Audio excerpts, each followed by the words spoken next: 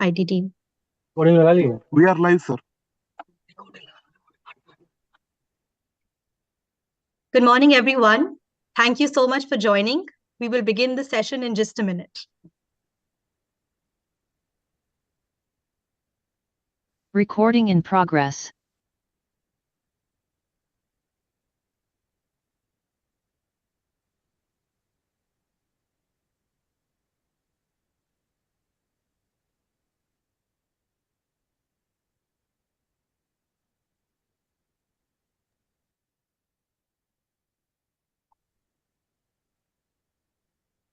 Good morning, everyone.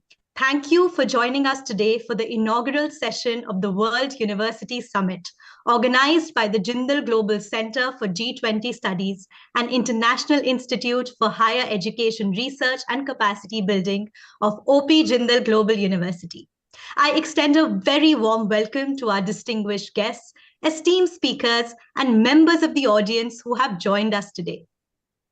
Our theme for this year's summit is Universities of the Future, building institutional resilience, social responsibility, and community impact in G20 studies. Today, as we begin our inaugural session, I'm pleased to welcome our chief guest, Sri V. Muralidharan, Honorable Minister of State of External Affairs, Government of India. I'm also pleased to welcome Professor Dr. Pankaj Mittal, Secretary General Association of Indian Universities, Professor Dr. C. Rajkumar, Founding Vice Chancellor, OP Jindal Global University, Professor Dr. Mohan Kumar, Dean and Director, Jindal Global Center for G20 Studies, and Professor Dr. Maushumi Mukherjee, Associate Professor and Deputy Director, International Institute for Higher Education Research and Capacity Building at OP Jindal Global University. Welcome and thank you for joining us today.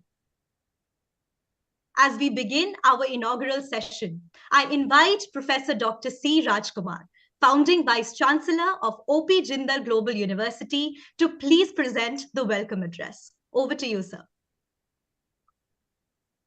Thank you very much, Surabhi. I join my colleague Surabhi in extending a warm welcome to all of you to join us in this 5-day virtual World University Summit on the theme Universities of the Future, Building Institutional Resilience, Social Responsibility, and Community Impact in G20 countries. This summit is, for a change, hosted by a newly established center called the Jindal Global Center for G20 Studies, which is a center established at OP Jindal Global University in collaboration with the International Institute for Higher Education Research and Capacity Building. The World University Summit was conceptualized by OP Jindal Global University with a vision to create a platform for universities worldwide to come together to help share the focus and imagination for what a university could be in the future. Technological advancements, pedagogical and disciplinary innovations, academic research, combined with globalization and deeper social engagement are now changing the way higher education institutions function.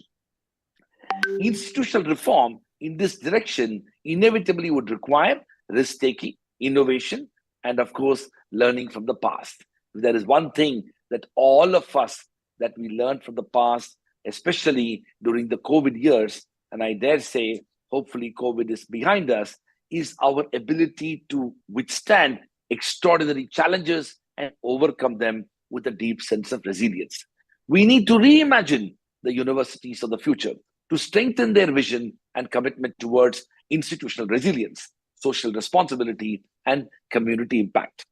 Our first virtual summit essentially happened in 2020. It congregated over 80 plus thought leaders from 6 continents and 15 countries, academics from 55 plus universities and colleges around the world, with nearly 40 present and former vice chancellors, provosts, rectors, presidents, and founding deans of institutions were present, including esteemed academics and senior leadership from national, regional, and international organizations, including the Association of Commonwealth Universities, International Association of Universities, Times Higher Education, Society for Transnational Academic Research Network, Cocorelli Cements, the QS, and the Qatar Foundation. Our second summit happened in 2021, which congregated over 150 plus thought leaders from 6 continents and 25 countries. Academics from over 100 universities and, of course, senior leadership joined along with ACU, the International Association of Universities, THE, and QS, and, of course, the Qatar Foundation and the STAR Network. This year, even though we are hopefully in a post-pandemic world, we continue to commit ourselves to the idea of the World University Summit. This summit has brought to bear university leaders as well as presidents, chancellors, and rectors, and other institutional leaders from G20 countries to envisage the universities of the future across 30 thematic sessions. I'm happy to report that we have over 175 speakers from 100 plus universities and institutions across 6 continents, especially from the G20 countries. This year's edition is an important one, which coincides with India's presidency of the G20 Forum. The overall focus of this year's summit will therefore be, to a large extent, on G20 countries and how their higher education systems is coping with local, regional, and global challenges. Let me quickly articulate some of the big challenges that we are facing in the world of universities. First, the historically evolved challenge that continues to essentially occupy much of the university system's imagination and attention is the most important part of how we inspire and educate and empower our students, and what kind of knowledge and knowledge creation and scholarship and publications that will emerge out of universities. Teaching versus research has been a very, very critical focus of a lot of universities around the world. India is no exception. These debates continue to occupy both the mindset of institutions as well as regulatory bodies. The challenge is that, and to a large extent, universities have to fulfill its own institutional responsibility to provide world-class education for the students who are dependent upon that education. In the same vein, universities have a responsibility also to create new knowledge, to be able to address the big problems of our time, to be able to create solutions for some of the most difficult challenges that we are facing, including challenges faced in relation to STEM, as well as medicine, liberal arts, humanities, social sciences, and other professional disciplines such as law and architecture. In fact, if there is one thing that the pandemic has taught, is that universities have a very big role to engage in cutting-edge research. For most of us, especially in India, the vaccine that we have had with regard to Covishield, it was created by researchers at the University of Oxford. We as a society need to invest in universities so that universities are able to engage in fundamental research that are able to address the problems of our time. The second aspect of what the universities of the future will be facing is with regard to holistic education and specialized education. At one level, there is a very strong thought process that we need to align our education system to the job opportunities that are available. We need to focus on outcomes-based learning. We need to have opportunities for our students so that their degrees and the education that they receive in universities should lead to jobs and opportunities for their livelihood. This remains a significant part of the objective of education all over the world, especially in developed countries. At the same time, the intrinsic nature of education also requires us to have the responsibility to provide holistic education. We cannot afford to ignore the wider world of humanities and social sciences, where job opportunities, while critical, are also necessary for us to have fundamental investment towards knowledge.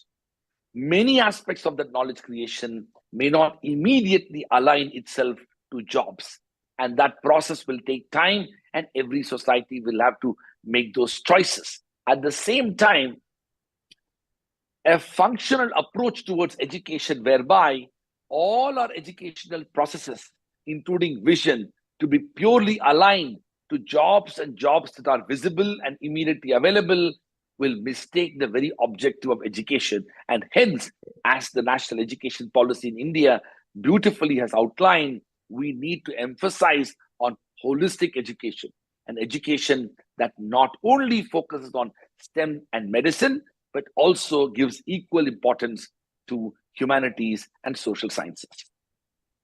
The third aspect of the future, I believe, is the ongoing struggle with regard to national versus international. While the evolution of the education systems across the world has geared towards promoting internationalization, it continues to face the challenge of resources. A large number of developing countries in India, unfortunately, will have to focus a lot more on what it does within its boundaries. That also means that internationalization will end up becoming the privilege of the few, even in these countries. So the question that we have before us, the challenge that we have before us is that to what extent we can bridge the gap between the national and the international. To what extent we can create opportunities for students across the developing world to pursue international opportunities. To what extent internationalization can be fashioned so that it does not become the privilege for the few. To what extent internationalization can be more democratic, more inclusive, and take into account different aspirations as well. It also means that to what extent our national policies, our national regulations, our assessment, accreditation, and benchmarking efforts are also aligned with the idea that we need to benchmark our institutions with the best in the world. The national and the international need to go hand in hand and together so that we can have the maximum impact on the future. The fourth big challenge that we continue to face in India, but also in several other parts of the world, is the dichotomy and the dilemma between the public and the private. While a lot is said about this issue, the challenge remains that education in the Indian context especially has unfortunately created barriers. The barriers that exist between the public and the private need to be addressed. For all the developments that have happened, including reforms that have taken place in the world of education, the reality is the public versus private discourse remains a strong part of the concerns that many, both in public and private universities, have said before. Now, what is the argument on both sides?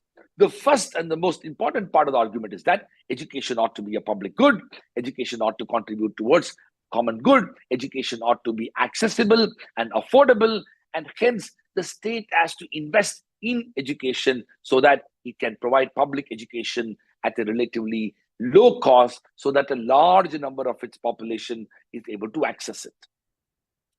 The argument from the private sector has been historically is that, well, the state has not been able to fulfill this responsibility. The state has not been able to increase the GDP investment in higher education. The state has been systematically abdicating its responsibility towards education, and hence we need more and more institutions. And since the public sector is not able to fulfill that, we have ended up having and developing the private sector. The evolution of Indian higher education sector is a good example of how private universities have emerged. But the fact is, it is also true that a large number of private universities have not been able to fulfill their goals and aspirations towards promoting excellence. And it is in this context that we need to reimagine the future, where the public and the private are able to do their own things together, where both public and private universities are advancing the vision of public service and common good, and they are aligned with the larger objectives of enlightened national and international interest with a view to advancing the cause of education. And this, I believe, will occupy the larger part of imagination of especially the developing countries, because to a large extent, the state does not have resources to support the establishment of public universities. And we are also conscious that we should not end up creating mediocre, for-profit private universities, both of which are inimical to the vision of the future of universities. And the fifth aspect, I believe, is about dealing with internal and external stakeholders, both in terms of vision, mission, aspiration, goals, as well as experiences. Universities are unique institutions. They are not like any other institution. They are not like a typical corporation. They are not like a non-governmental organization. They are not like any government agencies. They are unique organizations which have its own unique set of values, which I believe are central to the idea of a university. These set of unique values, I believe, are changing. And one of the challenges that has been posed to the world of university is the extraordinary and tectonic shifts that have taken place due to technology. Today, we are increasingly living in a world in which the fundamental mission of what university education ought to be providing has been challenged due to the developments in science and technology. While ChatGPT, artificial intelligence, robotics, and machine learning are emerging technologies, we still have a long way to go for us to fully understand and appreciate the impact of these technologies on the world of education. All I can say is that we should be mindful of this evolution. We should be conscious of the changes that are going to happen, but we should not waver from the fundamental mission that all of us have as university leaders, as well as educators, which is to educate, empower, and transform our society through the minds of young people who are part of our institution, to be able to engage in research that can address the challenges of our society. If these two critical objectives of our university system is protected, then I believe we will be better placed to address the technological challenges and other such challenges that we're going to face in the future. I want to end by saying that this World University Summit has received extraordinary support from all across India and from around the world. I am grateful to the Ministry of Education, Government of India, for recognizing this summit under the G20 framework. And we have got extraordinary support from the Ministry of Education, including the Honorable Minister, the Cabinet Minister, Mr. Dharmendra Pradhan, but also the Minister of State, who will be the chief guest at our valedictory session. I'm deeply grateful to the chief guest at the inaugural session, Sri Muralidharan, who is the Honorable Minister for External Affairs, Government of India. I'm also deeply grateful and welcome Dr. Pankaj Mittal, the Secretary General of the Association of Indian Universities, under whose leadership the AIU has reimagined and transformed itself as one of the most democratic, inclusive, and imaginative organizations, which is today at the cutting edge of promoting innovations in the university system. It has brought together vice chancellors as well as other leaders across the Indian university system for contributing to change and in that process impacting the world of universities in the future. So with those words, I would like to once again extend a warm welcome to all of you. For all those students, faculty members, professors, and leaders who are watching us live on Facebook and YouTube, I extend a warm welcome to all of you. I know that this forum has the opportunity to connect with the world at large. Please send in your questions. We have our entire team working tirelessly hard to ensure that the conference has a meaningful impact on the world of universities. This World University Summit is one such example of how innovation, especially during COVID, can outlive the COVID years and are still able to connect the world of universities in these extraordinarily difficult, challenging, and indeed promising times. Thank you to all of you. And once again, my heartiest congratulations and warm welcome to the World University Summit and the G20 Higher Education Forum. Thank you. Thank you so much, sir. I now invite Professor Dr. Mohan Kumar, Dean and Director, Jindal Global Center for G20 Studies, to please share the introductory remarks. Thank you. Over to you, sir. Thank you, Surabhi. Let me extend a warm welcome as well on behalf of the G20 Center, to which I have just been appointed by the Vice Chancellor as the inaugural director. This is the very first event. I'd like to thank him for the guidance and the support, but we are also extremely proud to start off the year with this particular event. Honorable Minister of State for External Affairs, Shri Muralidharanji, founding Vice Chancellor, Professor Dr. C. Rajkumar, Dr. Pankaj Mittal, Secretary General of the Association of Indian Universities, ladies and gentlemen, I would like to just be very brief after that wonderful opening remarks by Professor Dr. C. Rajkumar. I want to stand between you and Professor Dr. Pankaj Mittal and then the Minister of State. I believe the universities of the future face two fundamental challenges. The challenge number one is really to see how universities can be relevant to the workplace. And that is the most important for me. I think you will have to look at the curriculum. You'll have to look at the infrastructure. You will have to look at whether practitioners can play a role.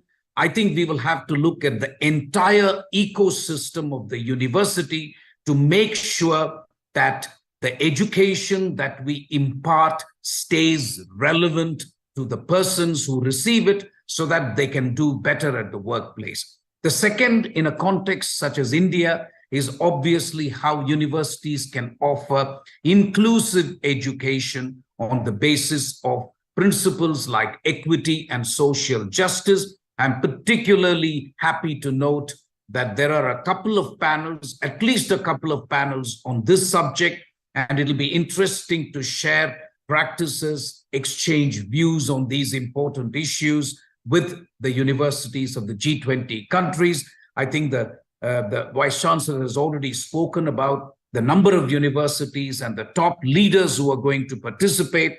I think this is an intellectual extravaganza that no educationist should miss, frankly. It's amazing how, as he says, we've been able to bring everybody on a single platform, and that is, I think, the wonderful use of technology.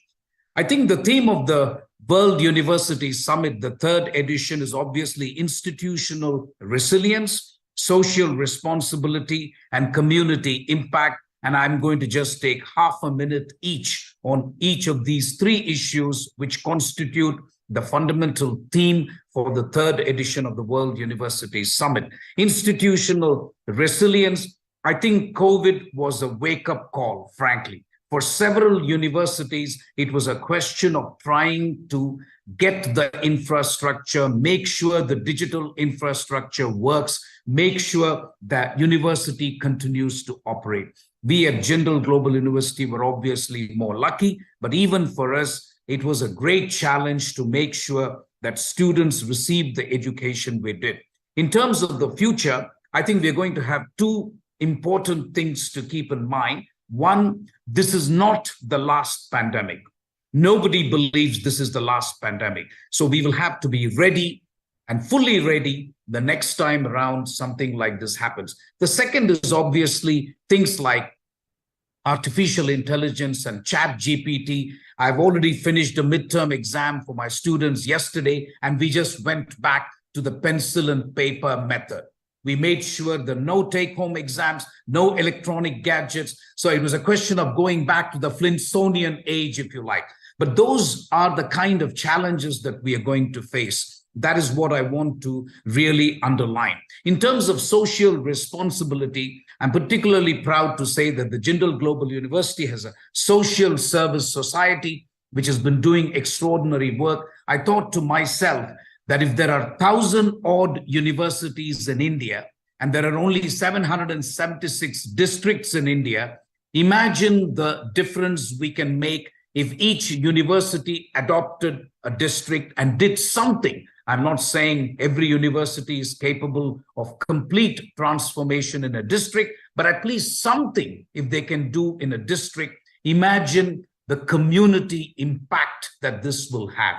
I think we should really be thinking along those lines. I think this is a great opportunity also to find out from the G20 countries the universities there, what they are doing in terms of social responsibility and community impact. I want to conclude once again by saying I cannot wait to follow the sessions. Every educationist, every student, as I said, will benefit from this wonderful, wonderful World University Summit. I want to thank everyone for the support. And once again, thank you, Surabhi, for this opportunity. Over to you. Thank you so much, sir.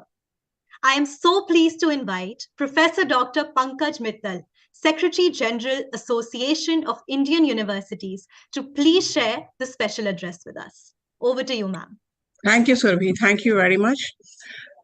First of all, let me take this opportunity to congratulate Dr. Raj for organizing this World Education Summit, which he is this is the third summit and which he is doing it very regularly, and all the World University Summits have been very, very successful. And I had the opportunity to be a part of the earlier two summits also. And thanks for inviting me yet another summit. And all of them were really, really very good. And you have seen the number of participants, and this time it is coinciding with the G20 presidency of India, and the G20 nations are here in this summit, although virtually, but eventually physically also they will be here. So the first and foremost, thanks to Dr. Raj for inviting me here and for organizing this particular World University Summit. The topic is very pertinent: future of the universities, how the universities of future would be. When we talk of the future of the universities, we talk of the future of the students, we talk of future of the teachers, what the students will be wanting, what the teachers will be wanting, what the future learning systems would be, and what are the aspirations of the students. So when we talk about the aspirations of the students, what does the student today want? What are his aspirations? First, I think the students want to be lifelong learners. They don't want to be ending their learning with the university or the college or the institution where they are studying, but they want to be lifelong learners, because the future is changing so fast that unless they remain lifelong learners, they will not be able to sustain. So the first, students want to be lifelong learners. Second, they want to be innovative and creative, because when Dr. Mohan was talking about ChatGPT and all, you know that unless you are innovative and creative, you cannot survive. So students want to be innovative and creative. They want to be problem solvers. They want to be a part of the problem. They want to be a part of the solution. So they want to be problem solver and solution providers. So this is the today's student, the aspirations of the students of today. They want to take risk. It's not that they want to have a very, very safe life or a very, very protected life. They want to take risks. They want to learn from mistakes and then proceed further. So student of today wants to take risk, proceed further. The student of today wants to progress fast. Slow is not in their dictionary anymore. They want to progress very, very fast. Then they also understand they cannot work alone. They have to work in teams. So how to work in teams, they learn, and eventually how to become a team leader, gaining the team leadership qualities. That is what they want. And above all these things, they want to be good human beings. So these are the aspirations of the students. And what are the challenges? There are challenges, are many. The challenges are of growing inequality in the society. The challenges are of failing economies. We have seen some of the countries like Sri Lanka, Greece, Cyprus, Pakistan. So there is a challenges. There are challenges of failing economies. There is a challenge of deteriorating environment, climate change. All these challenges are there. So how to balance the two? The aspirations of the students and the challenges faced by the community or the society or the world at large. So I feel that the universities have a big role in playing, the universities have a big role in taking care of these challenges while fulfilling the aspirations of the students. And that balance has to be created by the universities, and those will be the universities of future. And it is here where the new education policy of India comes in, because the new education policy of India talks about future universities. It talks about future of learning. It talks about future of jobs. It talks about how the universities of futures will look like, what to teach in the future, how to teach in the future, how to assess and evaluate the students in the future. Everything is being talked about in the policy. Like, for example, when you talk about what to teach. So in India, we are teaching a regular curriculum. Many of the universities are innovative and they are redesigning their curriculum every year or every 2 years or every 3 years. But there are universities who are not redesigning the curriculum for years together. So it is very, very important, because the future is totally different. Future of jobs, I mean, if you ask somebody that what will be the job scenario in say 2030, it will not be the type of jobs which we are doing today. It will be the type of jobs which will be, I mean, some of the jobs we cannot even imagine right now. The future is AI, future is robotics, future is virtual reality, augmented reality, future is IoT, future is drones, future is totally different. I mean, till now we were talking about domestic tourism or international tourism, future is space tourism. So future is totally different. So when future is different, we have to train our students differently. We have to teach them differently. The content has to be different. The way we are teaching them has to be different. Again, you are talking about Chat GPT. There is also one Bard from Google, and both are five. There's one test called Turing test. Turing test means whether AI machine is behaving like a human or not, and they are passing the Turing test. That Chat GPT 4, which is now coming, Bard, they are passing the Turing test. That slowly they are behaving like machines, humans. So what will happen? Suppose today you say that, okay, my future is coding. So if you tell Chat GPT, okay, this is the problem, and in this particular language, say in C++, you want a program or coding for this particular problem, a coding will come. The full program will be written by Chat GPT. Maybe there are some mistakes, but that can be corrected. But a lot of work, if I want to say, today I was speaking in World University Summit. If I say that I'm going to speak in World University Summit created by Jindal Global University by Professor Rajkumar, give me a speech, because I don't know what to speak in that summit. It will give me a speech that, okay, speak this. I'm not speaking from that particular thing, but then there is a possibility that you get a speech from the Chat GPT. So these are the things which are existing now. So that means, like many a times it is said that now our the PS which we have, who takes care of our diaries, who takes care of our appointments, dictations and letters and all that will be done by a bot, because that bot will be sitting as a machine in my office, speaking like a human being, fixing my appointments, and then those fixing of appointments will be so intelligently done that there will be no overlapping also, even if there are 3-4 people whose time schedules have to be taken into account. So the future is totally different. So therefore the students have to be prepared totally different. So that will be the future universities. We don't even know that the future universities will be in this brick and mortar structures or not. There will be universities in the cloud.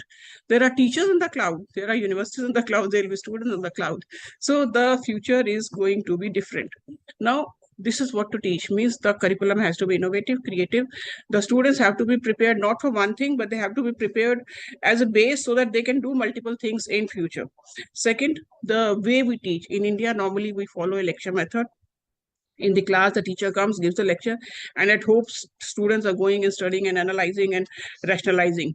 But most of the countries, G20 countries, it's a flipped classroom model in which the student is not, the teacher is not teaching in the class, the teacher is working like a facilitator.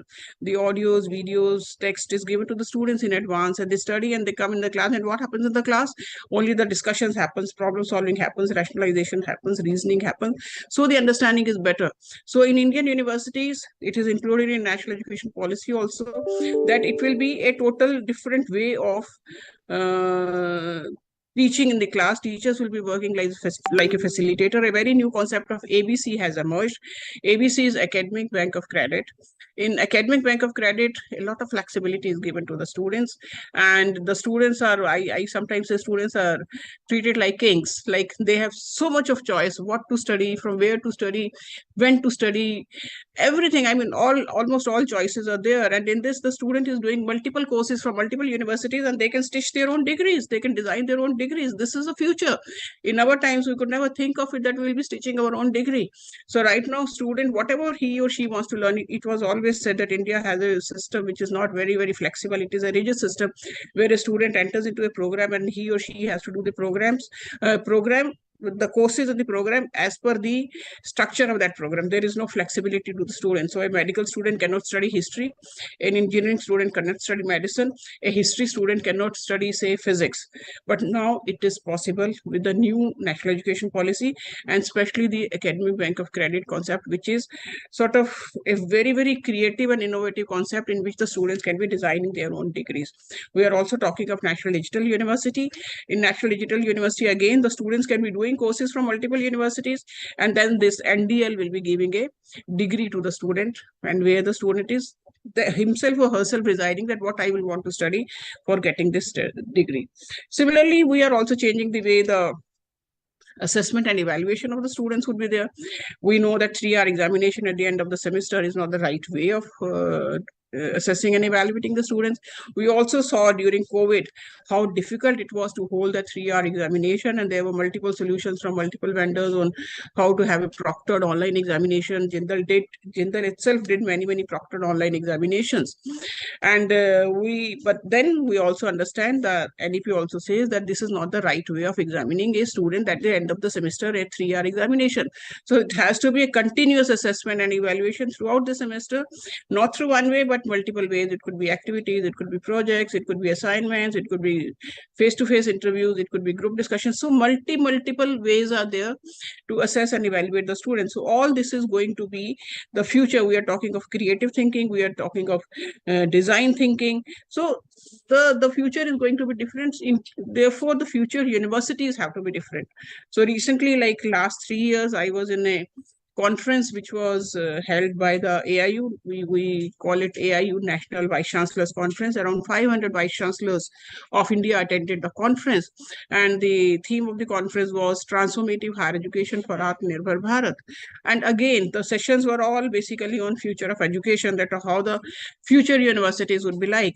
So some of the takeaways from the conference again were, for example, one was that we are talking of demographic dividend because India is a young country. Our average age is 29 years. But this demographic dividend is not going to last forever, because eventually India will be aging, because the growth rate of India is now reducing. So there are less children than grown-ups, and it will be further changing. The bulge which is appearing right now at the center will be further moving upwards. So while the demographic dividend is lasting, we have to take the maximum advantage of this demographic dividend. And who will be responsible for taking maximum advantage? These are the universities, who are preparing our students, who are preparing our young graduates to shape the destiny of the nation, to shape the future of the nation. So universities have a great responsibility in taking advantage of this demographic dividend. Therefore, they have to work fast. They have to work in partnerships. So when I say partnerships, like we have G20 nations today in this particular summit, so we have to work in partnerships. We don't have to work in silos, even within the country. For example, right now we have silos of school education, higher education, technical education, vocational education. All this has to integrate. So we don't have to work in silos. We have to work in partnerships. We have to work fast. So universities have the primary responsibility if our demographic dividend has to be taken leverage of. Second, there was a very interesting takeaway. We are talking about the exit policy in our national education policy. Exit policy for the programs, like the students should be having an exit policy after first year, second year, third year. But then one issue came, what about the exit policy of the institutions? When can we create an exit policy for the institutions which are very small with 50 or 100 enrollment, the institutions which are not working? Exit policy for the teachers who are not working, who are not teaching, who are not evolving themselves. So what about the exit policy of that? So we need to have an exit policy for them, while ensuring that the universities are not only taking care of the students within the four walls of the university, but they're also taking care of the students who are outside the four walls of the university, that is the community. So they have to take care of the community, and universities should be contributing a lot in the development of the community around it. They can be doing it in multiple ways. We have a very good program of Unnat Bharat Abhiyan, which is run by IIT Delhi, where they are trying to help the community by customizing technologies for the community, for developing new technologies technologies for the community. But then there are many ways. UGC also has a scheme of fostering social responsibility, in which the universities are given funding to help the community, to do community-based research, to involve community practitioners as teachers in their campuses. So this is very important. Thirdly, in our country, Mahatma Gandhi gave a concept of Sarvodaya, that everybody should rise together. So the concept of Sarvodaya, we need to take care of each student, each and every student, and especially the student who is standing in the last row of the class. We have students in the remote areas, we have students in the, say, backward areas, small border areas, universities or colleges. So we have, whenever we follow policies, we have to take care of all the students, but especially the students who are standing in the last row, the students who are studying in the backward areas or remote areas or rural areas. So that is very, very important. Then there was a lot of emphasis on the internationalization. It was very well understood that without internationalization, we will not be able to move further towards a quality or a world-class education, because co-learning is very important. Partnerships are very important. Even in research, you will see that if the field citation index is seen, the papers who have international collaboration, the research papers which are written in collaboration with an international author, they have higher field citation index. So therefore, it is very, very important that partnerships should be there between Indian universities and international universities, but those partnerships should be sustainable partnerships. So we need MOUs which are active MOUs. We don't need MOUs which are paper MOUs, or which are sort of, just for the sake of it, we are having those MOUs. So we need to invest a lot of time, energy, and money on internationalization. It will not come on its own. It is not easy. I can vouch for Dr. Raj, how much time he is spending on internationalization, how much energy he is spending on that. So time, energy, and money is to be spent on internationalization of higher education for sustainable partnerships. And there is a need to have even like global affairs office in every university. In India, we do not have a global affairs office in every university.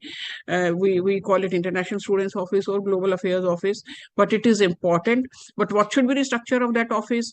How it should look like? The deliberations were there in the conference, and we will be taking it further also. Like we do have we have recently established an Indian network of international higher educators, INHI we call it, where we are wanting to handhold the Indian universities who are wanting to do internationalization, but who are not very good in internationalization, who have the intent to do internationalization. So that is something again which we are looking forward to. Then one very, very important thing which came up was that if universities have to progress fast, they have to have a visionary leadership. You have seen the growth of Jindal under the visionary leadership of Dr. Raj. So we need to have visionary leadership.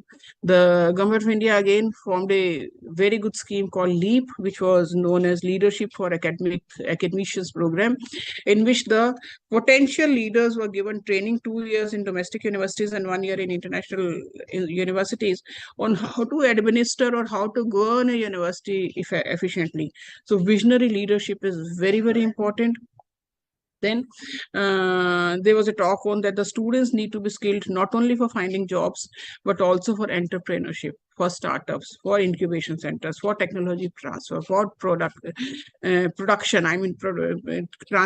After technology transfer, you have to do the production. So the innovativeness should be translated into entrepreneurship for the students. Not only, we keep on talking about the employment rate, but of employability and entrepreneurship. Then there was a talk about that education should not only prepare graduates who are academically brilliant, of course that is important, they are academically brilliant, but also learn practical skills to deal with real life situations. Holistic development of the students is important. So there has to be a movement from I to T to Pi, means the holistic development of the students is very, very important, rather than only focusing on academic brilliance. And then it was also felt that there should be national research agenda, so that the universities know the pathway to research, or maybe the thrust areas which the country is looking after too. And very interesting terminology, one which came was API. In India, API, we normally talk about API score, academic performance score, but in pharmacy, it is active pharmaceutical ingredient. That what is the active pharmaceutical ingredient? But in future universities, it will be active pedagogical ingredient. Like what type of active pedagogy is required for shaping the future universities. So all these things were discussed, and I think the future of universities is totally different from what it is today.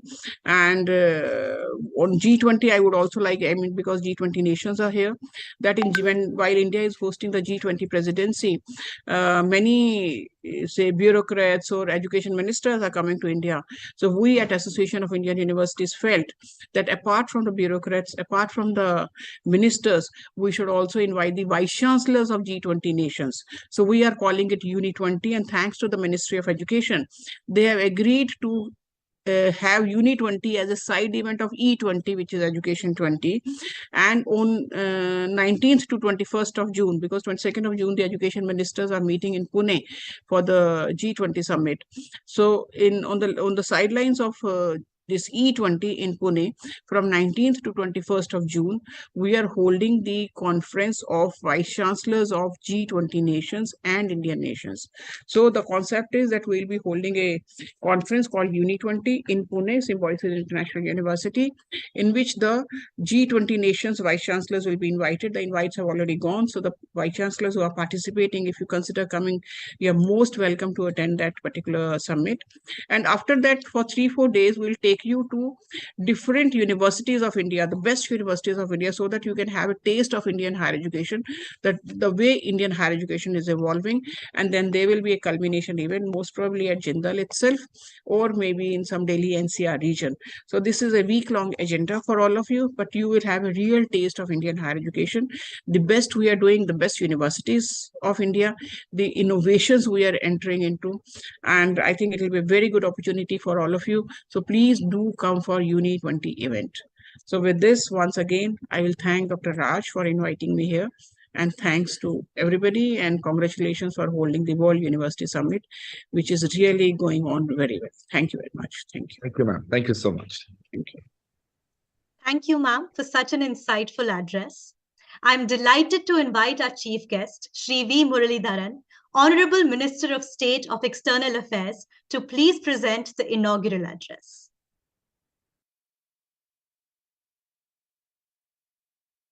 Professor Dr. Sri Rajkumar, Founding Vice Chancellor of OP Jindal Global University, Professor Dr. Mohan Kumar, Dean and Director, Jindal Global Center for G20 Studies of the OP Jindal Global University, Professor Dr. Pankaj Mittal, Secretary General, Association of Indian Universities, all the Vice Chancellors of the G20 member countries participating in this summit, distinguished professors, academics, ladies and gentlemen, and dear students, Namaskaram and greetings to all of you. It's my pleasure to join you all at the inauguration of the 5-day virtual World Universities Summit. The theme of the summit, Universities of the Future, Building Institutional Resilience, Social Responsibility, and Community Impact in G20 countries, could not be more appropriate at a time when India has assumed the presidency of the G20. I wish to compliment the OP Jindal Global University for this initiative.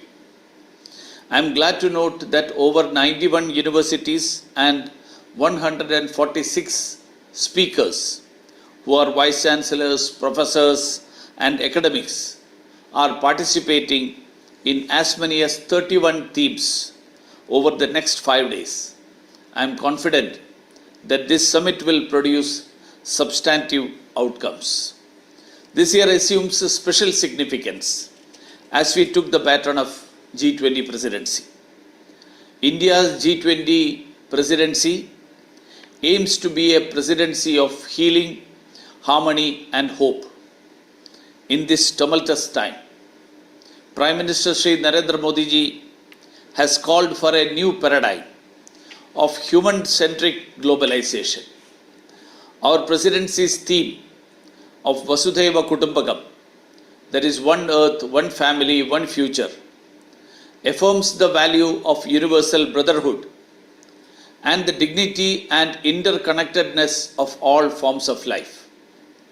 as guided by Prime Minister Modi, we should not just limit India's G20 presidency to isolated discussions among world leaders, but to make it a people's G20, a mass movement. I seek your support and the novelty of your ideas to inject youthful dynamism to our presidency's G20 agenda. I commend Sri Naveen Jindal for establishing the OP Jindal Global University, which has now become the top-ranked non-STEM private university in India, led by its dynamic Vice Chancellor, Professor Dr. C. Rajkumar. I am also pleased to note that OP Jindal Global University is the very first university in India to set up a permanent center for G20 studies, and that this center is led by a former Indian Foreign Service officer, Ambassador Mohan Kumar. I wish the center well both during India's presidency of the G20 and beyond. Friends, universities have an important role to play in the creation of the intellectual capital of a country. Education is fundamental for achieving full human potential, developing an equitable and just society, and promoting national development. From this perspective, I wish to take note of the fact that the current edition of the World Universities Summit has been conceptualized to create a platform for universities of G20 countries to come together to help shape the universities of the future. Technology, pedagogical innovations, and academic research are now changing the way higher education institutions function. This summit needs to reimagine the universities of the future in a way that they strengthen their commitment towards institutional resilience, social responsibility, and community impact. Providing universal access to quality education is the key to India's continued ascent and leadership on the global stage in terms of economic growth, social justice and equality, scientific advancement, national integration, and cultural preservation. Universal high-quality education is the best way forward for developing and maximizing our country's rich talents and resources for the good of the individual, the society, the country, and the world. India will have the highest population of young people in the world over the next decade, and our ability to provide high-quality educational opportunities to them will determine the future of our country and the world. The Global Education Development Agenda, reflected in the Goal 4 of the SDGs of the 2030 Agenda for Sustainable Development, seeks to ensure inclusive and equitable quality education and promote lifelong learning opportunities for all by 2030. Such a goal will require the entire education system to be reconfigured to support and foster learning so that all of the critical targets and goals of the 2030 Agenda for Sustainable Development can be achieved. This is where meetings such as the World Universities Summit that you are organizing can be extremely useful in providing valuable inputs to policymakers and practitioners alike. I understand that many vice chancellors and professors are participating in this summit.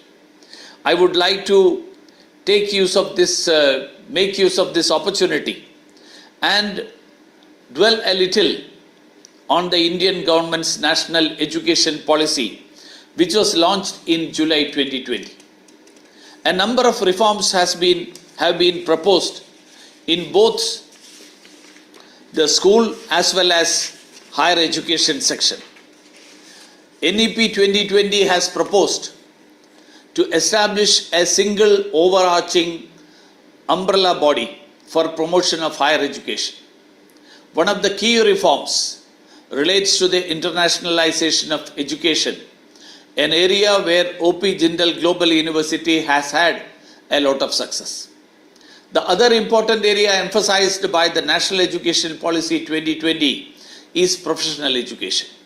For this to happen, higher educational institutions must become multidisciplinary institutions. For a country like India, the demographic dividend can be achieved only by universalizing youth and adult literacy, something the National Education Policy 2020 aimed to achieve. One of the things this World University Summit can do is also to exchange best practices regarding higher education among the G20 countries. We can all learn from one another in this regard. The idea that higher education should be both equitable and inclusive is a mantra in the National Education Policy and has great importance for a country like India. I am delighted to note that a panel discussion on the university support system to promote diversity and inclusion in higher education will take place.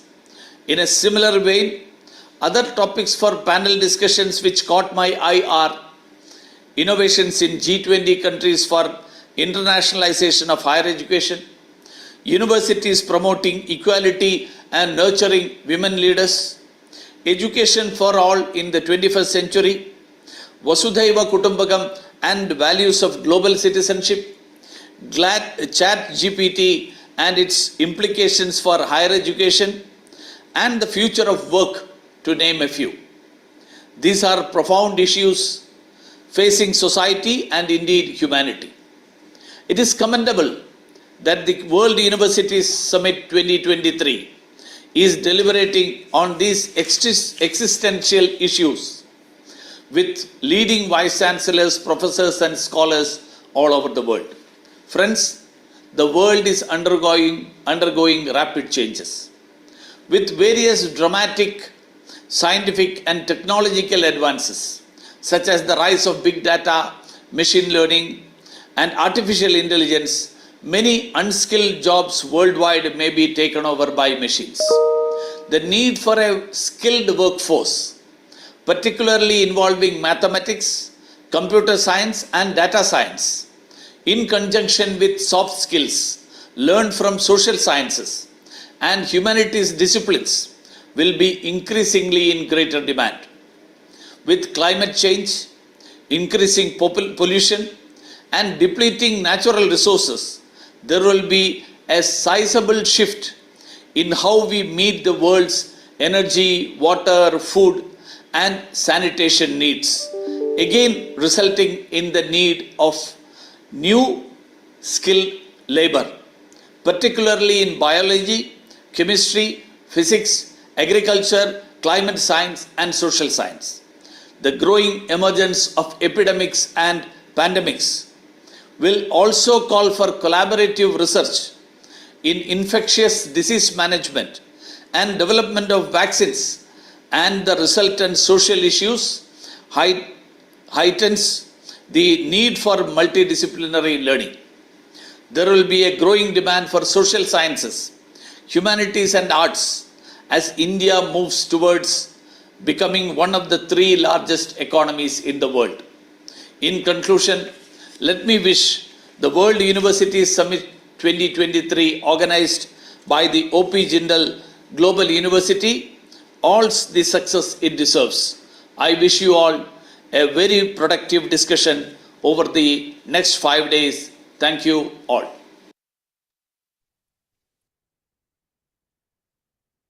Thank you, sir, for your thought-provoking words. Before we commence our thematic sessions for the day, I invite Professor Dr. Moshumi Mukherjee, Associate Professor and Deputy Director, International Institute for Higher Education, Research and Capacity Building at the OP Jindal Global University, to please share the vote of thanks. Over to you, ma'am. Hello, everyone. Thank you all for joining the inaugural session of 5-day-long World University Summit 2023. On behalf of Jindal Global Center for G20 Studies and the International Institute for Higher Education Research and Capacity Building, I extend sincere thanks to the Honorable Minister of State for External Affairs, Government of India, Shri V. Muralidharan, for delivering his inaugural address, inspiring us to make India's G20 presidency as a people's movement for equity and inclusivity.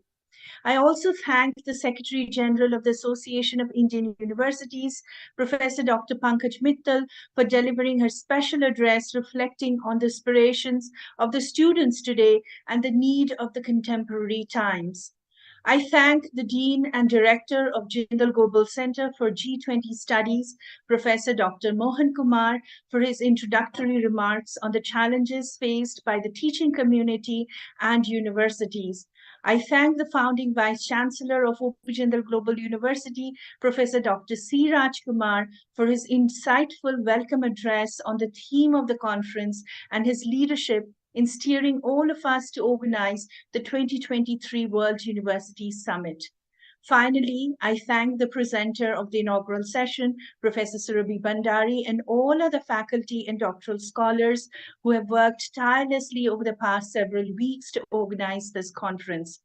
University is there to offer us opportunity for working together in a common pursuit of truth, sharing together our common intellectual heritage to enable us to realize that artists in all parts of the world have created forms of beauty, scientists discovered secrets of the material universe, philosophers solved the problems of existence, saints made spiritual truths organic in their lives, not merely for some particular race to which they belonged, but for all mankind. This quote from Rabindranath Tagore, written almost a century ago in 1934 for the Vishwabharati News, is now more relevant than ever before as we deliberate on the universities of the future, building institutional resilience, social responsibility, and community impact in G20 countries. We hope that this World University Summit will become a platform for reflection and deeper insights like this. Please join us again for the first panel session in 15 minutes at 11 a.m. IST. We have, in about 30 minutes at 11 a.m. IST, we have 4 distinguished speakers in this panel with the theme Navigating the Labyrinth, the University in a World in Polycrisis. And with this, we close this inaugural session. I hope all of you will have great learning over the past 5 days. We look forward to meet you again in the first panel. Namaste. Thank you very much, Moshe. Dr. Mittal. Thank you so much for your presence, and thank you to the Honorable Minister. Thank you to all of you. Take care. Thank you. Thank you very much. Thank you. Thank you so much. Take this opportunity to thank each and every one of you for being a part of this very memorable event. I am sure we are eagerly looking forward to the panel discussions. We will begin the first panel discussion at 11 a.m. on the theme, Navigating the Labyrinth, the University in a World in Polycrisis. I hope you have an insightful week ahead. Thank you so much.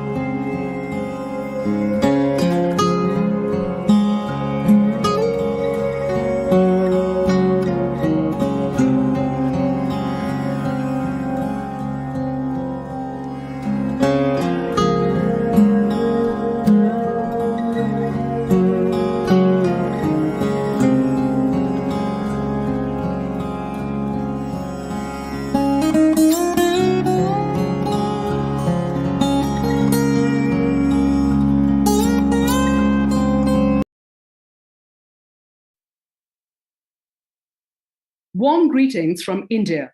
I am Nisha Nair, Associate Professor at Jindal Global Law School, and it is my absolute honor to moderate the first panel discussion at the 5-day virtual World University Summit on Universities of the Future, Building Institutional Resilience, Social Responsibility, and Community Impact in G20 countries, jointly organized by the Jindal Global Center for G20 Studies and the International Institute for Higher Education Research and Capacity Building of OP Jindal Global University.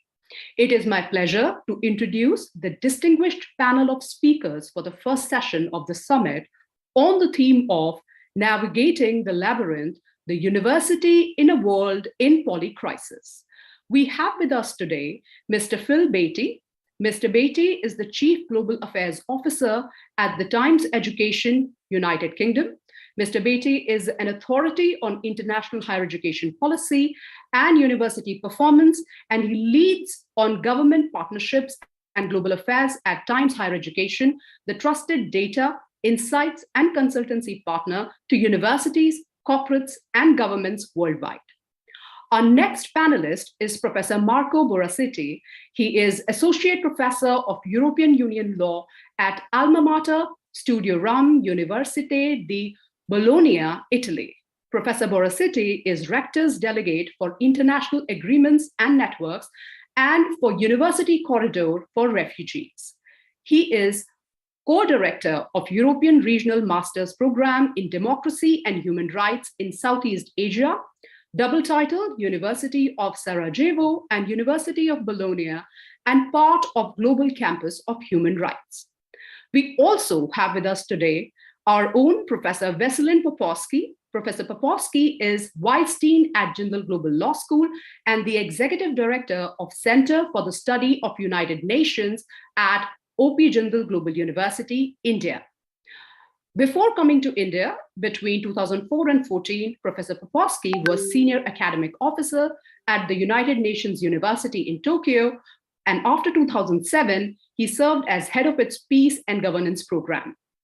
And our fourth panelist is Professor Ian Johnstone. Professor Johnstone is a professor of international law at the School of Law and Diplomacy at Tufts University, USA. From 2018 to 19, he served as Dean ad interim.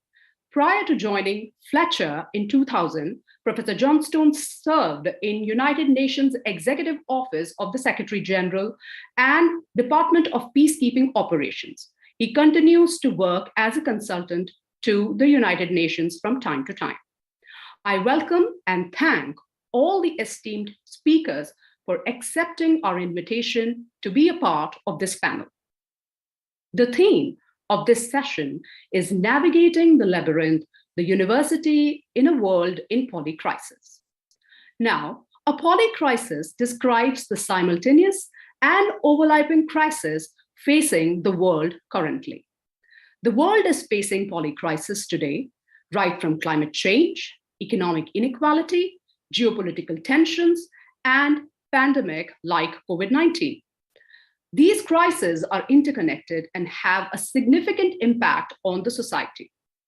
Historically, universities have often been considered to be a source of knowledge generation and innovation. When the world faces a challenge, universities are one institution that people look towards for finding a solution.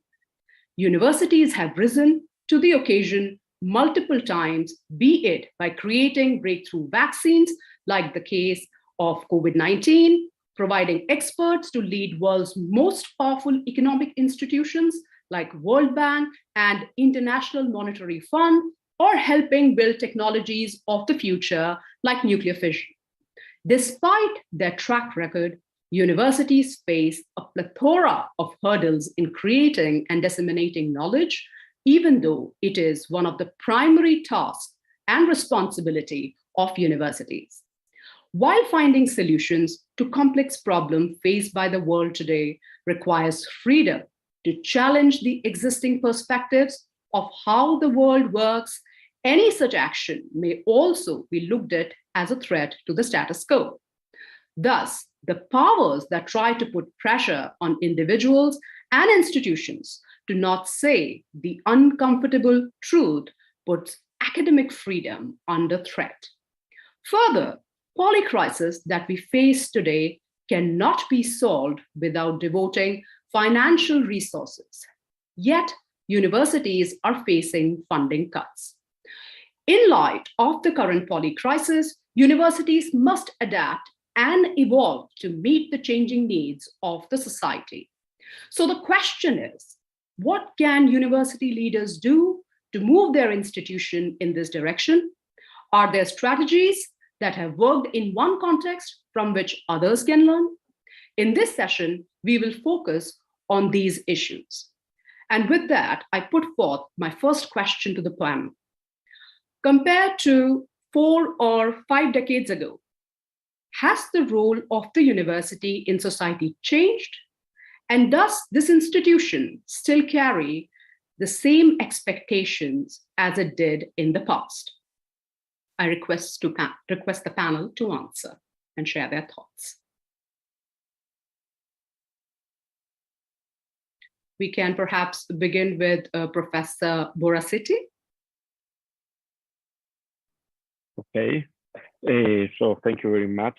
First of all, let me say that it is a pleasure to be here with you. I'd say that this situation, just to answer to your question, universities are in a very different situation compared to 4 or 5 decades ago, because the world changed a lot of time in 4 or 5 decades. And first of all, not just for geopolitical situation, but also for the use of technology. Technology helped us in having this type, for example, conferences. So it is very high, the connection. But just to answer to the general question about university in the world of polycrisis, I'd say that I want to stress 3 little points in a very quick way. First of all, I think about the role of the universities. I think universities are a bridge among the culture, among the people, among the countries, and above all in a place where, in a moment in which in the world there is the multilateralism is under attack. I say that with this event, with other events, with our way to cooperate, we are showing how multilateralism is an added value and the importance to change. And this stresses the importance of our independence. Being independent means that even if the states, they have a different position, but universities are always a gate to speak to each other, even in the most difficult way, in the most difficult period. I'd say that it happens in the past. Think about what was happening in the past when there were wars around the world, but the university was still speaking and ready to cooperate, to think about the future. This is the second point, how we can think in the future. I think that we are in the best position because we don't have to manage the everyday life. We could contribute, but our task is also to think about the future. And this is the third point connected to our independence. I think that sometimes we should think about our independence, not just on our research or our thought, but also the conditions of research, the fund, the connection with the world ranking, for example. And let me say the very last part, I'd like to explore more in detail this point. In this world, above all for European universities, because I'm working for a European university, but I think that is something global.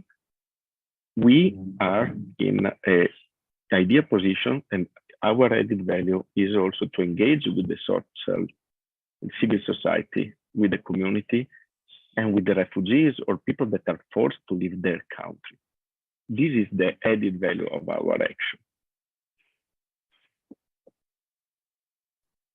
Thank you, Professor Borasiti, for highlighting and underlining the role that is played by the university historically and even today in meeting and combating the challenges faced by the world today.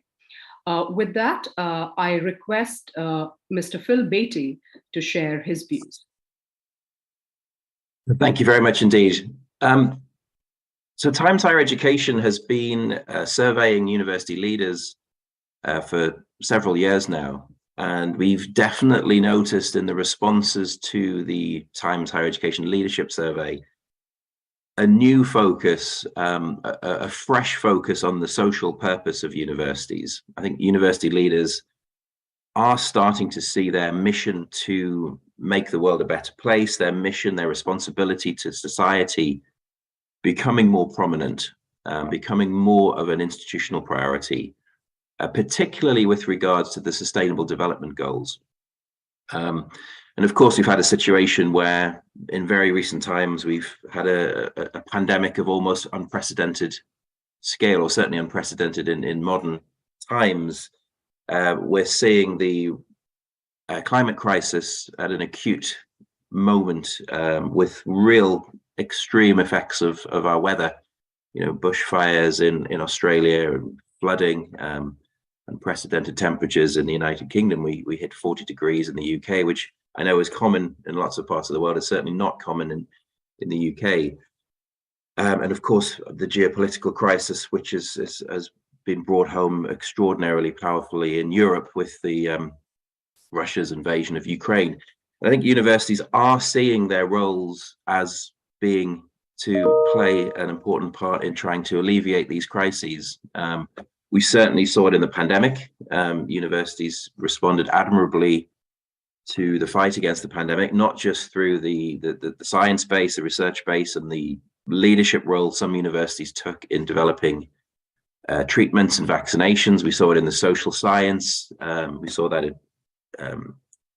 in America with the access to the data. We saw that in policy formation, the epidemiologists. We saw it through volunteering, through the health workers that universities provided. So extraordinary response there. And I think universities are seeing it as part of their mission.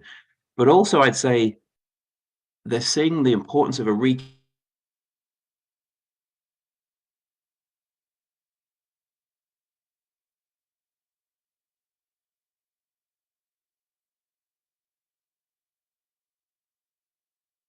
connection and universities, but also between parts of society and universities. And I think they see this as an opportunity to reconnect and re-establish their public good and their social role with communities. Thank you, Mr. Beatty, for emphasizing the social focus of the university and bringing into conversation the importance that universities play in meeting global challenges, goals of sustainable development, challenges that have been exacerbated further by the pandemic, but the need and the importance of university to reestablish mechanisms so that the world can face these challenges head on. With that, I request Professor Poski to share his thoughts.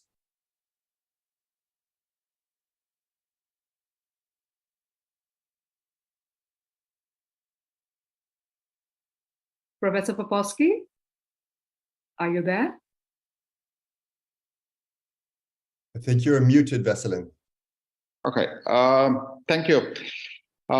We live in a polycrisis, and Marco and Phil already described that very well. And polycrisis did exist historically in the past. We can think of that disasters happen simultaneously most of the time. It's not only now. If we think of pandemics or world wars or economic crisis or natural disasters, they are always there. We can think of the First World War happening together with the largest Spanish flu. We can think of the triple disaster, for example, hitting Japan unexpectedly in March 2011, the biggest earthquake in the history of Japan, which then followed in the tsunami that hit the coastlines, killing almost 20,000 people, which also was combined with the damage to the nuclear reactors in Fukushima, which created fears of nuclear radiations. So crises are always, in a way, polycrisis. And for that matter, we are in but if the question is what has changed, let's say from 40, 50 or 100 years ago till now, is that we have the crisis of climate change, which comes with heavy negative effects, which hit heavily everybody in the world. We see how often and how intensive are the floodings, the fires, the extreme weather, the rising ocean level, the loss of biodiversity, which is a continuous negative effect from the climate change, which also combining with the COVID-19 pandemics and the rise of nationalism in many countries in the world, which also produced the conflict in Ukraine. All of those are really challenging times. And in addition to all of that, we have the complexity and dynamism of the technological advance, the globalization, the transparency, the mega data, the artificial intelligence.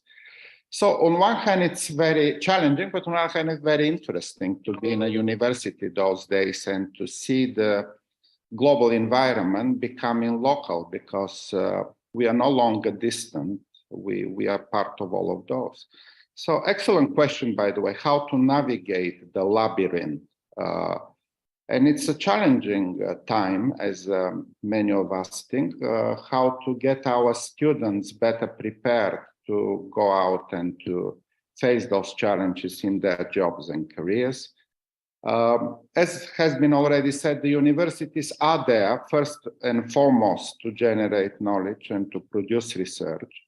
The Vice Chancellor mentioned this morning how the vaccinations were created by the universities. So the scientific discovery, the research, is a major part of the university. And the second task of the universities in those challenging times is to disseminate the knowledge, to teach and prepare students to mature and to move to their careers, and for them to figure out how to get out of the labyrinth of those challenges. So there are no easy ways, but exactly that put us in an important role to develop knowledge through research and also to disseminate knowledge through our research. One additional and final thing I'll say to this is that we have also the challenge of the fake news, the challenge of spreading misinformation, which also the university are the primary actors here to combat and to fight against. We saw that during the pandemics, how many people were in fact misinformed about the vaccinations. Not to say how many people, but including governments, are denying climate change and ignoring the need to take rapid action to that. So for us, it's very, very important and essential when we teach students to make them prepared to distinguish between the true science and also the fake news. I will stop at the moment and talk more when other questions come. Thank you.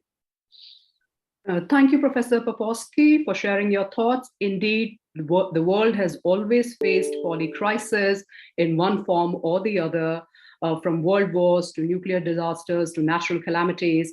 And I agree with you when you say that universities must focus on preparing the students to face these challenges and to find solutions to these problems.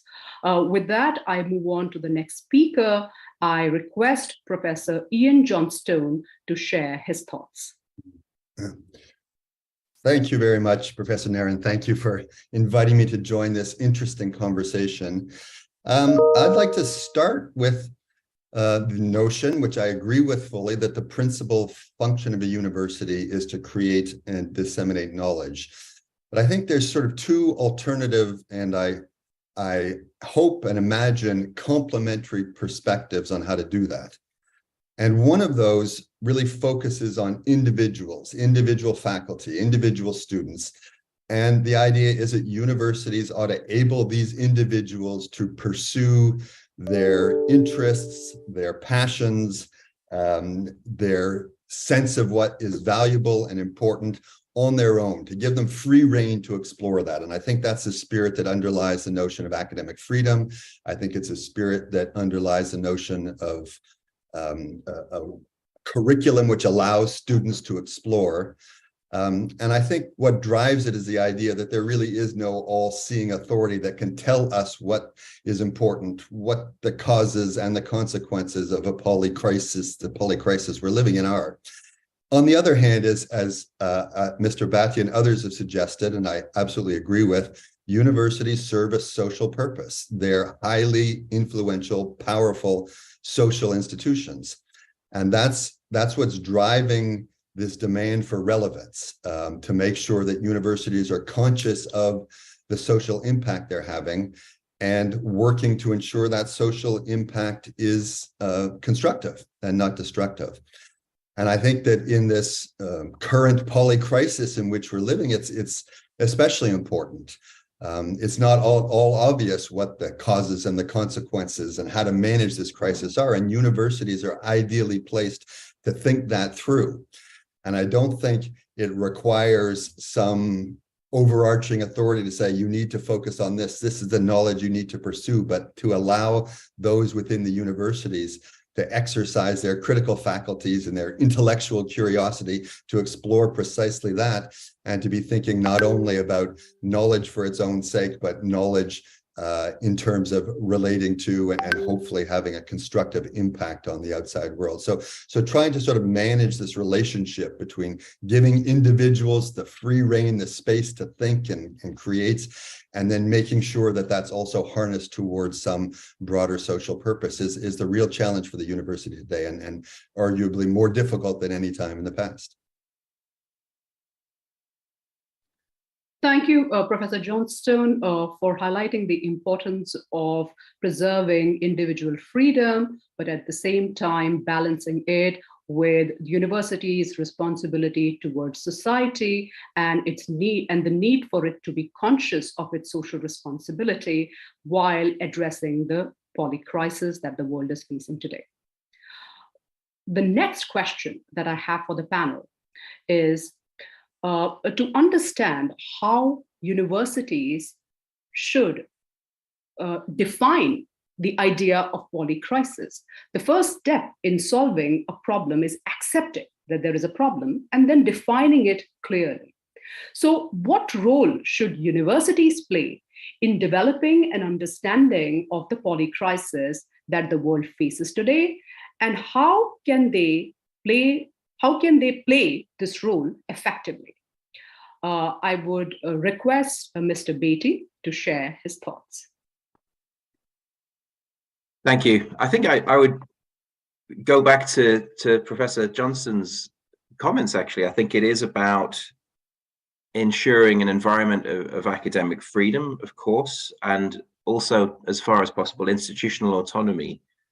I think universities have that role to be very much socially aware and have a social responsibility, but they also need to transcend politics, transcend geopolitics, transcend short-term thinking, but also, as far as possible, be at arm's length from government, so that they're able to speak truth to power.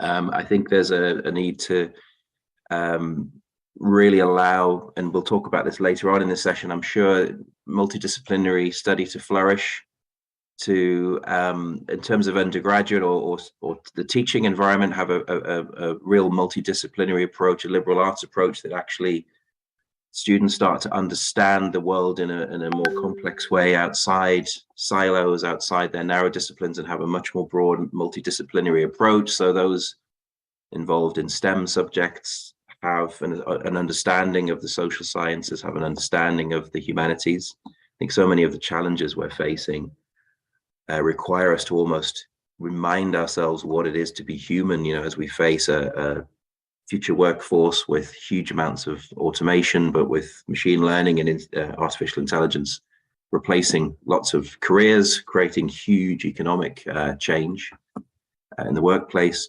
right through, of course, to the technical solutions for the climate crisis that will require both scientific discovery, but also a very clear focus on human behavior and societal behavior.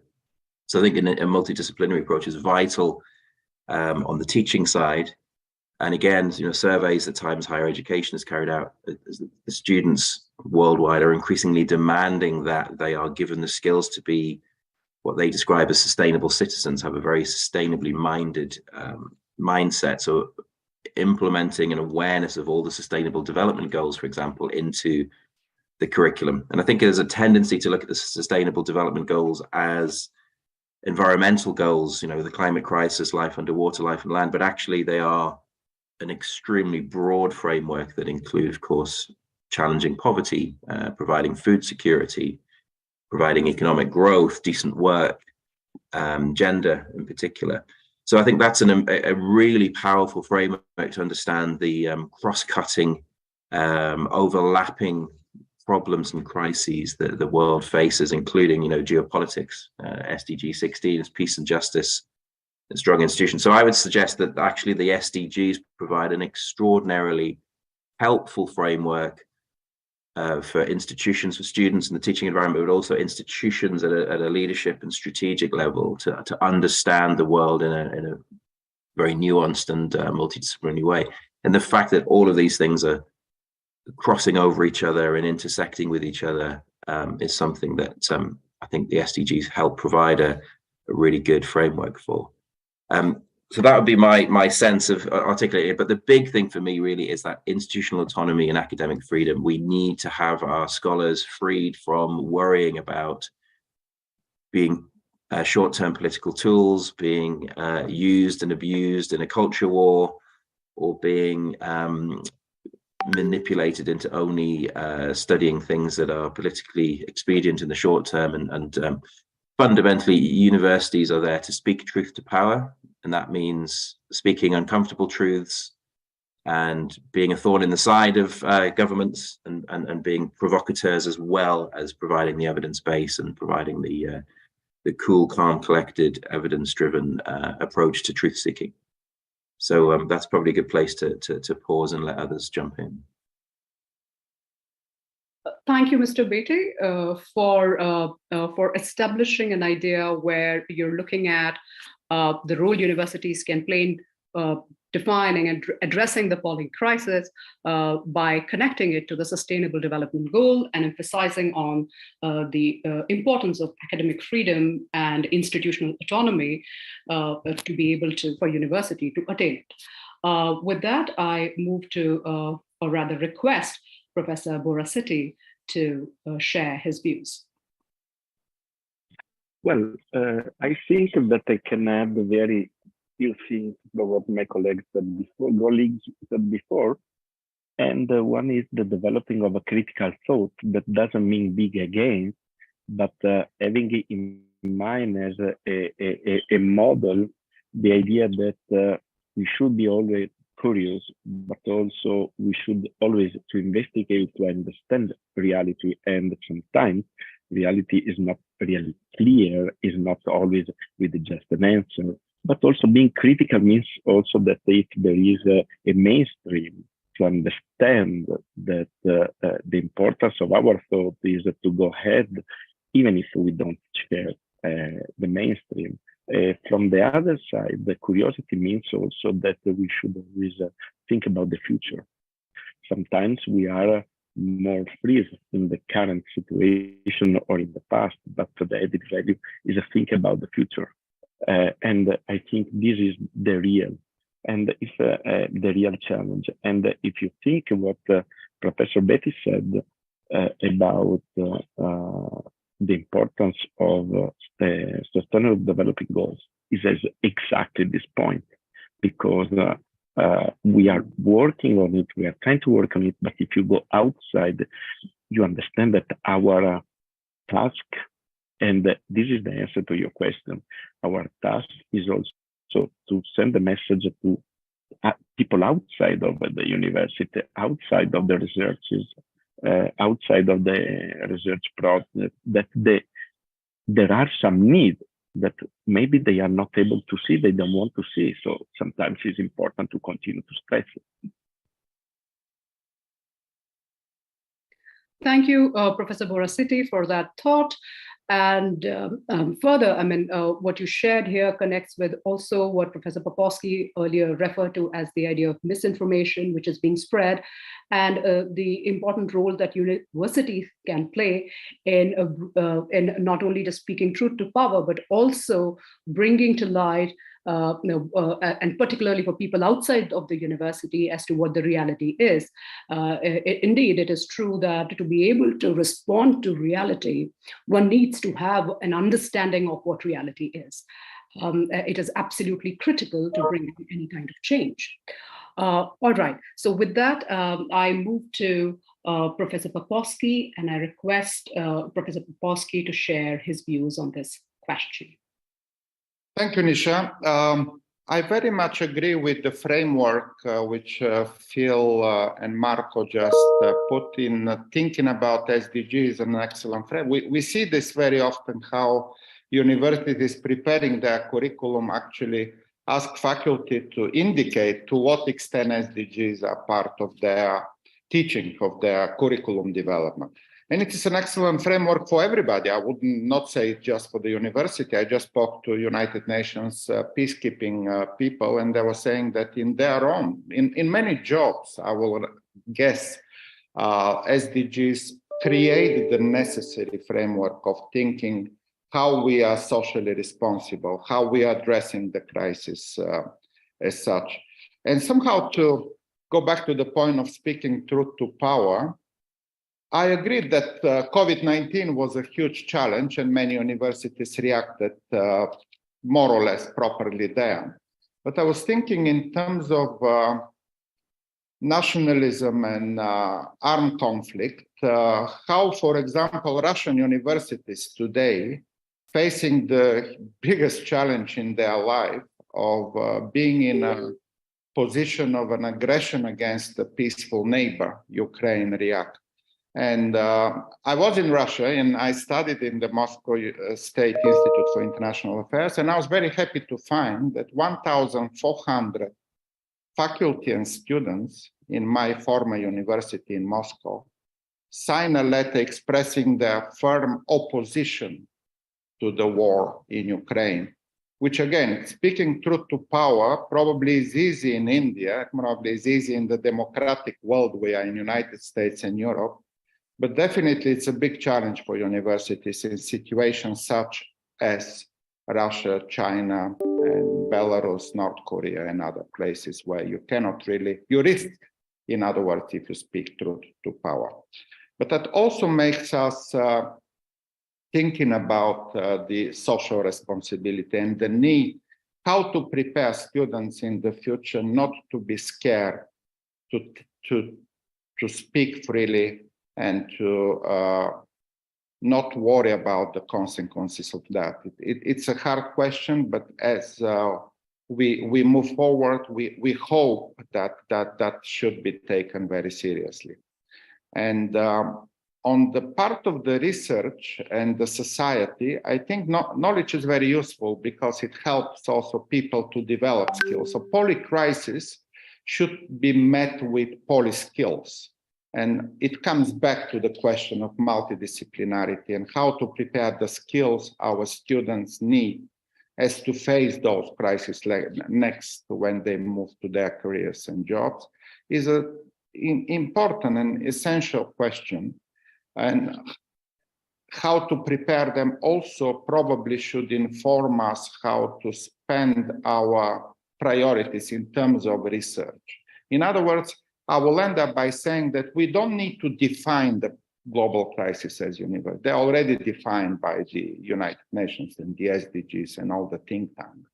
But what we should do is to prepare the students to have the poly skills as to move to their jobs and to address the poly crisis. Thank you. Thank you, Professor Popowski. Indeed, there is a need for universities to reshape their curriculum to respond to the framework that is extended by the Sustainable Development Goals. the idea that polycrisis must be met by preparing students with poly skills indeed hits at the heart of this conversation. Thank you so much for bringing that thought to this conversation. With that, I request Professor John Stone to share his views.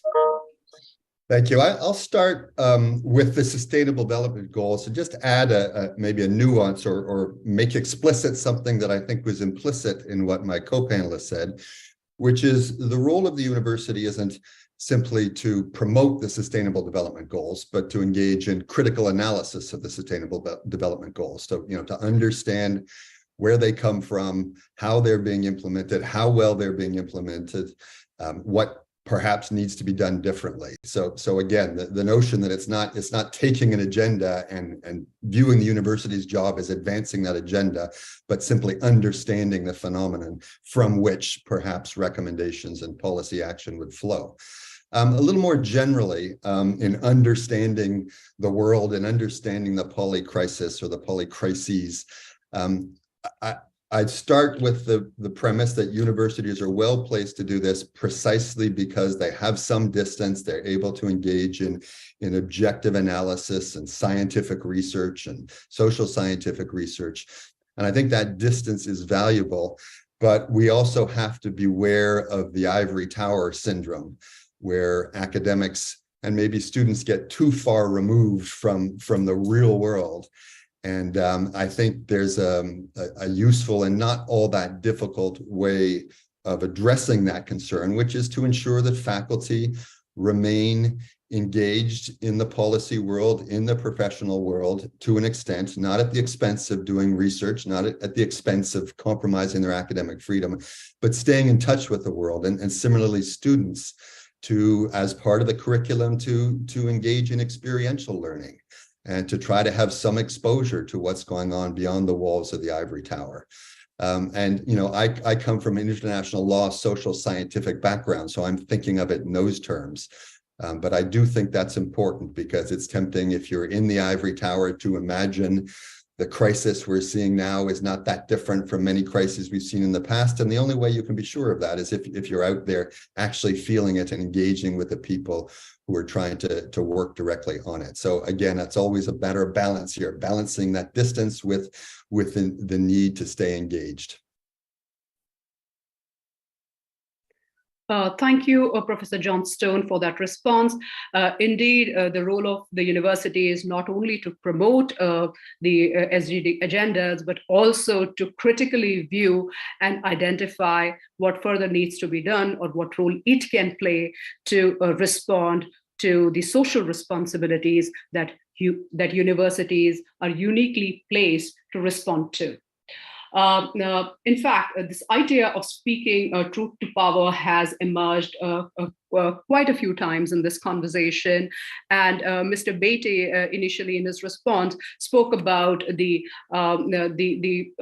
difficulties or the challenges that universities face and societies face because of political processes and situations such as war, which does place the role of the university and the students, and their ability rather to speak truth to the power.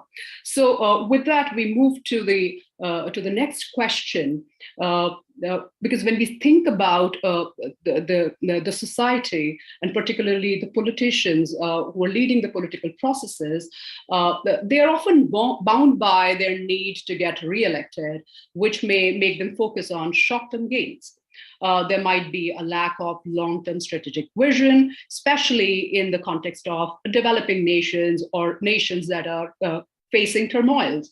As opposed to this, universities are institutions that are created with a vision to last for centuries. In what way can universities then, given these crises, take a driver's seat in shaping the discussions around the crucial challenges that the countries and the world face today? I would request Mr. Beatty to share his views. Thank you.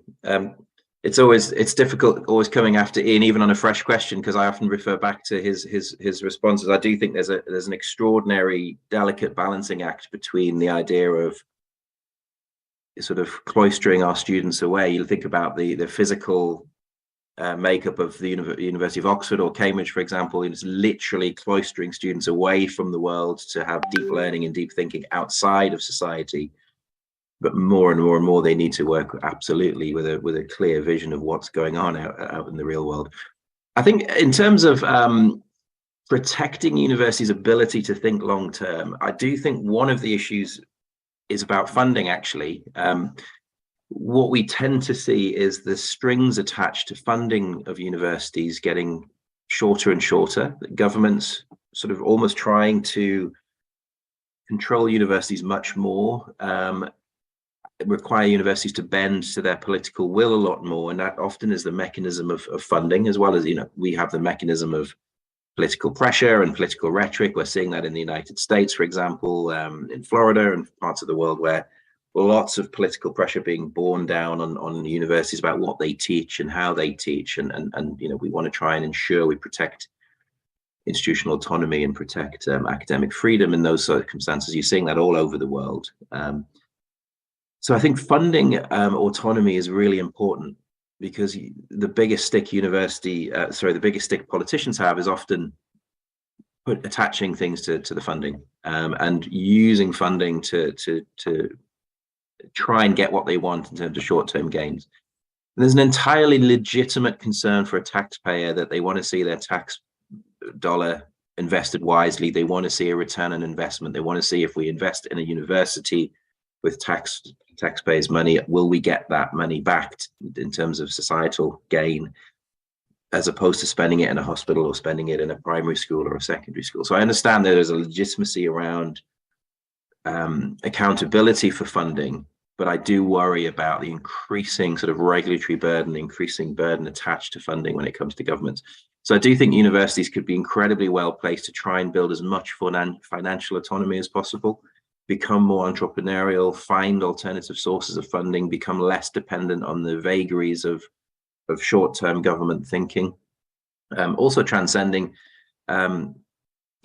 changing government priorities. So that provides your fundamental basis of being able to continue to speak truth to power, to continue to have that autonomy. So I think that's very important. Another thing I'd add that I think is also really, really important, and obviously from my perspective, it's a personal passion, is universities must remain resolutely internationally connected. I believe all universities should have a global outlook, but I do think that means, again, to resist some of the pressures around geopolitics, to say, well, actually, we want to retain our academic connections across borders. We want to retain our relationships with academics across borders. And it's extremely difficult in the context, for example, of the Russia attack on Ukraine. Of course, there is a mood and a wish to isolate Russia as a state from this, but actually those individual human beings who are in these institutions, to Professor Popovsky's point, a lot of individual Russian scholars are not necessarily supportive or advocating the national government's policies with regards to Ukraine. So how do we retain international collaboration, international friendship? I think that applies to the US and the West and China, for example. It applies to individual scholars in Russia. I think it applies universally. We need to try and ensure universities can transcend some of those specific international geopolitical challenges, so that we retain links, we retain an understanding of our common humanity, we retain a shared approach to the world's shared major problems. And that includes, quite frankly, it includes promoting intercultural understanding and therefore promoting peace. Universities have a role, I think, in world peace, not to put it too simply. Thank you, Mr. Beatty, for underlining the importance of financial autonomy and how it is important for universities to become more entrepreneurial, so that they are not dependent on any powers or any government for funding, and at the same time remain interconnected internationally, irrespective of geopolitical reality, so that they can develop a shared approach and a shared understanding of how to face the challenges that the world is facing today. With that, I would request Professor Borosity to share his thoughts.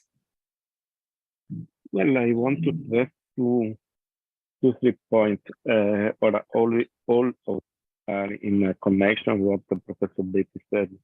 When we said about the importance of independence or autonomy or of, let's say, I want to stress also the importance that it is not a company, in my view. It's not a for-profit organization. The goal is another one. And in the last years, I'm honestly, I'm not against the ranking, but now we are using ranking as a competition, as obsessed to go to the best place, where without considering the fact that we are not for profit, that the fact that we cannot guarantee a final result if we want to be independent with our students. And at the same time, we are completely with the public funds controlled by bureaucracy, because our time is, a lot of our time is for bureaucracy, for deliverable, for administration. I'm not saying that I don't want to do it, but at the same time, we are going to the opposite side. And this is very important because, again, I think that it should stress that for the university is much more important comparison than competition. And I agree on what Professor Beatty said about the importance of internationalization. And there are several examples, as I was said before. At the same time, I think that we should also stress that two other points. One, to the student. University doesn't mean that we are teaching something for them to find exactly their job, but it is a matter of the mind. So we give them the chance, more opportunities to find a job worldwide. This is the first point. And the second point towards the role, we could be political actor, but we are not politicians. That is different.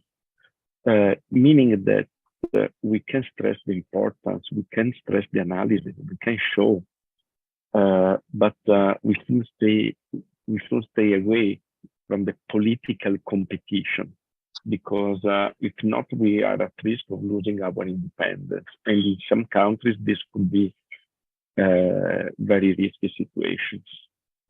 Let's say I will not repeat what my colleague said before about the some part of the world, because I totally agree. So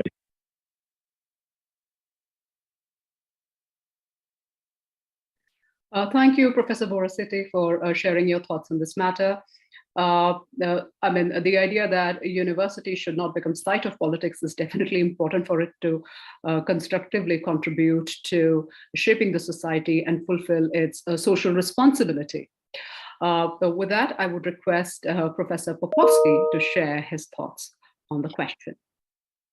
Thank you, Nisha, for this excellent question. Indeed, the short-termism of politicians, but actually not only of politicians, let me say corporations are often short-term as well. They have to report every quarter their profits to the shareholders. And politicians have to be elected every 4 or 5 years in those countries where there are democratic elections. And we see how quickly they realize how wrong they were when they make mistakes, like when the politicians in United Kingdom promoted the Brexit, and soon after the Brexit they realized, and not only they, but the people of United Kingdom realized that decision to leave the European Union actually didn't bring any benefit for most of them. Similarly in Brazil, when you have a climate denier like former now President Bolsonaro, and how quickly, after several fires and floodings, people realized that actually denying climate change is the wrong policy. And here comes the crucial difference, and our Vice Chancellor Sri Rajkumar mentioned this in the morning. Actually, two of the challenges he mentioned are very relevant here. One is this national-international. If the universities stay national and think only about their own local agenda, that over time will produce the problem of being outside the global world, outside the global knowledge, outside the global challenges and how other countries face those challenges. But also the importance to inspire students long-term. And here comes, I will add to that another challenge. Of course, we are also acting as corporations. We need to report annually how the budget is spent, specifically research budget. But often the result of our work comes very long-term instead of very short-term, because students taking the knowledge after 5-year degree, they move to their career. Some of them become global citizens and leaders. Somehow the result of the university will be seen over time, not immediately, not every quarter and not every year. So it's really a challenge to produce outcomes which are long-term, and we are exactly the institutions that should work long-term rather than short-term, in contrast to corporations and governments. And here comes, how do we evaluate? Actually, a good question to Phil and to other who assess the rankings and the scoring and how universities work. We need to take a longer term perspective. The time factor here is crucial. Somebody may not produce much over 5 years, but then suddenly a book or an article might become global. This famous artist, Amedeo Modigliani, who nobody knew when he was alive. He unfortunately died, but then his sister sold his art and he became globally famous after, unfortunately, he already passed away. So sometimes the results and the outcomes come later, but they need also to be taken account. That's exactly why universities are different from corporations and government. Thank you for this excellent question. Thank you, Professor Popovsky, for stressing on the need for universities to work with the long-term vision, irrespective of what the political position might be on the matter, and also highlighting the fact that sooner or later, the world has to recognize the polycrisis that it is facing. Denial is not the way to proceed, and that university must continue to work with the long-term vision so as to meet the challenges that the world is facing at present and will continue to in future. With that, I would request Professor John Stone to share his views. Thank you. I'm glad that Professor Popovsky sort of introduced the corporate influence in addition to governmental, because I come from two jurisdictions. One is Canada and the other is United States, and I've worked in universities in both. And I suppose Canada's model with respect to funding is somewhere between the US approach and the European or perhaps the Indian approach, which is that in the United States, government does not provide that much funding, certainly not to the private universities and even the public universities. And so revenue has to be generated in other ways, often relying on student tuition. But of course, the cost of higher education is going through the roof in the United States. And, if anything, that has to come down rather than continue to go up. So that's not a really sustainable funding model to keep charging students more and more. And if the government's not going to step up, it means turning to philanthropies and turning to corporations, perhaps. And the risk there, of course, with corporations is that their fundamental interest is the bottom line and not necessarily the social or even educational purpose that the university serves, certainly not automatically that. And philanthropies are big sources of funding in American universities, but primarily for research projects and not core funding to basically keep the lights on in the building.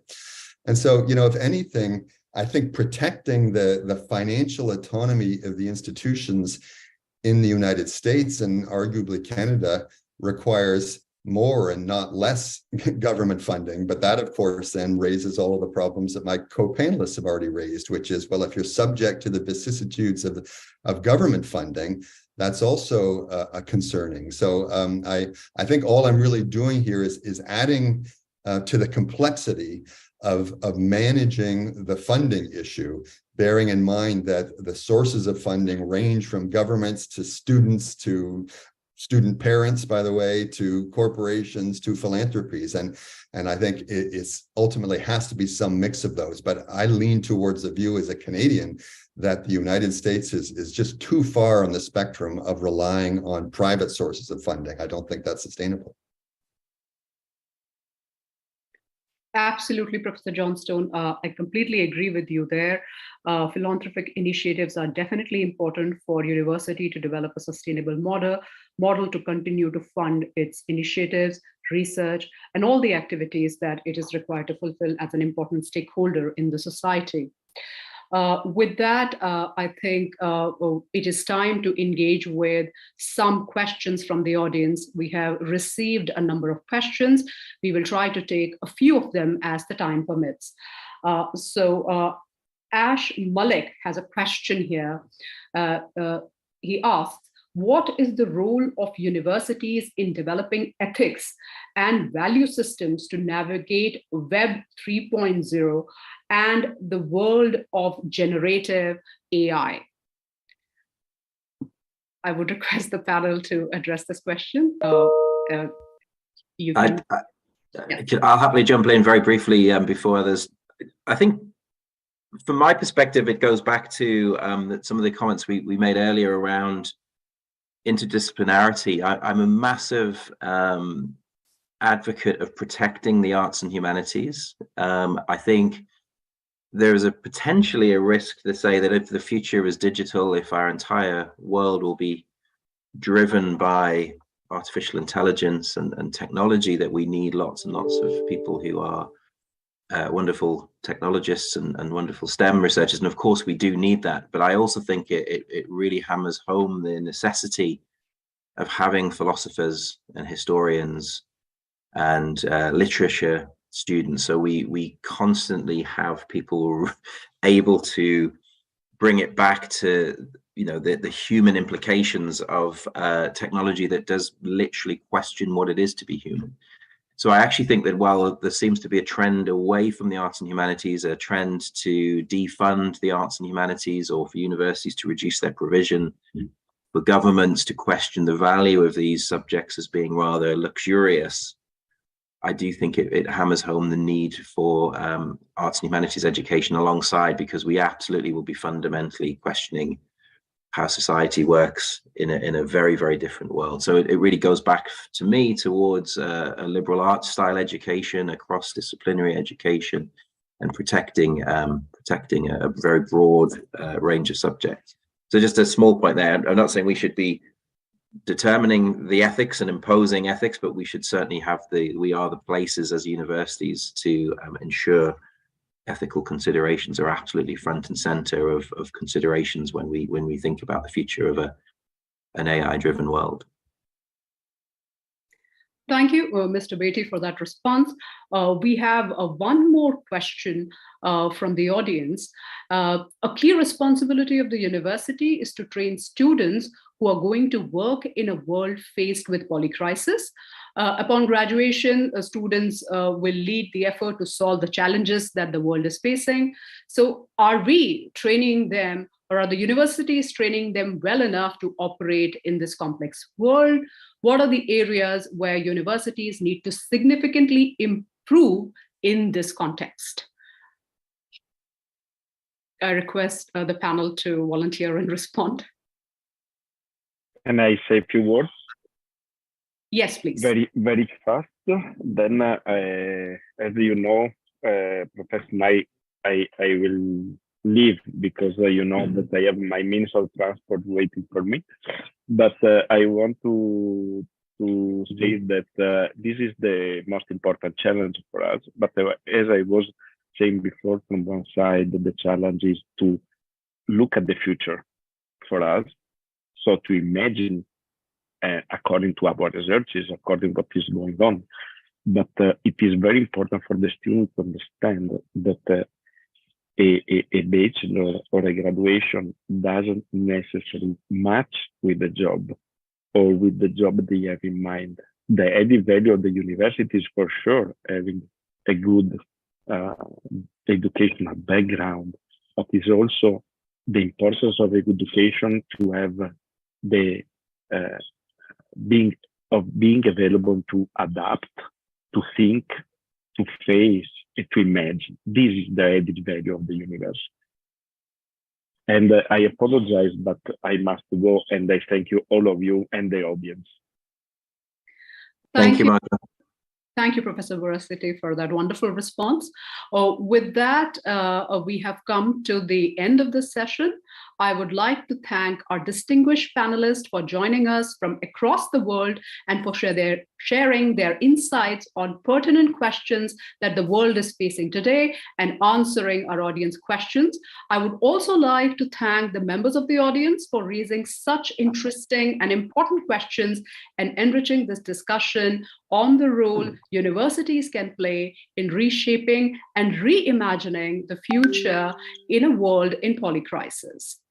Our next panel will begin at 12:15 on the theme of paradigm shift, role of technology in strengthening the universities of the future.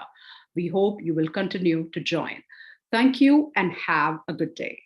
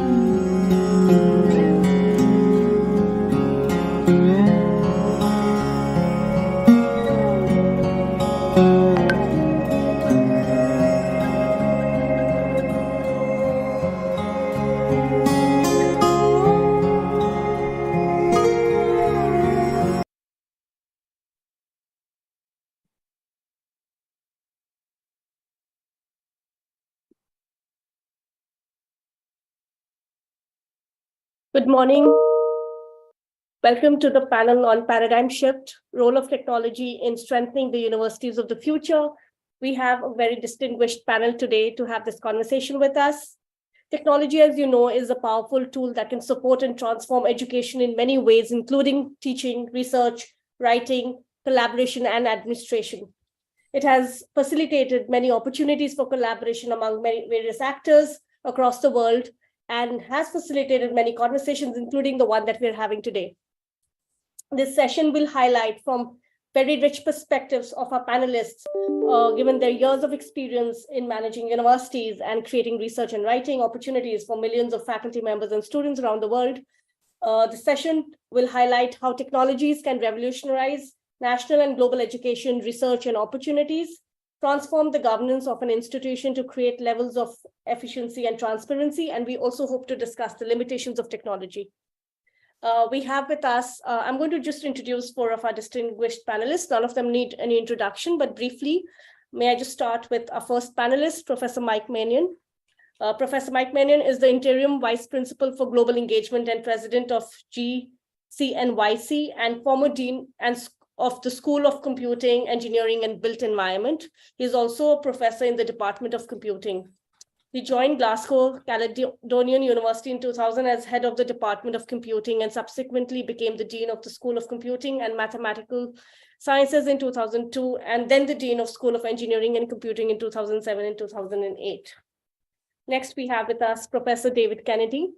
Professor David Kennedy is the Dean of Digital Education at Newcastle University. In his role, he provides strategic direction and oversight of online and campus-based digital education across Newcastle University.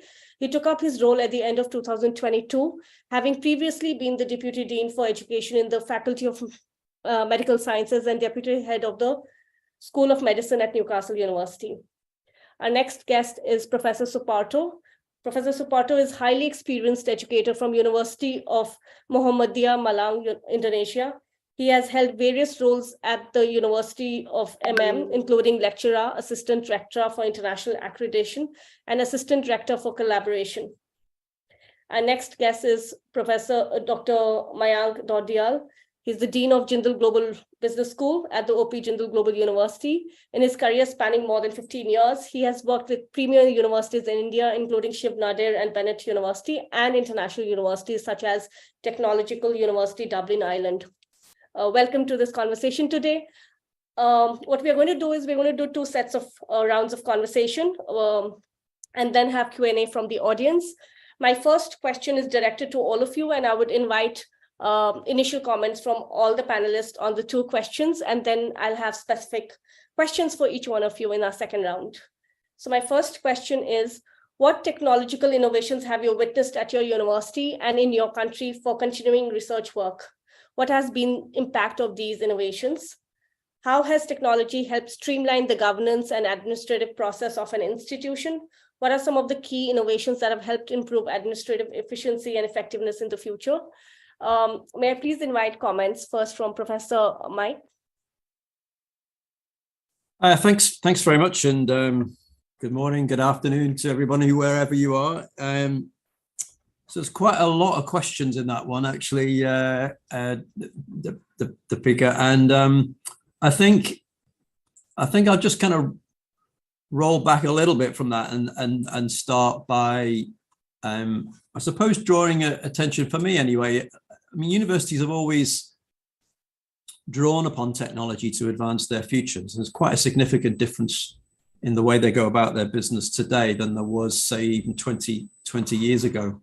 I suppose my interest looking ahead is having got a PhD in AI and starting to see its impact along with data science and on higher ed.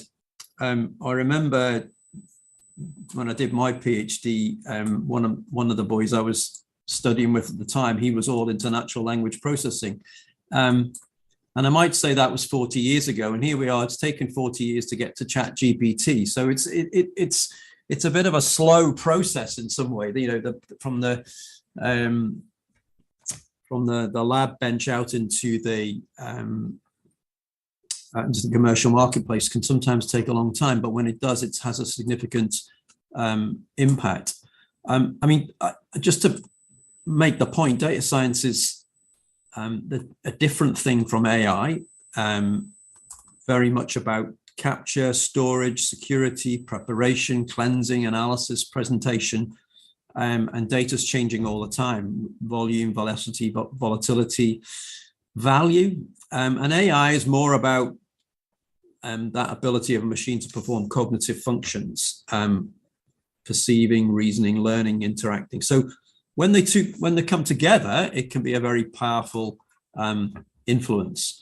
I guess just to be particular about research, I think what struck me in the last few years is the increase in number of open data movements that have emerged, whether that is in higher ed, which is happening, but more perhaps in we're starting to see it in open government. I know the Indian government has its own open data initiative, and there are kind of variations on that, which I think is very healthy for society at large. And I know one alternative is a kind of a data trust where you have, the stewarding of decisions is the responsibility of an independent group of trustees rather than left to the auspices of the organization itself. So I'd say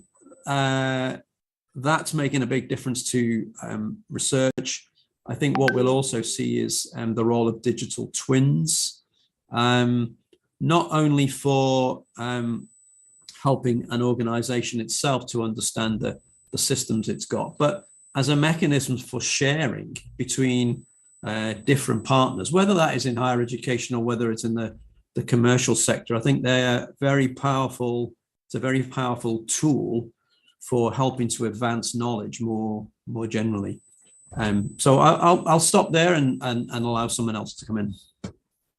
Thank you so much, Professor Mike. May I invite Professor Kennedy for your initial comments? Yes, thank you. And good morning, good afternoon, good evening, wherever you are in the world. And yeah, I'll just follow up a little bit around the use of technology in governance and administration and perhaps the effectiveness, efficiency of that. And probably just like to start by saying sometimes we're driven by technology and we change to that. And that doesn't necessarily make things easier for us or more effective or more efficient.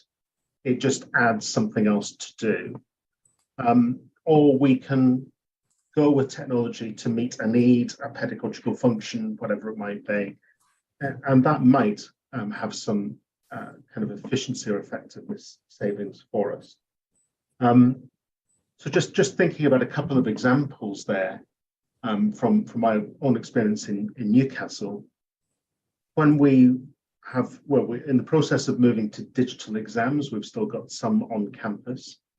And one of the selling points for that was it would be an efficiency saving. We wouldn't have to do as much. And I think there are some real benefits after the assessment itself. It's much quicker to process the data. The turnaround time for getting students the results and feedback is much quicker. Administratively, that's a lot simpler. But in the setup, it does take a little bit longer, and you need the technological support for when things go wrong during the assessment. So it's kind of shifted the effort, if you like, to pre-exam rather than post-exam. But some things are much better with technology. So again, a couple of examples. I'm based in the medical school here in Newcastle for half my time, and we've got a branch campus in Malaysia, in Johor Bahru. And pre-pandemic, we have very frequent meetings, at least every week. We used video conferencing with 2 boardrooms. We've got the same curriculum, same assessment, so we need to meet regularly to ensure we've got a good governance of our programs. And that never really worked well in a video conferencing setup. Visually, you couldn't really see everyone. You saw 2 rooms.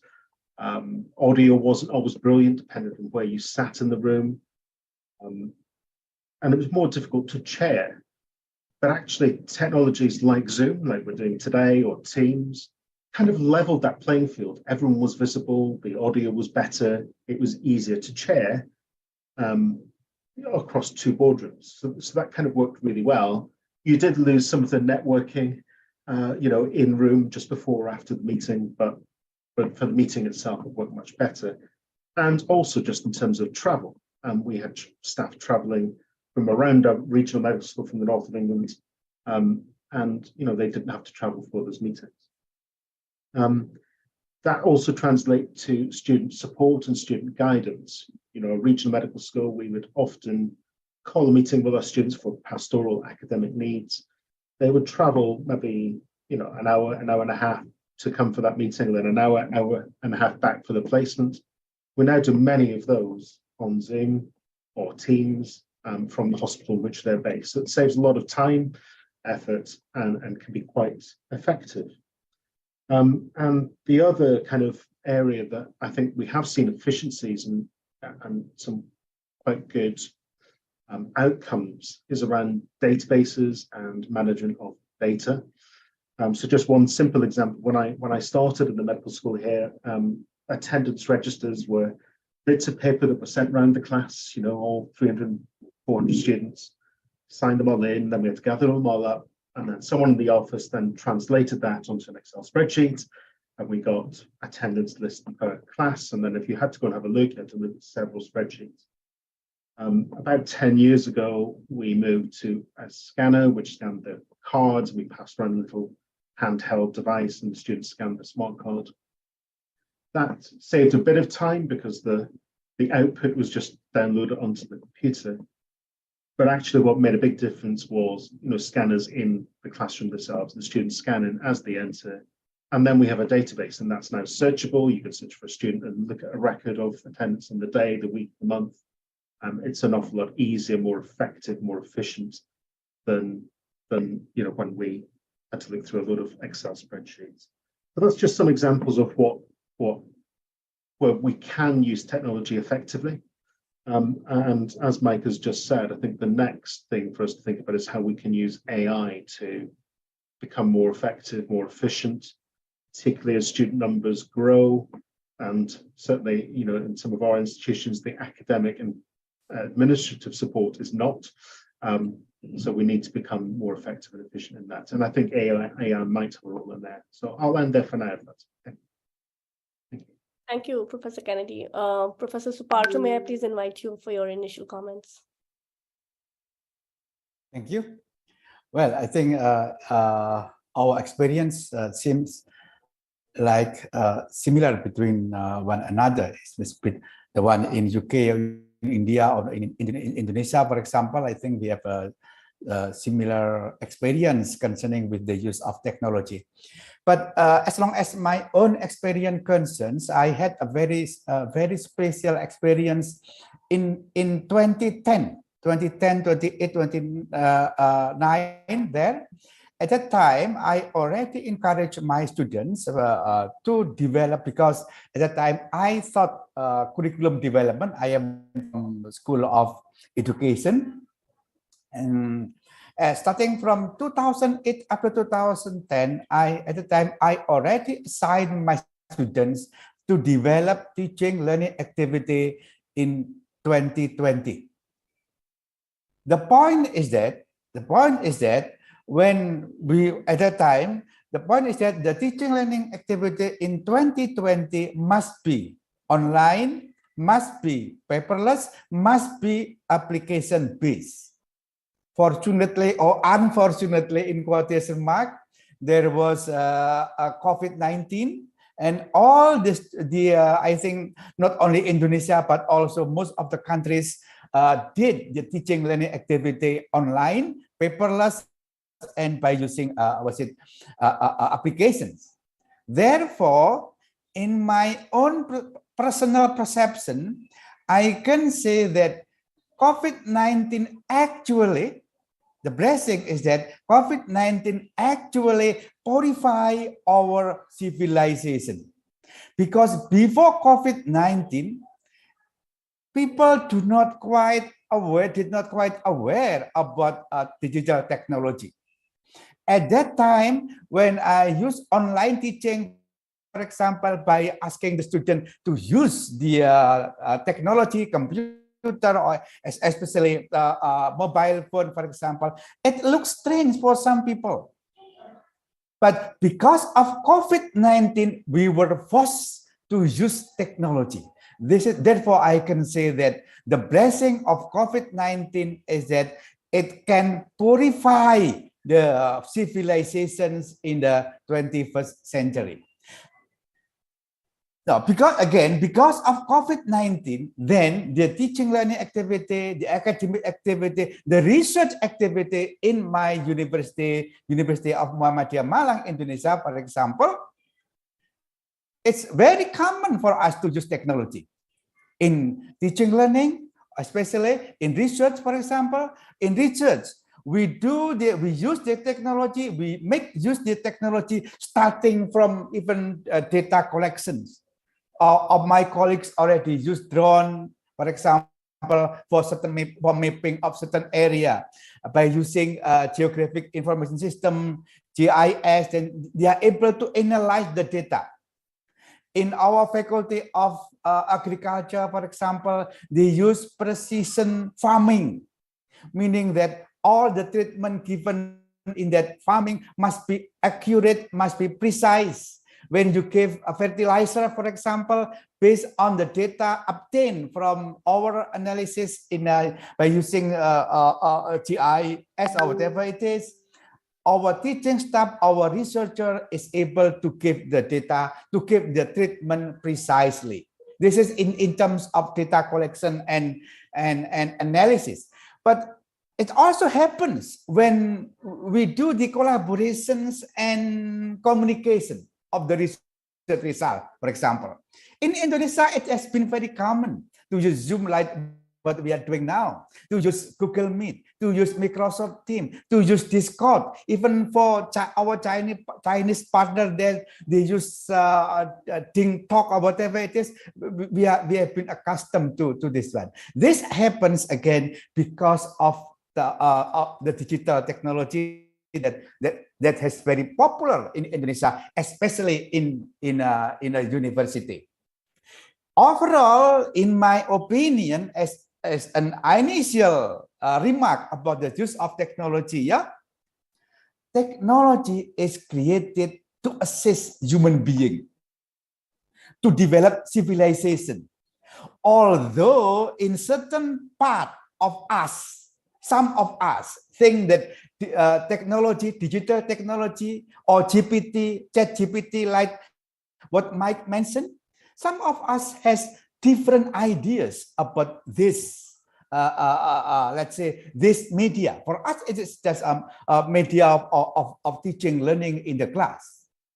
But I think we have, as a teacher, as a lecturer, as a researcher, we have to have the positive idea about technology, about digital technology, about AI or whatever it is. Otherwise, we will fall behind, because if we set apart from technology, where technology will disturb education, for example, then we will not try to approach the technology. If we are not approaching technology, then we will not be able to make use. What is more important is that because teachers, because lecturers, because researchers are designed to prepare the next generations, then what we give must be the competence of the next generation. We are not, we cannot be stuck on our own competence. For example, like me, myself, I am the product of let's say 2000s. My competence was the competence of 2000. If we have to prepare the generation of 2040, then it's very far behind if we are not approaching technology. Therefore, although I am the product of 2000, for example, because I am assigned to prepare the generation of 2040, for example, then my vision must be for 2050. Thank you. Thank you so much, Professor Suparto. May I now invite Professor Dodial to please offer their initial comments. Thank you very much, Professor Deepika. I'm delighted to be part of this exciting discussion with distinguished panelists. Thanks to Jindal Global Center for G20 Studies and the International Institute for Higher Education Research and Capacity Building of OP Jindal Global University for having put together this excellent virtual, World University Summit.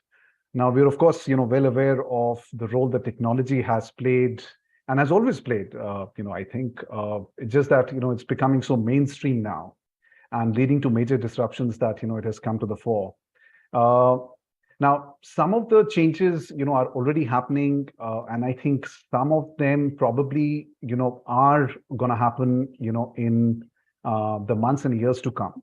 So of course, technology in terms of administration and governance, it has helped us as university administrators in better coordination, in timely sort of communication. I think COVID-19 pandemic has just accelerated this trend of online teaching and using all these tools that were perhaps on the fringes earlier. So we are well adept at using Microsoft Teams and Zoom and Google Drive and Microsoft Drive for doing collaborative work. This summit, of course, is happening over the Zoom platform. And what it has done is it has blurred boundaries. It doesn't really matter where the person is participating from. So that has certainly happened. Of course, now with this online education, it's become geography agnostic. So there are faculty members, staff members, students joining from all over the world.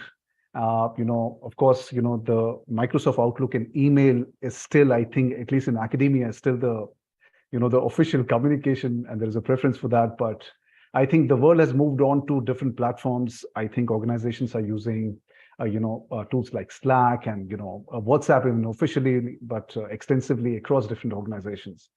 So technology has been an enabler for all this collaborative work across different time zones. I think that has accelerated especially during the COVID-19 pandemic. From an administration and governance point of view, I think for universities, especially for brick and mortar universities like us, there are 2-3 aspects that I would like to focus on in the limited time that we have. One, of course, is the human resources, the part of it in the strategy recruitment. And given that a lot of the content is being delivered online, what that essentially means is that universities can now hire for pretty much any part of the world, and they can record content. It's online. It's gets delivered online. So that way, it's an enabler because you're not really limited to a particular geography if it's you're looking at online content generation and delivery. So from a recruitment and retention point of view, I think that's true for the universities. That's also true for other organizations, and that's not only limited to faculty and staff. It's also about students. In fact, we do a lot of degree programs. If I talk about Jindal Global University, on online platforms like Coursera and Upgrad. And what that means is what we are experiencing is our students are coming from all over the world. In fact, we've never had students from so many different countries, joining our degree programs and taking benefit of our world-class faculty members. So I think that is something that has definitely changed in a big manner in the last 2-3 years. The other aspect I would like to focus on in the limited time that we have is that due to these AI ML models that the fellow panelists also talked about, I think there is a lot of disruption happening in terms of what amount of data the universities and other organizations, for that matter, they can collect, they can analyze in real time. I mean, ChatGPT is just one tool. I think Google released Bard, and I'm sure there's a flood of other tools coming in, right? So this is an ML model. You give data to this model and it learns, right? So you're looking at something where, for example, universities feed its data to these models, and it answers your queries in real time. Right. So essentially, university administrators, many of them not technologically very adept. But the point is that you don't need to, because you can give commands in your own language, and it processes all this data and gives you insights that you never had access to before. Now, that's game-changing. Now, that has implications at so many different levels that is, I don't even know, till what extent it will actually sort of, disrupt the industry. So that is one aspect of it. In fact, I was reading in social media this new tool on, in Microsoft Excel called Copilot. I don't know, till, what extent, it's currently usable. But essentially, you can give commands in natural language, and it can give you projections on Microsoft Excel. So you don't even need to know formulas. So, I mean, imagine the effect of that for university administrators, all that student, faculty, research, all different, so you can essentially sort of map the, project the impact of a certain variable on one of your key performance indicator as a university, and for that matter, any organization. And it'll help you project that relationship, visualize that relationship. So I think that is a major disruption when you're talking about from an administrative and governance point of view. You're looking at a situation where there's AI ML models know pretty much everything about your university, and it'll help you strategize for the next 5, 10, 15 years with real data, with real-time data. Right. And you can, being a non-tech guy also, you can be pretty much, very adept at it. I think that is, really game changing. And that has never happened before. And this is just the start. I'm sure all this Chat GPT and Bard, what's available in the public domain, I'm sure organizations, companies like Google, and Microsoft and, other tech companies, they have access to much sophisticated tools that are still not in the public domain. Right. So, I mean, it's completely, game changing. Thank you so much, Professor Dodial, for your insights. I think there have been some very important insights that have come out from all of you. I think some of the key takeaways are the words that I would take away are words like efficiency, support to students and faculty community and administration, but also the key word also remains, which is disruptive. I mean, there is also a disruptive potential, which we have to be mindful of. And I think that came out quite well in the nuanced conversation. My next question is to Professor Manion. And Professor Manion, would you please suggest ways, and I mean, this question is especially for leaders of higher education, could you suggest ways in which higher education institutes can build intellectual and institutional capacities of students and faculty members in the domain of educational technology? Well, I think it's actually quite interesting. Let's start with the staff first, because just to pick up on the last point, the increasing use of sophisticated AI tools and data analysis tools in particular is going to challenge the skill sets of the staff that we've got. And I think institutionally, we need to be thinking about helping the variety of people who will be involved either in the procurement of these sorts of tools, the initial deployment of them, and then their use. It's understanding what are the underlying assumptions, for example, which are built into the algorithms that these systems are using. What views do we have on any the ethical foundations of the processes by which data is collected and analyzed and used, the extent to which there is any self-explanation in any of these systems. So there's a kind of staff development thing, and then there's there's the systems perspective for the institution at large. Who's making those decisions? I mean, more generally, I think so the staff need to be made aware of what some of the key issues are, and then how the institution is going to try to resolve those issues at the point of actually purchase or deployment or training and usage. The more we embrace systems which make far more complex what I might call judgments rather than decisions, the more we need to be wary and take the view that these decisions are recommendations to us rather than the final decision. So there are some processes around that to make sure that that is quite clear. I think more generally from the student's point of view, I would say that there's probably a call to all degree programs to throw a spotlight on data science and AI. Now,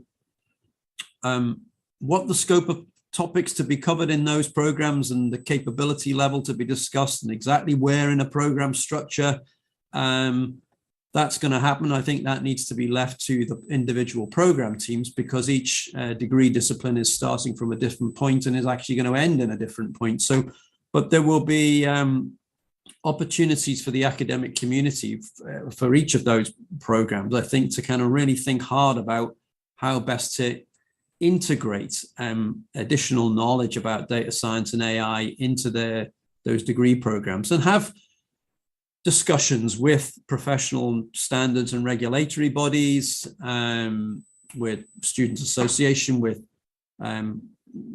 partners who are feeding into university programs such as schools or colleges, and have conversations with recipients of the graduate labor force, in industry and the public and private sector.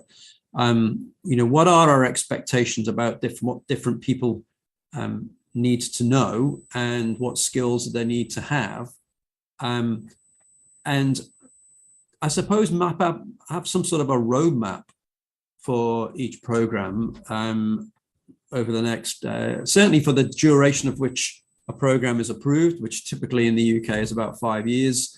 What's going to change, and how is that kind of information knowledge going to be integrated into the program? So there's a huge staff development program and a significant change in the curriculum for all programs, which will need to integrate data science and AI appropriately to the needs of that student community. Thank you. Thank you, Professor Mannion. Just segueing from what you were saying, my next question is to Professor Kennedy. Professor Kennedy, in your view, what should be various short-term and long-term strategies for universities? For example, what type of discussion or conversations university leaders should engage in as far as the role of technology is concerned in strengthening universities? Yeah, thank you very much. And I think we've kind of touched on a few of the kind of key points already today. So certainly, looking at the UK in particular, there is a financial driver as well. We can't forget that student tuition fees haven't increased, and in real terms that means the value of that has decreased. So that drives us to want to be or need to be more efficient. The world is changing, as has been articulated already. People are more comfortable online, and we've got to think about, for traditional universities that are more campus-based, how much do we go to that blended or online model? And do we do that ourselves or with partners, Coursera was mentioned, to support that kind of change? I do think we have to be more flexible. The way that people live and work and play is different, and people use technologies in their normal lives. We have to reflect that in our programs. We also are responsible for our graduates and the employment they're going into. So, just even thinking about, AI has been mentioned a few times already in data science. That is a big thing, and it will become, I'm sure, even more significant in the workplace. And we've got a responsibility to graduate our students to be responsible and ethical in the use of that. So again, some of the potential problems with AI around it, its output, its potential biases and so on, we need to make sure our students are aware of that, so when they do use it, they do so responsibly. in terms of technology, and strategy, we've got to think of technology as two things. It's an enabler to do what we want to do, but technology can also drive what we do. And it's a disruptor. We keep coming back to AI, but that's just the one that's hot off the press, and ChatGPT. It's a disruptor, and then we've got to adapt quickly to that, and that's maybe a short-term strategy about how we deal with that in terms of the positive uses and also the kind of threats to things like assessments and so on that we may have. The final thing I think we've got to think about is, as we become more reliant on the use of technologies for education, for research, the threat of cyber attack. And when we're so reliant on these technologies, when they go down, it really disrupts what we do. So we've got to think about how best we protect ourselves or have contingencies in place to deal with that kind of situation. So I'll leave it there for now. Thank you so much, Professor Kennedy. My next question is to Professor Supato. In your initial comments, Professor Supato, you were talking about COVID-19 and the sort of recognition of the role and power of technology in the classroom or education system. So given that, my next question to you is, in the absence of cross-border mobility, technology-driven virtual programs were embraced by multiple institutions. Given that this allows greater and more effective access to international experiences, what has been the role of technology in strengthening access to international opportunities for all students? Thank you. Thank you. Yeah, as I said at the beginning, that in certain extent, I think I can say that there was a blessing when there was COVID-19 in terms of digital technology, especially. Yeah, because of that event, let's say, because of COVID-19, then we are exposed with a number of technology. Not only technology as a means, as a tools, but also technology, a digital technology as a frame of mind, as a state of mind, as the way how we think, how we work, how we teach, for example. Therefore, because of COVID-19, then there was a creative idea how to develop for international activity. First is the language, for example, how to do international language learning, for example, learning English, for example, for Indonesian online. The students were able to find out that there are a number of applications that can be used for learning English online. For example, I can mention Duolingo, Rosetta Stone, etc. Those are some of the online activities for learning English in this case, language, or especially English for us. Because in Indonesia, English is a foreign language, not a second language. But therefore, there are a number of our people in Indonesia that are not quite good in that English. But because of technology, even as long as my own experience concerns, my own son, for example, although I am a teacher of English, for example, but I can say that I never have a special time to teach my son to learn English. What my son did at the time when they were students is they just do, online games.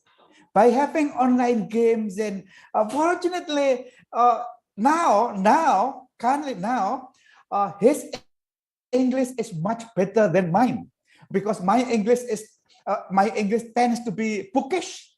But my son's English is a real English, according to my colleagues that meet him at that time. This is learning English online. During COVID-19, we also had the experience of conducting internship online. In fact, I think most of the works can be done online, as long as our experience concerned when we have work from home, for example. All activities were done online. Maybe it was not quite optimum at the time because there was no preparation. Suddenly, there was COVID-19. Without preparation, people had to work from home. Therefore, it makes them were not able to work in a optimum level, for example, at the time. But actually, if we are able to train our teaching staff, to train our administrative staff, to train our students to work, to learn online, then we must be able to make use the capacity, the potential of online online resources here. And not only internship, our especially in our teaching learning activity during COVID-19, we developed, because of after the COVID-19 has been better, there was some student could be in campus, but most of them must be outside campus, must be done online. At that time, we developed what we call polysynchronous learning method. What is meant by polysynchronous learning method here is that we try to make use 3 paths of online learning. One is on-site. Some students are on-site in class with the student, with limited student, with special protocols from COVID-19, and most of them are synchronous online. So our teaching in class was broadcasted through our learning media, can be through Facebook, even Instagram or YouTube or whatever it is. So those on-site in class and those outside of the class doing synchronous activity can perform approximately the same level. They can get the information during the activity, during teaching and activity, almost the same as the one in class and the one outside of the class. And for those, because of special reason, they were not allowed to come to the class, they were not able to join online synchronous, we have the record of the teaching learning activity. The record of the teaching learning activity here was sent to our learning management system, our LMS. So the students who were not able to join that class online and on-site can see what was going on in the class through the record of our learning management system. Therefore, we call this one as polysynchronous learning activity. By having polysynchronous activity, we assume that all students can follow the teaching learning activity very well. The student, there will be no student fall behind of the teaching learning activities. And this kind of activities can be developed internationally. In international activity, we had the experience getting the grant from the government to have international credit transfer from our partner abroad. The student taking the credit in Indonesia about 20 credits for one semester, full semester, doing the credit online by having the partner of our university abroad. We had the partner from Spain in Murcia. There were 2 students joining one online class for one semester. We have the partner from Hungary, from Page in Hungary, and also have the partner from Italy, from China, and from some other partners. They did it online. And those online activity, because of COVID-19, now the Indonesian government recognized this activity. Before COVID-19, there was a tendency to ban the activity, to minimize the activity. They would like to maximize the activity on site. But because of COVID-19, then the government have the regulation that online activity is also recognized the same as on-site activity. Thank you. Thank you so much, Professor Supato. I think we can't end this conversation without discussing the limitations of technology, especially given the global South dynamics on digital divide. So my next question is to Professor Dodial. Professor Dodial, if you could talk about a little bit about limitations that we may be facing in terms of access to technology in the higher education domain. So given the fact that there still persists a substantial section of people whose digital access is highly limited, especially in countries that are in global South, what strategies do you suggest would be helpful in addressing the digital divide? Thank you very much, Professor Deepika. So yes, you're correct. I think, especially for a country like India, if you look at, the number of people having access to, for example, internet and the total number of internet subscribers, I think that's about, 750, 800 million, about 55, 60% of the population. Now, that compares well with the BRICS countries, from China to Brazil, Russia, from 60 to around 70, 75%. But obviously, we have a long way to go if we have to compare with, the developed countries like the US, UK, Denmark, Germany. You're talking about upwards of 90% in case of, I think, countries like Denmark, it's closer to 100% people having access to internet. So obviously, for a country like India, I think that's extremely, important to have that access. And the reasons, of course, are well known. As a country, although in terms of population size, we compare, I think we are probably already the most populous country in the world at around 1.4 billion. My sense is we have already surpassed China. Currently, given our economic, the size of the economy, around 3.5 trillion, we recently, surpassed UK as, the fifth largest economy in the world. But given the government's mandate to making it 5-10 trillion economy, of course, trends suggest that India is expected to be the third largest in nominal terms. China, of course, is around 19 trillion. The US, of course, 23, 24 trillion. Now, for so much of humanity, you're talking about 1.4 billion people. You're talking about giving them proper job opportunities, making sure that they also experience the growth.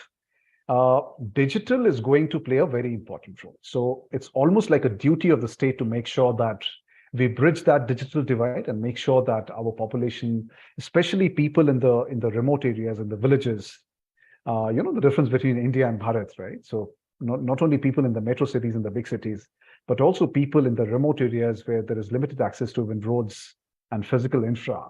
I think digital can certainly be, has to be, focused on and make sure that these guys have access to, the internet access. What can the government do? I'm sure part of it they're already doing. It could be, it range from, making sure that there is a proper investment on, infrastructure in terms of fiber optic cables, broadband networks in the rural as well as, the urban areas. Making sure that mobile phones, of course, not only in India, but the world over, they remain a popular way to access, internet. So the government can work with, the operators, the mobile phone companies, making sure that, people have access to subsidized, phones and machines to make sure, computers, to make sure that, they have access to internet.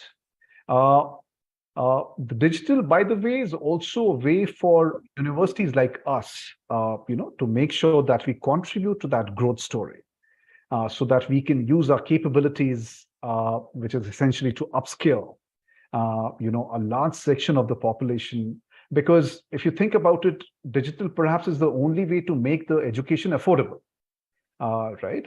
It not only makes geography, agnostic, it's also idea of where people can't afford education in the top ranked universities. Digital is the way to go forward about it. So I think when you talk about the India story about taking the economy from 3 to 5 to 10 to 15 trillion, making sure people have access to jobs, and that can also only come with growth. I think digital is going to play a very important role. And universities like us have an important role to play, that people have access to quality and affordable, education. In fact, if I think about, especially in a context like India, where although, this digital story has been a phenomenon, that, has been covered extensively in the media, there still, as you rightly pointed out, exists a large section of population that's, don't even have it. I mean, our per capita is about $2,200-$2,300. That's abysmal. I mean, compared to even China for that matter, which is at around, I think 12,000 odd. Not to mention US, which is upwards of $60,000, $70,000, dollars per capita. So there is a long road to travel. I think universities have an important role to play. And when you're talking about digital in a country like India, I also see a role of, medium like radio.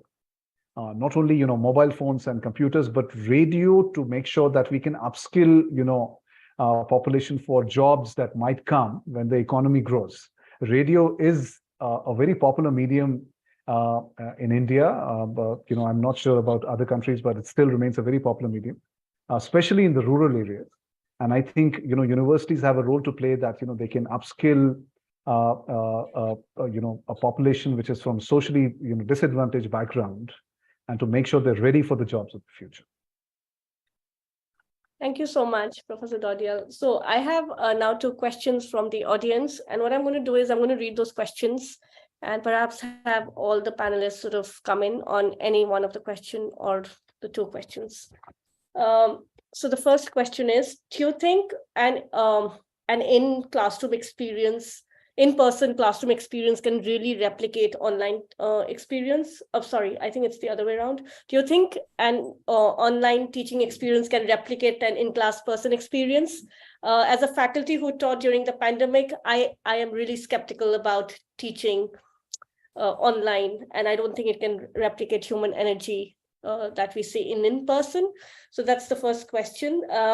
And maybe we can have comments on that from everyone, and then I'll read out the second question for second set of comments, if that's okay with everyone. Yeah, I mean, I think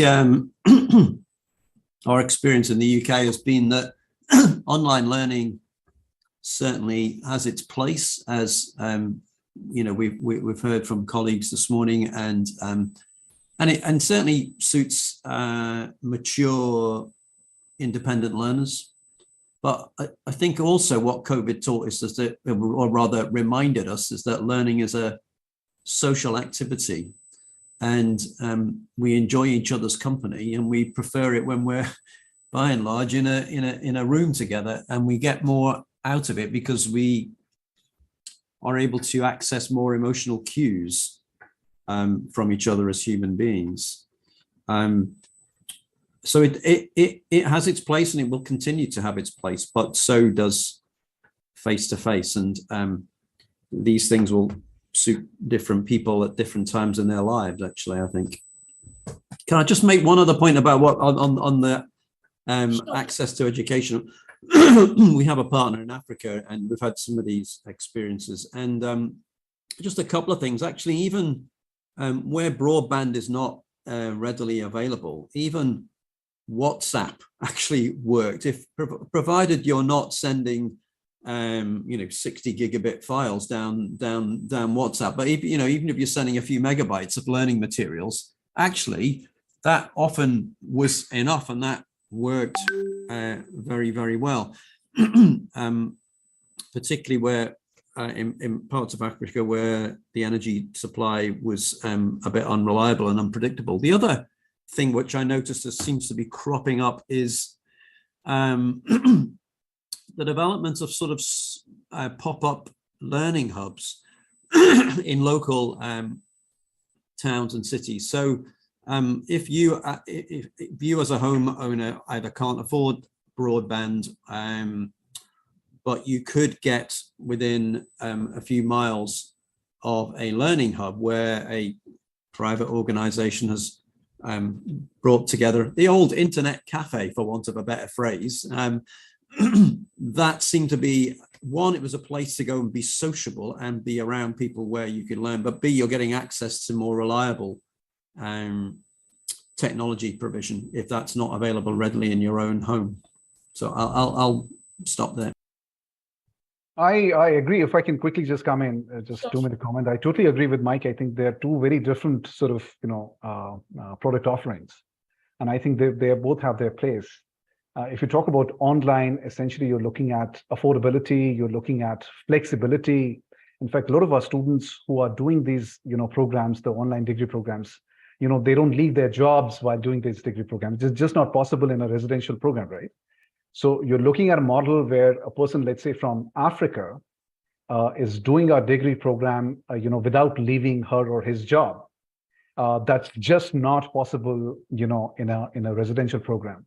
So it's asynchronous content offering a lot of flexibility, affordability, accessibility. So I think these are two very different things, and with their own advantages. Absolutely. Would Professor Kennedy, Professor Suparto, would you like to comment on this question? Yeah, I'll just jump in if that's okay. And I think it's a really good question, about online versus in person. And there's a whole lot in that, let alone, we've heard about individuals' preferences or needs to fit around their life, their, the finance, the ability to engage with education. But if we just think about the quality, I think it depends. So I think online delivery has its place, and probably makes us think a little bit more about how and what we deliver on campus. So one of the things I've been thinking about quite a lot with our faculty is around lectures. The very traditional lecture can be delivered just about as well online. But online maybe isn't quite as good for the more practical, discursive, discussion-based teamwork, that kind of, more seminar, tutorial, practical type sessions. So it's maybe thinking about how we can blend that, and the very didactic stuff could be done online, and then that can then feed the discussion that we then do on campus, the question answers and so on. So I think there is a place for online. It's not the same experience as on campus, but for some, online is the better option because it fits around their lives. So that, I think that's my insight. Thank you so much. Professor Suparto, your comment. Well, my comment is to the question itself. Can online activity replicate the on-site one? Well, from your questions, Deepika, it looks that you take on-site activity is better than the online one. You already have that conclusion or assumption, whatever it is. Well, in my opinion, it makes sense. It makes sense that on-site activity for teaching learning activity nowadays is better than the online one. Why? It's simply a matter of time. We have been accustomed to doing on-site, face-to-face, hundreds of years, or 10 years, for example. While we have the experience of online activity, it just maybe 3 years, maybe. You cannot compare doing 3 years activity comparing to 40 years activity, for example. Logically, we must be well trained within 30 years activity rather than 3 years activity. Therefore, it really makes sense that online activity for the time being, I mentioned for the time being, is better than, cannot replicate dominantly about on-site activities. I agree with Mike that in on-site activity, we have more emotional attachment between the teacher and the students, for example. Yes, in fact, yes. We cannot, it's difficult to replicate the degree of emotional attachment here doing on-site and then the online one. But later again, it is a matter of time in my assumption, because we just had the full, let's say, full quotation mark, only 3 years of doing online. And then compared to 30 years of doing on-site, It's not comparable, but within 10 years, maybe, or maybe 20 years, at least 10 years, online activity will be dominate our teaching learning activities. Although again, we cannot replicate. There are some activities that must be done on site, face to face. Yes, I agree. But for teaching learning activity, as long as we are not stuck on lower order of thinking for the students, then online activity can give more actually. Why some teachers, some lecturers think that technology disturb education because they are stuck on the lower order of thinking. As you might also be aware that as a teacher, we tend to teach as what we were taught. We were taught in 90s, we were taught in 2000, for example, then there's a tendency that a teacher will teach like what they were taught. Therefore, it is important for us as a teacher to have, as I mentioned here, to have, let's say, open mind, to leave our comfort zone. As me, for example, as digital immigrant, I have to leave my digital immigrant world to be in a digital native students like what we have now. So in conclusion, it is not comparable. It is not fair to compare between online activity, which is only 3 years, with on-site activity, which has been 30 years. Thank you. Thank you so much, Professor Suparto. I'm afraid we don't have time for more questions, though there were some questions. And I think one of the questions was actually to do with the conclusion, which is that what kind of capacity building measures are the university leaders taking in terms of just pedagogical capacity, because of the the nuances are so different in online teaching as vis-a-vis offline teaching. But thank you so much for this very engaging conversation. It was a pleasure to be having this conversation with you. Have a good day, and thank you. Thank you. Thank you, Mike. Thank you, Wang. Thank you. Bye-bye. David. Thank you. Thank you, Tipika. Thank you all. Thank you, everyone. Goodbye. It's an honor to be here. Thank you. Nice to meet you all.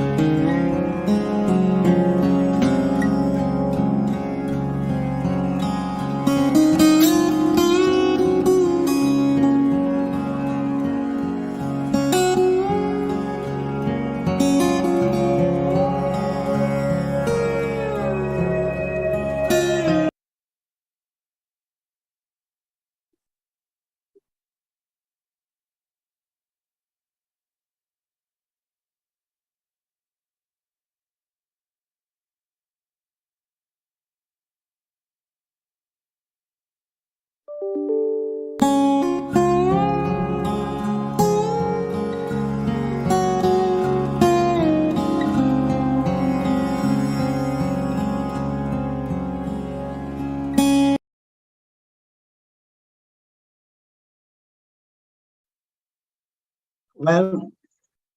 welcome everyone to another session in the World University Summit on Universities of the Future, Building Institutional Resilience, Social Responsibility, and Community Impact in the G20 countries. This particular session with an excellent panel is on the theme Rising to the Challenge, Transformative Leadership in Times of Uncertainty. So I'm R. Sudarshan. I'm the Dean of the Jindal School of Government and Public Policy at the OP Jindal Global University, and it's my great pleasure to moderate this panel and the discussion. And we've got with us the panelists, Professor John Dewar from La Trobe University, Dr. Louis Mestre from Bahia, California, Mexico. We've got Professor Judith Rankin from Newcastle University in the United Kingdom, and Dr. Lulu Setyawati from the Matana University in Indonesia. So good morning, good afternoon, salamat sore, Ibu Lulu, and good evening, depending on the time zones we are all in. So just to introduce the scene, we've all been familiar with the term that we are living in a VUCA world. I mean, that's been in currency for some time, the acronym referring to volatile, uncertain, complex, and ambiguous. But as with many things, this has been taken up replaced by a new acronym, and the new acronym is BANI, Bani. Now, Bani means language in Sanskrit. It means a style of music in some languages, a tradition of music. But in this context, this term is meant to say that the world we are now living in is characterized as brittle, anxious, non-linear, and incomprehensible. So VUCA has been displaced by Bani, and so a lot of business schools, of course, get onto this. What should corporate leadership do in these circumstances, and so on? And our aim here is to figure out what are universities to do in a situation where, the brittleness, that is a minor, or what seems to be a minor accident, chaos, disruption, could have much more lasting consequences than we might have expected. And there's undoubtedly that sort of a thing requires some kind of resilience. When things break down, you don't want the entire system to collapse. You're able to quickly fix the damage when it's brittle. Then we've got anxiety, which is undoubtedly the case. The pandemic, COVID-19 has vastly increased that.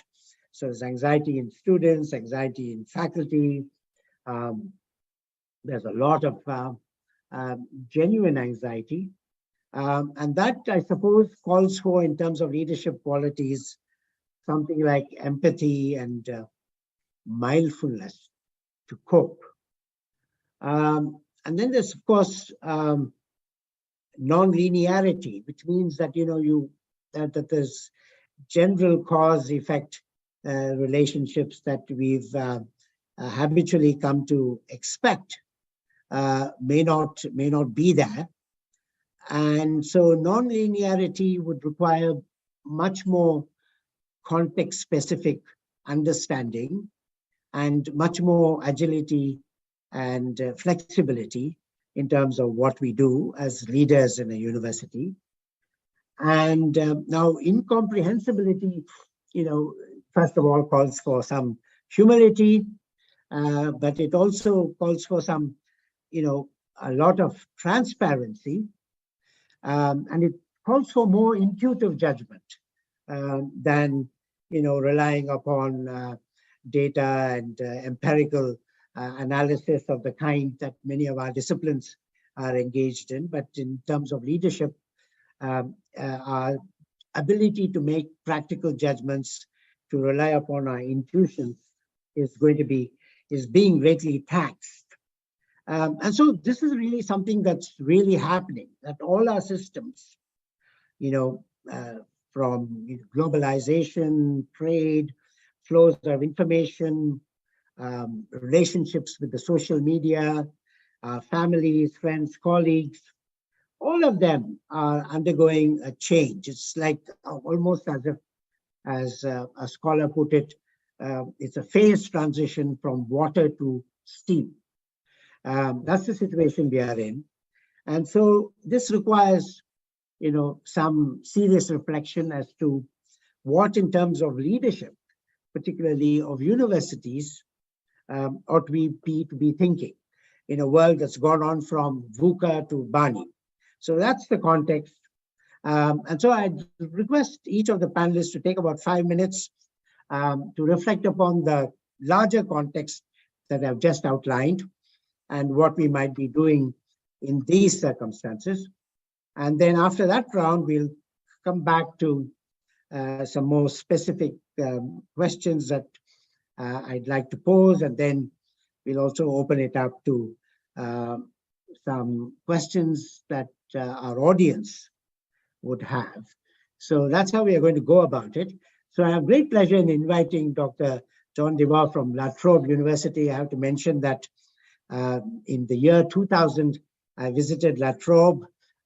Oliver Mendelsohn was a professor at that time in law who studied a lot on India.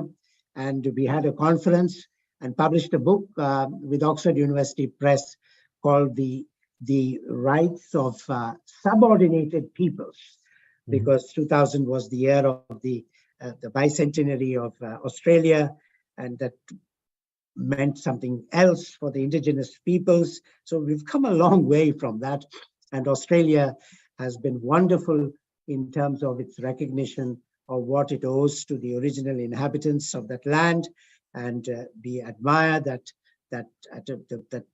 politically the country has taken that stance, and there's always a reference to the original inhabitants.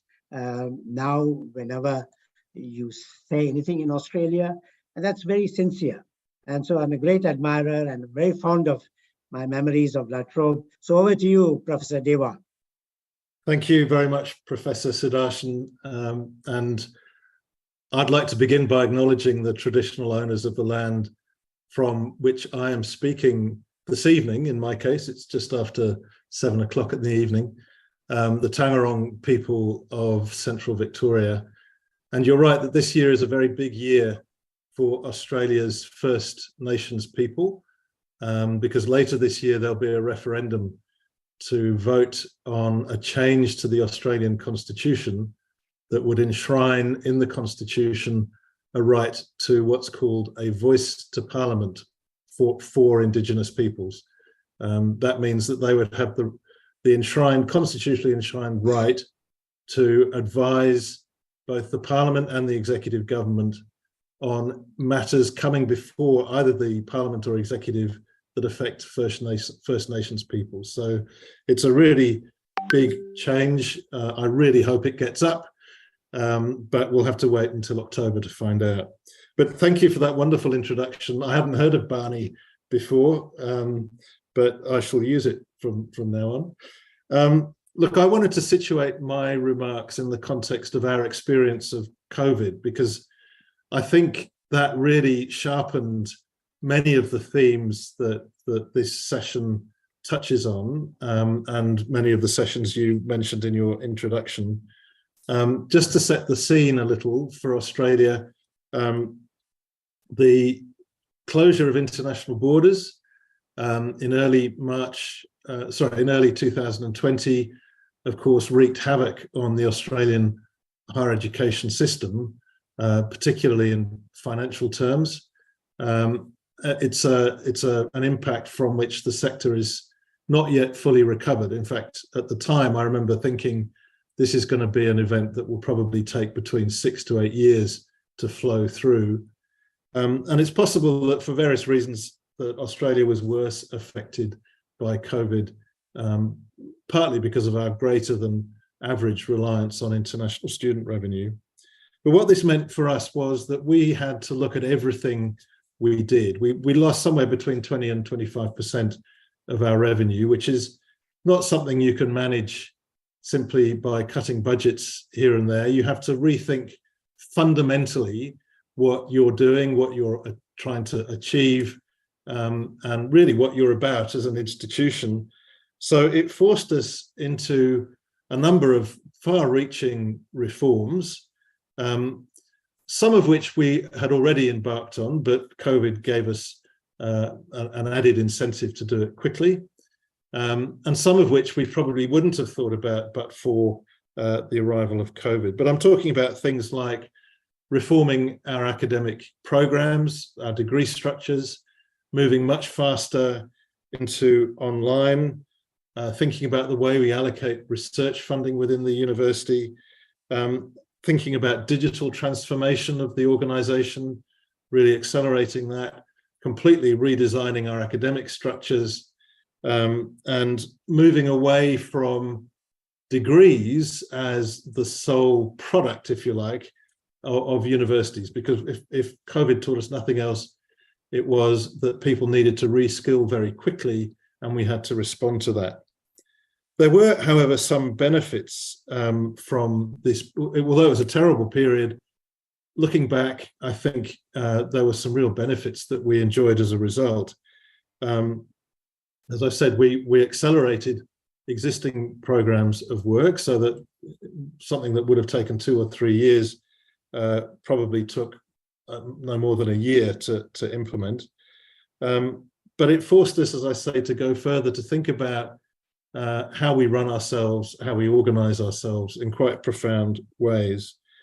And I'm pleased to say that all of that hard work has paid off, in that La Trobe University is now emerging very strongly from the pandemic, perhaps in ways that other institutions may not. But where we've ended up, I believe, is an endpoint to which I've been pushing my university for some time. I called it University 4.0 some time ago, and I think COVID exemplified why we had to move in this direction. And there are 4 ingredients of that. Firstly, students have to be able to experience a seamless handoff between different modes of learning. We've now moved much faster and further in that direction than we ever thought we would.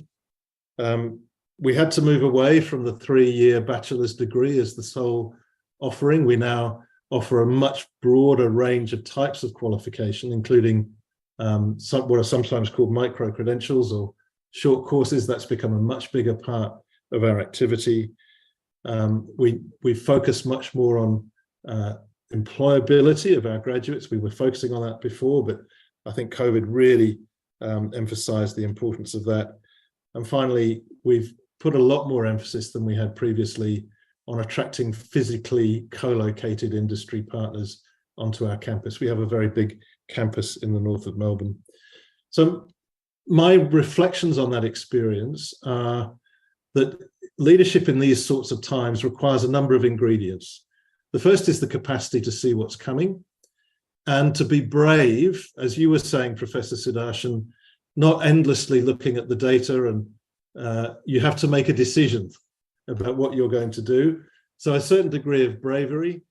I think you have to be authentic and transparent with the people in your organization, which I hope we were. You have to offer your staff hope. You have to offer them a vision of what's coming or what we're pushing towards. You have to care for them. So you mentioned the importance of what was the word you used? I think it was it was a word to do with being caring and attentive to the needs of staff. I think. Sorry. Empathetic. That's the one. Thank you. That's the one. And finally, the importance of communication. I mean, we talk about this all the time, but never before, I think, has that been more important than during a period of transition. But I think all of those lessons are ones that apply post-COVID as well as pre-COVID for reasons that I'm sure we'll get into. So I'll stop there. So thank you very much, Vice Chancellor. A great pleasure in inviting President Mestre of the Autonomous University in Baja California, Mexico, for his reflections following yours. Thank you, Professor Sudarshan. Thank you to Jindal Global University for the opportunity of sharing some thoughts with the audience. It is a privilege to also share this virtual space with colleagues from other universities from around the globe.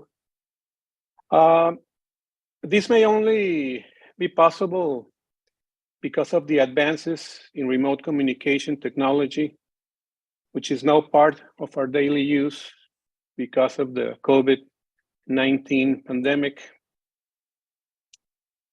The ability to interact in real time with global partners worldwide is perhaps one of the few bright spots that came along with this tragedy. Well before the pandemic, due to a series of earthquakes that raised the alert in the northwestern part of Mexico, the Universidad Autónoma de Baja California, our university, had already been working on using information and communication technologies that would facilitate remote work in the event of that being necessary. But the pandemic reached Latin America and the Caribbean, where, according to information from the United Nations Economic Commission for Latin America, 2/3 of the countries did not reach the download speeds requirements necessary to develop digital solutions, and where 46% of children between the ages of 5 and 12 years old could not participate in online education activities. In addition, about 33% of urban households were not connected, and that was a huge problem for us. Even though furthermore, we have more than 77% of rural households that are not connected to the internet in Latin America. This technological gap made evident in a region of the planet and within our countries. By 2019, before the pandemic, Mexico had the most expensive internet rate in Latin America. That also posed a huge challenge for us. However, in the northern part of Mexico, where the Universidad Autónoma of Baja California is located, on the border with the United States of America, their internet continues to be more accessible than in the south part of Mexico. However, in our university, the COVID-19 pandemic caused us to speed up actions in order to offer online courses to more than 66,000 students, while offering access to computers for those who did not have one at home. One of the consequences of the pandemic crisis was the need to rethink the dimensions of higher education, such as student mobility, academic exchange, and collaboration in research projects with other groups abroad. Thus, one of the lessons learned has been giving more value and priority to diversifying undergraduate and postgraduate learning modalities. Also, we have seen how faculty willingness to participate in entry-level and advanced training programs for improving the use of information and communication technology.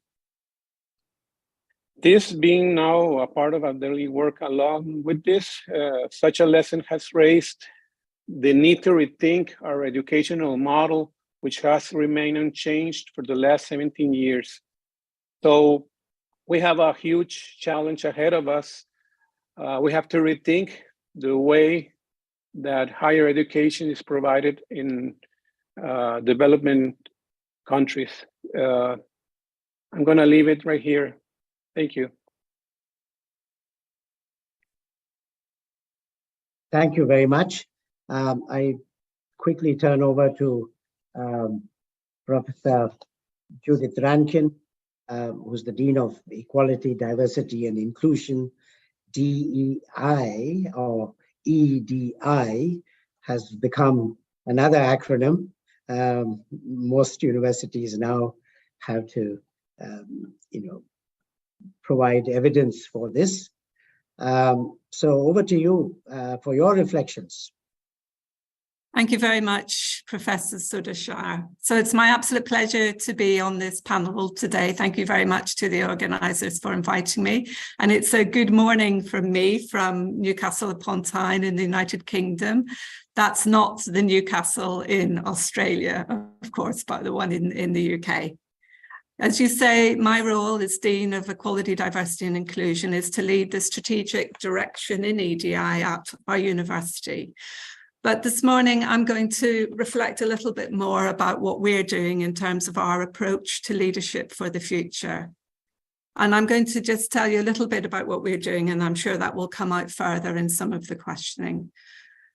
But I thought I'd start by reflecting, as others have done, on these times of uncertainty that we're currently living in, whether that's as a result of the COVID-19 pandemic and the recovery stage that we're now in, whether it's the cost of living crisis, which is a very dominant theme here in the UK, the competitive talent landscape that we're in, or the shift to a sustainable way of hybrid working whilst managing colleague well-being, and numerous other challenges.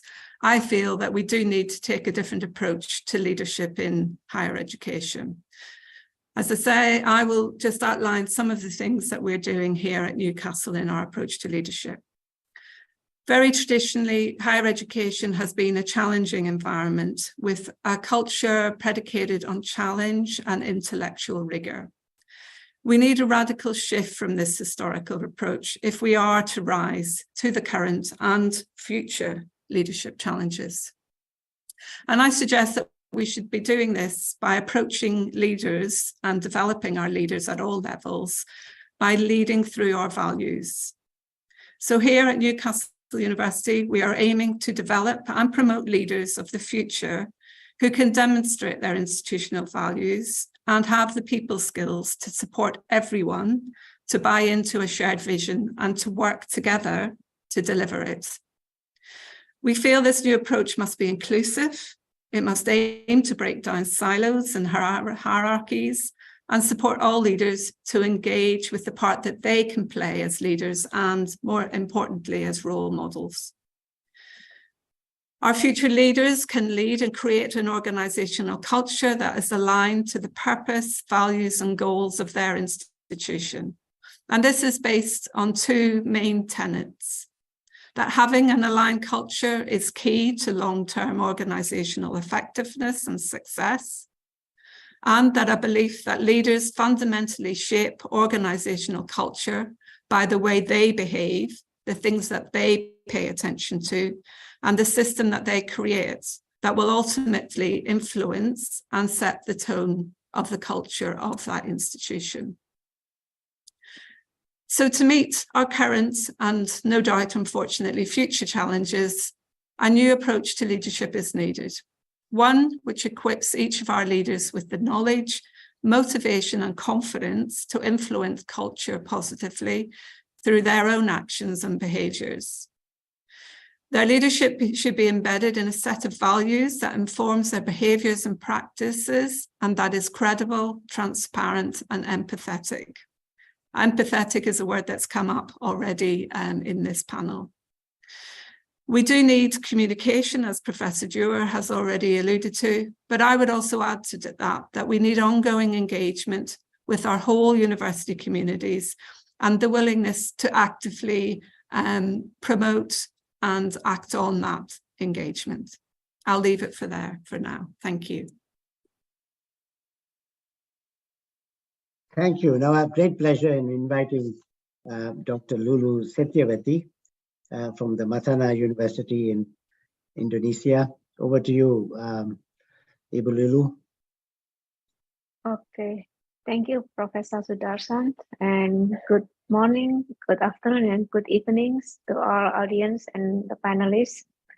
I will have my reflections. As we also know and agree, right, the extreme uncertainty that we are facing in the last 3 years is about the pandemic COVID-19. And it's also affect our country, as you know that Indonesia has many thousands of islands. When the pandemic hit us, it's really big, bringing a big impact, especially in our educations, because students no longer able to go to schools to do the offline, and we have to go online. As you also know that the infrastructures is become a big problem for us in terms of the telecommunications. So many students really cannot go to schools at a time. And as a country, we also get hit in economically, and also we have a high unemployment rate. And thanks God that they are trying to recover lately. But when we are talking about the uncertainty, I believe that all of us knows that it's not only about the pandemic. Perhaps in the future, we might face the uncertainty also. So my reflection is that we need to find a certain leadership styles that we can help us to face the uncertainty. During the uncertainty, it is very important for leaders to have ability to generate new ideas and have critical thinking. In the process for transformative and collective action during uncertainty times, leadership needs to build trust among followers and employees. Leaders need to take appropriate actions by doing preparation and planning, seek information, adapt and carry out a coordinated response. As a university leaders, we need to take responsibility and accountability, offer hope, create a credible vision, develop guidance, and remain closely connected to people on which their decisions are impacting. And as we also know that uncertainty and crisis can change the way people respond to their leaders. Followers look up to the leaders to provide a clear vision and directions for the futures and pay close attention to how the leaders react to the uncertainty. For the theme for the discussion panel today about rising to the challenge transformative leadership in times, we know that when we talk about the transformative leadership, it's a change-focused perspective of leadership that reflects a leader's commitment to achieve the goals of an organization while trying to meet the needs of the individuals who make up the organizations. And transformational leaders are adaptable, and agility is the key. And I believe that agility, adaptability is the key factors that makes us as leaders to be successful in our leadership. There are a few critical characteristics a transformative leader should have, especially during the uncertain time, such as having a clear sense of purpose, being value-driven, acting as an obvious role model, having high expectations, persistent, and the leader has to be lifelong learners also and able to identify themselves as change agents. And I leave it up to now. Thank you very much. And thank you all for complying with the time specification of the organizers. That actually leaves us some time to discuss some specific issues that I'd like to bring up. One thing, though, is that universities have been remarkably robust. I mean, we are a very young university, but universities in Europe. The top 20 universities in Europe, somebody calculated, have been around for have an average age of 345 years. Now, Bologna, Oxford, Cambridge would have more than 800 and so on. But universities have been around, they've met challenges, they've overcome challenges, they've proved themselves to be relevant to the countries they are in. So that might give us some confidence, but we've also confronted with this, Barney business now. And one feature that's occurring in many universities is that there seems to be some kind of convergence. I want you to say whether you agree or not in the leadership requirements of universities and corporations, right? Similar skills are needed to run large, complex organizations. And so universities also are concerned with operational efficiencies and so on, but there are significant differences between corporations and universities. University leaders don't have to worry about stock prices and satisfying shareholders, but they have to manage a much wider range of shareholders or stakeholders of a kind. There's self-determined research agendas, short-term, long-term, and they're charged with protecting academic freedoms that may produce results that are uncomfortable to powerful interests. So in the context of diversity and inclusion, there seems to be a tension between academic freedom and these accommodating the cultural sensitivities of different groups. We have this cancel culture, woke, whatever. So this is the context. So I wanted you to reflect a little bit about, and then some people go on about, how administrators or the university administration has, grown and is, making faculty less important, and the salaries that are paid to the administrative staff of universities around the world are increasing, faculty salaries or faculty tenure security is going down. So I wanted to invite you, in terms of leadership, to think about or reflect upon this. Do universities need more of this corporate leadership? Because all this VUCA, Barney business has really been generated in terms of how corporations deal with the changing world. So in that context, I wanted you to reflect upon whether universities should be like corporations. So let's go in the reverse order, and I'll ask Ibu Lulu to tell us if she thinks universities should be like corporations. Okay, thank you, Professor Sudarshan. This is my belief, right? The universities can be running like a corporations. I mean, in terms of keeping try to balance between the financial sustainability and then academic atmospheres. Because as we also know, right, that we have to think about the well-being of our faculty and our staffs. And at the same time, we have to make sure that it will not affect the academic atmospheres within the university itself. So I found out in my experience as running in my universities, because I'm handling the operations, right? Sometimes there's a arguments between the academics and on behalf of the stakeholders, because we want to make sure that there's a sustainability for the universities.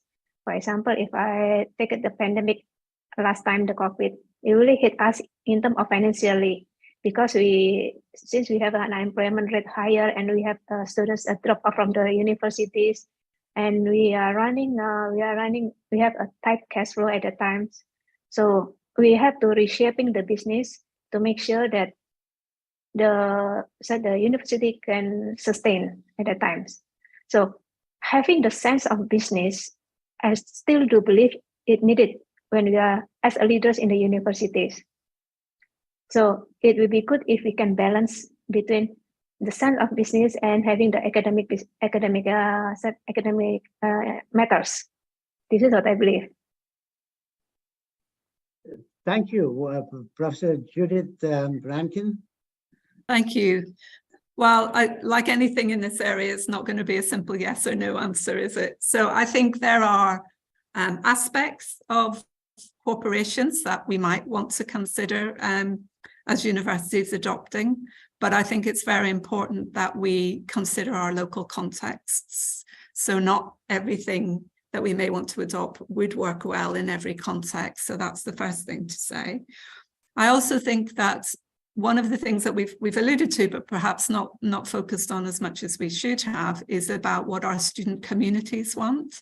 And we really need to be engaging with our student and our student bodies to understand how they see their university and how that they would like it to develop within all of these external pressures as well. So sitting on the fence a bit there, but I think there may be aspects that we can learn and draw from corporations, but I do think we've got local contexts and particular views and experiences that we need to continue to consider in the way we develop as universities and with the way we develop as leadership teams.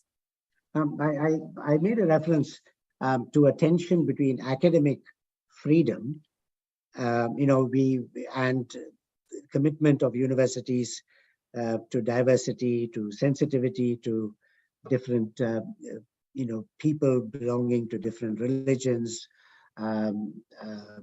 different self-identification as male, female, or something else. And then there are, in many university campuses, I've seen protests against somebody who's not liked by some group. They shouldn't be allowed to speak. University of Berkeley had a big problem, and then the concerns about how much money you spend on security to a speaker who is unpopular and disliked by one group but favored by another group. So any reflections on that while we are about it? Is that directed at me? Sorry, or to Yes. the panel? Yes. To me, sorry. Well, I think there are these various pressures and challenges on us around academic freedom. We have as our core values within our strategy three core values: equality, diversity, inclusion, social and environmental justice, and academic freedom. And those three values we uphold in everything that we do. I think for me, this goes back to something really quite basic. It's about how we respect one another and how we treat one another, and that we should treat everybody with dignity. And I think if we go back to our basic values and our core principles around dignity and respect, I think this can help us in some challenging situations, as you've described there. Thank you. President Mestre? I kind of agree with Professor Rankin about we can take some features, some characteristics of corporate companies and transport them to universities. It is kind of funny that our university, being a public university, has about 21% of our budget is composed of self-generated resources, because we are pressed of providing universal access to education to most of the population that applies for admission at our university. So as a public institution, we actually need to learn some things from corporations to integrate into our financial model so we can achieve financial sustainability in order to provide about 25,000 spaces annually to new students. That's one of our main challenges every year.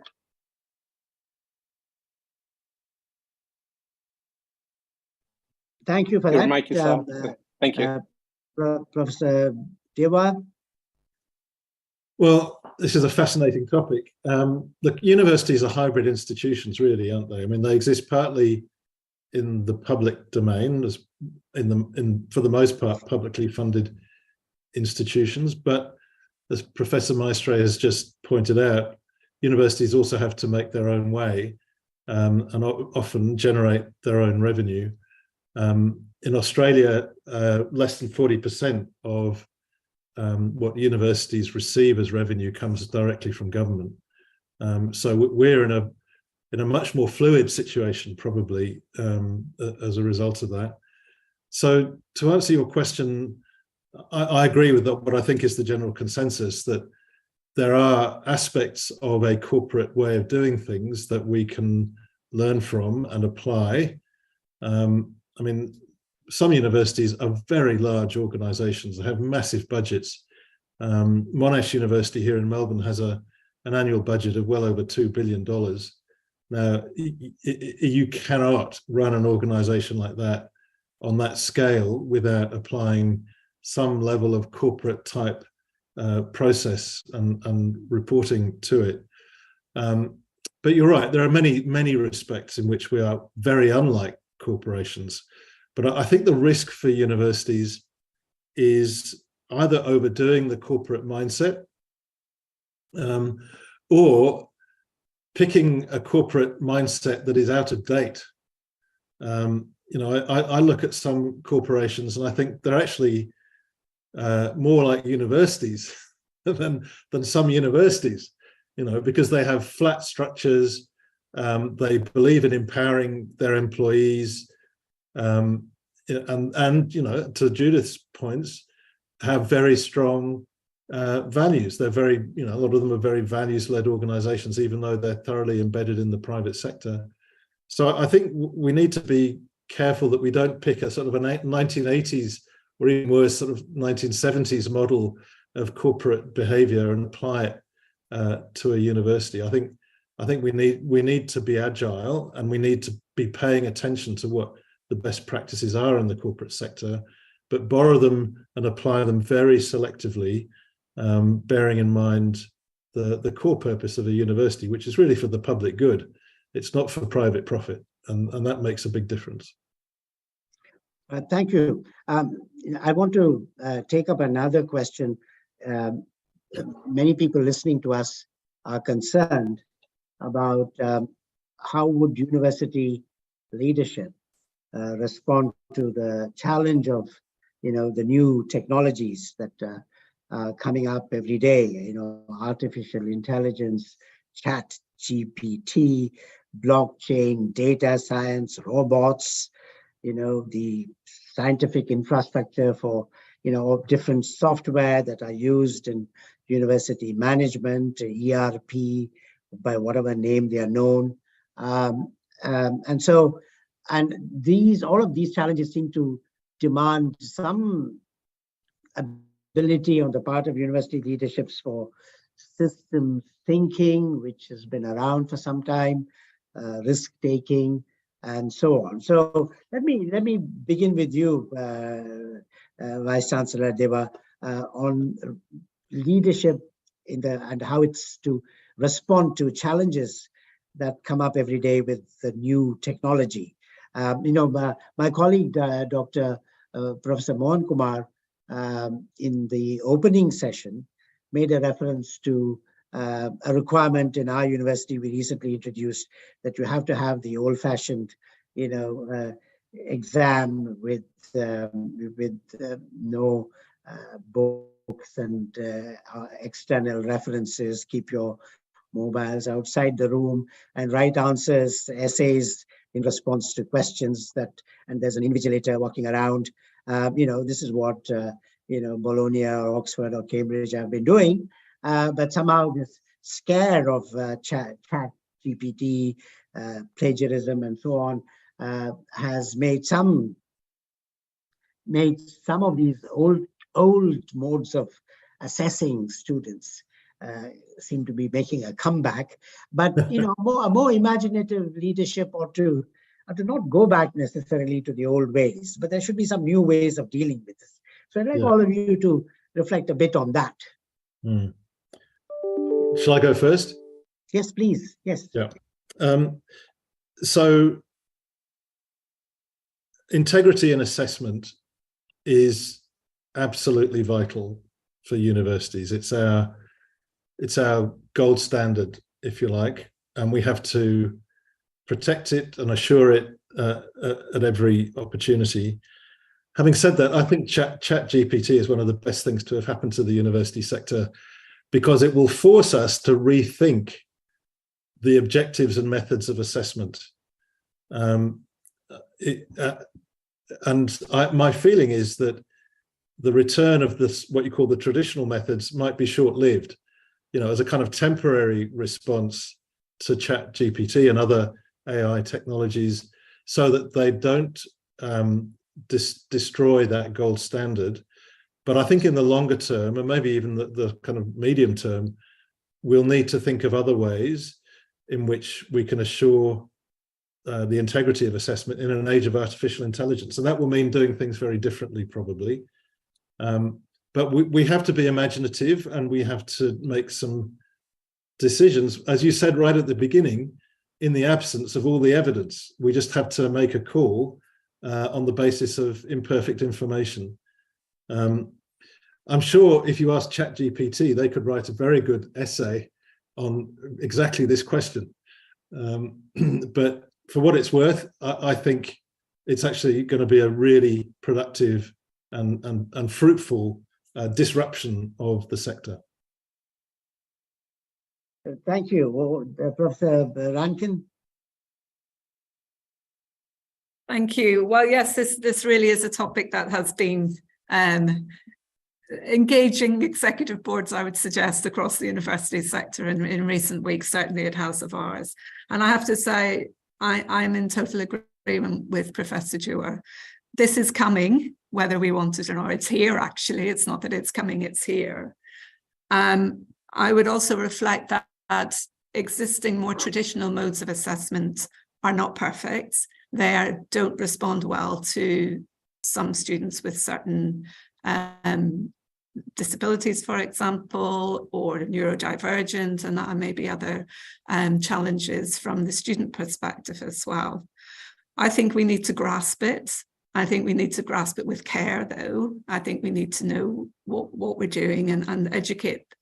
I'd go back to a point that was made earlier about leaders need to be lifelong learners. I think this is an opportunity for us to learn as technology is progressing and will continue to progress. So I think we should grasp it, but also maintain our integrity in that assessment. So we need to balance how we can work with technology, work with advances in AI, but also maintain that integrity that we must uphold as universities. Oh, thank you. President Maestre, your thoughts? Yes. Well, we need to be very creative. As universities, we are now in an inflection point regarding these new technologies on which we have to learn how to take the best advantage of them, but without losing the humanistic approach in our universities. We talked about empathy. We are currently facing a mental health crisis in a large number of students, mostly because of the pandemic and because of the recent world events. So right now we are at risk of losing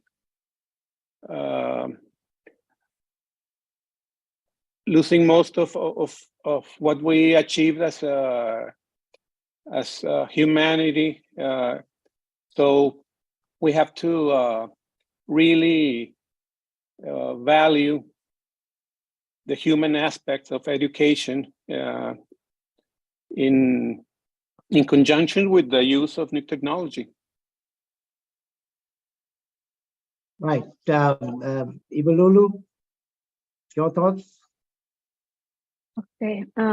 Disruptive, innovative technology is something that we shouldn't reject it, but we should embrace it as a universities. So what we are looking at now is that we use technology to support the learning process at our university as the supplement of our educations. As we also know that artificial intelligence and the use of the ChatGPT that now is quite famous right now is actually it's helping the lecturers to lighten the workloads of the lecturers.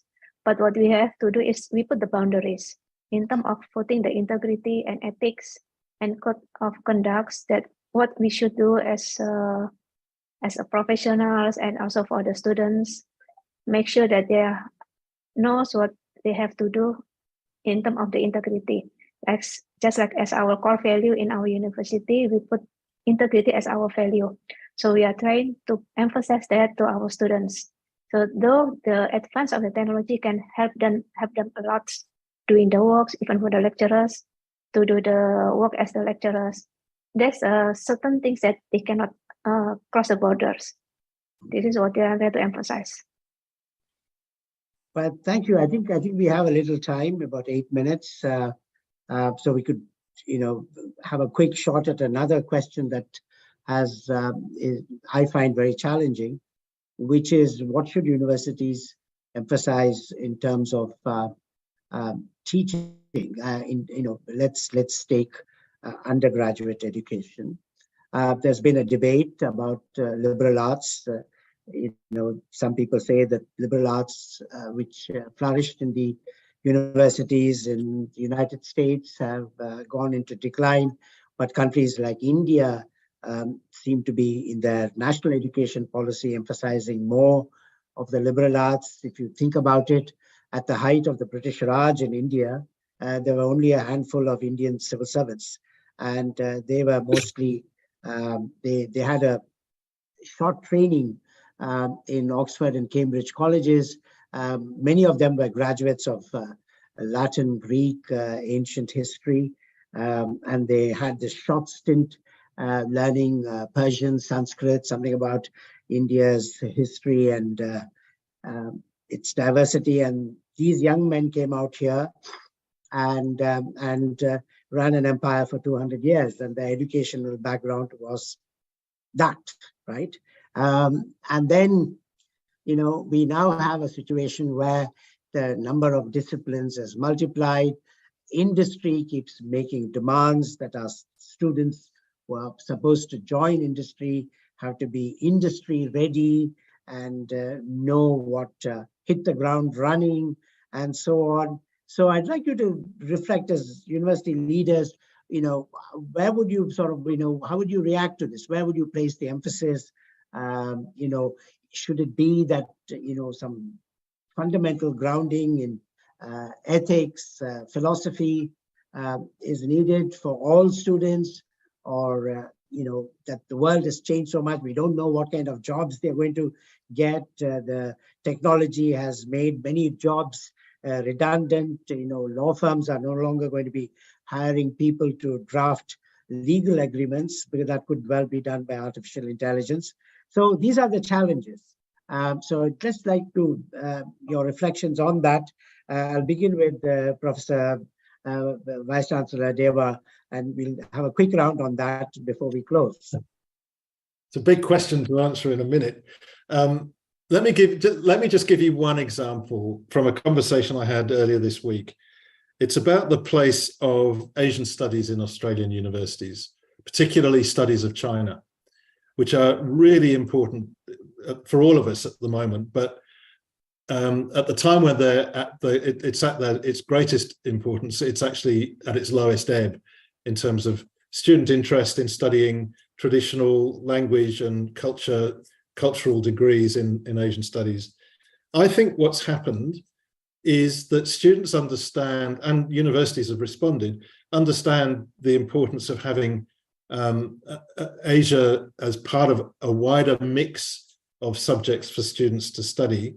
And that's led to the demise of the degree or qualification that focuses solely on language or culture from one particular part of the region. I actually think there's a really important place for the humanities, comparative studies, philosophy, and so on in the overall formation of a university student. And I actually think that's the way in which a lot of the way universities design courses these days and the way they define graduate outcomes is actually embracing that. So I don't think there is a decline. I think it's just a change in the way in which these subjects are studied as part of a curriculum. Well, thank you. That's quite insightful. Professor Maestri? Well, I think that universities have to focus on values, on teaching ethics, and the humanistic approach to science and research. So, on an earlier question, you talked about ChatGPT and other AI tools. So we need to emphasize on the ethical use of these technologies and how can they be used to improve the quality of life globally. Right. Thank you. Professor Rankin. Thank you. Yes, very difficult to answer a question like that briefly, but I will say a few words. One is I will go back to the definition of universities or universitas, which is as a whole. And I do think that we should be educating our students to have a whole rounded education when they're with us. So that includes ethics and philosophy, integrity, accountability, all of those things. So I feel that we should be continuing to not only support, but embrace and encourage the growth of our humanities and arts subjects. And as the previous speaker has said, they cross everything. They cross IT, they cross medicine. I think of the growth in medical humanities that there is at the moment. There is an awful lot to gain, to learn for everyone from these subjects. So I'm a massive supporter of embracing and growing them. Thank you. Ibu Lulu. Yes, I do agree also that the main job of the university is to really teach about values to the students and about the humanities and how they have to behave ethically, especially with the advance of the technologies. Because like also we know that we call it cyber ethics. This is what they are trying to teach our students, how to use technology and cyber things ethically in a proper way. So yeah, I do believe that humanities should go across all the subjects that we have been teaching to our students. Well, thank you very much. This has been a very, very interesting panel. I'm sure our audience found a number of insights, but I think they could all go away with being greatly optimistic that the leadership and going by this sample in this panel, university leadership is very well poised to cope with all these challenges that are being thrown at us. And I think all your observations on those dimensions, we could take up other challenges as well, but we don't have the time. I think we've covered good ground in terms of the basic challenges of moving into the Barney world of truthfulness, anxiety, what was it, non-linearity, and incomprehensibility, as is put.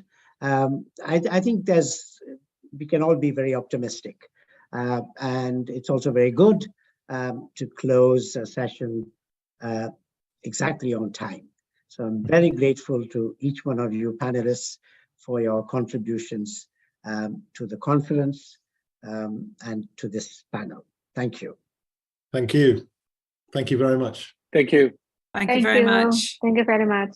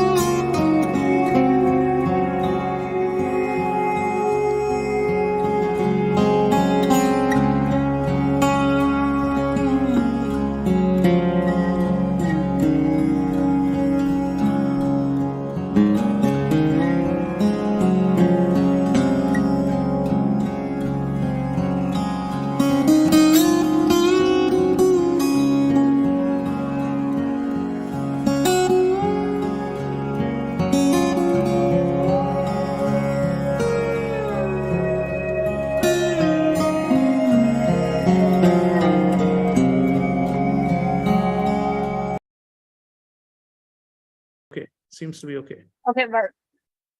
Great. Okay, Amar, are we ready? We are live now, says IT. So greetings, everyone. Welcome back to this next session of the World University Summit focused on G20 countries and higher education. This is being organized by OP Jindal Global University.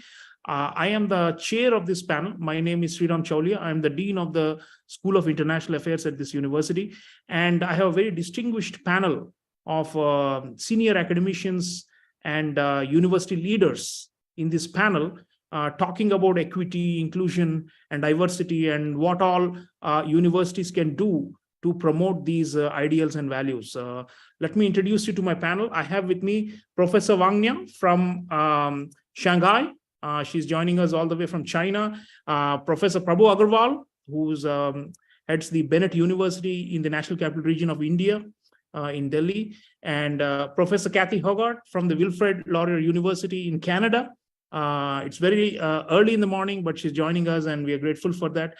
And also Professor Gerald Netto, my colleague at OP Jindal Global University. So welcome to all four of you. And I would like to begin with Professor Kathy Hogarth on this issue of diversity and inclusion. Professor Hogarth, this morning, when the conference was inaugurated, India's Minister of State for External Affairs gave the inaugural address, and he said that the summit, I quote, needs to reimagine the universities of the future in a way that they strengthen their commitment toward social responsibility and community impact. So social responsibility and community impact, that pretty much dovetails with the theme of our panel today. And the Minister of State for External Affairs of India also mentioned in the inaugural that India is committed to the SDG, as you know, the Sustainable Development Goal number 4, which is inclusive and equitable quality education. And he also spoke about the new education policy of India and how there's an effort to bring in hitherto marginalized and sidelined people, especially young people who are the main stakeholders of higher education systems, into the mainstream. So I'd request you, Professor Hogarth, being in Canada, to talk about your context, what are the main issues of exclusion, and how you, and you're an expert actually on racism and racial equality and these kind of issues. So I'd request you to please start the proceedings with a few thoughts on what the situation is in Canada and what has been done so far, and why we talk about this, but always there is a gap between the aspiration and the reality, and why what is missing, and why are we not able to fully accomplish our commitment to the Sustainable Development Goal number 4. Over to you, Professor Hogarth. Thank you. And you want me to do this briefly, yeah? Yes, please. We'll come back to you another time too.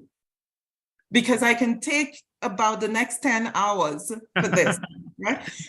See, one of the realities for us, whether it is Canada or anywhere else around the globe, inequity has been it's part of our system. It's been embedded in our system historically.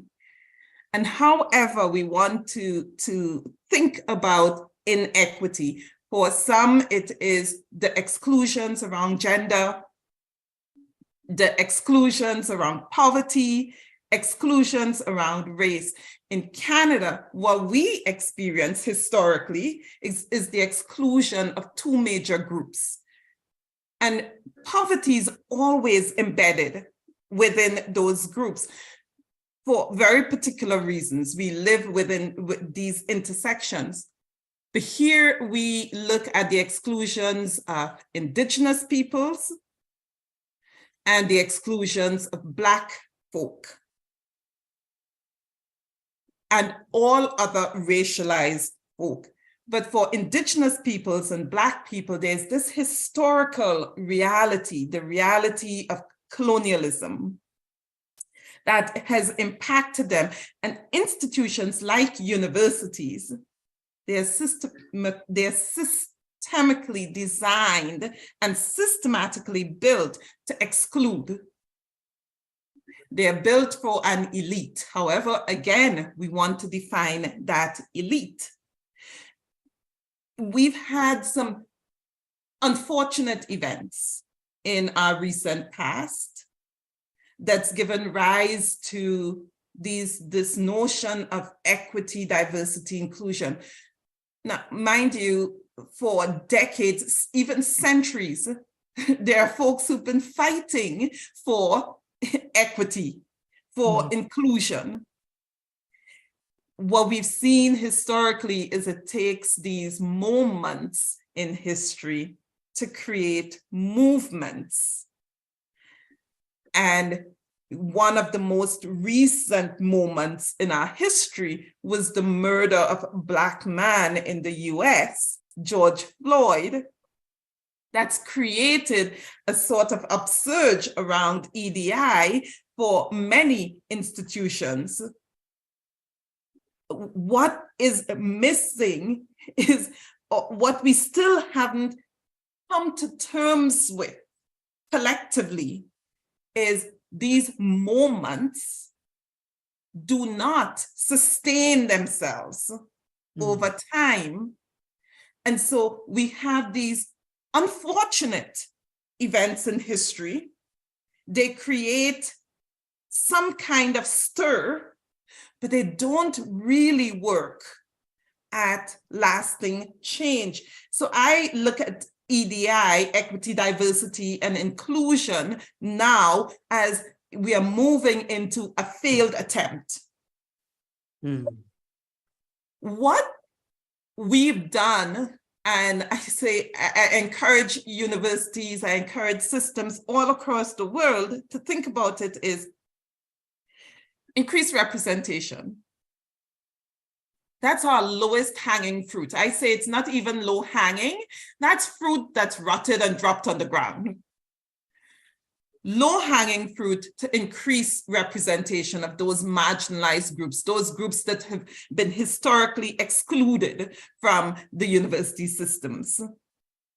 And then we understand, once we've increased our representation of those groups, we understand that systems of inequities are tied to each other. So when you have an underrepresented group, those individuals and groups, they are likely underrepresented in every other system.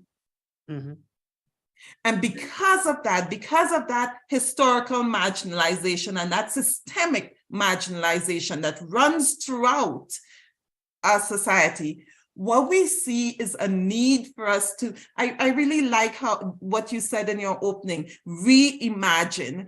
As institutions, we need to reimagine. We will not get different results doing more of what we've always done.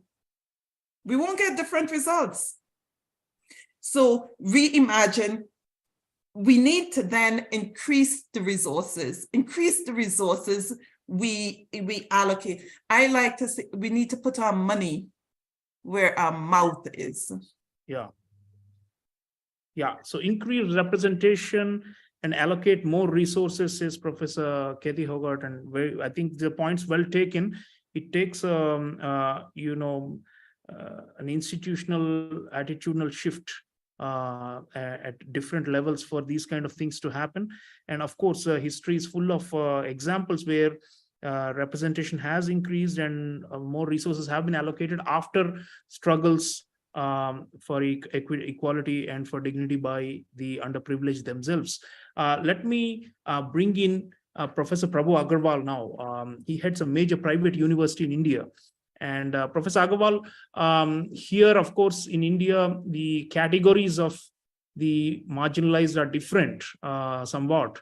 But of course, there are many social and economic categories which have been left out over the years and decades since independence and even before in colonial times. So we are in the third decade of the 21st century.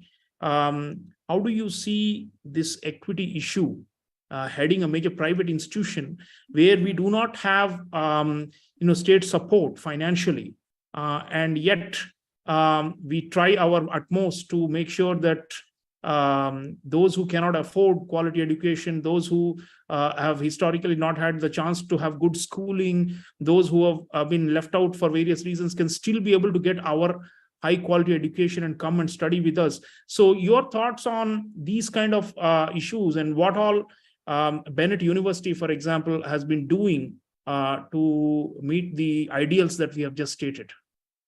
Thank you, Sriram, for the introduction. Thank you for my panelists to join me. So as a head of a higher education institution, the fundamental belief I hold personally is that we have to promote diversity and inclusion in higher education to essentially creating a more equitable society. Okay, so that's my fundamental belief. And universities can and will play a vital role in this effort by providing a supportive environment for students from diverse backgrounds. Now, this is not something that will just happen on its own. It requires a deliberate effort on the part of the universities, higher institutions to work on multiple fronts. Kathy started off by saying increased representation, which is absolutely correct, right? I mean, it starts there. So for us, recruiting and admissions, we have to be very open to looking at ways to attract these marginalized people who don't have access to high quality private education in India, even with no state support, essentially. And it becomes a catch-22 problem. So there are ways for us to do this. This can be done by partnering with local schools, making very specific efforts in college fairs in diverse communities, and offering targeted scholarships and financial aid to students from these underrepresented backgrounds. Do we do this at Bennett? Yes, we do. Okay, we are constantly looking. I mean, have we reached the kind of scale that we want to reach? No. Have we eradicated the problem? Absolutely not. But we are conscious of this requirement. We have to provide all these students who are coming to our university, who are underrepresented, really academic support. So we have to invest in their achievements. We have to invest in their story here. We have to make sure that they're successful. We just can't bring them in. We have to make them successful from tutoring, mentorships, counseling services, you name it. I mean, I can list off a list of 100 things like Kathy can speak of this issue for hours. I'm not a historian. We need to train our faculty and staff. We should have a cultural competence training, right? Faculty and staff can receive training in cultural diversities, especially if you're got a lot of foreign students, or even students in a country like India, which is so diverse, from the Northeast, from the South, from the West. And we do have, India is a continent, less a country, in my opinion. So, these trainings are important if you're going to address some of the implicit biases and create a more inclusive environment. There has to be an effort to do something called diversity programming. Universities can host diversity programs that celebrate the cultures and experiences of all students. And I've seen some private schools do this very, very effectively. The concept of safe spaces is very important. We do that in a limited way right now for some of the transgender and LGBTQ communities by promoting safe spaces, creating clubs, and being open to their thought processes. Addressing more than that, there are systematic barriers that Kathy was already alluding to. Okay, universities have to work to address these systematic barriers that prevent underrepresented people, groups from succeeding in higher education. And I think I'm just listing off some of the things that we need to kind of think through. SDG 4, and India's got a gross enrollment ratio of less than 25%. The government has set a very, very ambitious target of 50% by 2030. It just doesn't look possible. And how do I get to that number? I mean, most of these people are underrepresented, marginalized people and socially disadvantaged groups, having very limited access to not only economic resources, but even access to technology. And the only way you're going to be reaching out to 700, 400, whatever, 40 million, 400 million young students in India is through technology. This is not going to be a campus education. So I think this is a daunting challenge. The government recognizes it. And I think I'll leave that to further thought by the group. I've just kind of listed some of the ideas that come to my mind. Thank you, Professor Agarwal. Indeed, he has mentioned a number of very practical, doable, actionable points which can be done and which Bennett University is doing and others too. And I also like his point about the need to sensitize and train staff members in our universities.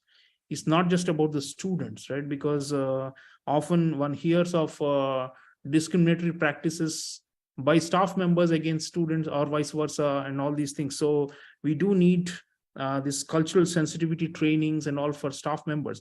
And perhaps even when going back to Professor Hogarth's original point, representation even at the level of employees, right? I mean, there also we need to show the diversity is not only at the time of admission of students, but the other side, which is the supply side of education. We need to show it's not just the demand side which needs to be diversified. Let me bring in Professor Wang Nia, who's in China, in Shanghai, and I request her to share her thoughts on the inclusion problem in your country and in your university, and how you have been dealing with this issue of EDI, equity, diversity, and inclusion. Okay, thank you. Thanks, Jindal Global University organized this great University World Summit. I'm very happy to be with you this afternoon and talking about this issue. It is one, I think it's one, popular issue along the development of our education career. Okay. In modern time, it's very, important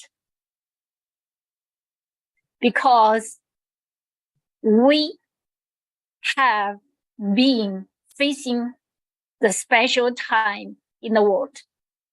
So in China, for me, in my opinion, and based on the objective situation in China, I would like to share some information with you about that.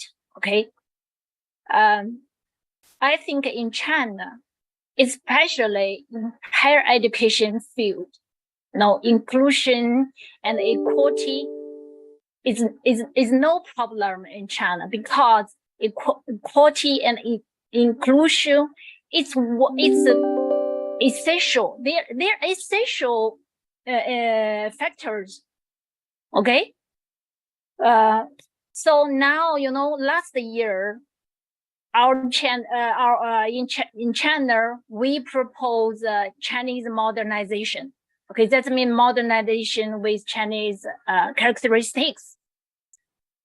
And education modernization is one essential part of this Chinese modernization. It's one, great new plan for China. So at first, I would like to share with you some information about that. Chinese modernization is socialist modernization pursued under the leadership of the Communist Party of China.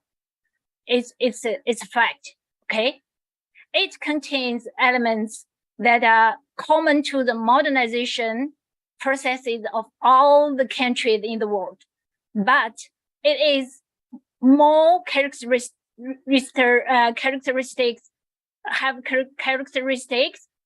by factors that are unique to the Chinese context. So the first is, it's a modernization of a huge population, China. China is working to achieve modernization for more than 1.4 billion people, a number larger than the combined population of all developed countries in the world today. So that's fact, okay? The second is the modernization of common prosperity for all the members of the society, okay? Achieving common prosperity is a defining factor of social life with Chinese characteristics and involved a long historical process. So it's one immutable goal of our modernization.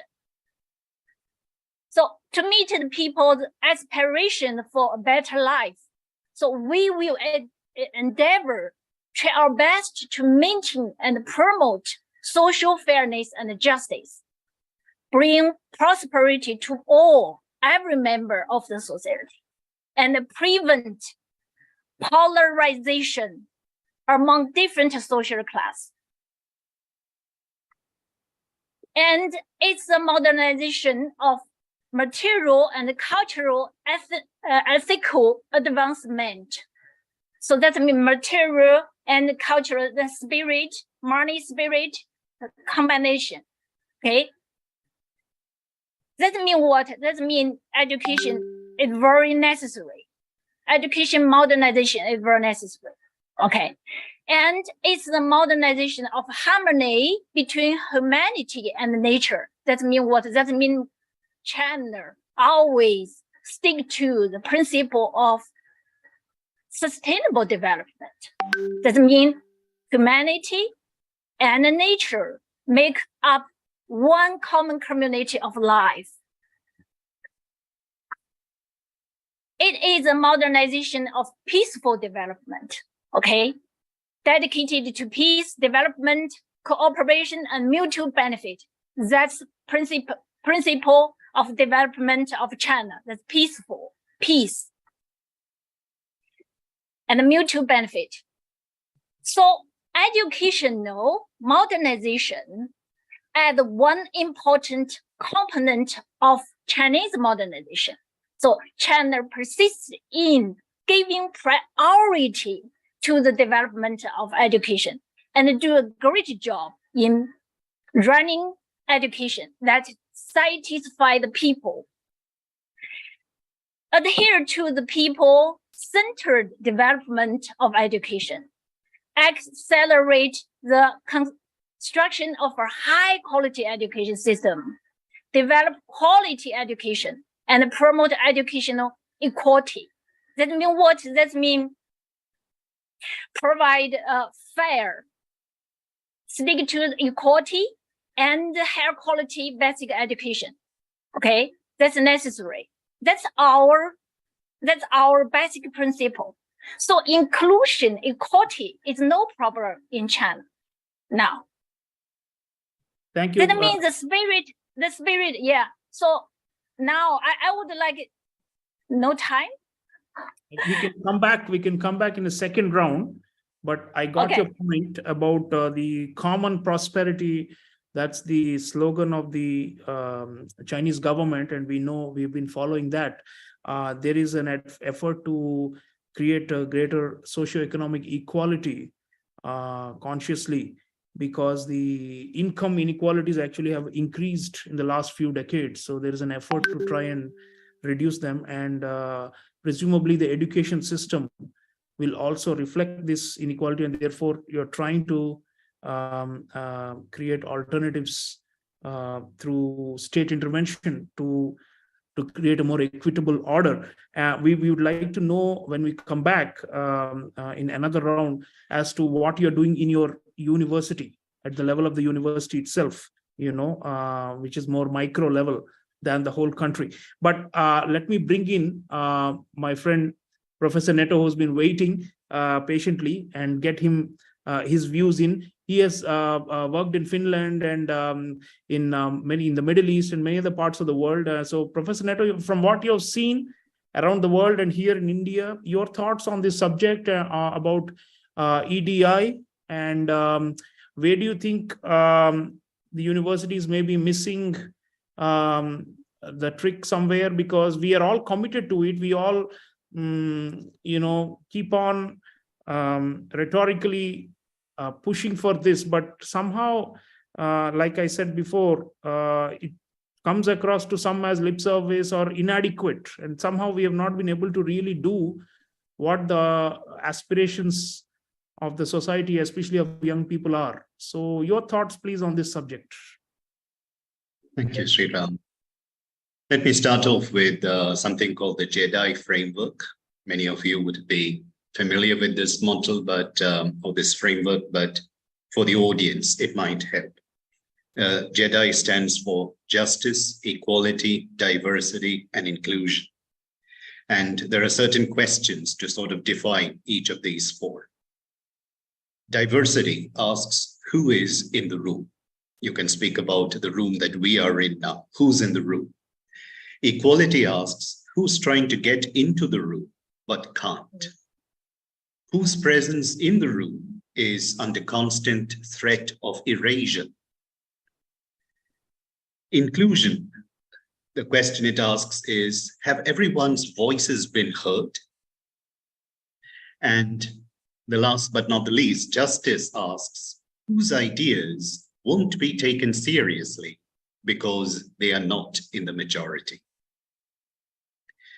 Okay, let me come to myself and my experience. Although right now I'm working in India, it's been just half a year since I came to Jindal Global University. Before that, for over a decade, I was in Finland. And so I'd like to speak about socialist Finland. We just heard about communist China. And socialist Finland, I think, is a very good example of what can be done with this, the principles in JEDI. It ranks #1 in the world in several ways. I am a Finnish citizen myself, and therefore very proud of the fact that Finland is has this great achievement in the field of education. And the basic belief in Finland is that education leads to social equity. It's through education that we can achieve social equity. What I find in Finland is a very egalitarian society. Of course, there are nuances, but overall, very egalitarian society, which I think the rest of the world can learn from Finland. It was an intentional experiment, and that has succeeded very much. It has made Finland a mecca for education experts all over the world. It's like a pilgrimage, people going there, including from the Delhi government here. There was an attempt to go to Finland, an educational trip. They have lots of things that we could learn from. For example, there is the focus on the learning environment, individualized guidance, preparing children for the real world, a more relaxed atmosphere, no focus, no competition. China, India are very competitive. Our students are very competitive, highly competitive. There is no competition in Finland that way. Instead, the focus is on cooperation. And there's also a lack of dichotomy between college education and trade school, vocational education. Here in India, for example, people might view a plumber or a carpenter's trade as inferior to what I'm doing as a professor. Whereas people there are paid almost equally in Finland, whatever be the trade, the work, and people are respected equally. Much more important than the salary, the respect is the same for the plumber, the carpenter, and for the professor. That's a very egalitarian society, and I think the whole world has something to learn from this little country, which is sort of located in the middle of nowhere. It's very near Russia, and now that leaves it in a precarious position. Okay, let's get back to the JEDI thing. Higher education, when I think of that, I think about welcoming campus communities. Do students feel welcome? on campus. And I had a look at CASE's university website. The very homepage, it says, "You belong here." Wilfrid Laurier University in Canada. It says, "You belong here." I thought, wow, wonderful. And the fact that it is true is attested by student testimonials there on the website. We are all about community. We care about the different stories and backgrounds that make us all unique. The focus is on the uniqueness of each individual. And that here in India, I find there is now a blurring out of the uniqueness. When I studied here, all my education up to my PhD, everything was in India. And I found that unity in diversity was a very important principle at that time. But unfortunately, when I come back, I'm an example of this so-called reverse brain drain. One of my students asked me, "Most Indians go abroad. Why do you choose to come back? Why did you choose to come back?" Perhaps I have something from Finland to give to India.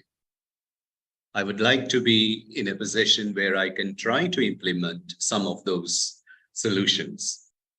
I'm aware of the fact that there's no one-size-fits-all solution, but it is possible to implement at least some of the practices which Finland has successfully implemented in the past. Right. Professor Netto, if you could hold on to some of the ideas, I'll come back to you in the second round, because we have about like 25 minutes and we also are getting in some questions. But I think the point about the core goals of education and the purpose and the environment is an important one. I think almost all of you have been saying that it is linked to the broader social and political settings of our respective countries. So clearly, there's only somewhat some changes that we as university academics and administrators and leaders can do, because we cannot obviously, for example, if there is greater and greater inequality as a result of skewed capitalist growth, I mean, that's like a big systemic problem which no university can on its own resolve. And that's a broader thing for the whole society or even for a whole region to tackle. But let's now come down to a little bit more to the micro level. And I'll try to bring back Professor Hogarth. And we have a few minutes where I request you all to talk a little bit about something you as a university administrator or as an academic have done or have been part of, some initiative, micro level, at the university or even at the level of a school or a department that has helped to advance the EDI or the JEDI framework, as Gerald has been saying. So over to you, back to you, Professor Hogarth. We are now in the praxis part of this panel, and we all have explained the problems well. So if you could share one or two examples of interesting things you've done, it will be of great value. Sure. Thank you. So a few things. One, over the years, I've said, as I've moved within universities, one of the things I've always done as a professor is go to convocation, right? And one day, the president of the university turned to me and he said, "You are always here. Why are you always here? Because we have so many convocations in a year." And I said to him, "I want you to look at the platform party. All of these professors who are on the platform, what do you see?" You see a sea of white. And when you look in the audience at our students, you see some diversity. I want those students to see themselves represented on the other side. So that for me is one thing personally I've done. Institutionally, what we've done is to move towards, we last year determined that the groups we need to target are Indigenous and Black. And so we've done targeted hiring, or what we call cluster hiring, for Black and Indigenous professors. Again, students need to see themselves represented, right? So the representation is not just to bring in students of diversity, it is to diversify the whole system. So that is one thing we've done. The second thing we've done, changing curriculum. Who are our students reading? If all they're reading is, for us in Canada, it's white men, right?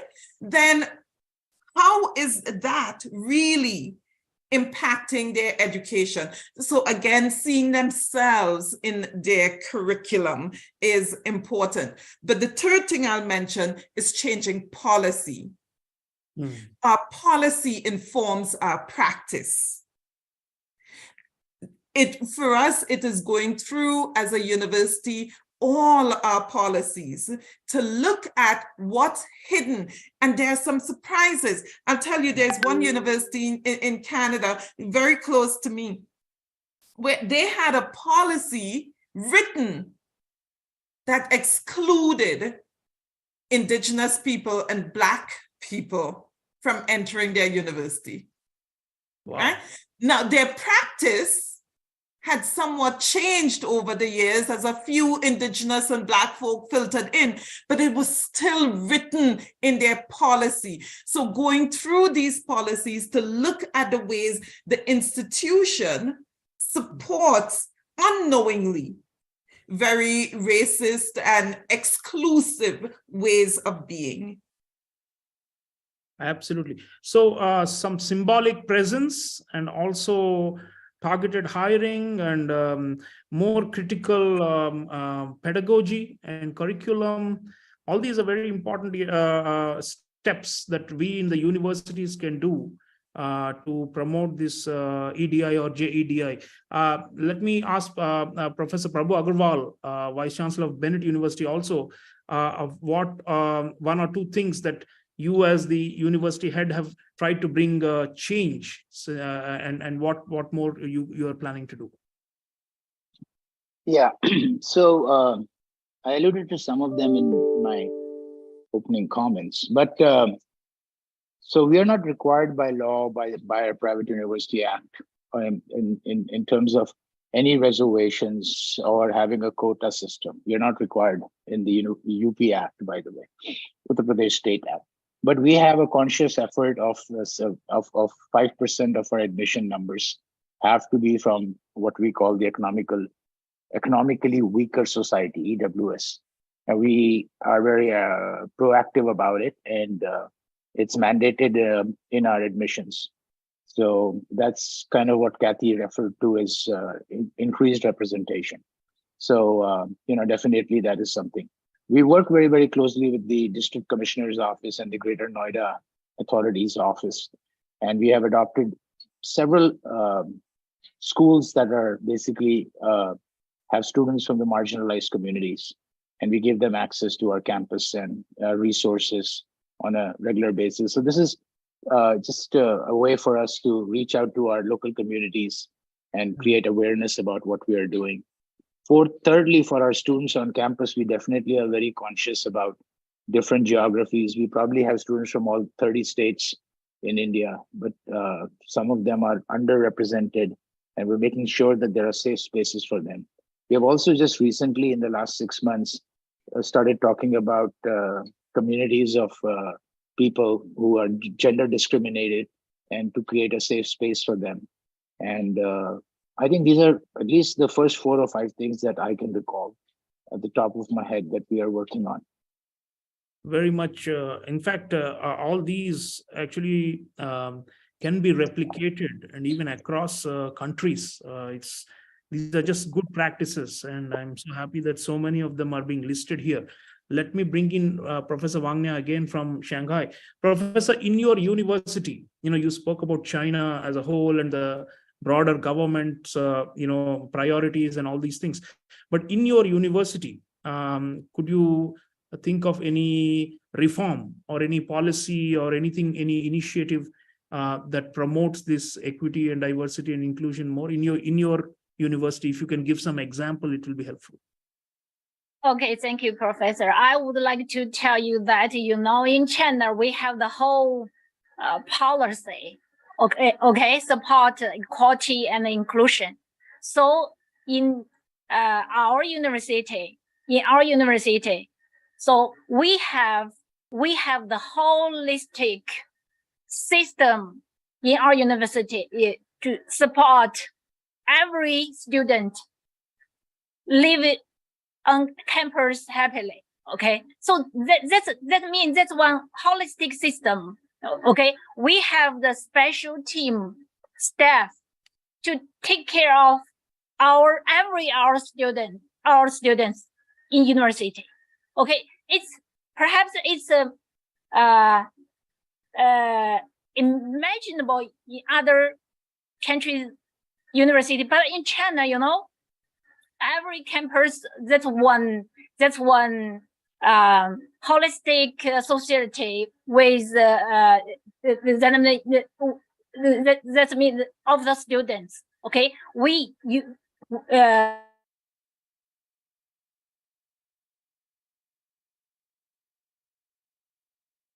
seem to have lost Professor Wangya. Professor Wangya, there's a bit of an issue with the connection. We'll try and get her back. Let me flip forward to Professor Neto as well and ask him to come in. Okay. You're back. Okay.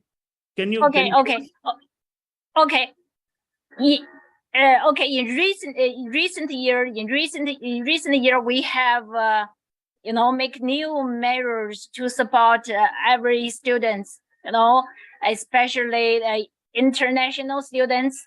That means establish the culture atmosphere in our university. International students and Chinese students, live together. Sometimes the special resources for international and Chinese students combination, cooperation, and enjoy the Chinese traditional culture like that. Okay, so and in recent years there exists some problems, the mental problems, some students. Okay, right. So our university established new regulation and support and support the special students. Okay. Okay. So thank you. There's actually no reform because we always have one holistic system to support every student happily live in our university like that. Okay. Thank you, Professor Wangya. I think the idea of special staff who are dedicated to students for holistic education is quite interesting, and also mental health. Indeed, it's a major issue, and there is, in fact, above caste and religion and color and other forms. Now there is this new form on the basis of which we have marginalized or excluded categories. So supporting the mental health of students is something for which we also need to dedicate a lot more resources. Those are points well taken. Let me come to Professor Neto for his closing comments on what more we can do going forward, especially in the developing country context, because Finland is like a social democratic paradise with a very small population and a very high per capita income. But what can large developing countries do? I mean, we're talking about Africa, Asia. We have some very big countries with a lot of resource crunch. So what could we do given our limited resources to further the JEDI goals, and any other practices that you may have come across? If you could just briefly share, then we'll go to the questions. Okay, there are lots of support structures available in many universities or across the world. across continents. But many of these structures, organizations aren't visible enough. They aren't accessible enough. I asked some of my students today at Jindal Global University how accessible, visible certain support structures are. And there were disparities. So that is something that we can really focus on at Jindal, for example. Jindal has many things in place, many structures in place, lots of support available, but the accessibility, the visibility, that we need to tweak. Two, in my own teaching, I have tried to focus on gender neutral language. Many a time, when a person gives an example, the default pronoun is he. He did this and he did that. And there are lots of associations with the male and female gender and how things are perceived. So trying to sort of sensitize my students, make them sort of aware of disparities. Many languages actually are imbalanced, have a gender imbalance in themselves. English, I perceive as a very gendered language that way. Finnish, on the other hand, again, as a solution. There is no he or she. There is just one word, han. And his or her would be han in. That again is something to think about, the way people perceive society. A lot of it is mediated through the language that they use. So gender neutral language, one, and the visibility and accessibility of existing systems. Perhaps also more cultural programs, more sensitization, workshops. Do faculty get training in all these concepts, diversity, inclusion, justice, all these things? Do non-teaching staff get training? Do students get training? I asked my students today at Jindal, have you had training? And they said, well, training is available, but it's optional. We would like it to be mandatory. This is what they said, because we recognize these are important concepts, but they aren't mandatory now. So that is something that Jindal can think about, making these, a must for freshers. Great. I think these are all very, very actionable and pragmatic, all that we have been hearing. Let me now share a few questions from the audience that have come in. There's a very interesting one, a very fundamental question to the panel. Which is a better model to promote inclusion, equity, and diversity in higher education? Building more minority institutions or more integrated institutions that are, meaning, should we create separate schools and colleges? For example, in the US, there are historic Black colleges, which are dedicated to, or should we actually try and mix everyone a lot more and sensitize the quote unquote, the majority or the privileged ones to accept and to include the marginalized ones? Or should we go for separate institutions of their own? In India, for example, to promote women's education, a lot of girls-only colleges and girls-only schools and all these, the co-education is not always the norm. There are many unisex type of institutions, and the idea behind it is, they need a separate environment where they will not face discrimination or coercion. So I'd like to throw this to the panel. Maybe Professor Hogarth, you want to comment quickly with your view on this question? Sure. I say it's neither one or the other. I say when we have historically embedded injustices, like in the US, where for centuries, Black folk have been so marginalized, creating these spaces for historically Black universities, they are essential. Where in India, where gender has been so significantly historically marginalized, creating these spaces, they are essential. But it's neither one or the other, it's both.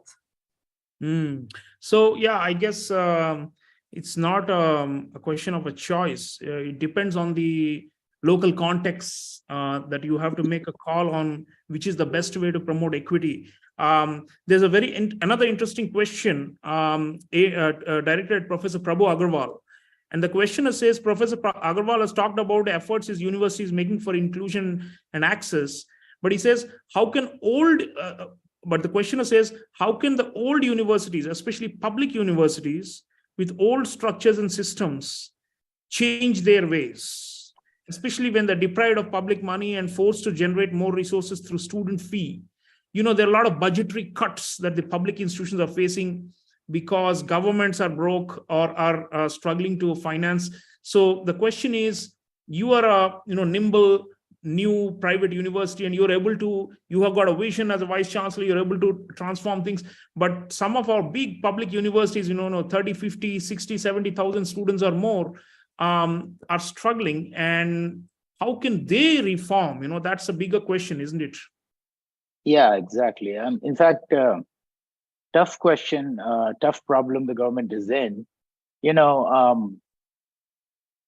The most admissions into some of the better public institutions are all based on all these nationalized tests, which are really not examinations for selection, it's for elimination.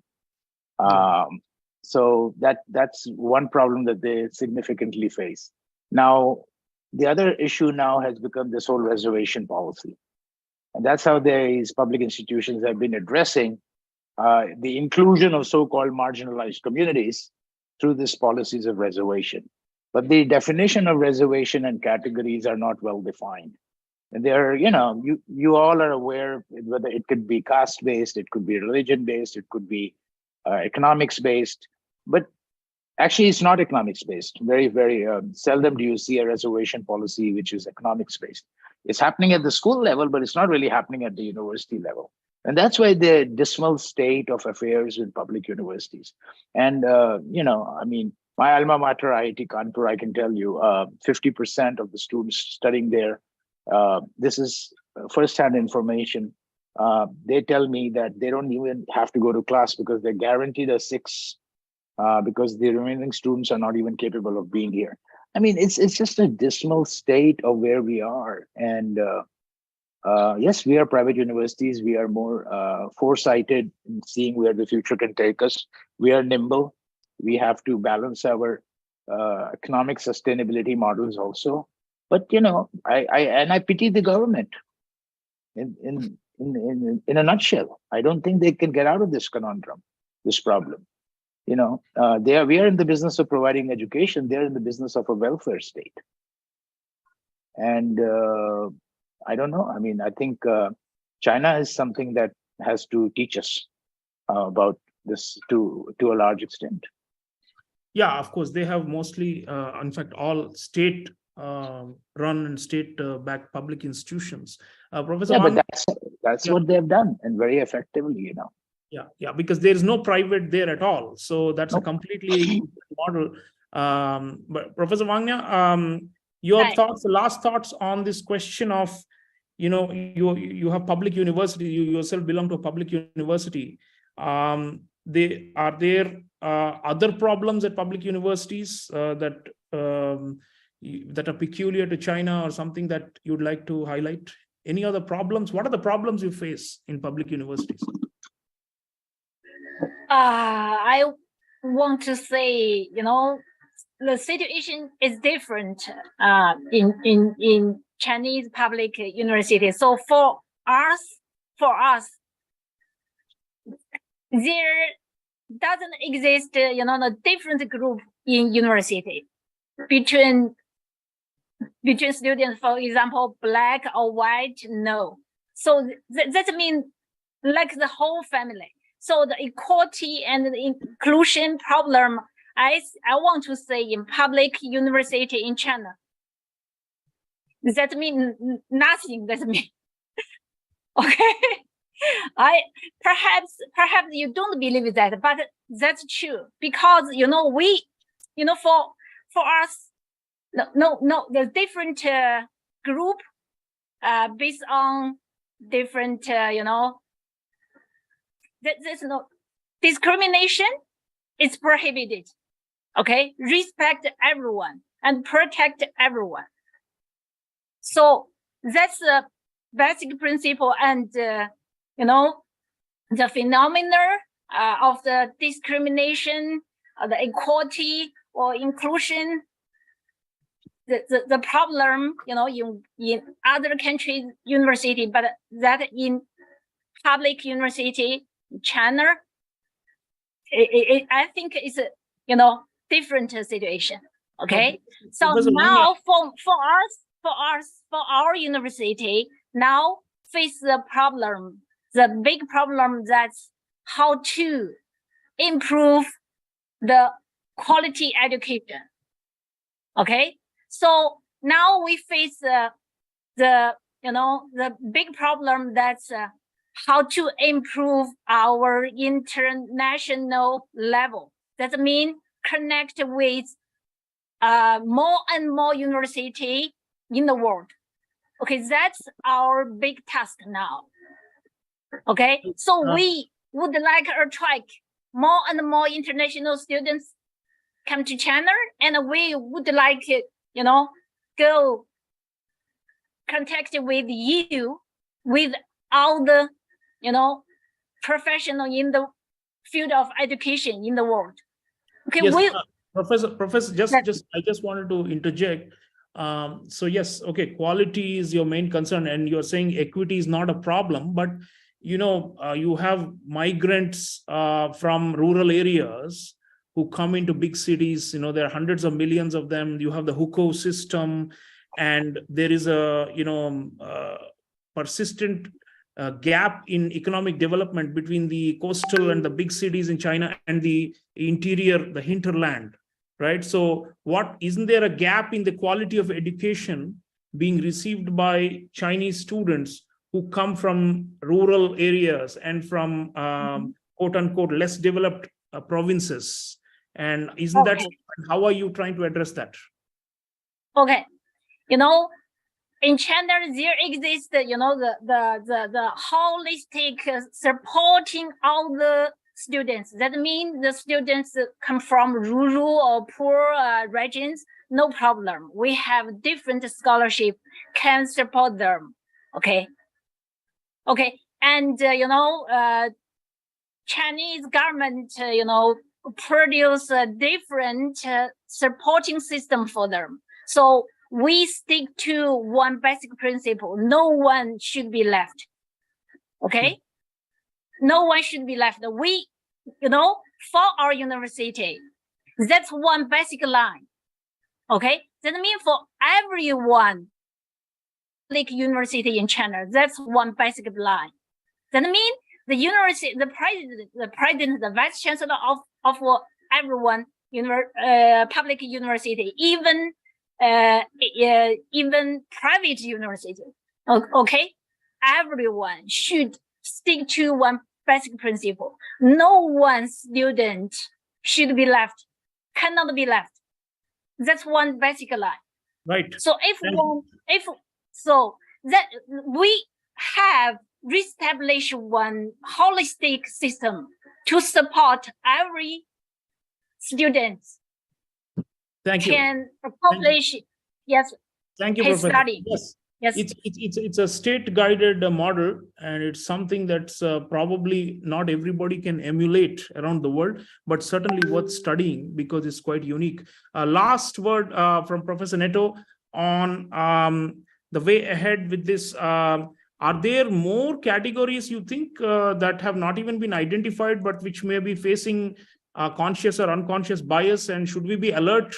Because, the rights revolution, the human rights revolution, if you go back in time, every 20, 30 years, there's a new subset of people who we identify as needing support. Are the universities behind the curve, you think, or are we, we produce the intellectual discourse behind, liberal values and equality and all these things, but then are we also behind on some things, behind the curve, and should we be alert to emerging fault lines or problems in our societies, and should we be addressing and redressing them through our actions and policies?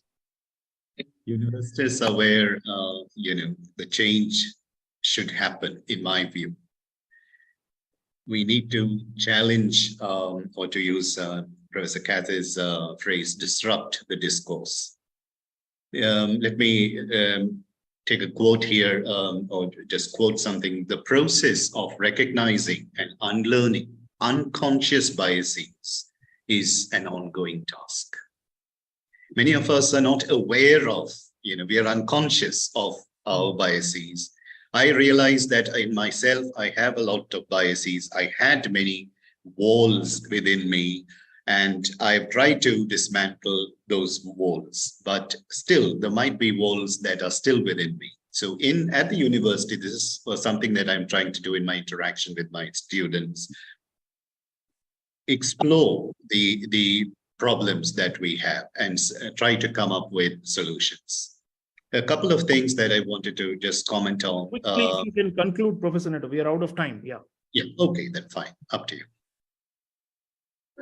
I'm sorry. I think we've lost him. Yeah. Just go ahead and make your last 2 points quickly, if you can, please. Yeah. Here in India, the constitution, the law has all these affirmative action policies, what we call reservation policies, but they aren't implemented properly. I would like them to be implemented effectively. In so many IITs, IIMs, central universities in India, we find lots of seats are vacant, both for faculty and for students. Why this resistance to something that is legally binding, but people still don't do it, they get away with it? I would like reservations to be implemented in a very effective manner. That is one. Back to Finland. All universities are public universities, all education is free, and there is also a great sort of focus on lifelong learning. In India, I find, a lifelong learner, an adult, a rather elderly learner can be looked down upon, frowned upon by certain segments of society, whereas there is equal respect. So ageism, sexism, all sorts of things, racism, we have all these problems in this particular field. Thank you for reminding us about ageism also. I mean, usually people don't consider it as a main problem, but then it does exist, and sometimes in a very subconscious or unconscious way. So thank you to distinguished panelists, everybody. It's really been highly enlightening, and we've learned a lot. I believe that people are going to watch this panel and pick up many of the good practices that we've identified and try to think about implementing them in their respective universities and their respective social contexts. Big thank you to organizers and for all the panelists for sharing their valuable insights and time. That's all we have. Take care, and best wishes to all of you. Thank you. Thank you. Thank you. Thank you.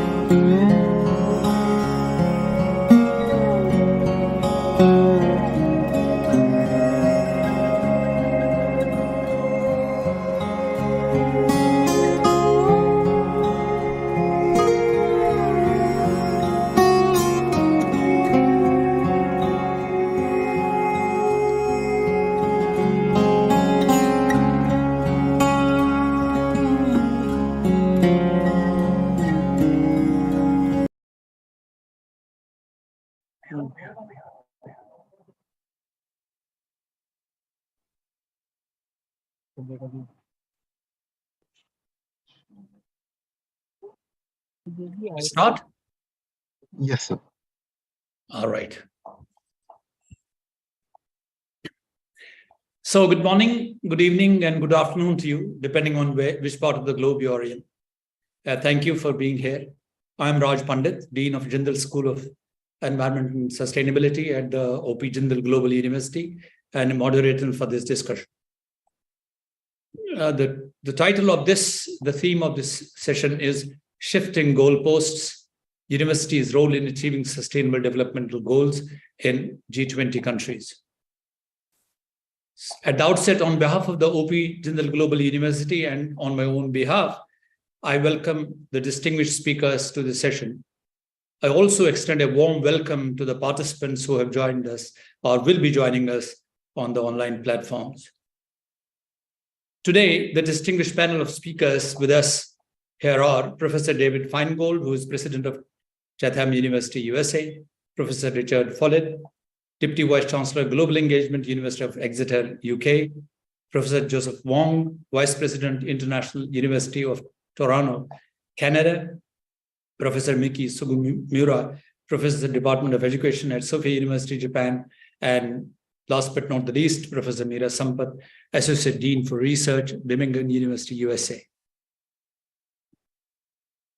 Well, as I told in my email that I would be brief in my remarks, then we can go for open discussion. Just to say that speaking of the shifting goalposts, one of such shifts in the SDGs framework that needs some kind of recognition and also appreciation is the fact that to broaden the focus beyond primary and secondary education, tertiary education itself was included in the SDGs.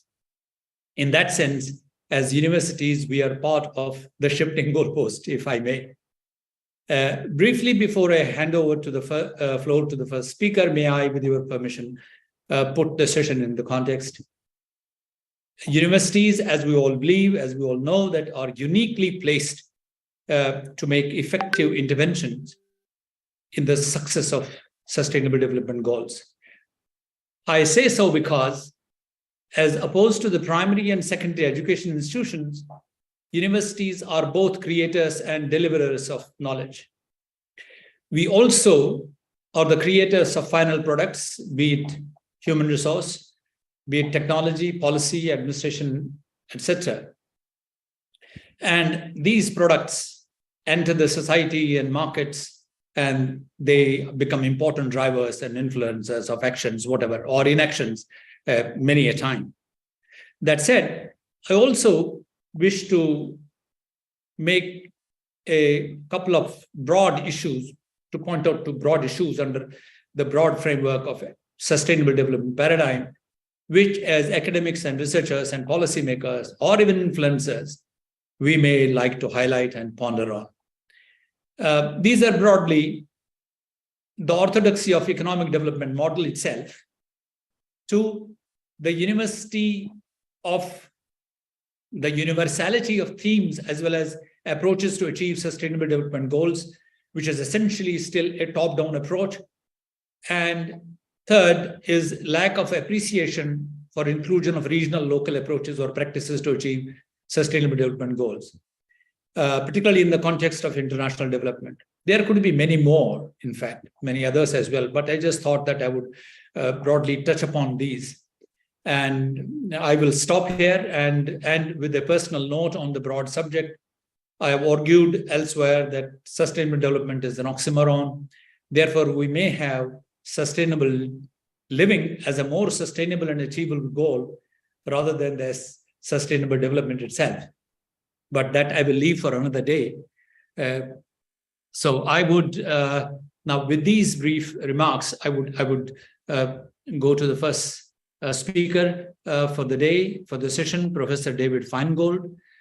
He's the 19th president of Chatham University, USA, with over 3 decades of experience in higher education as a researcher, author, podcaster, academic dean, and senior vice president and chief academic officer. Professor Feingold graduated summa cum laude from Harvard and was a Rhodes Scholar at Oxford University, where he received his DPhil in politics. He is a renowned scholar and educational innovator who has dedicated his life and career to education reform, the design of high-performance organizations, and extensive comparative research on education and skill creation systems from around the world.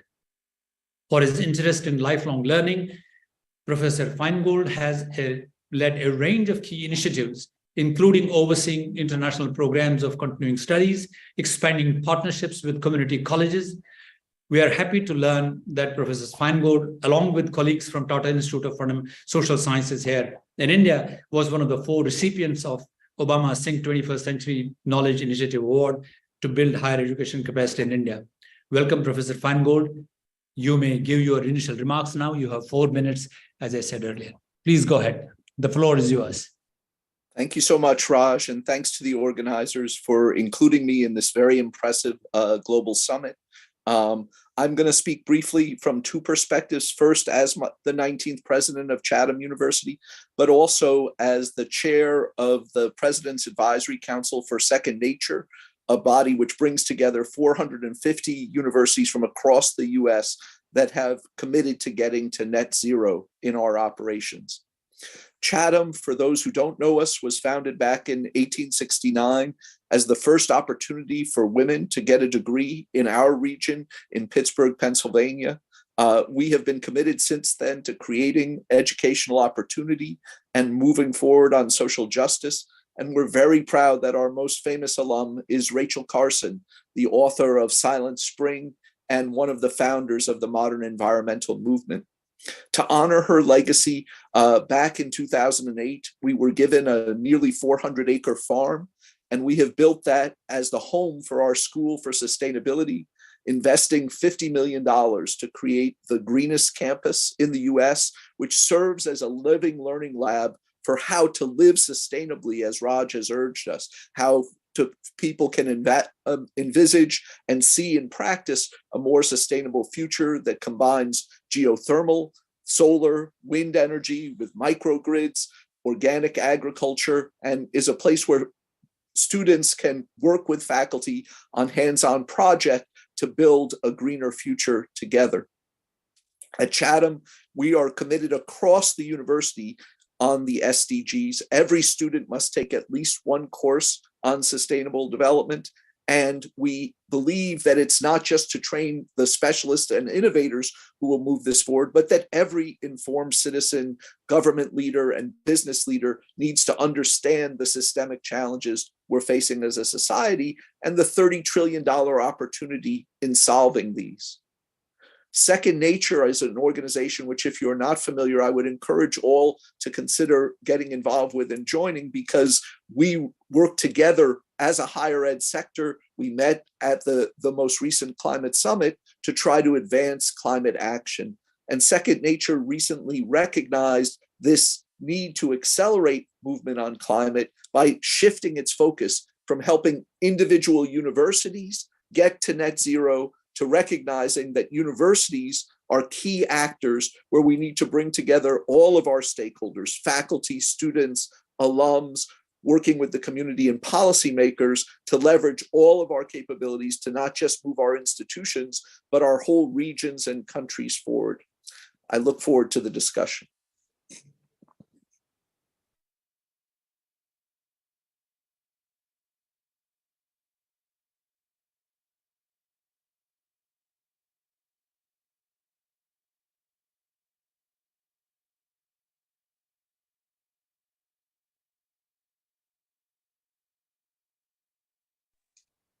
Raj, I think you're muted.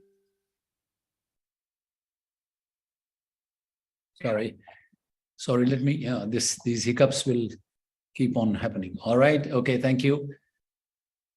Thank you, Professor Feingold. I now invite the next speaker, Professor Richard Follett, who is currently the Deputy Vice Chancellor, Global Engagement at the University of Exeter, UK. He got his BA and MA from the University of Wales and the University of London, respectively. Later, as a Fulbright scholar, his work focused on American slavery, which earned him a doctoral degree at the Louisiana State University. Professor Follett leads the development and diverse delivery of university's global strategy with oversight of the university's global activities, including student recruitment, global experiences for staff and students, establishing and leading the university's relationships with key global partners, and engaging alumni around the world. He's an elected fellow of the Royal Society of Historical Society. Richard specializes in history of African American slavery. He enjoys a strong international reputation for his scholarship and public engagement work. He has over a decade-long service at the senior levels at the university leadership in the field of international education. He also chairs the university's UK International Africa and Middle East Network and serves on several strategic advisory boards. Professor Follett, the floor is yours. Thank you so very much for the introduction, Raj. And I think I would like to start really my observations around not just the University of Exeter, which I'm delighted to represent today, a university that has at the very heart of its agenda a green environmental futures agenda. It is one of the world leading universities for climate science. 5 of the top 10 climate scientists on Earth are located at the University of Exeter. So in one very simple respect, it is by consequence a research hub on sustainability and indeed environmental futures. But I think the question to me really is, as universities working across the sector, we've just heard from David on the work that they're doing at Chatham, but I think the question I would ask is, what can we as a university sector do together to deliver the SDG agenda? And I'm honoured to work with Indian colleagues on the Association of Commonwealth Universities SDG and Higher Education Network. And for those of you in India particularly, I would really warmly encourage you to reach out both to myself and to the Tata Institute of Social Sciences in Mumbai, which is the lead Indian university in the HE and SDG agenda. But I think in a nutshell, and I won't delay us very long as we're setting the context, I think sustainability in many respects, like social justice, has become a net accelerator through the pandemic. These issues have been really fast forwarded through the pandemic and through public activism, student activism. And of course, the issues over sustainability predate the pandemic. We think of Greta Thunberg and her speech at Davos, for example. But clearly, sustainability and social justice are the powerful generators of our generation of students. As such, I think in many respects, sustainability, and it's interesting to hear Chatham's experience in this context, sustainability has almost become a new common language, a lingua franca, crossing over university students wherever they are from. And that's the key point around it. It's a common language linking kids in Canada, India, the UK, Nigeria, and everywhere else in between. A common language that we need to be working to deliver, both in the education framework, and that we heard a little bit about Chatham's examples in that respect, but also we need to be ensuring that this is a core skill that is embedded in all of our students' work. And that way, it becomes really a common university agenda. So the place that we hold in education is key. Clearly, many of our universities are also actively involved in research around the SDGs. And one of the really critical pieces of work that we need to do is that within the 17 SDGs, there are many interlocking sub-themes. Now, to really tackle the delivery of the SDGs isn't around the headline 17. It's about ensuring that we knock out and create the synergies, the cross-linkages across those synergies. And I think we have in higher education a great opportunity to make universities key points of integration in the knowledge exchange over the SDG frameworks. And I think there's one final part that I'll reference, and I think we've already heard a little bit about it, is what can universities do themselves? Clearly, we can become hubs for net zero work, but net zero is hugely expensive. And let us be blunt about it. Those of you who have net zero offsetting platforms, those of you who wish to make your campuses net zero, and I had the opportunity being in Sonipat at OP Jindal only a matter of 3 or 4 weeks ago, and I know that your work in this area as well. But as we look forward to that net zero obligation, that is true for our students, true for our university community, true for our countries too, we need to recognize, A, the costs of this, but also what can we do to make our universities key partners in that transition, partnering with offshore wind, partnering with solar power, and also partnering with civil society to deliver some of the other SDGs. For example, not just healthy living, but gender equality. What can we do as organizations to enhance that? What can we do as organizations to enhance living standards? So I think there's an opportunity here, and we can chat about these things later, but an opportunity for universities, my own and everybody's here, to really deliver on the education, the research, the knowledge exchange, and finally, if you like, how we use universities to deliver major contribution. Think of the university as an agent in its own right, and its academics as, in effect, other forms of agency. Thank you, Raj. Thank you, Richard. Thanks. Our next speaker is Professor Joseph Wong, who is currently the Vice President International at the University of Toronto, and Ralph and Rose Halbert, Professor of Innovation at the Monk School of Global Affairs and Public Policy at U of T. Joseph is a professor in the Department of Political Science and has held the Canada Research Chair in Democratization, Health and Development for 2 terms from 2006 to 2016. Professor Wong's research interests straddle comparative public policy and political economy. He is a very well-published researcher with a number of seminal books and publications to his credit, spanning democracy to biotech. I was very keenly interested in the kind of work he has done in biotech particularly. Professor Wong's books include his latest work on From Development to Democracy, The Transformation of Modern Asia, published by Princeton University Press in 2022.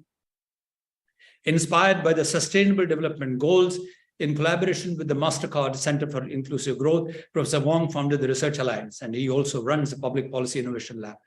Welcome, Professor Wong. The floor is yours. Thank you so much, Raj, and thank you to my colleagues for their really inspiring and visionary words to start off this conversation. It's truly an honor for myself and the University of Toronto to be a part of this conversation. I thought I would just begin with my comments by looking ahead to the post-2030 agenda, which is not to say that we ought to be wrapping up the current work that we're doing in the SDGs, but I think it's also wise for us as a sector to start thinking about what the post-2030 conversation is going to look like. And I say this because one of the things that's always struck me about the SDGs was this was a set of conversations, obviously, that preceded their announcement in 2015. But it strikes me that the universities weren't at that table. And I think that's a very strange and unfortunate absence. This was, of course, an intergovernmental agreement, and so universities and academics were on the sidelines advising our governments, our Sherpas, and so forth, but not directly at the table. The global corporate community, of course, found themselves at the table in putting together the global compact and so forth. And again, the universities weren't a part of that conversation. It strikes me that this absence is deeply problematic. After all, it's within our universities that these new technologies are being developed. Increasingly, it's through our universities that new technologies and platforms are being driven further downstream, commercialized into markets, but also utilized by governments and organizations around the world. It strikes me that within universities is where we're seeing the public policy innovations that are required to support the development and the further enhancement and scaling up of these SDG interventions. And I think most importantly, and as both of my colleagues have already mentioned, the next generation of leaders who will be carrying forth the mantle of the post-2030 agenda are in our classrooms right now. The University of Toronto is privileged to have over 90,000 students across our 3 campuses. And we turn this over every 4 years. So just imagine this extraordinary pipeline of talent that we are cultivating at the moment, and not just in terms of the skills and expertise that are going to be required to carry forth the mantle of leadership, but the mindset. And both Richard and David have already talked about this, how this next generation of leaders take the SDGs as really, an existential mission, that they've taken a kind of generational ownership over this agenda. And they're in our classrooms right now. So let me just then conclude my opening remarks by suggesting that let's not find ourselves outside of the conversation again, as we did in 2015.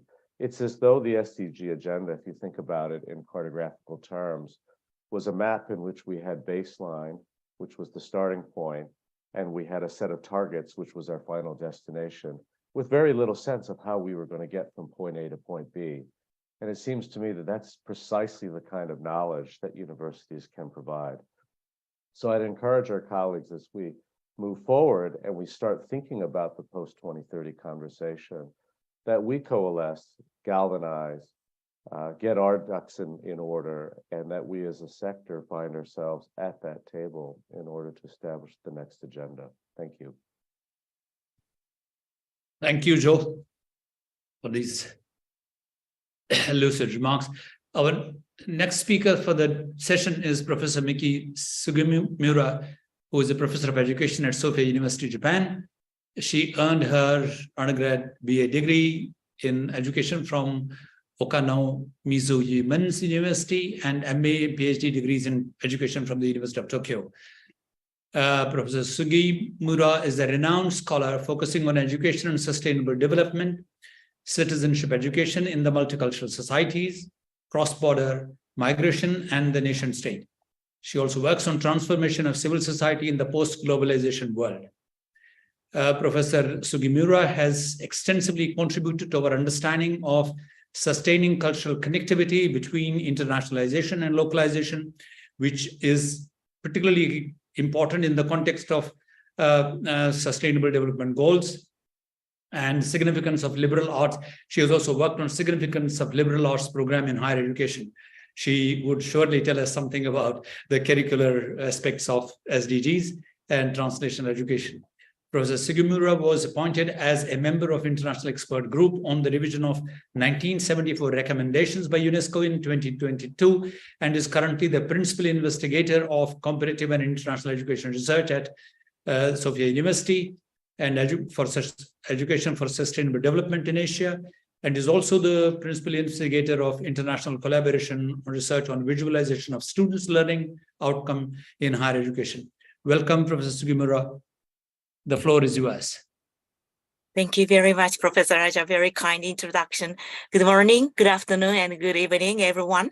I'm very honored to be included this wonderful session, the Shifting Goalposts University Role in Achieving the Sustainable Development Goals in G20 countries. Actually, today I would like to talk about the 3 perspectives from my past careers. The first one is my former vice president of my university of the Global Academic Affairs. When I was a vice president, I had a wonderful connection with a lot of universities in the world. And at that time, we talked about a lot of the dialogue on the SDGs and universities' roles, especially many universities, including our university, now interested in how we can enrich our education program for SDGs from the perspective is the transdisciplinary or interdisciplinary approach, because SDGs have a lot of target, 17 goals and 1967 target, but most of them are very complicated and we need to pursue to the transdisciplinary approach from the different perspective, which also raised another point, how we can enrich our students or our staff and members as a global citizen.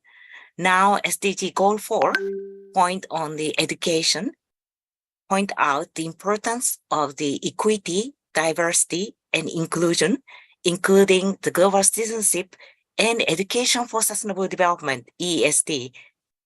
Many international societies now discussing about the ESD for 2030, which is the target year of the SDGs. But these points include the whole school approach or whole institute approach or community engagement, policy-led approach. Those points are always focused on the youth, which means our students. So future global citizens should be nurtured by our university education. My another experience is at the United Nations University Institute of Advanced Study for Sustainability, which is headquartered in Tokyo.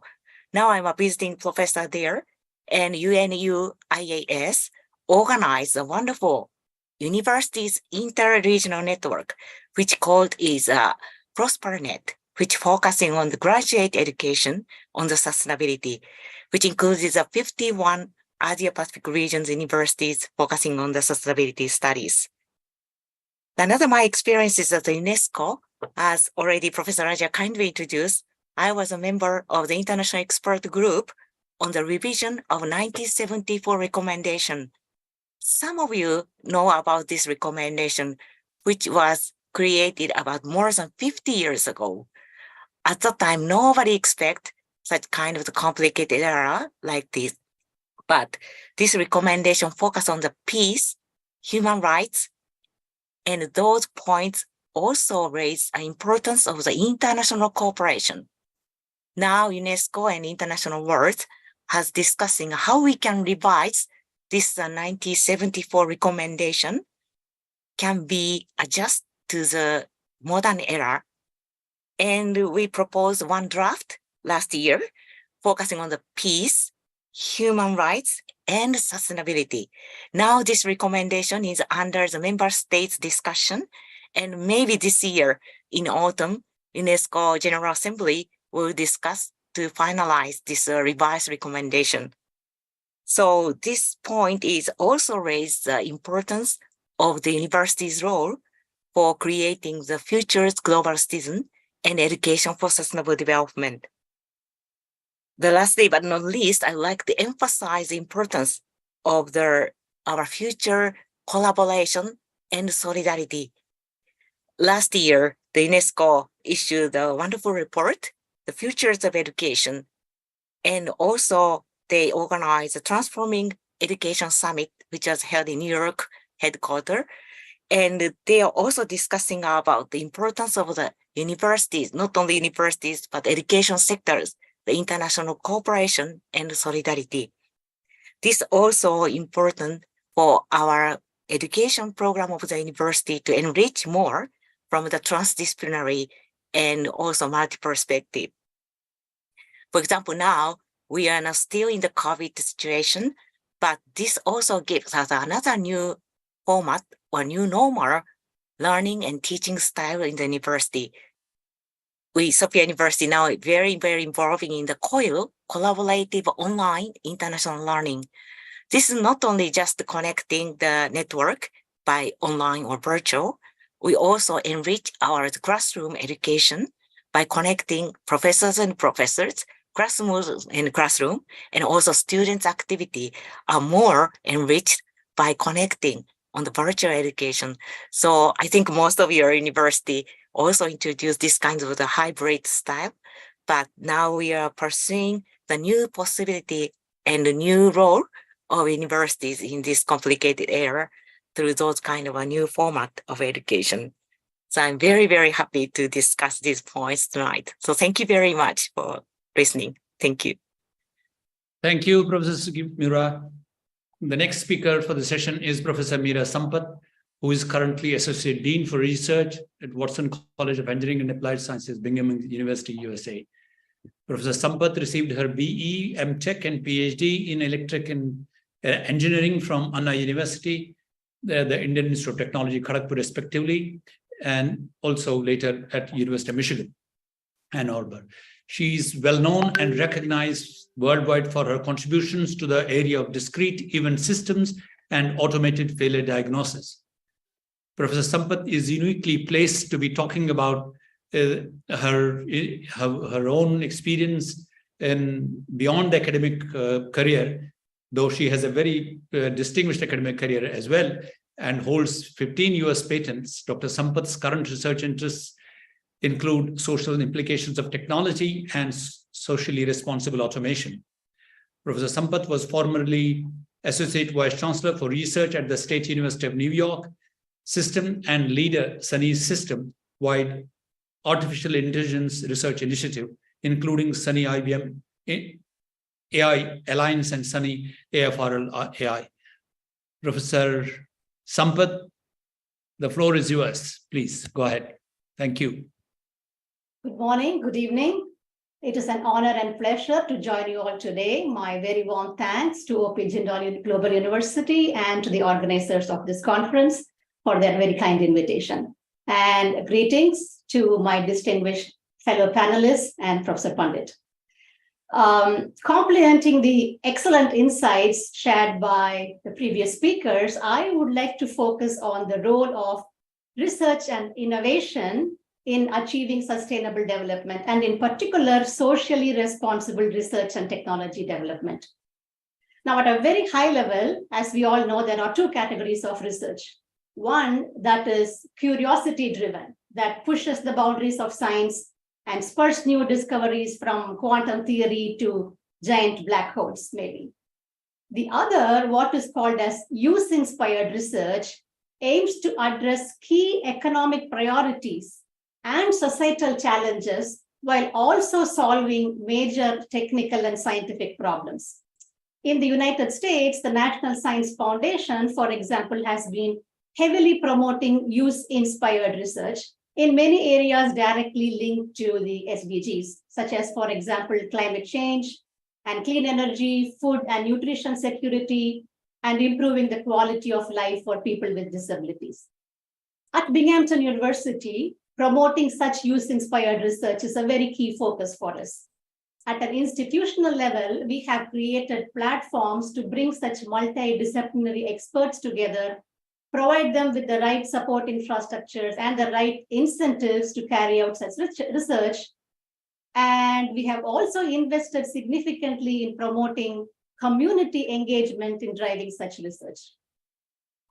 Now, let me move on to another key point that I would like to raise in this panel. When we talk about technology and social impact, generally the focus is on the use of technology for good, say to improve healthcare, education, livelihood, and so on.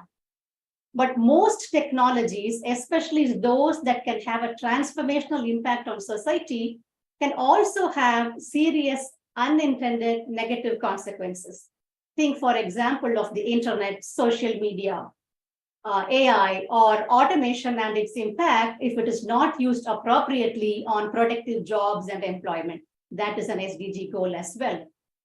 The question, and this ties to what Professor Wong mentioned earlier, how are we preparing our future scientists, engineers, managers, business leaders, and policymakers, the people who are going to be designing the next generation of transformative technologies, putting them to use, making decisions on how and where to use them? Are we equipping them with the right knowledge, the tools, and the experiences that they need? that is something I would say is addressed only minimally, if at all, in formal curriculum. How many engineering students, for example, formally learn ethical frameworks and how to apply them in the design and development of, say, autonomous vehicles or synthetic biology? How many classrooms do we have where students from the social sciences or law are working jointly with data scientists to understand and mitigate bias in AI systems, for example? So I will close by saying that fundamental to driving sustainable development is to provide our students with integrated educational and research experiences that cross transdisciplinary boundaries, that also embed socially conscious thinking and expand their horizons beyond the classroom into our communities. Thank you again for the opportunity to share my thoughts, and I look forward very much to the discussion. Thank you. Thank you, Meera. All right, so we go to the Q&A session. What we had done, there was a brief email exchange between David, Meera, and myself, that rather than having these, elaborate 8 or 9 questions. So what I have done is that I have grouped them because there was some kind of repetition. So I have grouped them. So I would maybe throw open to the floor the question as we go ahead, and then each one of you I will invite to respond. Then we can. Is that okay with you? Certainly. Yeah. Okay. So the first question that we may like to take up is, what's the role of universities in achieving sustainable development goals? Though we have briefly shared our experiences. Some of you have shared your own university and other experiences, but I would still like to go. So maybe we start with we start with Professor Wong, because he has to leave. So Professor Wong, would you like to take that question? Sure. Thank you so much. And I'm still reflecting and digesting all of the terrific insights raised by my colleagues. And I have to say, we're preaching to the choir here. We're all singing from this hymn book as I'm listening to all of you talk about transdisciplinary research and pedagogy. It warms my heart, and it's something that I think we're all on the same page in regards to it. But we also recognize that this is something that as a sector, I think we have to do some convincing outside of our sector and for society to recognize many of the things that we're talking about here. And so I welcome the opportunity to work with colleagues in developing that kind of advocacy strategy, whether it be in terms of our public policymakers or just sort of thought leadership in society more generally.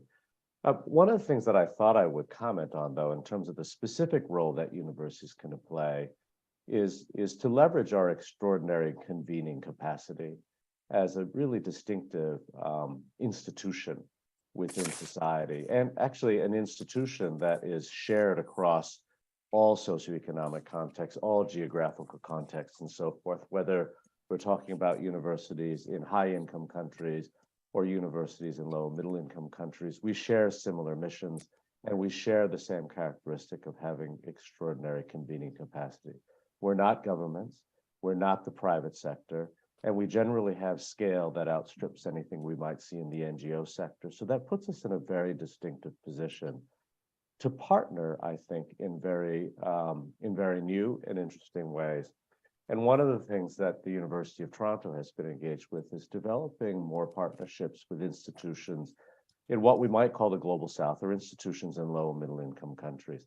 And this has been just an extraordinary, humbling experience for the University of Toronto. It's forced us to be much more agile.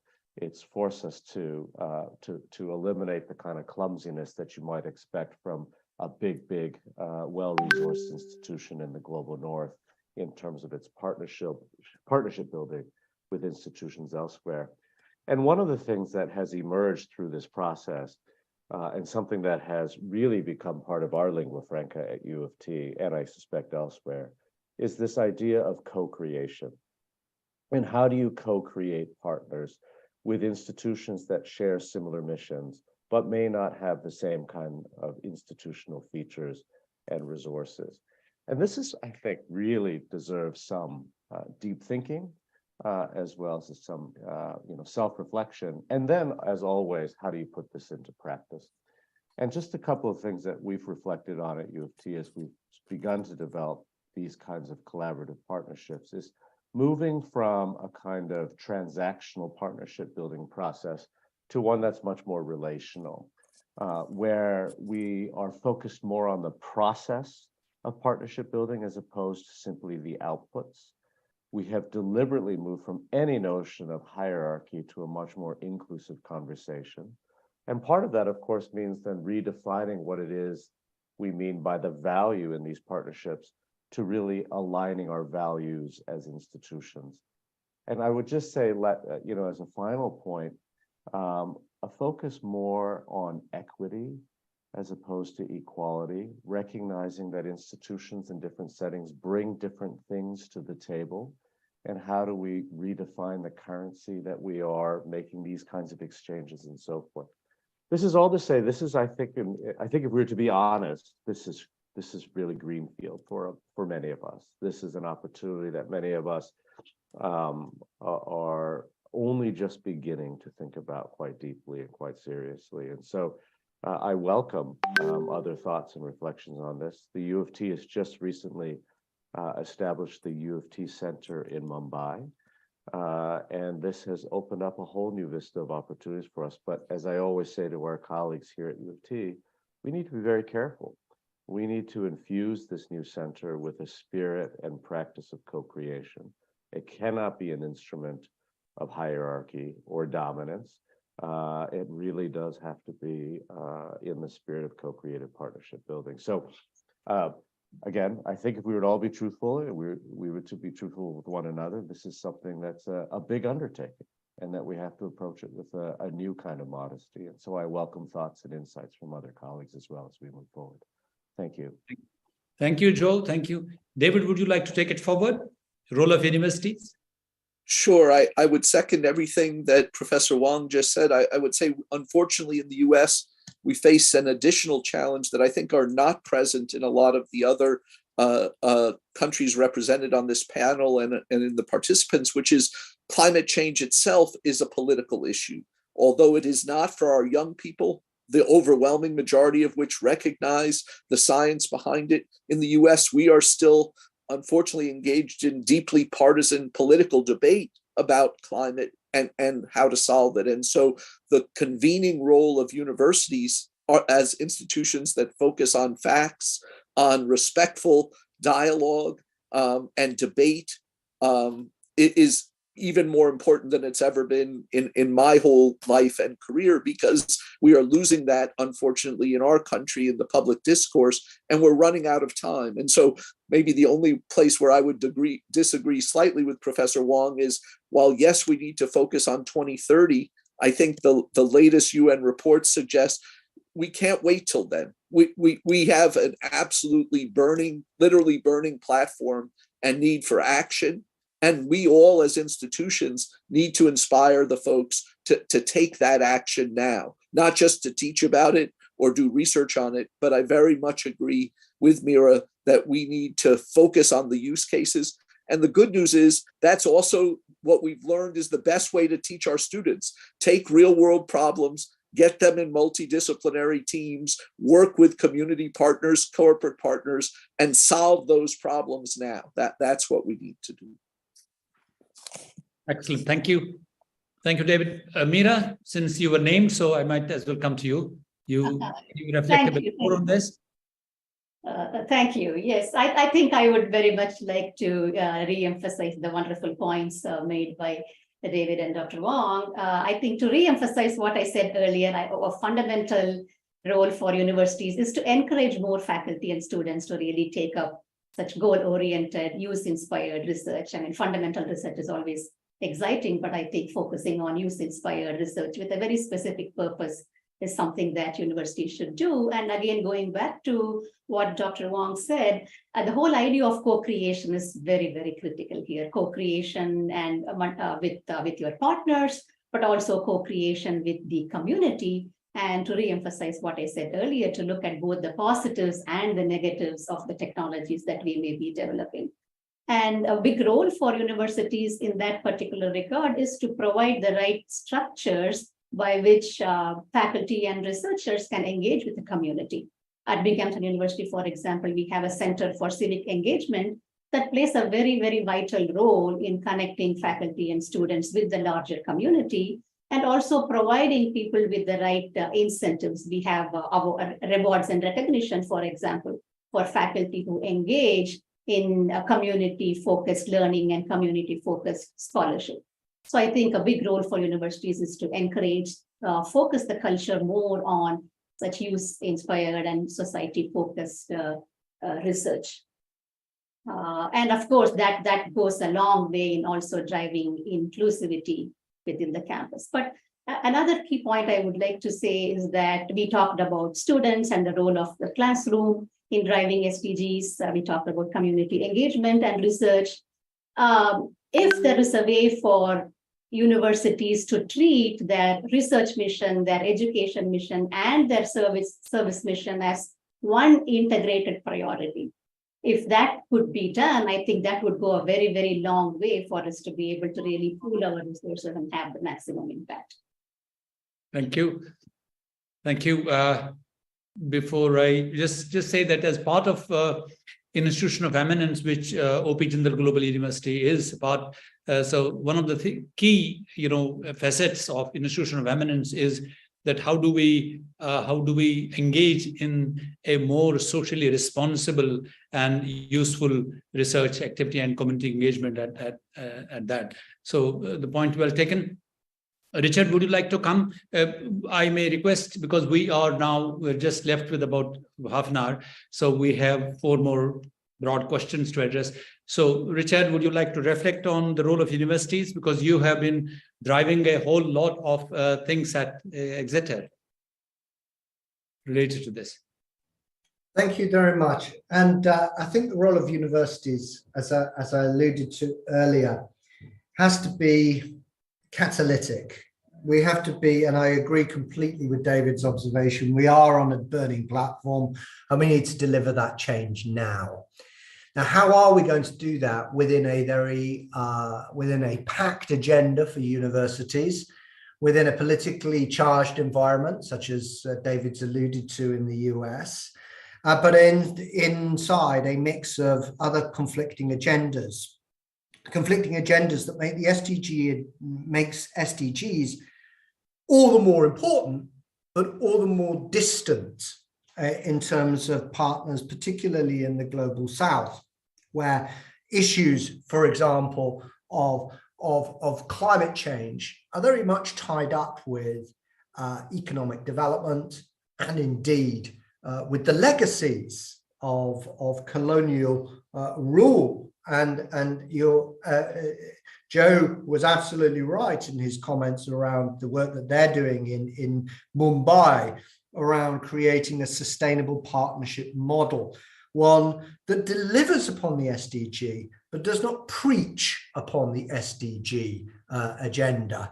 That we mustn't leave this, in the words of Ian Scones, who is a leading scholar in development studies and sustainable development studies, we must not deliver this to the extent to which it becomes a quasi-colonial narrative of social and economic change, because that message is characteristic of the global North, but will land and fail in many other parts of the globe. And so I think the universities, to come back to Raj's point, the universities have to be integrative frameworks. They need to be flagging our research agendas that address not just the headlines of the themes, but also work creatively to deliver across them. So I think, speaking more generally than perhaps we've heard with specific institutional examples thus far, I think there's an absolute agenda for universities. But I do think that the global North that needs to work very, very, very consciously to land and support the way that the SDG agenda is addressed for the rest of the world.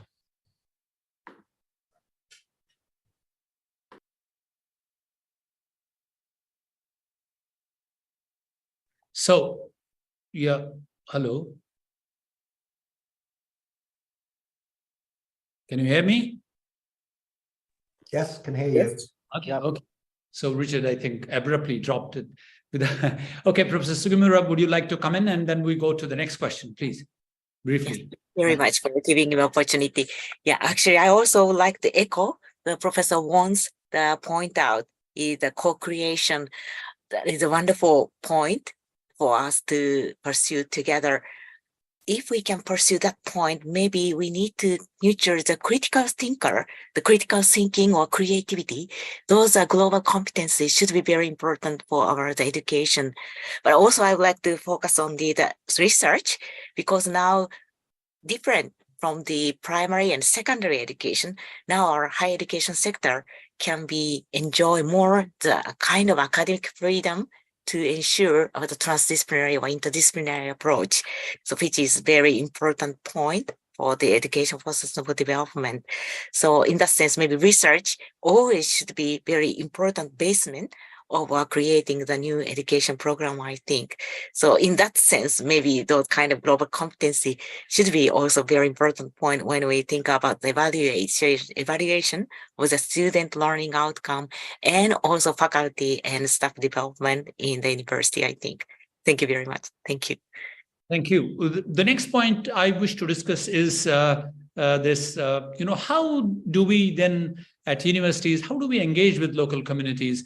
What is the incentive for the university on the one hand, and what is the incentive to the local community to be engaging with the university? Because we have so far lived in the so-called ivory towers, and because of this kind of a wide gap. So how do we first narrow this gap between the broader society and then, of course, then engage the community? Because community at some level is skeptical, or even it has a lot of self-doubt when it comes to engaging with academics who still bear that cross of elitism around them. So we have to be extremely, I thought that we have to be extremely cautious to tread on this. So David, would you like to come on this? And other colleagues who have had experience of engaging with the community. Joe after David, and then we can take it forward. Go ahead, David. Well, I would just very much echo the idea of both co-creation and being genuine in that engagement, that the notion of starting with the problems, the issues identified by the user, by the community, and not by us, I think is a great starting point. So let me just give you two concrete examples of how to make this real that we've done at Chatham. One, working with an impoverished local African-American community.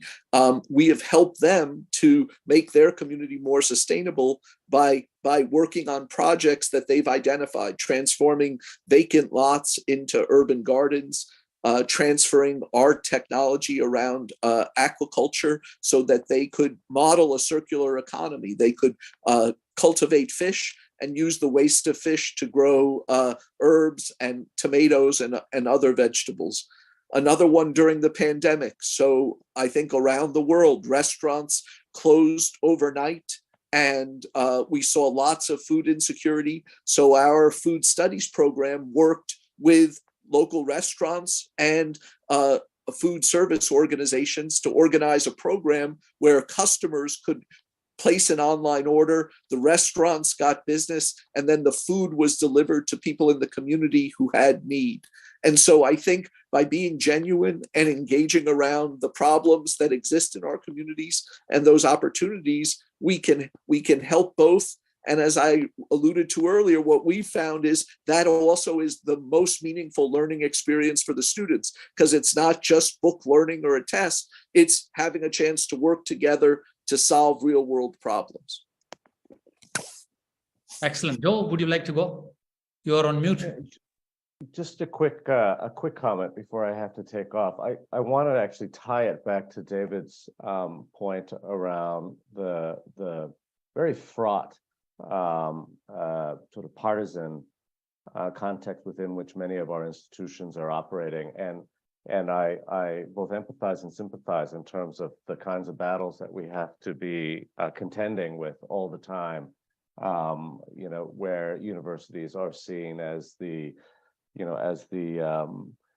home of the woke left and so forth, which of course then triggers a whole bunch of partisan debates and arguments, and nothing gets done. What I'm entirely convinced of, however, is that the generation of students who are in our classrooms right now, they have, and I used the term earlier on, taken generational ownership over the core concerns of what make up the SDG agenda. This is not just something that's part of the life cycle effect. I really do believe that young people see the challenges that we face now as deeply existential. And so the opportunity here for us as a university or as a university sector is to do precisely what David has talked about, and that is to provide real-world, impactful, authentic experiences for students in collaboration with their professors to affect change at very local levels. And that is important in one sense from a pedagogical point of view. It's a hand-on, applied, experiential learning opportunity. But I think even deeper than that, Raj, what it demonstrates is that it provides a sense of empowerment to this next generation, that it actually gives them the confidence and the audacity to make a difference today, that they're not waiting their turn to climb the ladder so that 30 years hence they are in a position of leadership. But in fact, as entrepreneurs, as impact investors, as public policy makers, as journalists, as graduate students and researchers and so forth, they can have an impact now. And that, is in part in developing very community-oriented partnerships, but also thinking more globally. But this is the opportunity we have. And frankly, there are very few other platforms or institutions that have the same kind of access that we have. And so I think it's something we ought to be taking full advantage of as a sector. Thank you. Excellent. Thank you. Professor Sugimura, can you briefly come? Thank you very much. Very briefly, if I add one more example from our university, now our universities ask the student stuff, which means the students also enjoying creating the inclusive campus. So they also working together with some staff or professors together, and also involved in the local community engagement. Just sending the university's report on the sustainability and also inclusion on the chat box. So if you're interested in our activities, you can take a look later. But anyway, very happy to share with our experiences. Thank you very much. Thank you. Richard, community engagement. Very engaging. Yeah. May I make a few comments? Yeah, Meera. Go ahead. So yes, very much I agree with what was said earlier, that students are very, very core and central to this whole process, providing them the right research experiences, the way to engage with community, and the educational experiences and so on is very, very critical. But I would also like to go, Professor Pandit, to a comment that you said at the beginning is the need to approach such community engagement, perhaps even in a cautious manner, right? I think the key to effective community engagement is really to treat it as an engagement, as a true partnership. This is not just outreach. This is not, just service. When we talk about engaging the community, we have to approach this with mutual respect, with mutual sharing of knowledge and so on. So treating the engagement with the community as a true partnership, so that their voices are fully heard and respected and taken into what we do, could go a very, very long way in avoiding the kind of issues that you mentioned earlier.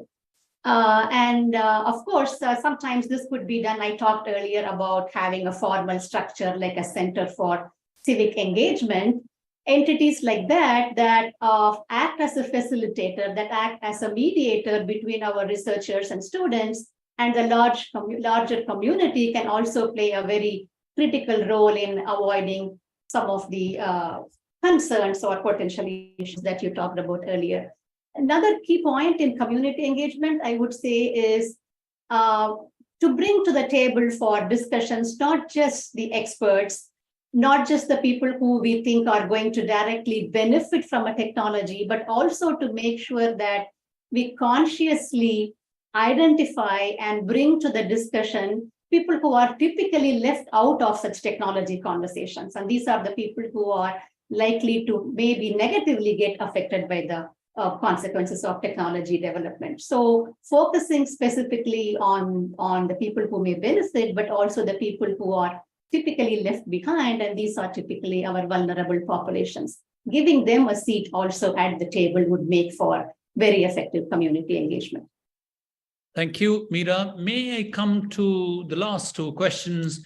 One is that how important is, though we have talked about it, so we may sort of look at it, interdisciplinary collaboration and collaboration with NGOs and private sector. So let me come to Meera first. Meera, can you take this, because you have spent time in private sector and have been an innovator. So how do you sort of bring that space, that private sector space? Again, private sector, as I said, for broader community, private sector also at times, though it's changing, is quite skeptical, because of all the things that you mentioned. I may add, we as university professors and academics may add to what the basket of things, what you said, is humility. We have to approach this with humility, because we cannot go with this assumption that communities have to learn from us, because there are a whole lot of things which we may have to learn from the community itself. And particularly in sustainability, I'm not talking about innovations and technology, but the applications and how the approach to responsible technology and responsible research. So take it quickly and maybe briefly a sentence or two, then we can go around the table again. Go ahead. Sure, I will be very brief. I think the good news is that more and more corporations are now taking their corporate social responsibility very seriously, right?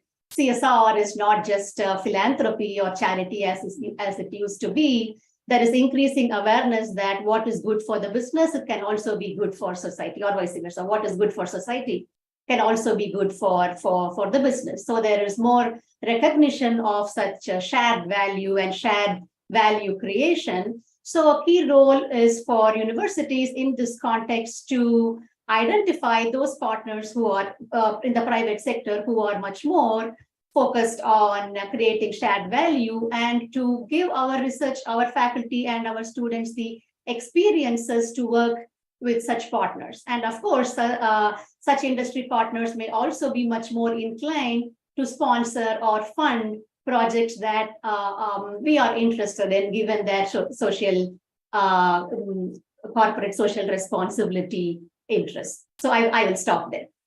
Thank you. Richard, would you take it, please?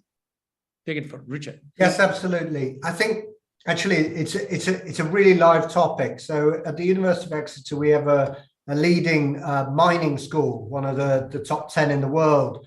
And the focus in mining, which is traditionally considered a destructive area, and leading to environmental degradation, et cetera, the whole focus right now on critical minerals, on the technology that drives these phones, for example, the focus on critical minerals is so guided now, laser-like focus on a renewable economy basis, that every sector, even the areas which were considered, if you like, to be environmentally destructive in the past, are now absolutely aligned on those agendas. And we at universities, as we've heard, really need to be clocking into those relationships to scale them and indeed to work with corporate partners on that journey. Thank you. Next. Thank you. David? Yeah, I would just mention two things I think the private sector bring that are much more difficult for us in the public or nonprofit university sector. One is they have very deep pockets and resources, but the other is the ability to scale things globally. So just to show putting my money where my mouth is. So this is my final term at Chatham. I'm going to be joining a Dutch startup called Tor Green and Tor Power that has a technology to take any form of dry bio waste and turn it into a renewable coal. And so it has the potential to run all of India's coal plants with a renewable fuel from waste that is now not being used, that is being burnt or plowed under in the field. I think we need 10 to 12 global scalable solutions like this to be invested in and scaled as quickly as possible if we're to not just get to net zero, but start taking some of the carbon out of the atmosphere to avoid the really challenging circumstances we're already seeing with severe weather. Professor Sugimura, please. Yes, thank you very much. Yeah, actually, the private sector is now also very involved in SDGs activities. When we faced it on the MDGs about 20 years ago, no company, no private sectors are interested. But now it's many sectors are interested in this one because SDGs always focus on all the sectors. But that's the point. We must focus on it. So, of course, the private sectors should be taking importance on the profit or something, but all the sectors must consider, as already Professor Wong already pointed out, now we need to think about the equality, but equity should be also very important. Even the private sectors pursue some profits, that's the point. So we want to share some common values or the public goods, which the universities sectors can create those kind of points when we take or together to realize the sustainable development goals for the futures, the sustainable societies, I think. So thank you very much for giving me an opportunity to say something. So let me come to the last mile, if I may. What could be the challenges to universities in promoting SDGs? So we need to identify, though during this session we have some idea that what could be the challenges, whether it is in the form of community engagement or private sector engagement, though their society as a whole is changing, and many of you have alluded to the role that a very nasty virus, namely COVID-19, played in that, but it brought, in fact, the worst and best of us during that period of time. So, David, what do you can you enumerate the challenges and how to sort of overcome these challenges at universities to promote SDGs? Please go ahead. Yeah, I think there are unfortunately many. One I've alluded to already, more unique to the US, I think, is the deep partisanship around these issues. I think a couple of others. One is resources. Many of our institutions, we are struggling because, at least in the US, we're seeing a decline in the number of high school graduates in many parts of the country, and so the enrollment that we have counted on for our business models is being challenged.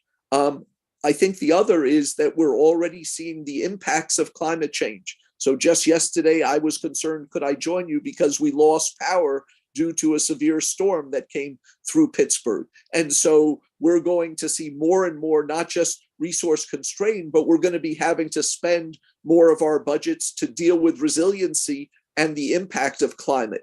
And so this is, to me, all of it points to the need toward stakeholder partnerships, all of us working together on solutions that will benefit the universities, but also benefit our local regions and our community partners. Richard? Yes, just to add to that, I think what we've just heard is crucial, not least because certainly in the US and in Europe more generally, UK particularly, there's a great deal of skepticism within the public about the role of universities. Deep skepticism about the concept of knowledge, which is where it becomes a partisan debate over climate change.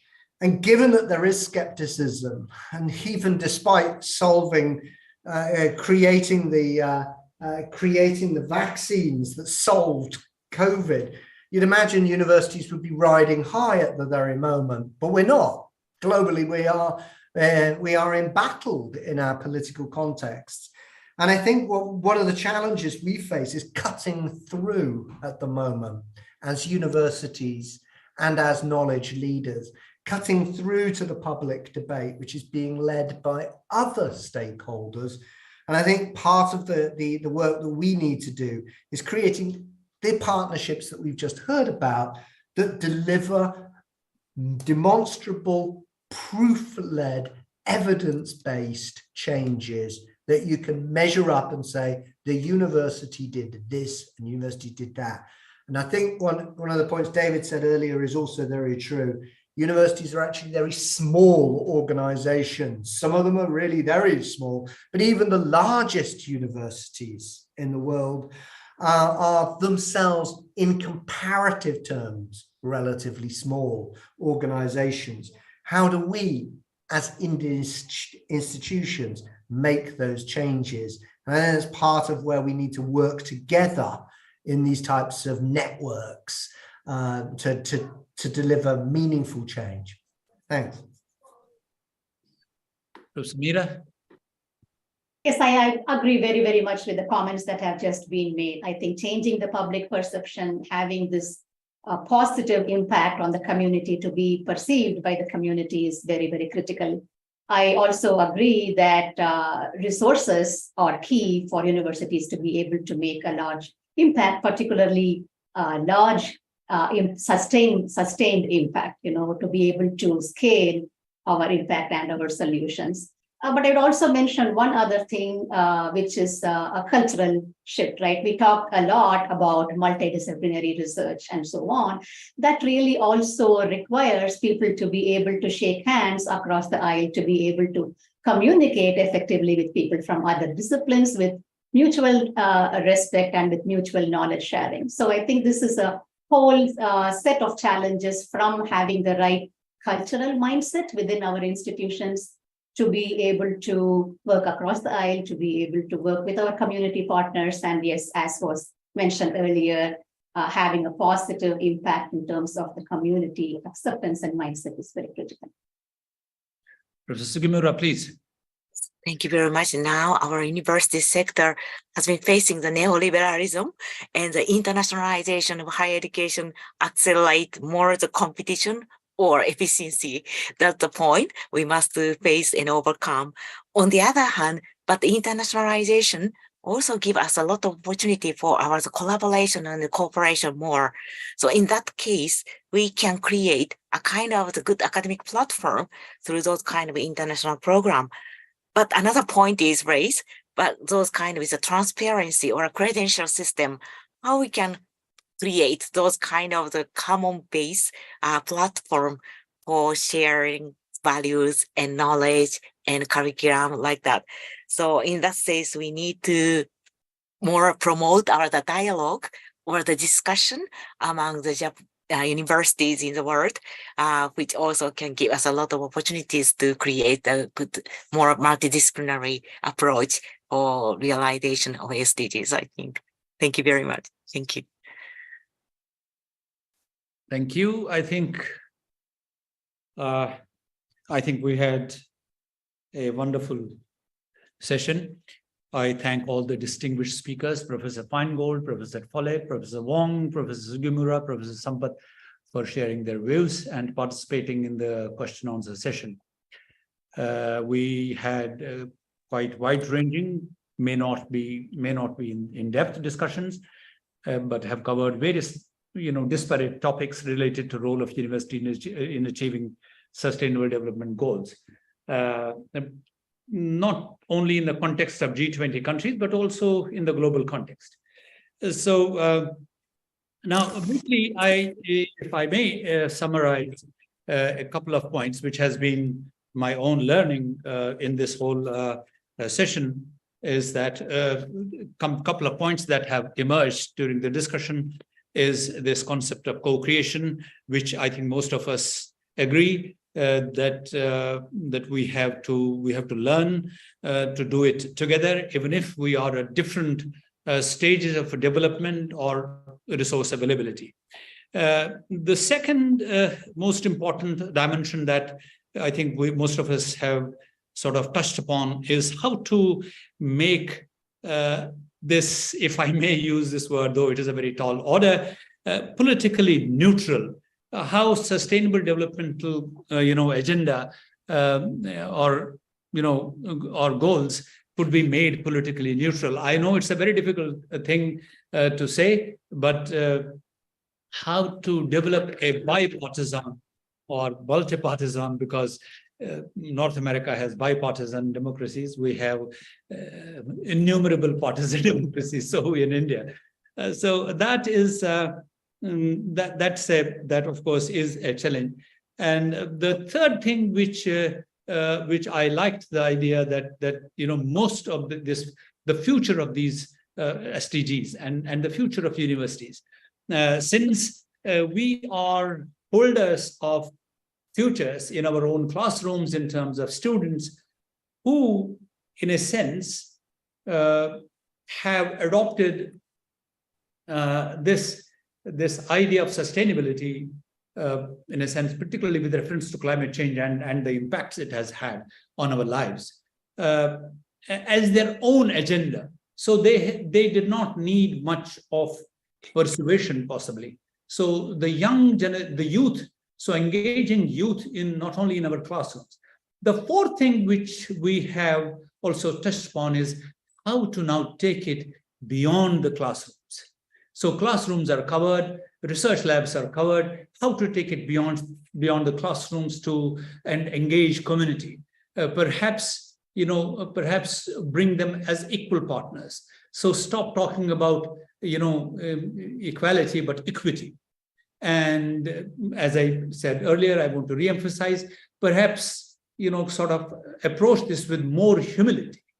And then the fifth point, how do we make this cultural shift among the institutions? How do we change this language or lingo of this this otherwise elitist kind of looking agenda, which sometimes communities may doubt us about?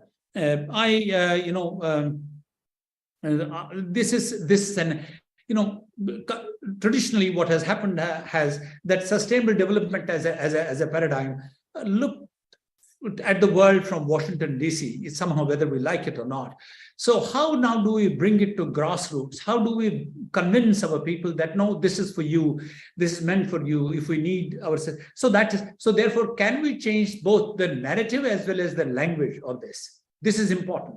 And can we sort of slowly bring in the global South, which is the theme which India is sort of now leading, that the voice of global South, the voice of East Asia, Asia, that the traditional, as David possibly mentioned, or Richard mentioned, or the second nature. I think Richard mentioned second nature. So how do we bring that narrative to the table and that language to the table?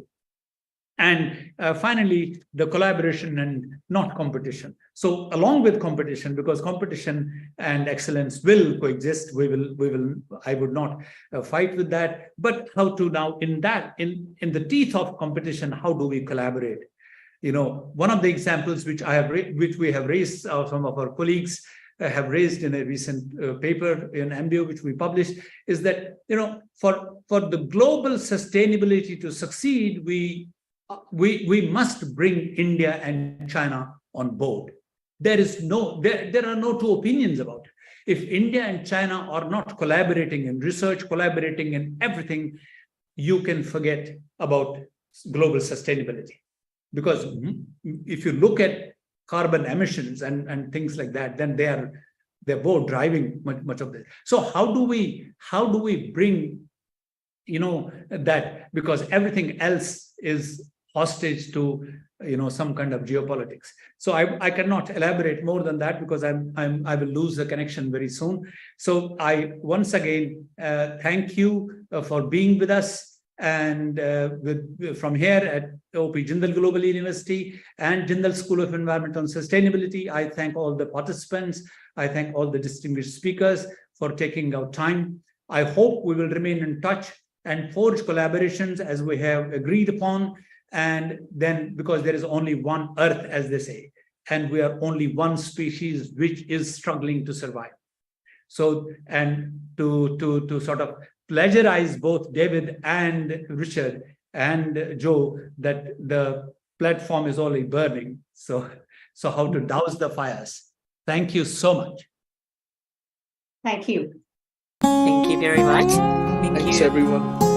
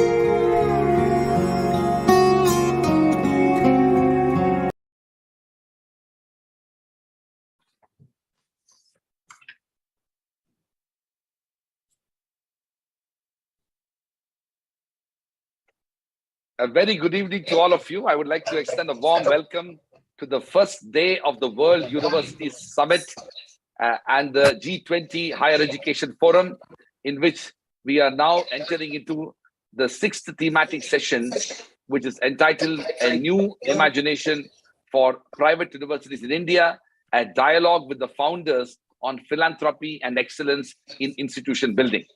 We are indeed very fortunate that we have the founders of some of the leading private universities in India, all of whom have consented to be part of what promises to be an exciting panel. Let me begin by introducing this panel and then briefly the introduction of the speakers itself.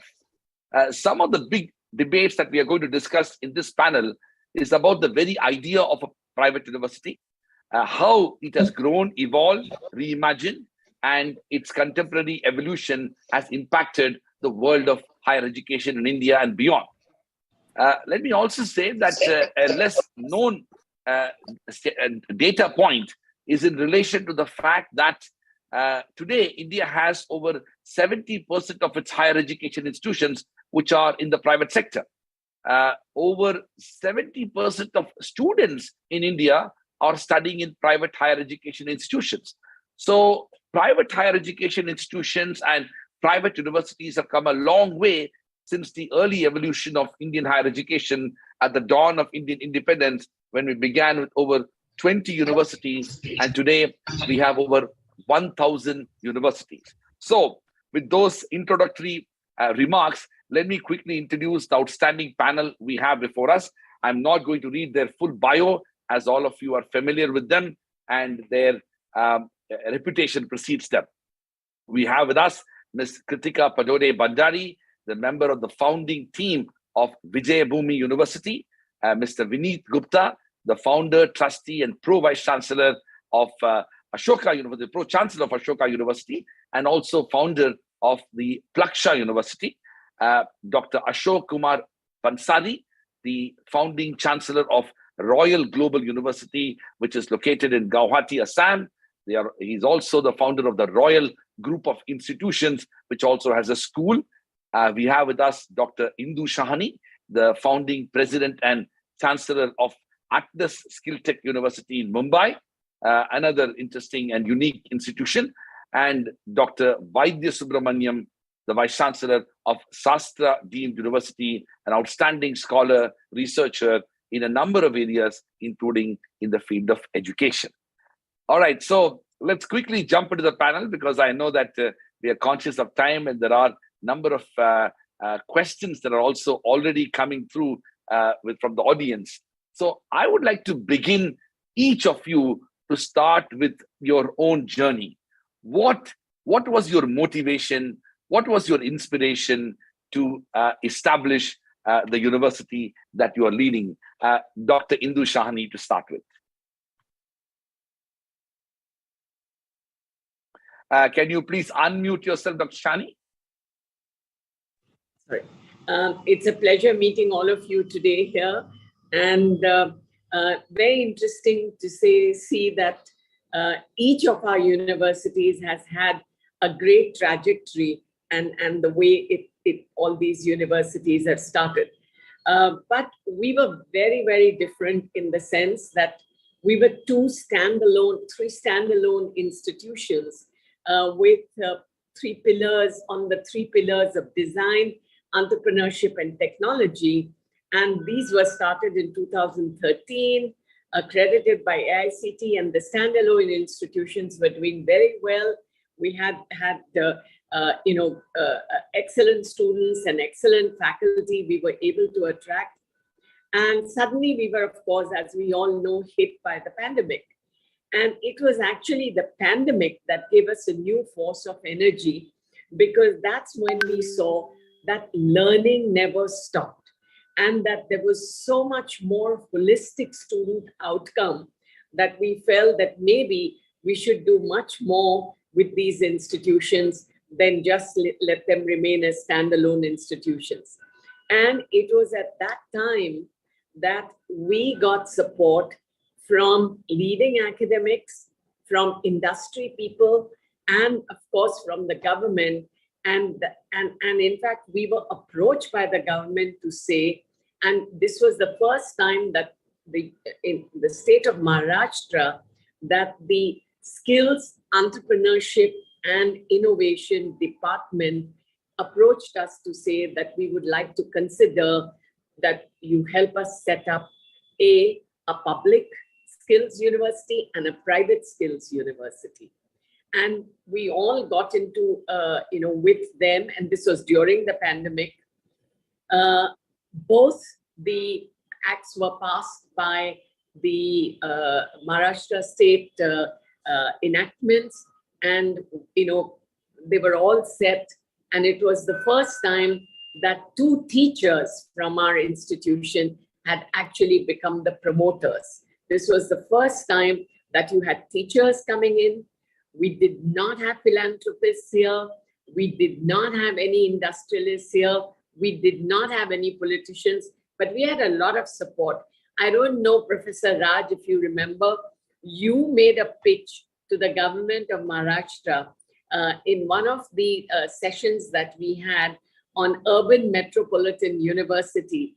And I think these were a lot of the encouragement came to us even from the UGC, because I've been a member of the UGC. And that's when we said, let's go ahead. And the public university is yet to be set up, but the private university was set up in 2021. And 4th August, we are just 18 months old.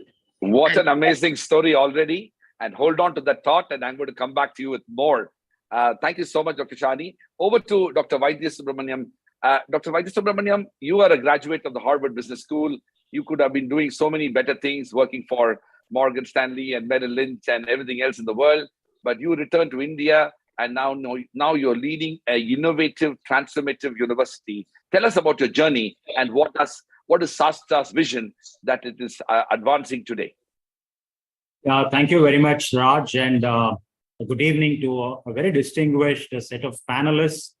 And it's a wonderful idea that you have organized the World University Summit, which I think is a great opportunity to showcase the way in which Indian universities are also making huge strides in their efforts to transform the way in which they have been handling higher education, especially in the last decade plus.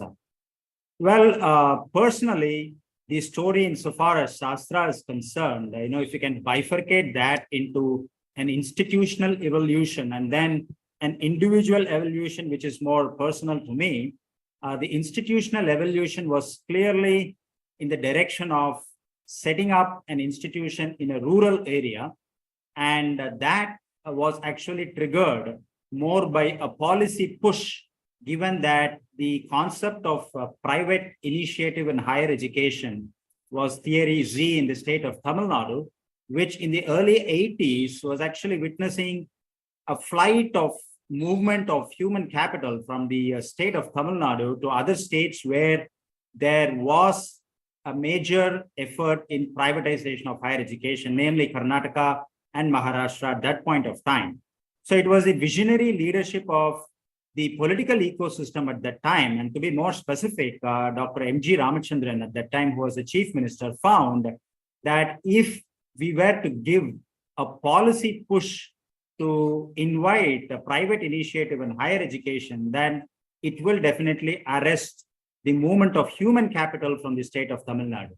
So it was actually more a policy push at that point of time that actually invited a lot of public charitable trusts and societies to get into the private higher education space. And we were one of those 4 institutions in the state of Tamil Nadu, which we are actually given the permission to start an engineering college. And this policy push was specific to engineering colleges.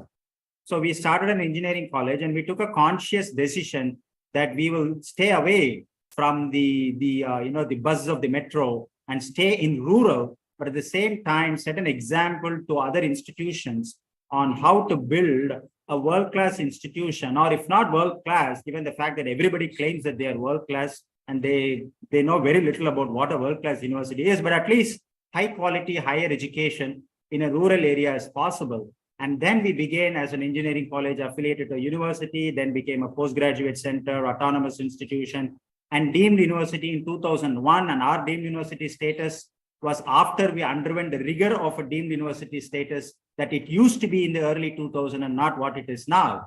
So then we became a university, after which we took a conscious decision. We're not going to be a teaching institution, but a research-based university. And that actually shifted our focus towards building a comprehensive composite research university that actually transcended engineering education to include management, law, arts, science, humanities.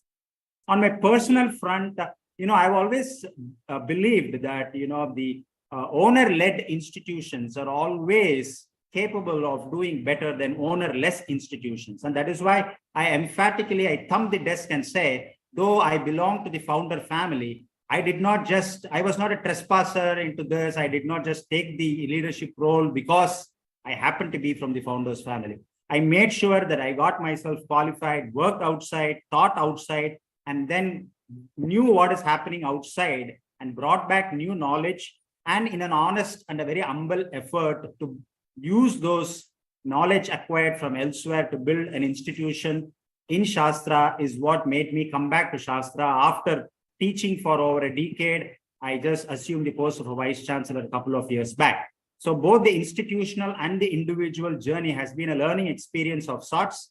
And I still, as a teacher, I always consider myself to be a student. So I'll stop here. Thank you so much, Dr. Vaidya Subramanian. What an amazing journey and a great trajectory. In fact, this whole idea of founder being earned the status of being part of the stakeholdership is something that takes a great trajectory into my next speaker. I'm going to invite Kritika Parode Bandari for reflecting on her own journey, but also quite remarkably, the journey of IFIM as a leading business school, which all of us knew it to have one of the earliest AACSB accreditation in India, and then that transition and the reimagination of it to move into Vijayabhumi University. What an extraordinary trajectory. So share us about your journey and indeed your family's journey in building this university. Thank you so much, and a very good evening to one and all present. Thank you so much, Professor Raj, for having me here today. Thank you to Jindal Global University for this. So our entire journey was actually led by the journey of my grandfather, the founder of our institution, Shri Vijay Balchand Ji Parodi. He came from a very, very humble background, and he did everything in his capacity to turn things around. He eventually joined the Indian Revenue Services, and at the ripe age of 50, when he was getting a posting as a commissioner in the city of Kolkata, he decided to give it up. And he decided to start the Dalal Street Investment Journal magazine, because his idea was that he wanted to increase access to capital markets for the larger public and also make it more democratic, right? So that is where his journey started from. I remember in the last few days, we had a lot of conversations with him, especially my father and him. And we always asked him that, if there was one thing that you wanted to attribute your success to, for a successful and fulfilling life, what was it? He said it was education. And he said that it was very unfortunate that, in the larger, with the larger population, education is just seen as a means to a good life. He said education to him meant about enablement. Enablement to, actually give a platform to human beings to realize their potential, which in turn moved society and which in turn helped humanity at large. So he had a larger macro vision to it. And I think that is something that as a family, we all really align to, the four of us, starting from the founder president of Vijayabhumi University, my father, and the three of us who are now working in this institution. And that is the driving force for us to, actually lead these institutions, to see education as enablement and try to bring a completely different narrative altogether to the Indian education space. Now, if you think about it, right, enablement is also about freedom. It's also about flexibility. It's being, given an environment where children can explore. So that was the new age interpretation that we gave to enablement. And that is what led to the birth of Vijayabhumi University, which is India's first liberal professional university. Thank you so much, Kritika, for a fantastic exposition. Also, I think you quite rightly said about the role of education. And no doubt your founders clearly recognized that very early on. And the kind of impact that it can have on society is something that motivated almost all of you to do what you ended up doing. Let me move to Dr. Pansari. Dr. Pansari, I had the privilege to visit your university recently. I've heard of it. Another extraordinary journey, a very short span of time. You have established a university, but quite remarkably, this is not something you always did. So tell us about your journey. What was the motivation to build Royal Global University? And what do you think you kind of, how does it, how do you feel now having built? What are your plans and what is the future of the Royal Global University? Good evening, Professor Raj. It's a privilege and opportunity to be co-panelist with such great educationists of the country. My journey is in fact very interesting, and the reason is very simple. In the year 2008, I took my son for admission in Bangalore in one of the finest institutions there. And then I observed there that huge number of students from northeastern region, especially from Assam, were there queuing for admission in different colleges. I was wondering why so many students from our region are coming to a particular place.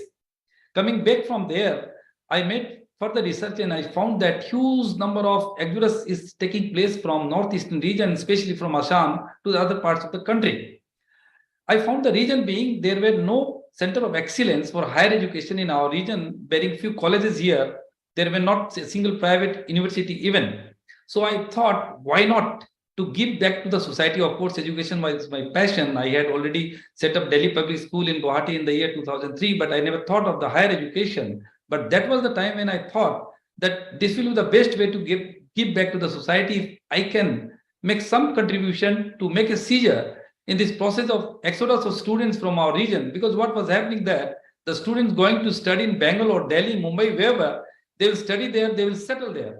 That impacts the economic growth of our region.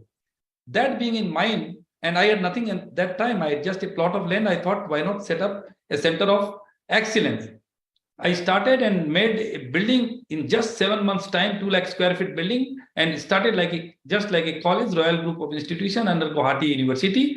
We had a good beginning with 400 plus students with engineering, MBA, BBA, these kind of courses. I never thought that it's going to be in today's shape. So the reason was a very simple, humble, and pious that to stop the exodus of the student from our region. Of course, my passion was very, very much there in education. And that time I never thought, I just thought that institution means teaching, learning process to produce employable human being and to produce some entrepreneur who can be the part of the growth engine of this region. But gradually I found interest, and gradually with the help of the well-wishers, and I took huge amount of bank loan and whatever investment I have possible, I went on. And today I have a campus.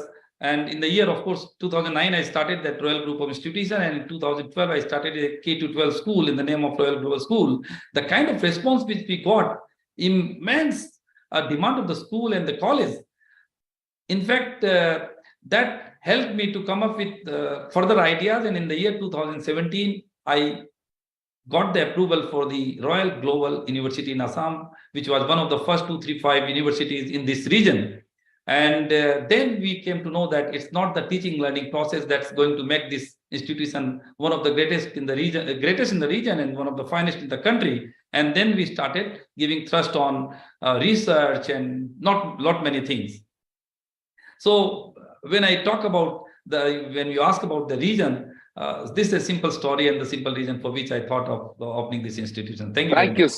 Thank you so much, Dr. Pansari. It is not only a simple but a extremely inspiring journey, because not all individuals who get an idea of the kind end up executing it in the way you did, but also the reason for which you did, which is to provide access to a lot of young people from a very important and to a large extent neglected part of the country. So congratulations to you. Let me move to my very dear friend, somebody who is a neighbor to our own institution.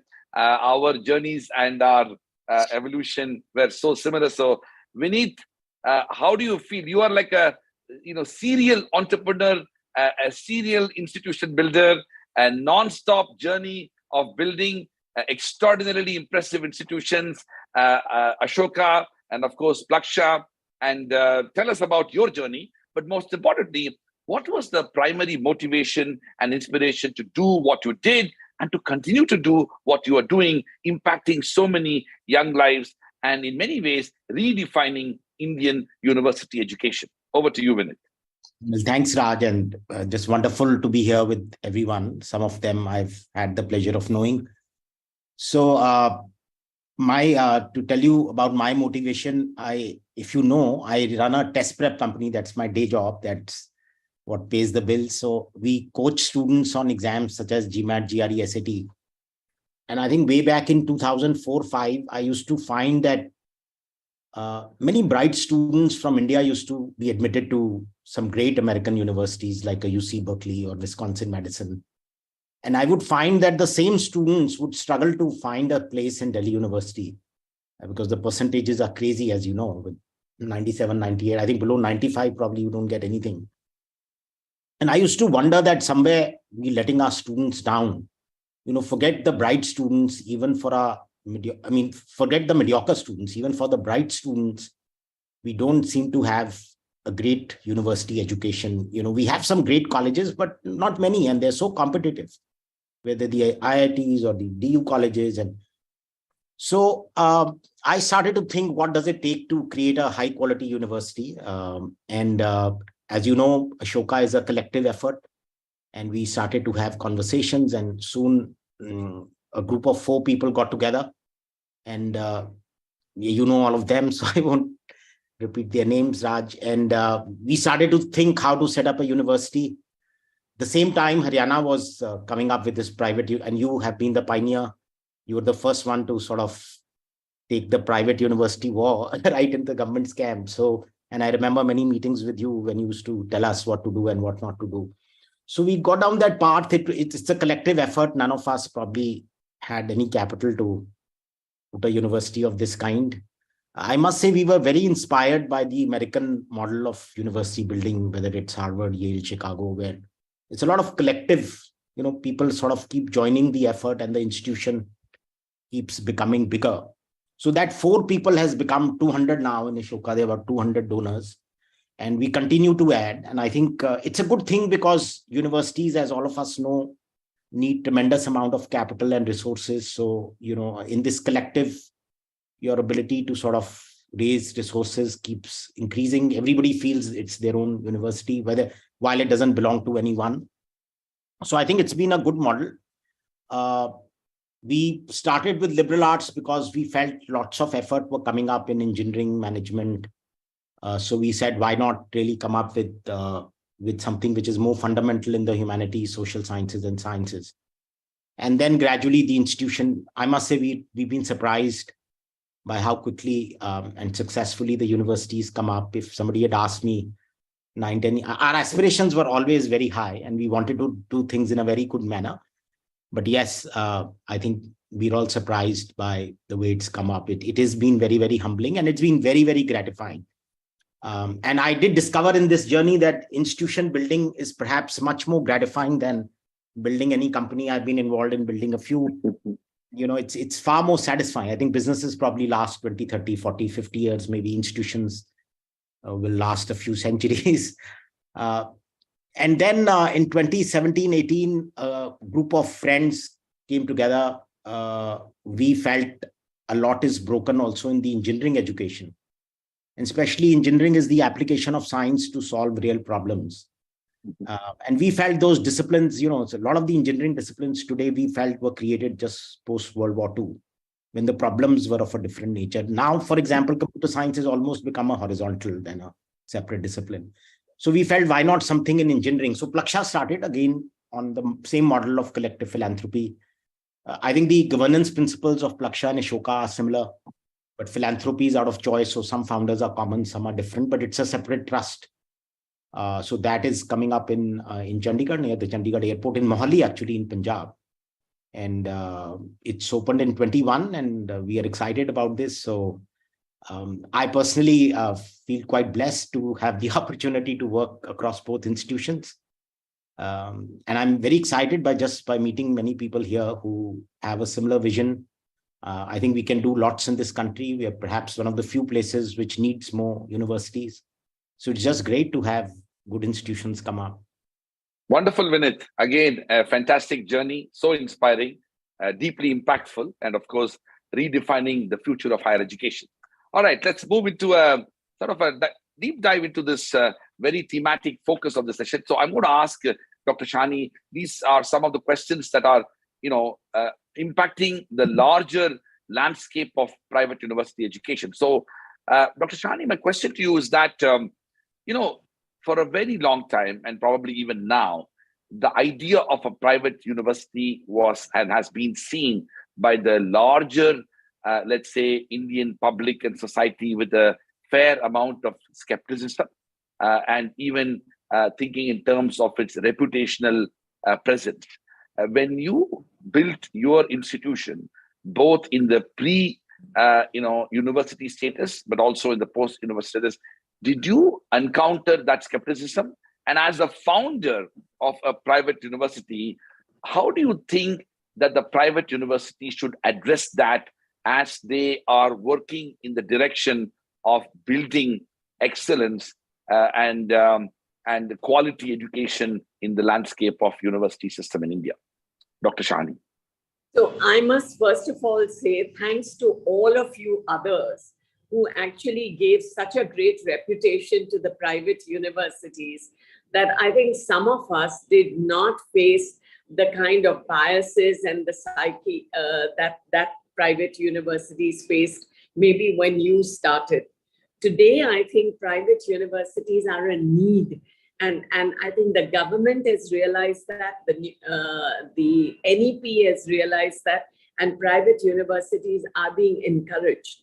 And I think it's great to see this whole distinguished panel, which itself is a testimony that all of us could have been doing other things in the corporate world, as just now we've just heard, but we all went into institution building to actually create that need, because India is a young demography and it needs many, many more universities and public universities. As we know, I worked 25 years with one of the greatest universities in India, and I can tell you how stifling it was for me to teach the 19th century curriculum with the help of 20th century teachers to the 21st century students.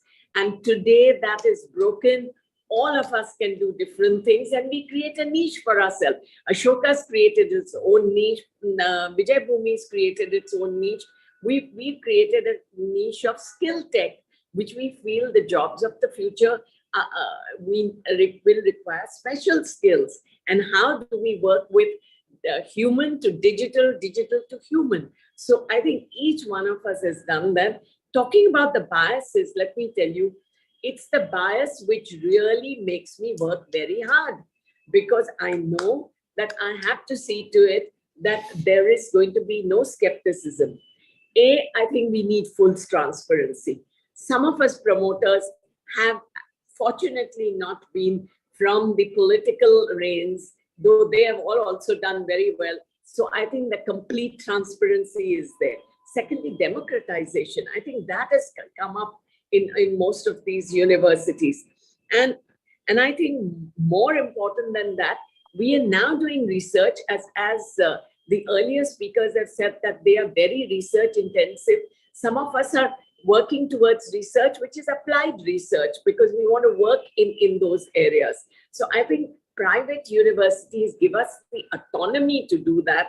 And there will be more and more coming up. I can tell you that. And thanks to all of you. Thank you, Dr. Shani. Thank you, Dr. Shani, for those very valuable remarks. Let me move to Dr. Vaidya Subramaniam. Dr. Subramaniam, you have been at the vanguard of pursuing research and writing and scholarship on a number of issues relating to higher education and including private higher education. One of the things that has always concerned me is that even though the private university ecosystem is growing and expanding, and I gave you the numbers early on, somehow most of us end up feeling that the overall environment in which we are functioning doesn't adequately recognize us as equal partners in the endeavor to pursue education. You have elsewhere argued about the fact that in all government bodies, including regulatory bodies, assessment bodies, there should be equal representation of private universities. While that may or may not happen, my question to you is that what is the alchemy of that situation? Why have we been so reluctant despite so much of impact in relation to it? And most importantly, the overall abdication of the state when it comes to putting in resources for establishing public institutions is essentially the reason why private higher education has grown. So this is not something that the private universities have themselves occupied that space. That space was left vacant. In that context, don't you think private universities need to be given a larger recognition, space, credibility, even legitimacy for its functioning? Yeah, you are very true. And let me just pick from where you left. So if we need to be provided that space along with a legitimacy, then there has to be the broader recognition of the fact that in today's scheme of things, private institutions are also here for discharging a larger public good. Given the fact both health and education are the twin pillars of the social infrastructure of our country, as much as health is being accepted when it comes to the private space because they are life-saving, education in the private space should also be equally accepted because it is knowledge creation. So when we move towards recognizing the fact that education is not just about granting degrees, but then being a larger participant in the knowledge economy, then the borders between public and private will gradually disappear, given the fact that both public and private are engaged in creating new knowledge. Now, when it comes to creating new knowledge, of course, we have been hearing a lot about inclusivity, affordability, accessibility, and all of that. Another ET is capacity. Now, the capacity that is required to build quality institutions is huge. Let me just give you one data point. Just the end of 2022 financial year, the top line of the top 3 universities in the world, none of which is in Asia, is closely around $16 billion. And then the top 3 in Asia, none of which is in India, is closely around $4 billion. Now, that's the top line. That doesn't mean that private institutions have to enrich their top line. But incidentally, all these universities in the top 3, except for University of Tokyo, they are private universities. That there is a policy enabling mechanism in all of these North American or some of the Asiatic or European or Asia Pac that enables university to build a very robust, I'm not saying not for profit, but they have looked at education as a not for loss enterprise. Now that space can be provided if we begin to think of education being a not for loss enterprise, because it generates a lot of social alpha. As much as corporates are measured by the beta that they are used to measure, the social alpha that private institutions are generating, time has now come to not only qualify it, but also quantify it and giving them additional space, as rightly identified by the Parliamentary Standing Committee of 2022 on education, that it is no longer about sustainability, it is about generating capacity. So we have to move from sustainability, which we have stood for these long years. We have stood the tough times and demonstrated that private institutions can do well despite tough times. Now is the time to give freedom to engage in various modes of engagement to create, to generate that capacity. And if we are given that freedom, then that space that we need will automatically be available. Great. Thank you so much, Dr. Vaidya for those fascinating remarks and comments. Let me move to Kritika. Kritika, you belong to a generation which essentially is making those informed choices to decide which institution you will study. Now, from that standpoint, as you are far more closely connected to that generation, I'm going to ask you a question about what are the aspirations of those young people? There was a point of time when we had gone to college, and I'm sure the founders can also speak, the idea of this large, great Indian public university is the imagination, and public sector and public imagination, be it the IITs, the IIMs, the Delhi universities, the central universities, the state public universities, those were the institutions to aspire for. Now, today, as we look at young people, what is the criteria they end up thinking when they are making those choices? And in that context, how do private universities have a responsibility to essentially what Vaidya said, which is to contribute to the public good, because we are exercising essentially a public function, albeit we are private universities. Over to you, Kritika. Thank you so much. So actually, first, I want to take the question slightly back to what we were discussing. So I think this is something that, all of us who do outreach can resonate with. I mean, especially when we are interacting with students and parents, there is this skepticism that we have to face when it comes to private universities. So I'm glad we're talking about this here, because there's this blanket statement that, surrounds private universities that we are exploitative in nature. And I wholly disagree with it. And I think not only about universities today, let's talk about the private universities earlier as well. So just giving you some figures and some food for thought to think about, right? 70% of higher education in India is carried out by private university. The entire US economy of IT and ITES is supported by so many engineers who are actually graduates of private universities in India. The case in point being Mr. Satya Nadella, who's a graduate of the Manipal Institute of Technology.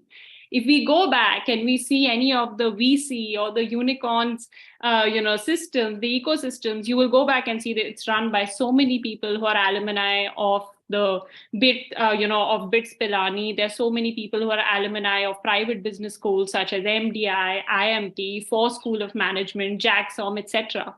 So clearly, I think, private universities have created a positive impact when it comes to the Indian economy. More importantly, I think today we need to focus on the good and forget the bad. Honestly, the bad will die its own death. We just need to continue doing what we are, have a clean intent, have a strong will to create transformative educational institutions. And I think our job is done there. Let's not forget, creating educational institutions, getting recognition, getting accreditation, these are slow processes. It took the United States 150 years plus to create this robust education system. So clearly, we need to give ourselves a little bit of time for us to also excel and leave a mark globally in the space of Indian higher education. Now, coming back to the question of what does the student, of today want? So let's understand, we are a young nation, right? We have had 3 generations right now that have, been in independent India in a democratic setup. The first generation was dealing with the entire hangover of the imperialist Raj. The second generation was laying the building blocks of the economy and creating an enabling environment. And now you have the third generation that has come in. What does this third generation want today? They no longer are thinking on the lines of the earlier generation of roti, kapda, makan, the conventional dreams. These are individuals who want to discover themselves. They want to discover their passion. They want to self-discover themselves at educational institutions. That is their ask from an educational institution, an enabling environment where they're given the freedom to explore between different disciplines, where they can, try different things, explore and mix and match different kind of learning pathways, an environment where they are not, constantly being told what to do. And I think that is the ask that today's generation has, that they no longer want an iron hand on top of them telling them what to be done. They are just saying, let us have an educational institution where we are really at the center of the entire ecosystem. It is a learner-centric educational institution where a student can make the choices of what they want to do, discover for themselves that what is it that they want to do with their life. these kids have a very large age expectancy. They are preparing themselves for a lifetime where they're going to be probably having multiple careers. So the way that we look at education has to be very different from how we looked at it earlier. I will put a pause there because I know I have said a lot of things which might not fit the traditional sort of setup, but over to you, Professor Raj. Oh, thank you so much, Kritika. Those are very thoughtful remarks indeed, and we will come back to it in a minute. Over to you, Dr. Pansari. Dr. Pansari, one of the things that the private universities face is that it is said that the disciplines that end up getting neglected, such as humanities and social sciences, happen to be the larger focus of public universities, and private universities end up focusing on STEM areas because, quote unquote, they are far more lucrative. The link between the education and jobs are more obvious. And of course, they are more better income generating and the return on investment is higher. In some ways, my question to you is that, do you think that this sort of overall framework that has impacted the evolution of Indian higher education between public and private has also affected the ability of private universities to earn that reputation that is critical for it to be seen from the eyes of the students? Can you kindly repeat the question?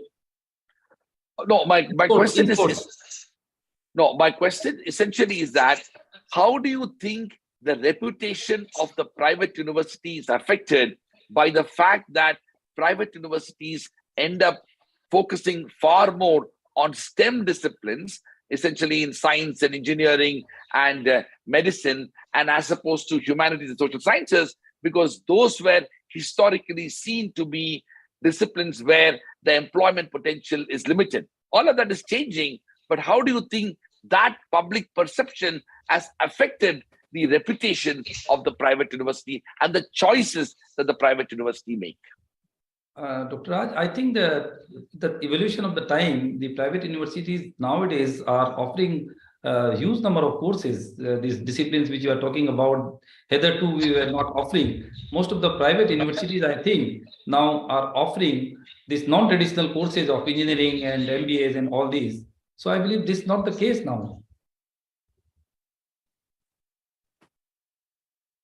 But the larger point I was trying to, essentially ask was that since the government invests on research and other types of resources, the typical public university and private universities have a dichotomy. Maybe I'll take that question over to you, Vinit.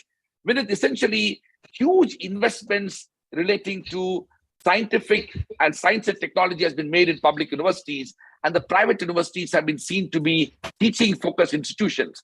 Now, if private universities have to really develop its reputation, it should come out of the comfort zone in not only offering courses that are seen to be, having a greater return on investment, but also to get into areas where it may not be in the same way it is seen from the people's standpoint. And definitely research is one such area. No, I think, Raj, that is a big challenge. And honestly, I think on private universities, if you ask me, all of us, in fact, and have established a reputation on teaching. But despite all our efforts in research, I dare say that I think on the research front, many of the private universities still have a long way to go. And the simple truth is that research does require lots of resources. And, you look at every country, the two prime examples, US and now recently Singapore after 2005 and the way their universities evolved. Even in the United States, the success of MIT, Stanford, which are leading research universities, is a lot on public research funding from DARPA, from NIH. And, there was this whole competition with the USSR and tons of money was being pumped into research. I personally feel, and at every forum, wherever I get the opportunity, I have been telling the government that government will have to open up, firstly, its overall research pool, which still is a fraction compared to developed nations. And secondly, also open up its research pool to private universities.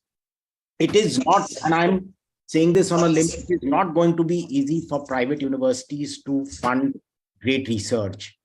unless there is greater public funding. I mean, there are some initiatives like the CSR, etc., from where some funding comes for research. It's also not justified to charge tuition money to undergraduate students and fund research out of that money. You know, that somebody else is paying for something else. So I do feel that continues to be a challenge, and maybe one solution doesn't fit all. I do find there is greater acceptance in the government now. Some research funding is starting to come in. Proposals are getting accepted. Many universities, particularly in the South, are also doing extremely well on getting research funding. Ashoka's had some success, but there is some way to go. But I do feel this will be the key challenge. I think you really brought out a great question. And all of us, again, will have a different trajectory as we navigate this. But I think finding the resources to fund research, in my mind, is going to be the key question for private universities, perhaps in the next decade. Wonderful, Vinny. Thank you so much for that. And let me move to Dr. Shahani. Professor Yes, Raj. please. I'd just like to compliment, because I could not answer your research issue. What I believe is that research is the basic and most necessary thing. Even I started like a teaching learning education center when I started in 2009.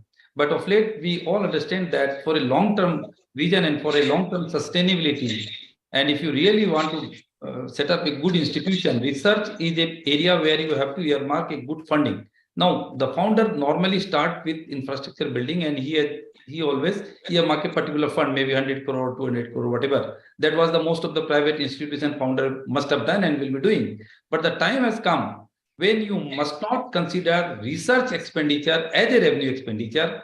The way you spend money on infrastructure building, similarly, you will have to take research as an investment. Of course, NEP allows of talking about the level playing field, and some funding may come gradually.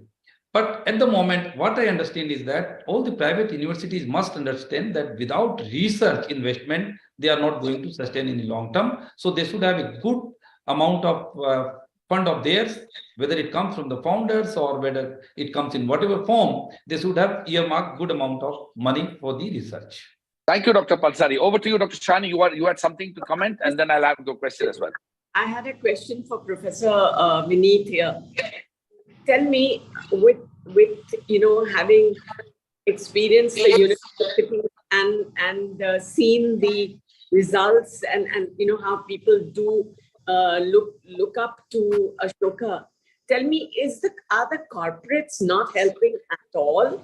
I mean, it's only CSR, I know, but at the end of the day, the return on investment is for the corporates, because we are creating the skill force, or we are creating the people for them.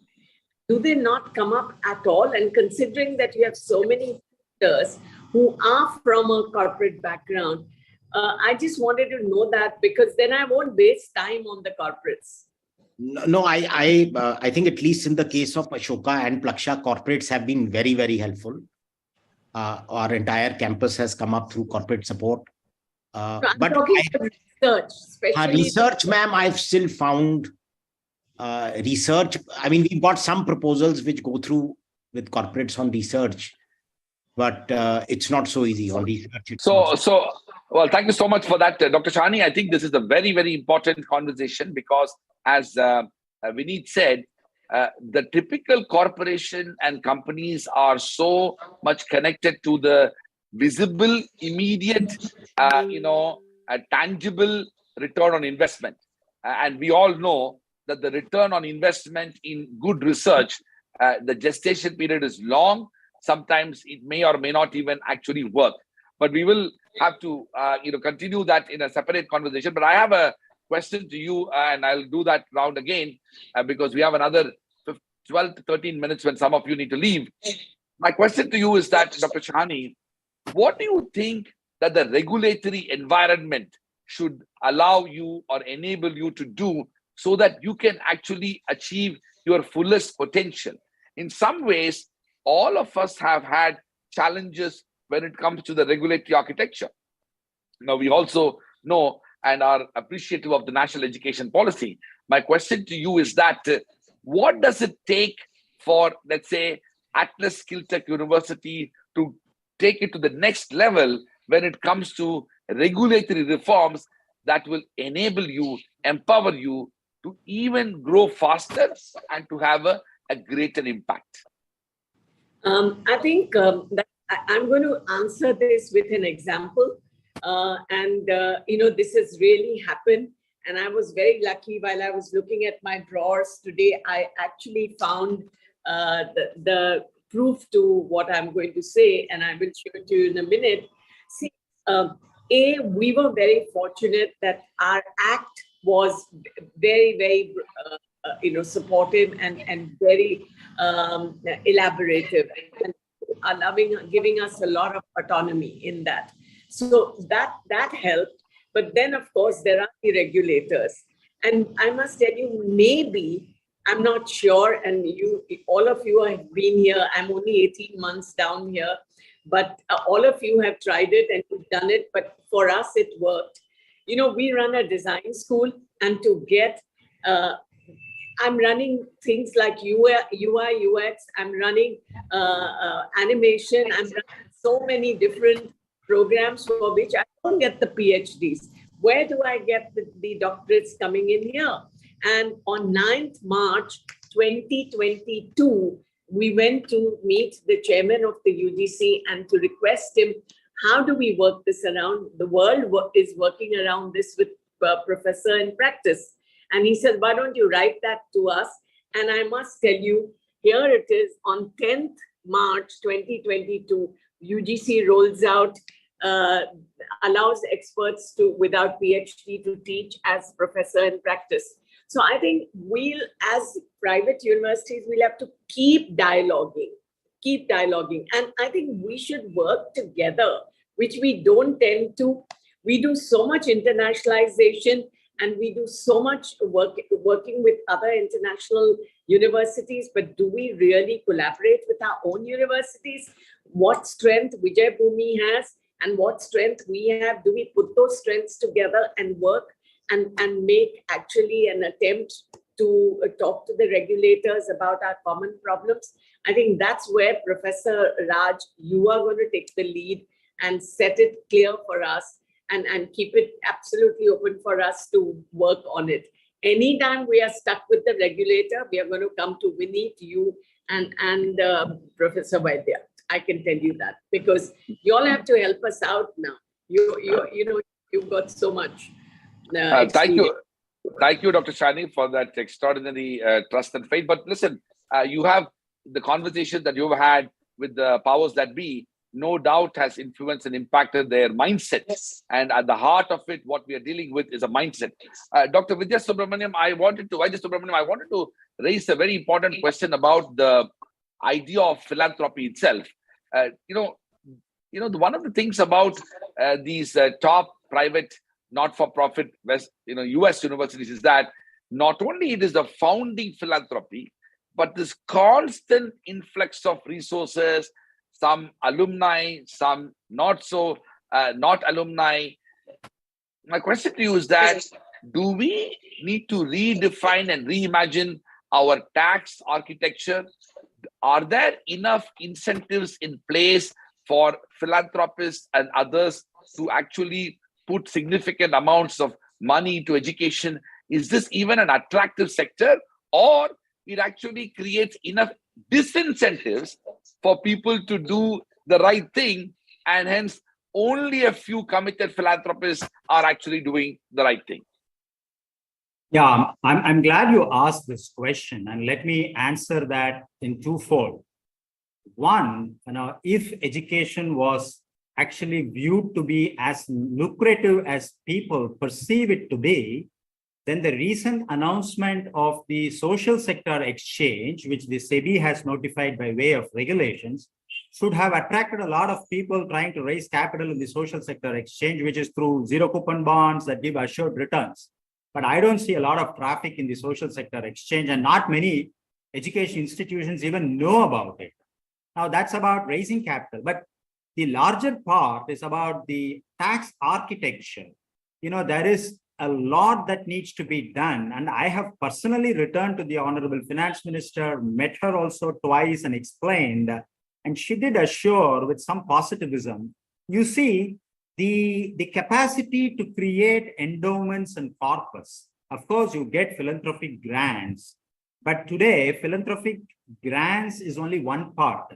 If you look at the corpus that the North American universities build, they sit on a corpus of close to the top 30, sit on a corpus close to 900 billion. And if you just take the top 10, they sit on a corpus close to 400 billion. And during the COVID, most of the universities didn't even have to rely on the tuition fee income, just on the endowment income, which a median return in the last 20 years was 30%, which is more than the union budget allocation to education in India. They were able to survive. So the short and sweet is that the tax architecture needs to be modified to allow institutions to create internal corpus so that that is always a safe mechanism to fall back when the times are very tough. But today, the financial regulatory policy is in such a way that you are forced to engage in avoidable expenditure, and that needs to be stopped. Rather, if you can actually spend wisely and reserve to build your corpus, and if your tax framework allows you to do that, then many institutions are capable of building a corpus and don't have to erode the corpus. The corpus interest income alone will be able to make them do wonders. So definitely there is a huge need to change the tax architecture. Thank you so much, Dr. Vaidya Subramaniam. I am conscious of the fact that both Dr. Indu Shani and Dr. Vaidya Subramaniam have a hard stop at 7. So I will ask one more question to both of them, and then they can leave and I'll continue the conversation. Over to both of you. One question, same question to both of you. Were there moments in your journey that you felt that this is not worth it? This is too much of headache, too much of hassle, too much of harassment. We could do something better than what we are doing. Were there those moments? And during those dark moments, what made you to stay on and stay put to continue a journey? Dr. Indu Shani first. Definitely, there were dark moments in the pandemic, finding a space right in the campus within corporates, because we were going to be a vertical university. And this was the first time that the Maharashtra government was allowing a vertical university. And where do we find the space? Also, definitely funding was something that was not available, and not at a short time like this. But I think the only thing I can say over here is that a teacher is very fortunate as long as she and he has students. I think it was the smiles and the inspiration of my students which kept me going. And it was one of my students whom I had taught 30 years back, who came across, joined hands with me to help me out and build this university. So I would say that we are very, very fortunate that the smiles of the students will always be with us. Thank you, Dr. Shani. Over to you, Dr. Vaidya Subramaniam. Yeah, you see, I know that we are engaging in a profession that is thankless, that is tireless and selfless. So then you shouldn't be a victim of these 3 lessons and get away from this profession, because you know that every average Indian housewife wants their kids to be better educated than their husband. So there is a demand for education. So you have to be mindful of the fact that if you are out, there is somebody else who will be doing it. So why not you do it yourself? And that recognition makes me feel more and more involved in this profession, though it is less and less and less of those 3 types. But one thing that I've always believed is never ride the popularity wave. Be honest, be transparent, do good in what you're doing. The public will recognize the good that you're doing, because popularity will come with no invitation and it will leave with no farewell also. Well, those are fantastic words. Thank you so much, both Dr. Vaidya and Dr. Shani. I know if you have to leave, you can leave. I'll come back to you, Dr. Pansari. Kritika, let me get back to you with another important question that has also come from some of our viewers, both in Facebook and YouTube. One of the questions that people are asking is that, does the idea of not-for-profit university system undermines the ability of a private university to grow more? Is it somewhat, because I mean, honestly, if you look at corporations and companies, they are perfectly suited to, maintain quality while investing in resources. I have my own views on this, but I would love to hear your view, especially, does it impact the ability of a private university to make a substantial, impact on the world of education? Thank you so much for the question. I think this is a hotly debated topic, and I definitely think this is a point where the law needs to change. Sorry for making this controversial statement, but yes, coming from the field, I think as a lawyer, it's important this law needs to change. I mean, we need to stop, making it that education is a not-for-profit business. Firstly, it is not a business, but like any other entity, we also need funds. Today, we are talking about improving the quality of research. We are talking about getting, foreign faculty. We are talking about improving our infrastructure, taking Indian education to the next level. Everything requires money. Everything requires funds. So I think we need to be mindful about that. And then there are a couple of just quick remarks I wanted to make on, certain questions that were made. So on the question of research. So I'm an alma mater of actually a government institution, the National Law University, Delhi. I can tell you as a matter of fact, even in government institutions, research funding from the government is a big issue. So one of the most celebrated projects, Project 39A of National University Delhi, that does remarkable work in the area of capital punishments, is actually not funded by any limb of the government today. So I think the larger question we need to address here is how much of the budget are we actually allocating towards education? And as we all know, as per the Kothari Commission report, we have never reached that 6%. Secondly, on the question coming to how we can engage corporates in, when it comes to research collaborations, I think a good case in point is what we did at JGU, where we actually identified areas like how Professor Raj said that actually concerned the corporate companies. And then we got our faculty and our students to work on it. And that became a very good mechanism for our students to get on, on-hand learning in practical scenarios, as well as for us to generate funds for a lot of institutional building and research activities in that area. Regulators, very, very important topic. And I think even Professor Raj would somewhere sympathize with me that especially in universities like ours, where we are offering professional degrees, there are so many different regulators that we deal with. And every regulator has their own set of rules and regulations, which becomes at times an obstacle for institutional building, and especially from bringing in a very progressive and forward-looking and a flexible curriculum. The case in point here being law. I'm a lawyer myself. Professor Raj joining us here has done his law as well. I think both of us recognize the fact that in India, there's so much that yet needs to be done in transforming legal education. And that requires a lot of, academics also to be there as part of that regulatory support to be able to, represent the side that we come from today, which may not be happening completely at this point of time.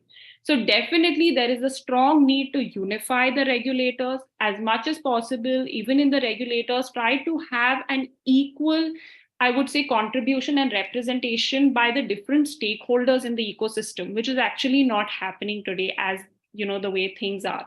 And lastly, I think coming to the point of philanthropic contribution. So sometimes our conversations only get restricted to seeing philanthropic contributions in the sense of, endowments that we are getting from, corporate sponsors or individual people. I think there are multiple ways of looking at it, right? Another way of looking at it would also be getting research funding from world organizations. It would be also about encouraging your faculty to do consultative learning, which is also something that we can, encourage within our institutions. And third would be leveraging our assets to create incubators. So these are all different mechanisms, I think, in which, universities can ensure that they have regular funding in coming in, because universities are net contributors. As long as you're adding value, your funding will come in. Well, thank you so much, Kritika, for those fascinating comments. I'm sure it will resonate with a lot of our viewers, including us. But the only part where I will slightly disagree with you is that I do believe that education should remain a not-for-profit activity, especially because of the fact that many things that a university does, its wider impact are immeasurable, and what corporation does and its performance is far more measurable. The immeasurability of education and the impact of what a university does in the wider social and intellectual infrastructure of a society, measured in longitudinal sense, is something that makes education unique. But I entirely agree with you that the kind of regulatory architecture that we are all functioning requires a fair amount of reform. Let me move to Dr. Pansari. I know we are only short. Raj, I would like to give my take on all the last three questions which you raised before the other panelists. You do that?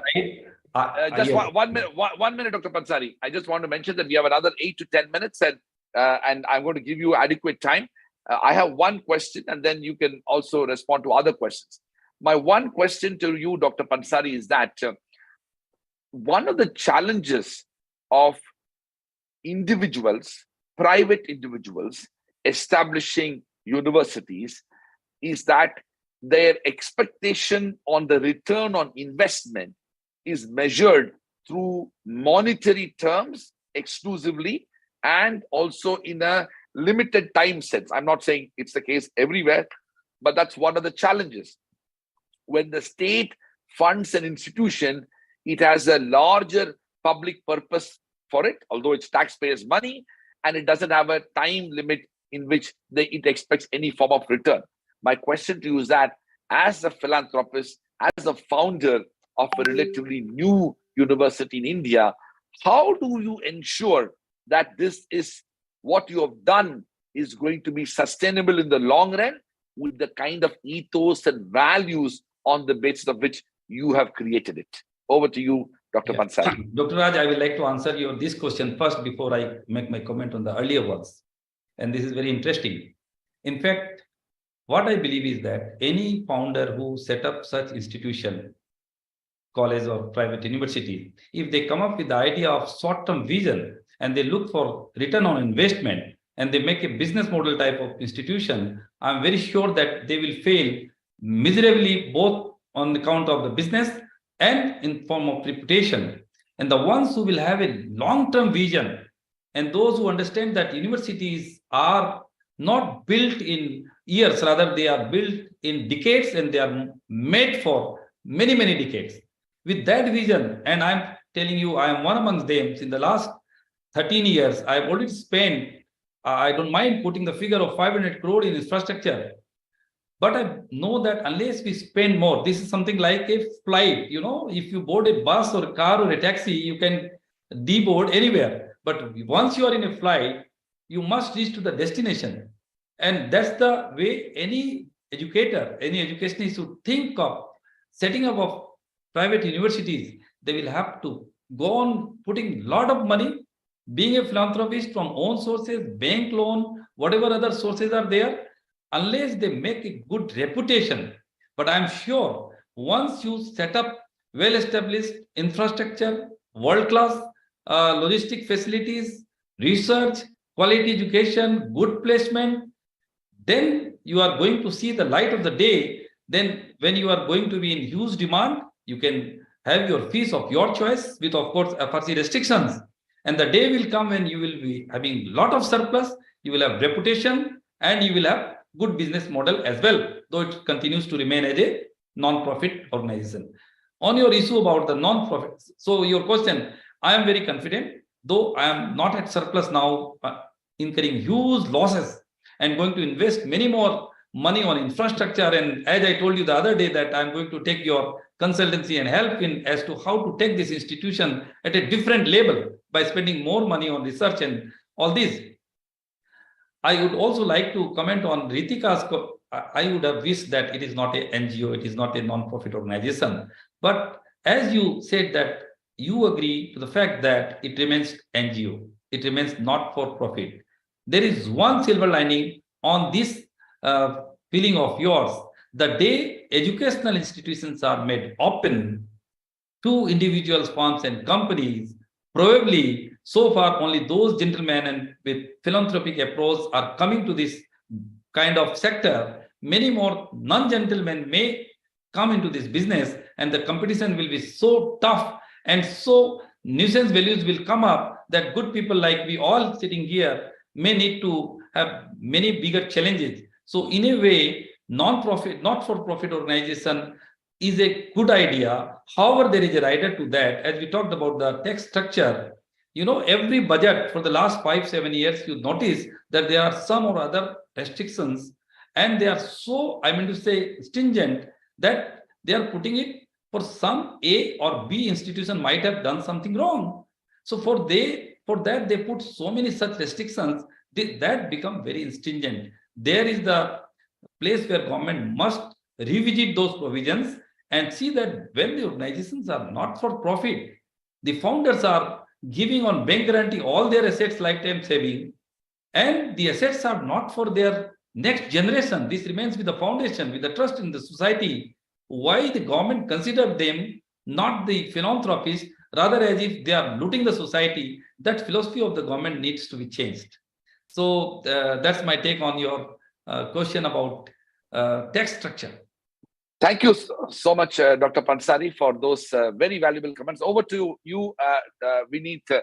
Vineet, I think, one of the things that all of us who are involved in this enterprise or rather initiative is that, as you rightly said, we get a deep sense of satisfaction. I was so delighted to hear you, a kind of a serial corporate entrepreneur and now a serial education and institution builder.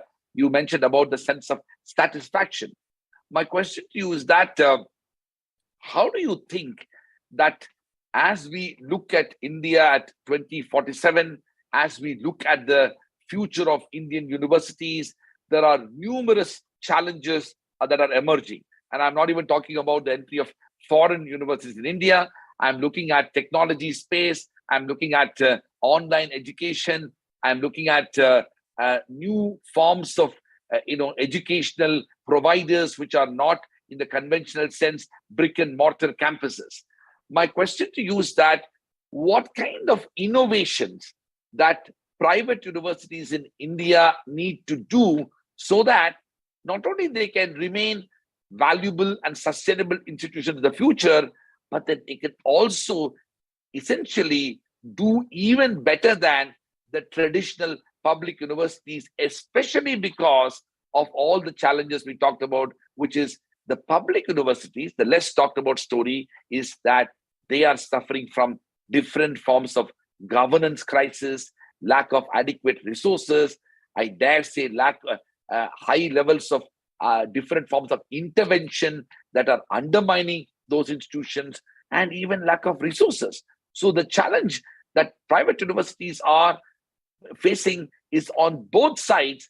How do we end up reimagining that future for India?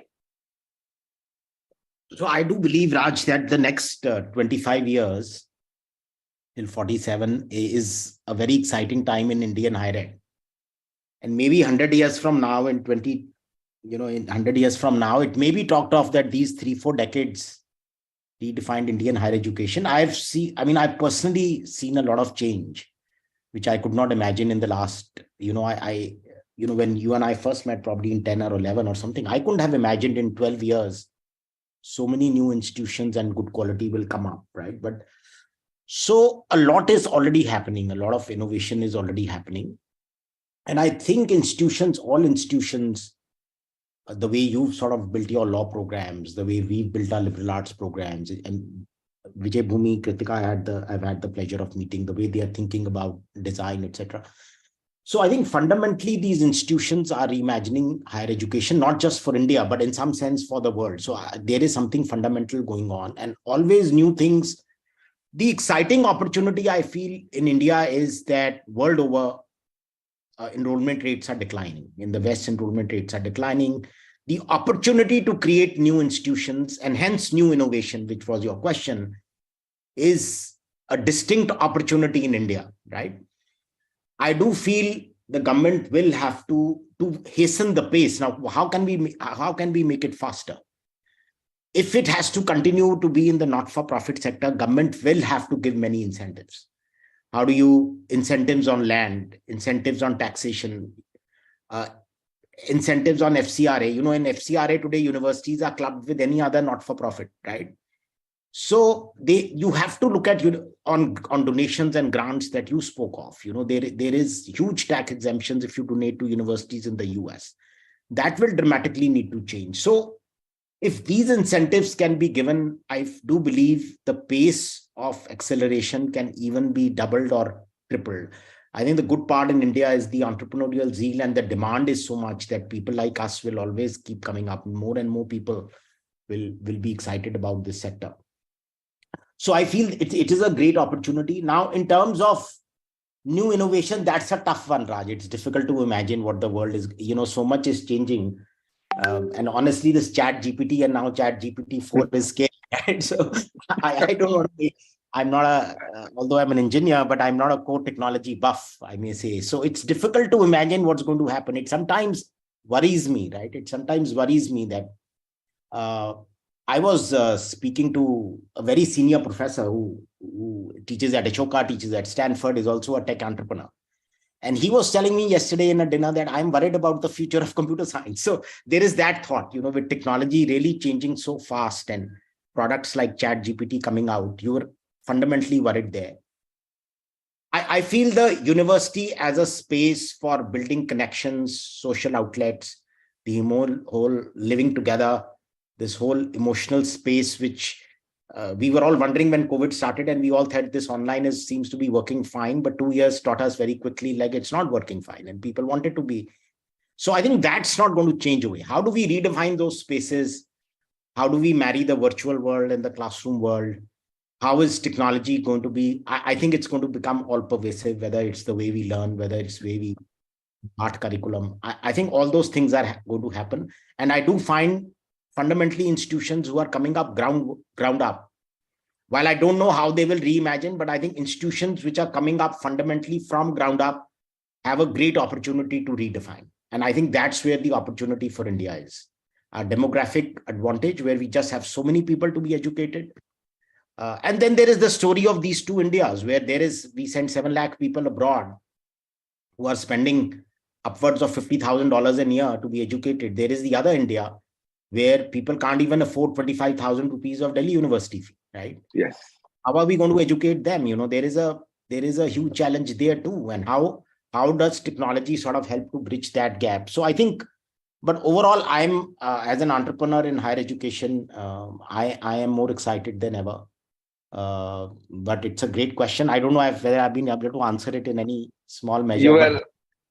You were absolutely fantastic, Vinit. You couldn't have put it better. We're going to have just one last 1 minute response from each one of you.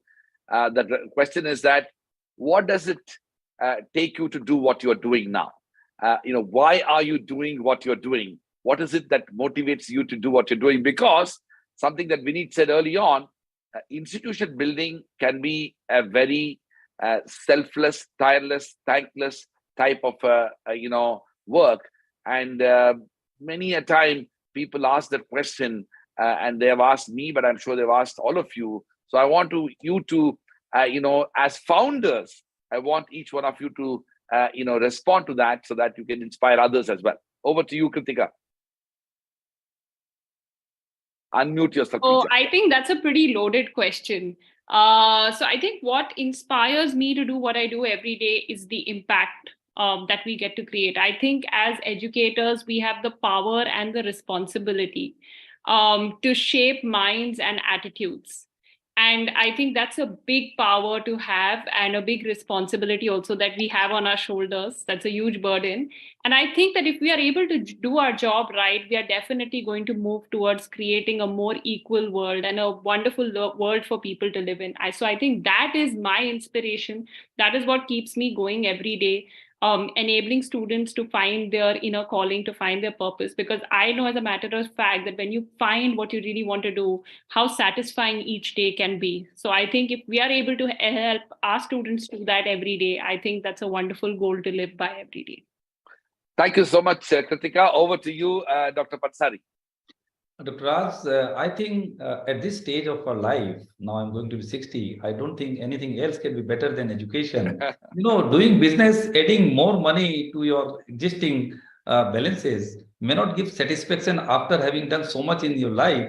And since my own career had been a fantastic journey of education, always throughout topper in the universities and all, I think I am fulfilling my passion, and this sector is giving me a lot of satisfaction. As Kritika rightly said, that we feel that we are with the young minds and we are with the people who are having the like-mindedness, and we get the opportunity to read and to write and to talk to the people.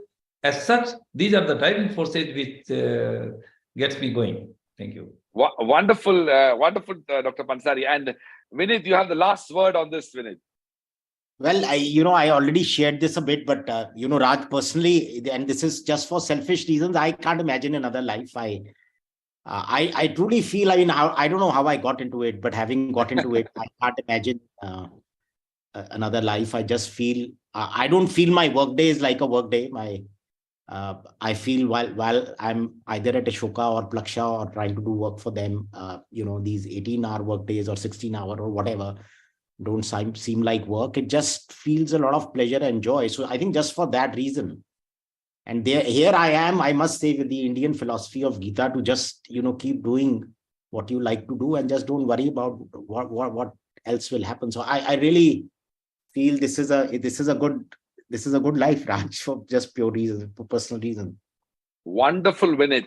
Well, let me take this opportunity to thank Kritika Padode, Vinit Gupta, Ashok Pansari, Dr. Indu Shahani, and Dr. Vaidya Subramaniam. I want to dedicate an absolutely inspiring quote to all 5 of you as founders. These were the words of Paulo Coelho when he said, and I quote, "Remember your dreams and fight for them. You must know what you want from life. There is just one thing that makes your dream become impossible: the fear of failure. When you want something, all the universe conspires in helping you to achieve it," unquote. This particular quote of Paulo Coelho epitomizes each one of your life. You are truly extraordinarily inspiring founders who have contributed to institution building. Your contribution to the wider impact of Indian society and also global society is immeasurable. And I want to take this opportunity to thank you for accepting our invitation and to be part of this panel discussion. This session is ended. We will have a short break, and I invite all others who are watching in Facebook and YouTube to join us on the next session, which is entitled Paving the Way Forward, Strategic Collaboration Among the Universities in the Post-Pandemic Era. We will have the president of Seattle University from United States, Professor Eduardo Penalver. We'll have Professor Mark Schmidt, the Vice Chancellor and President of the University of Southampton, Professor Bettina Kuzumarov, who is the Associate Vice President International of Carleton University in Canada, Professor Ian Rowlands, Associate Vice President International of the University of Waterloo in Canada, and will be moderated by my own colleague, Professor Kishalay Bhattacharjee, who is the Dean of the Jindal School of Journalism and Communication. Thank you very much to all of you, and deeply appreciate your presence. Thank you. Thank you so much, Professor Raj, for moderating the session so well and bringing us more.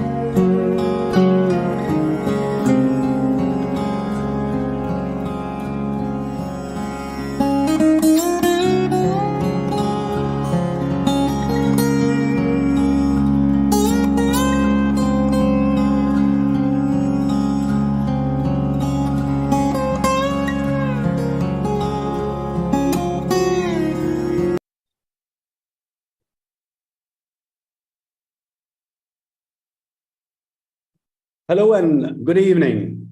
Welcome to the World University Summit on Universities of the Future, Building Institutional Resilience, Social Responsibility and Community Impact in the G20 countries. As we know that India is holding the G20 Summit this year, and one of the themes of the G20 in India is going to be based on the foundational principles of access, equity, equality, affordability, and accountability.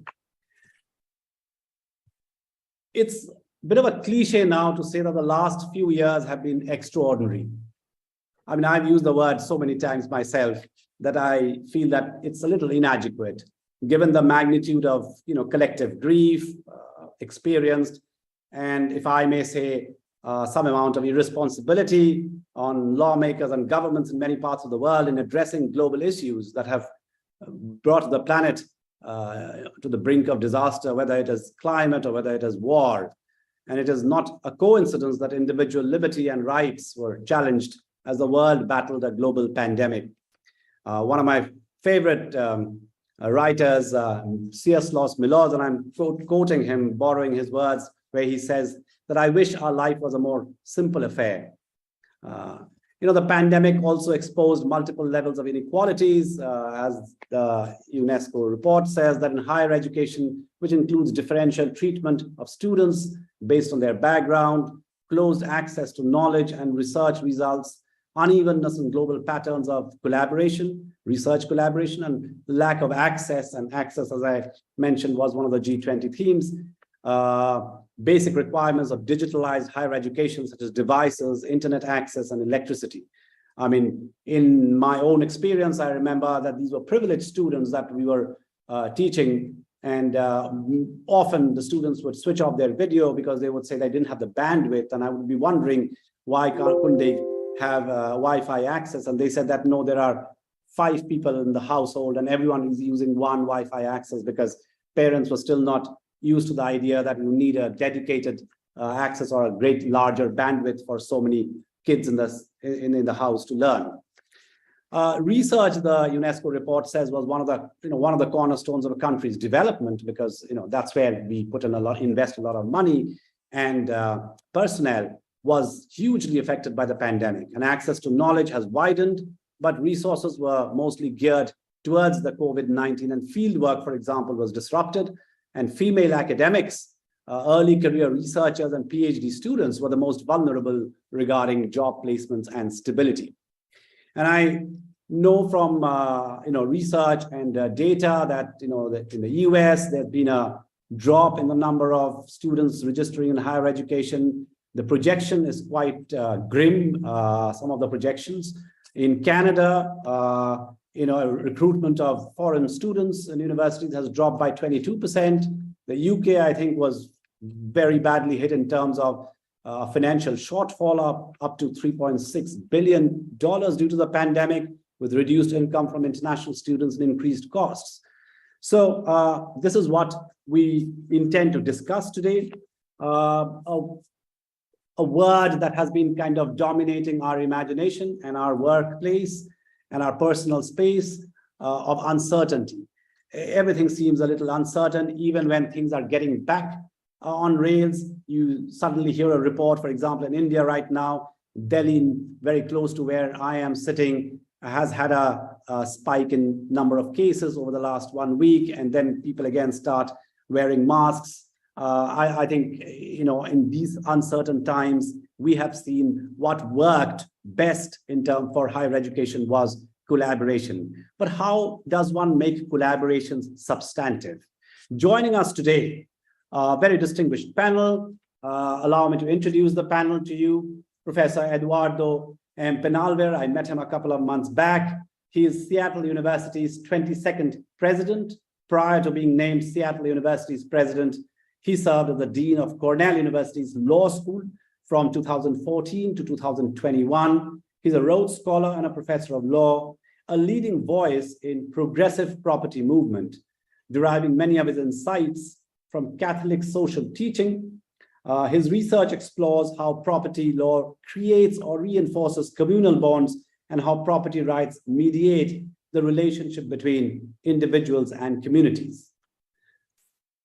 Our second panelist, Professor Bettina Kuzmarov, is the current Associate Vice President of Carleton University, Canada, who has previously served as chair of the Department of Law and Legal Studies. Her interests lie in the area of international law as well as law and religion. Her research and training all focus on aspects of international law or transnational legal issues. And in addition to her legal background, she has practical understanding of the value of international mobility, which is something we would be keen to listen to. Professor Ian Rowlands, Associate Vice President, International University at the University of Waterloo in Canada. Before the session started, I was asking Professor, how did Waterloo reach Canada? And he says that, aren't we fighting so many Waterloos everywhere? He's also the professor in the School of Environment, Resources and Sustainability. He has administrative research and teaching interests in climate change, energy management strategies, international education, and strategic planning. And one of the things that I mentioned in my introductory address, Professor, was how we are bringing the planet to a brink of disaster, climate being one of them. Professor Mark Smith is the President and Vice Chancellor of the University of Southampton, having joined 1st of October 2019 from Lancaster University, where he was Vice Chancellor for 8 years. Professor, we would be looking forward to hearing from you about how collaborations, how substantive it can be and how it can be a way forward in the post-pandemic world, or is it a post-pandemic world?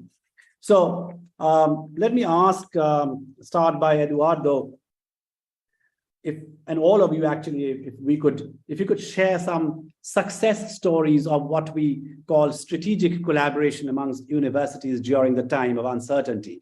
I mean, from Jindal Global University, I can tell you that during the pandemic, we had a record number of collaborations, and I've myself been working closely with some universities in Australia, and one such university was Griffith University, with which I teach a course on violence, understanding violence, reporting crisis and disaster, and they wanted to do a combined class, and we did a couple of modules together where the students attended the classes together. It raised the level of interest and engagement, to say the least.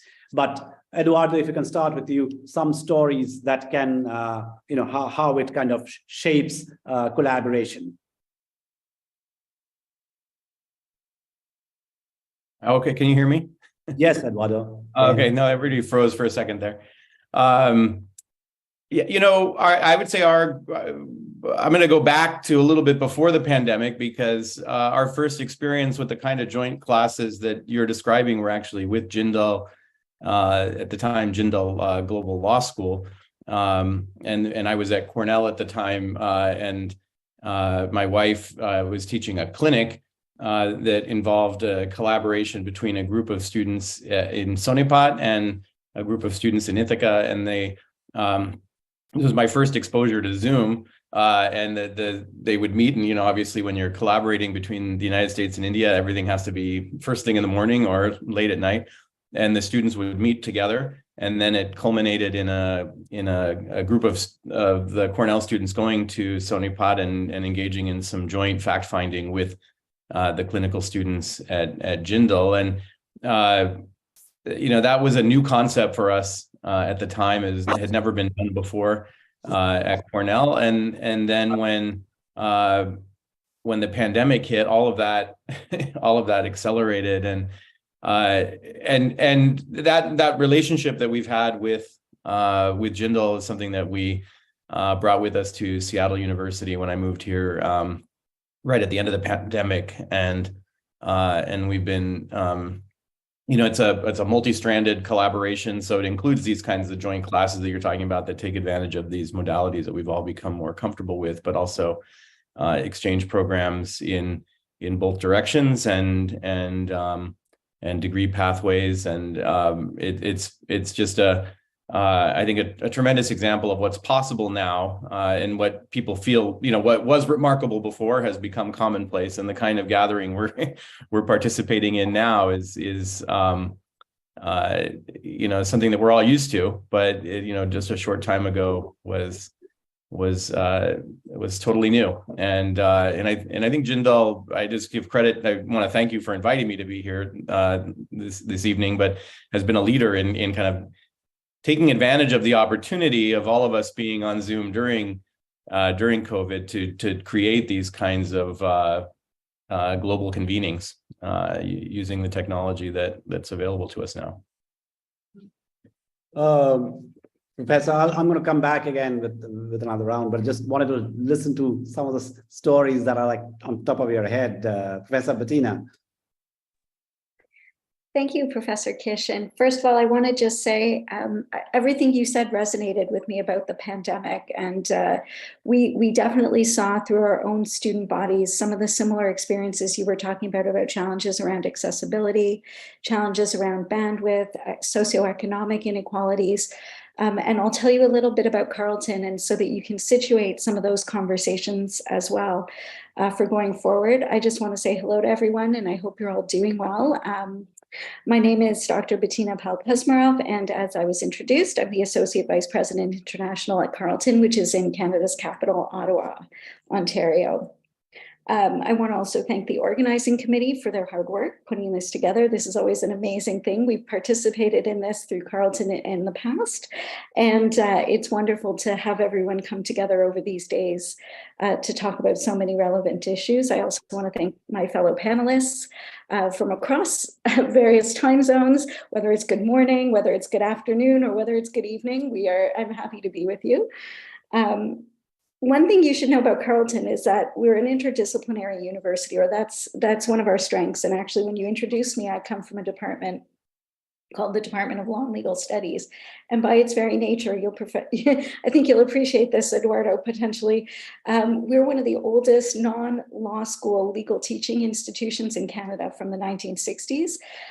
We teach law from a social science perspective, but about half of us are lawyers, half are criminologists, criminologists, anthropologists, legal historians, legal philosophers, political theorists.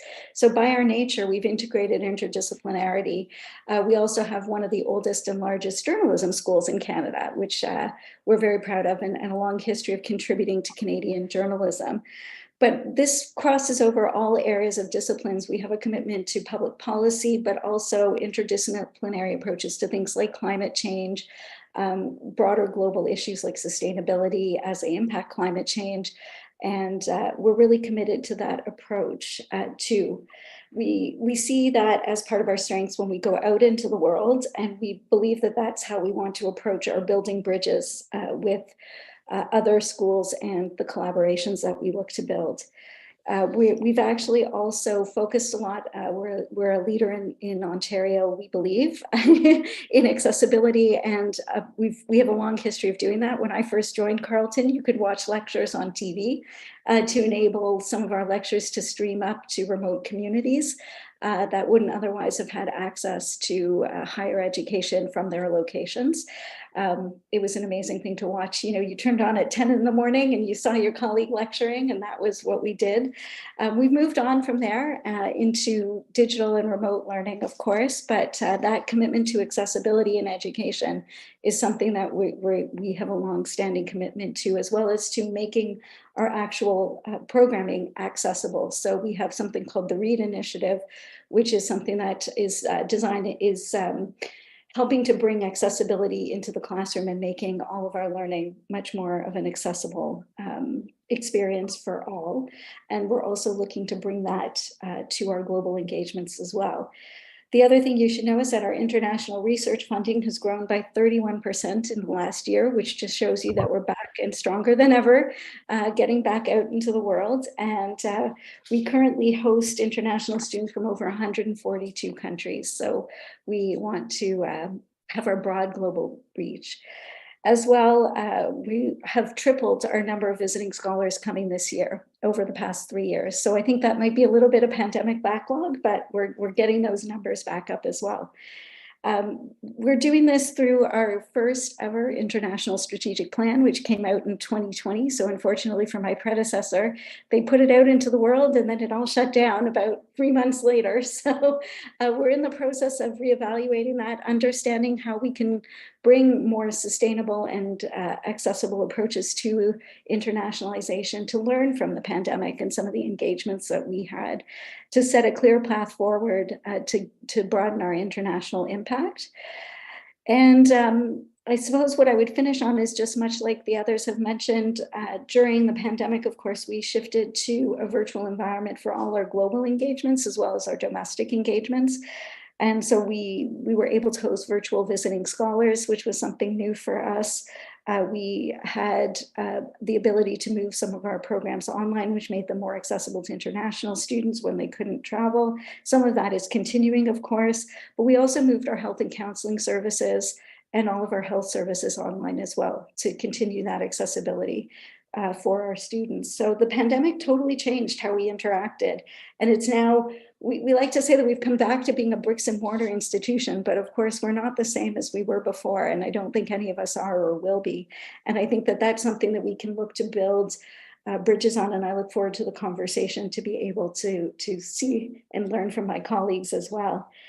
Our world is changing, it's evolving. Even in the past couple of weeks, as you mentioned, Professor Kish, we've seen various global conflicts.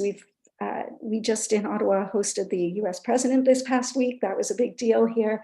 And we're seeing how our geopolitics, our approaches to climate and sustainability, they're all interacting with each other in ways that I think the pandemic has heightened and allowed us to actually think about. So while this reality can be a little bit scary, it's proven that we can actually adapt and learn. And I think that that's when we pool our expertise, when we come together, when we think through things collectively and focus on collaboration with meaning, I think we can build forward.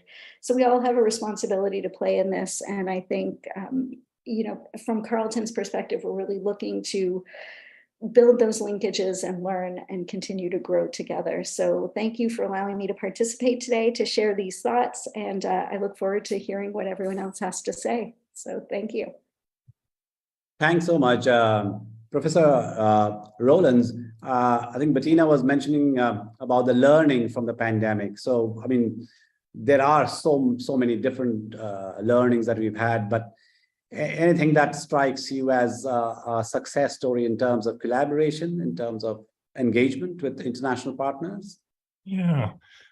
Professor Kish, first of all, thank you very much for the opportunity, and to all of the organizers for the opportunity to participate in this discussion. I'm delighted to be here. I've already enjoyed the comments from the contributors here and look forward to continuing to learn from others and share a little bit about Waterloo as well. And I feel, Professor Kish, I should just say very briefly, this Waterloo is not in Belgium and not the subject of an ABBA song. We are a comprehensive research intensive university with a community of about 40,000 students, staff, and faculty members, looking across all the domains that one investigates in the modern university, and a number of research centers and institutes that cut across areas to look at the current challenges and opportunities the world faces. So again, excited to be here. And you asked me about successes in learning, successes in adaptation and resilience during the pandemic, if you wish. And as I was thinking about this, reflecting upon the title of the panel, the strategic collaboration amongst universities, and reflecting upon my own interest in sustainability as well, I came to mind 3 different examples, and I'll share them with you briefly, themes that have already, at least a couple of themes already touched upon already. Yes, as we sit here now with the learnings of the last 3 years, sometimes we sort of think, my goodness, what were we thinking previously when we didn't take advantage of the technology that we had? But it's good that we are doing now. And like my colleagues have mentioned, we have been looking at the ways in which we can connect classrooms with regard to advancing student learning. And my own learning was that, though somewhat aware of COIL, Collaborative Online International Learning, before 2020, learned more about it during the past 2 years. And I also saw around the world, and ourselves included, that we didn't feel we had to go all or nothing with regard to connecting students and connecting classrooms. And Professor Kish, you may draw upon your own experiences. You talked about Griffith as well. We had an experience with colleagues at IIT Delhi in India, where we brought together students, and it wasn't even a curricular experience. It was a co-curricular experience where students with interest could volunteer to come together. We put them in a so-called innovation lab, and they reflected upon energy services being provided to remote communities in Canada and in India. And in international and interdisciplinary teams, they worked together for a month when time permitted, and then presented to a joint panel of IIT Delhi and Waterloo International professors at the end. This was more sustainable, I think, because access was relatively easy to this international experience. Traditionally, in the world of international education, there have been financial barriers to participation, especially when, if you think previously, if you focus primarily upon international travel and then the resources needed for that travel and then that sustenance and accommodation once you got there. Well, by connecting virtually, we're opening up more opportunities for students, and I think making it much more equitable as well. I'll come back to say that there's critical elements in being together in person as well, but I thought I'd just share that as one example. And if time permits, I'll share a second example as well, something we did more purposefully during the pandemic, and that was more use of data and more advanced thinking with regard to how we're going to engage internationally. We would continue to get cold called by delegations, by partnership requests, and we continued to welcome them and welcome those possibilities. But I think during the pandemic, we were a bit more purposeful, and we continue to be a bit more purposeful about consulting our local stakeholders about their interest, about reflecting upon any data we have about the potential for synergies with a partner, and about the ways in which we may be able to grow given the similarities with potential partners. And that fed over into our proactive work as well. And we've become more data intensive data and consultative intensive with regard to how we shape our international partnerships.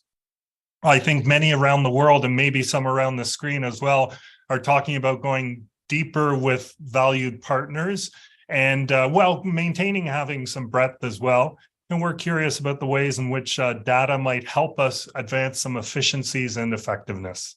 My third example was going to be a carbon and environmental sustainability element. And as time permits, Professor Kish, I'd be happy to come back to that, or others may want to add to it during the discussion. But thank you very much for the opportunity for some first comments. Thanks so much, Professor. Professor Smith, the UK has seen a couple of prime ministers in this period, but apart from that, it also has seen or has been witnessing a lot of upheaval in the higher education scenario. You've headed institutions for a very long time. Can you kind of give us a sense of what the transition means out there in UK and how collaborations may help?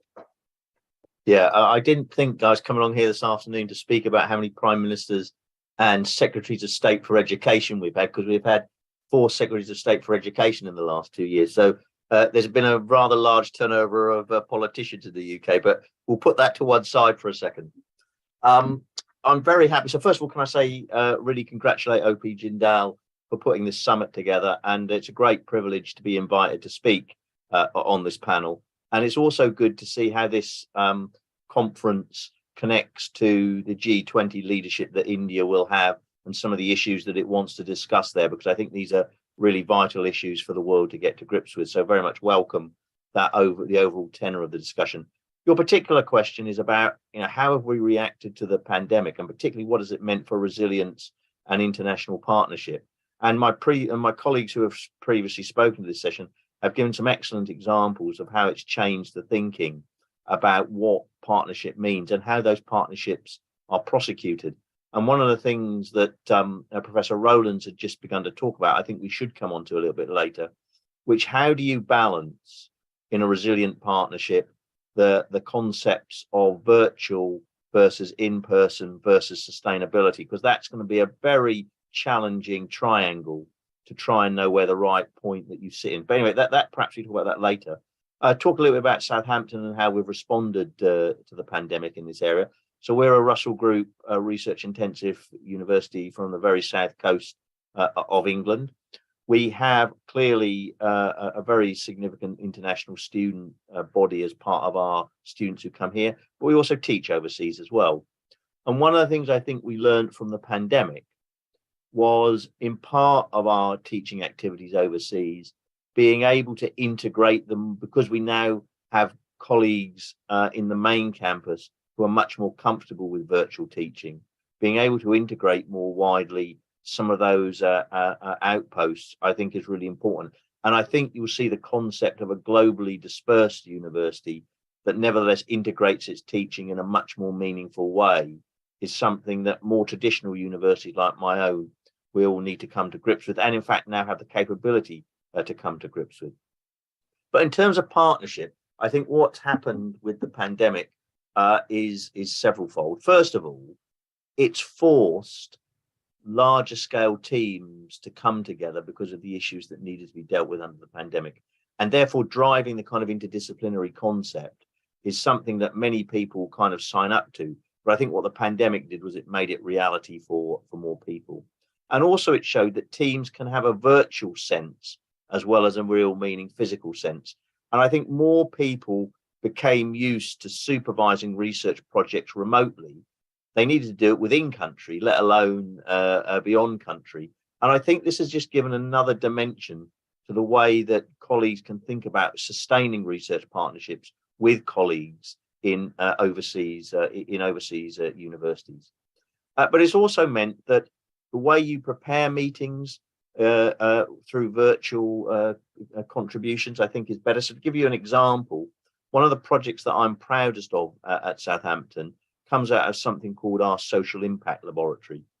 And our Social Impact Laboratory is something that pertains to volunteering projects within our community here in Southampton.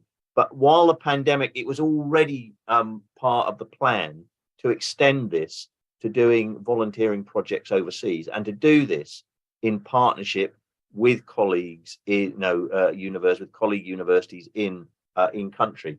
So the first example of this was in fact in India, and the project's title of the whole scheme, not just this particular project, is called the Spark Scheme.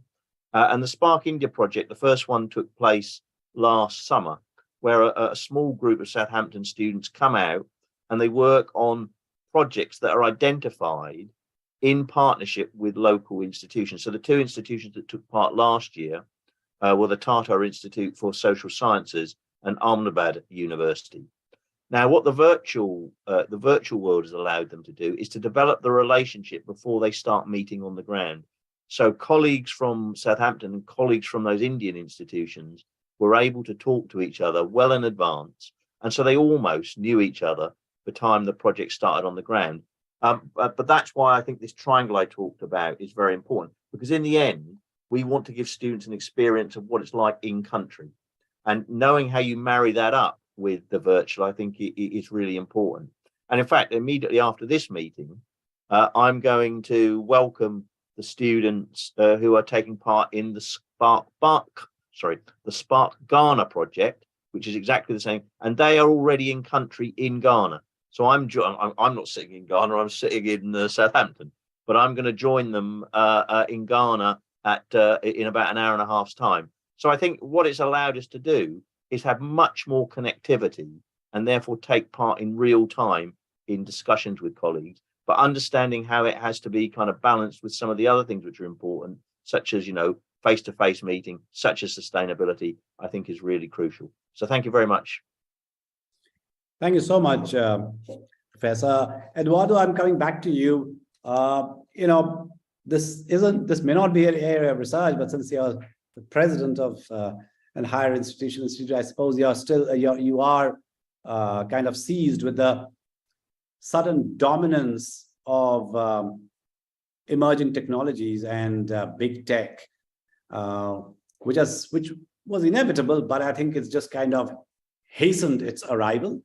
how do we balance it, or how do we leverage it in terms of international collaboration and cooperation? I mean, I suppose we can leverage it the way we've leveraged technology during the pandemic, but any plans that you all have? Well, we think about this a lot in Seattle. Seattle University is located in downtown Seattle, as you can see right behind me on my screen. And we're, within a 10-minute walk of the Amazon headquarters, and maybe a 10-minute drive, 15-minute drive to Microsoft headquarters. And so kind of the heart of big tech.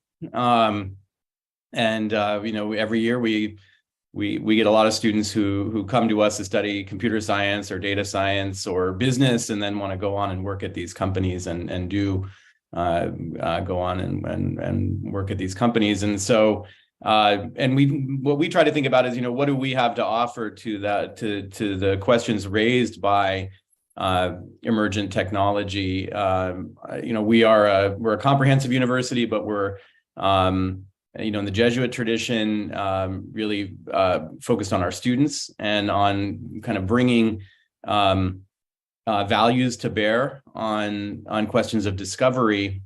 And so we like to say we are the place where innovation meets humanity.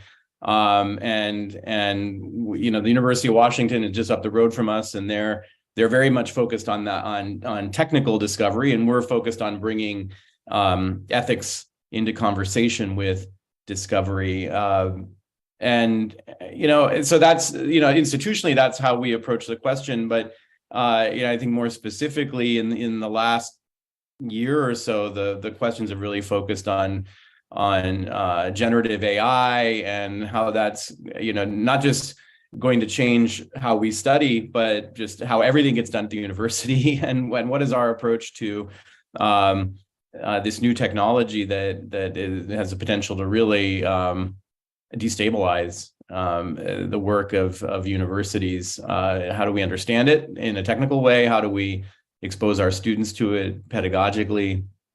And we're still very much digesting that, but we, again, bringing the Jesuit tradition to bear on this, we tend to look for the good in all things, and this is a tool that we can't kind of bury our heads in the sand about. So our approach has been to embrace it, and to I'll tell you how I used it in my class, which I taught this past quarter on theories of property, and all the headlines were coming out as we were as I was teaching the course, and in the course I have the students write a weekly essay on the readings, and the question came up, can we use ChatGPT? And I told them, I have no problem with you using ChatGPT. I just need you to cite it like you would cite any other source. But I'm skeptical that you'll be able to write an appropriate essay using that tool, because the essays I was asking them to write were highly opinionated. They were supposed to react to some aspect of the readings and generate an argument, and they had about 1,000 words to construct an argument based on the readings. And a couple students took me up on this and used ChatGPT, and what I found was that you could identify immediately when they used it. I didn't need them to cite it. It was obvious. The prose was very clean, but not very good at opinion. It tends to be very it could kind of summarize areas of discussion, but it didn't have a great way to construct opinionated argument. And so they were passable essays. They tended to get in the B- range. And made lots of factual errors. One of the essays attributed a 1980 situation in Detroit. It attributed that as a consequence of a Supreme Court decision that came out in 2005. So but I think and it's going to get better. And everyone, I talk to the people at Microsoft, and they say, well, it'll get better. This is just GPT-4, but I think 5 recently came out, and it's even better, and it'll just keep accelerating. That's fine. I think the students the students need to learn how to use these tools. They need to know the limitations of these tools, and it'll be like everything else in the same way that, a calculator doesn't keep you from needing to learn how to do arithmetic. But we don't prevent students from relying on calculators. They allow you to do the math a lot faster and better. So yeah, the emerging technology is very much a focus of our attention in a city like Seattle. And maybe because we're in Seattle, we're not afraid of it. We're embracing it, and it's really going to make our work more interesting and relevant as we go forward. Thanks, Bettina. I don't want to blame everything to the pandemic, because that's also becoming a bit of our habit that, the pandemic came and the pandemic disrupted everything. I think throughout human civilization, we've had disruptions. That's part of the civilization. But one of the things, again, which existed before the pandemic, but again got accelerated, was, attention span.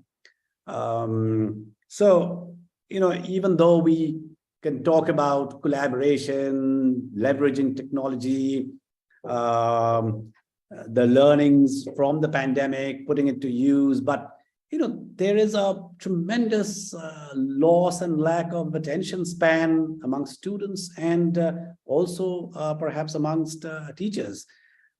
Is that something? I don't know how collaboration, because that's that's how we are trying to frame this discussion. How collaborations can really help in this, because we do research on various other things, and we focus and invest our grants and money and etc. in those research, but the fundamental problem out here is that there is a complete lack of attention span. Do you agree to that? So I would have to say that, I do, in the sense that I think we were all seeing this before the pandemic, the rise of social media, the way it was affecting the quality, I think, of general discourse, as well as sort of the people's ability to focus. And, I can remember way back in 2006, students sitting in my class with Wi-Fi watching movies in the very back row and thinking to myself, this is something I never would have imagined I was going to be dealing with. So this is a little bit, like you said, I don't know. I think that, like many things, the pandemic both accelerated it and drew attention to it. But I know it was something that we were all engaging with beforehand. I think the approach that we're taking at Carleton, and one thing I think Professor Rowlands will know, but is one of the realities that we deal with international engagement in Canada, is that there are relatively low levels of international mobility on the student side. About 4% of Canadian students tend to travel abroad or engage, and this is something that is really interesting, considering that we have probably the highest level of tertiary education, in one of the highest levels in the OECD. So we're dealing with broad swaths of the population and a very diverse Canadian population that actually isn't mobile. And there's a long history to that, given the fact that most of our institutions, pretty much exclusively in Canada, are public. They provide wide access to education, much like Professor Rowlands. We're a comprehensive university of 32,000 students. Many of our students are first generation university students, and those things all impact on mobility. But I think what that means is we have to meet our students where they are. And I think, coming back to the technology issue, I think this is actually where we can leverage technology to provide students, particularly post-pandemic. I had this thought the other day that our incoming students from this past year spent 3 years of their high school years, so 3 out of their 4 high school years, in their basements. Let's be realistic about it, or, on a computer, or trying to access classes from their cell phones. They've had a very, and that uncertainty is playing into the kinds of things we're seeing about what students are looking for in engagement. And I think this is where technology can help. And I think many of the things that my colleagues have raised about using technology, I noted, Professor Smith, when you were talking about this idea of having them engage first at home before going out of country. Those are all things that we're really thinking about in terms of how you build collaborations, starting with smaller things, starting with study tours, allowing students to go for 2 weeks in a more controlled environment with maybe, and then building into a broader exchange experience for students, understanding that this is going to be a progression of them re-entering some of some of the engagements that we used to take a little bit more for granted. And this is where I think technology can help, allowing students to have those team taught opportunities between institutions so that they actually get to engage with students, and it doesn't seem as big a step for them to then go and visit. All of those types of staging opportunities are, I think, where we're looking at engaging collaboration as a result of exactly what you're talking about, and building that attention span. I think we have to look to rebuild that in some ways, particularly in international engagement, because I think we all hit limits in various ways over the pandemic. And so I think allowing students the space to understand that we have to meet them where they are right now, as opposed to where we wish they were, is the reality that I think we're looking at Carleton, and how we're looking to build engagements and expand. Because as I was saying, we've always had a little bit lower levels of international engagement. So. Professor Rowlands, you wanted to talk about the carbon footprint and sustainability, which I'll ask you to speak about. But also, when we talk about access to technology, we are talking about the access sitting in, I'm 10 kilometers from Delhi, the capital of the country. You're in Ontario. I mean, we are talking about really hubs and more privileged hubs. My work mostly was in areas of conflict, and the people that I engaged with were people which the civil society calls a last mile connectivity, and so we are talking of technology sitting in areas where we can access. I mean, there will be that lack of access is going to be always there. It's not going to be bridged overnight. So our higher education leaders aware that a large population in the world is slipping out, is falling out of that map. I mean, they're falling out every day. We know that a lot of students have dropped out from the education map, and they're going to keep dropping out. So is there any way that institutes of learning can actually come together, engage, to be able to bring people in that last mile connectivity, to be able to grant them access? Is there any thinking or even a conversation around that? Wonderful questions, and thank you very much for them. Let me just speak on each of them in turn. First of all, the environmental sustainability and the travel element, and echoing comments from my colleagues here, and very much we have been trying, as we've worked to build, and this will lead into the second part, I hope as well, work to build these international partnerships to have a funneling approach to them, and use that virtual engagement at the top of the funnel to see where there's something there, if you will, that there's a 1 hour virtual session where we bring together representatives from, after having done a little bit of the data analysis and preliminary conversation between international offices and so on. Let's bring together groups in quantum, cybersecurity, and social aspects of technology, and see if there's something there that they can get on together, that they find some commonalities. And indeed, in places like that, we find that there can be educational cultural differences that need to be surmounted, if you will. How is funding used within the different educational locations? And there can be some conversations there to prepare, if it then is deemed to be appropriate, for an in-person visit later on during the life cycle, if you will. So just echoing, I think all of my colleagues have talked about this, the ways in which the pandemic has opened up, at least my eyes were pretty closed before, I think, embarrassingly enough, have opened up my eyes to look at that triangle that Professor Smith is talking about: sustainability, virtual, and in-person, because that breaking bread together in person is critical. But staging it judiciously and strategically is very important as well. And we're thinking about then when the virtual work co-creates an agenda for when you get together, so you can have the meaningful time together. You can cluster some of your trips together in the location you're going, so maybe slightly longer, but fewer trips internationally as well. And most importantly, it's perhaps the least when you're back from a trip and saying, my goodness, that was a huge success. Well, for the moment it was, but you then need to follow up. And it's that implementation, going back to the virtual work to continue to engage, to build upon that. And so just in answer to the first question, the partnerships, again, a theme that all my colleagues, I think, have talked about, the ways in which we can work to lower carbon, at least lower carbon per experience, by judiciously staging the virtual and the in-person interactions.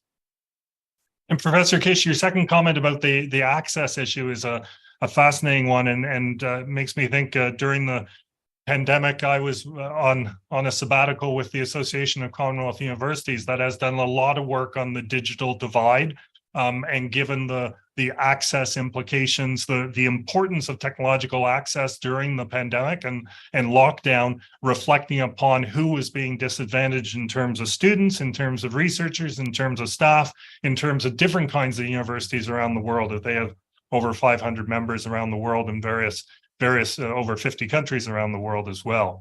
And as I was hearing the conversations, I had scribbled down something earlier about sort of, would we be using virtual reality to advance our internationalization activities? And there's a particular level of technological deployment that is there.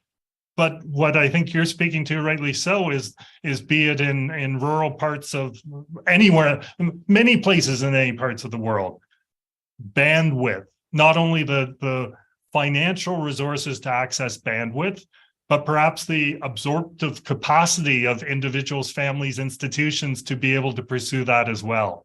And who is being left behind because there is a digital divide and some are moving forward in a way. So in answer to your question, yes, it's on our mind. I think it's on universities' mind around the world, and different actions are being taken.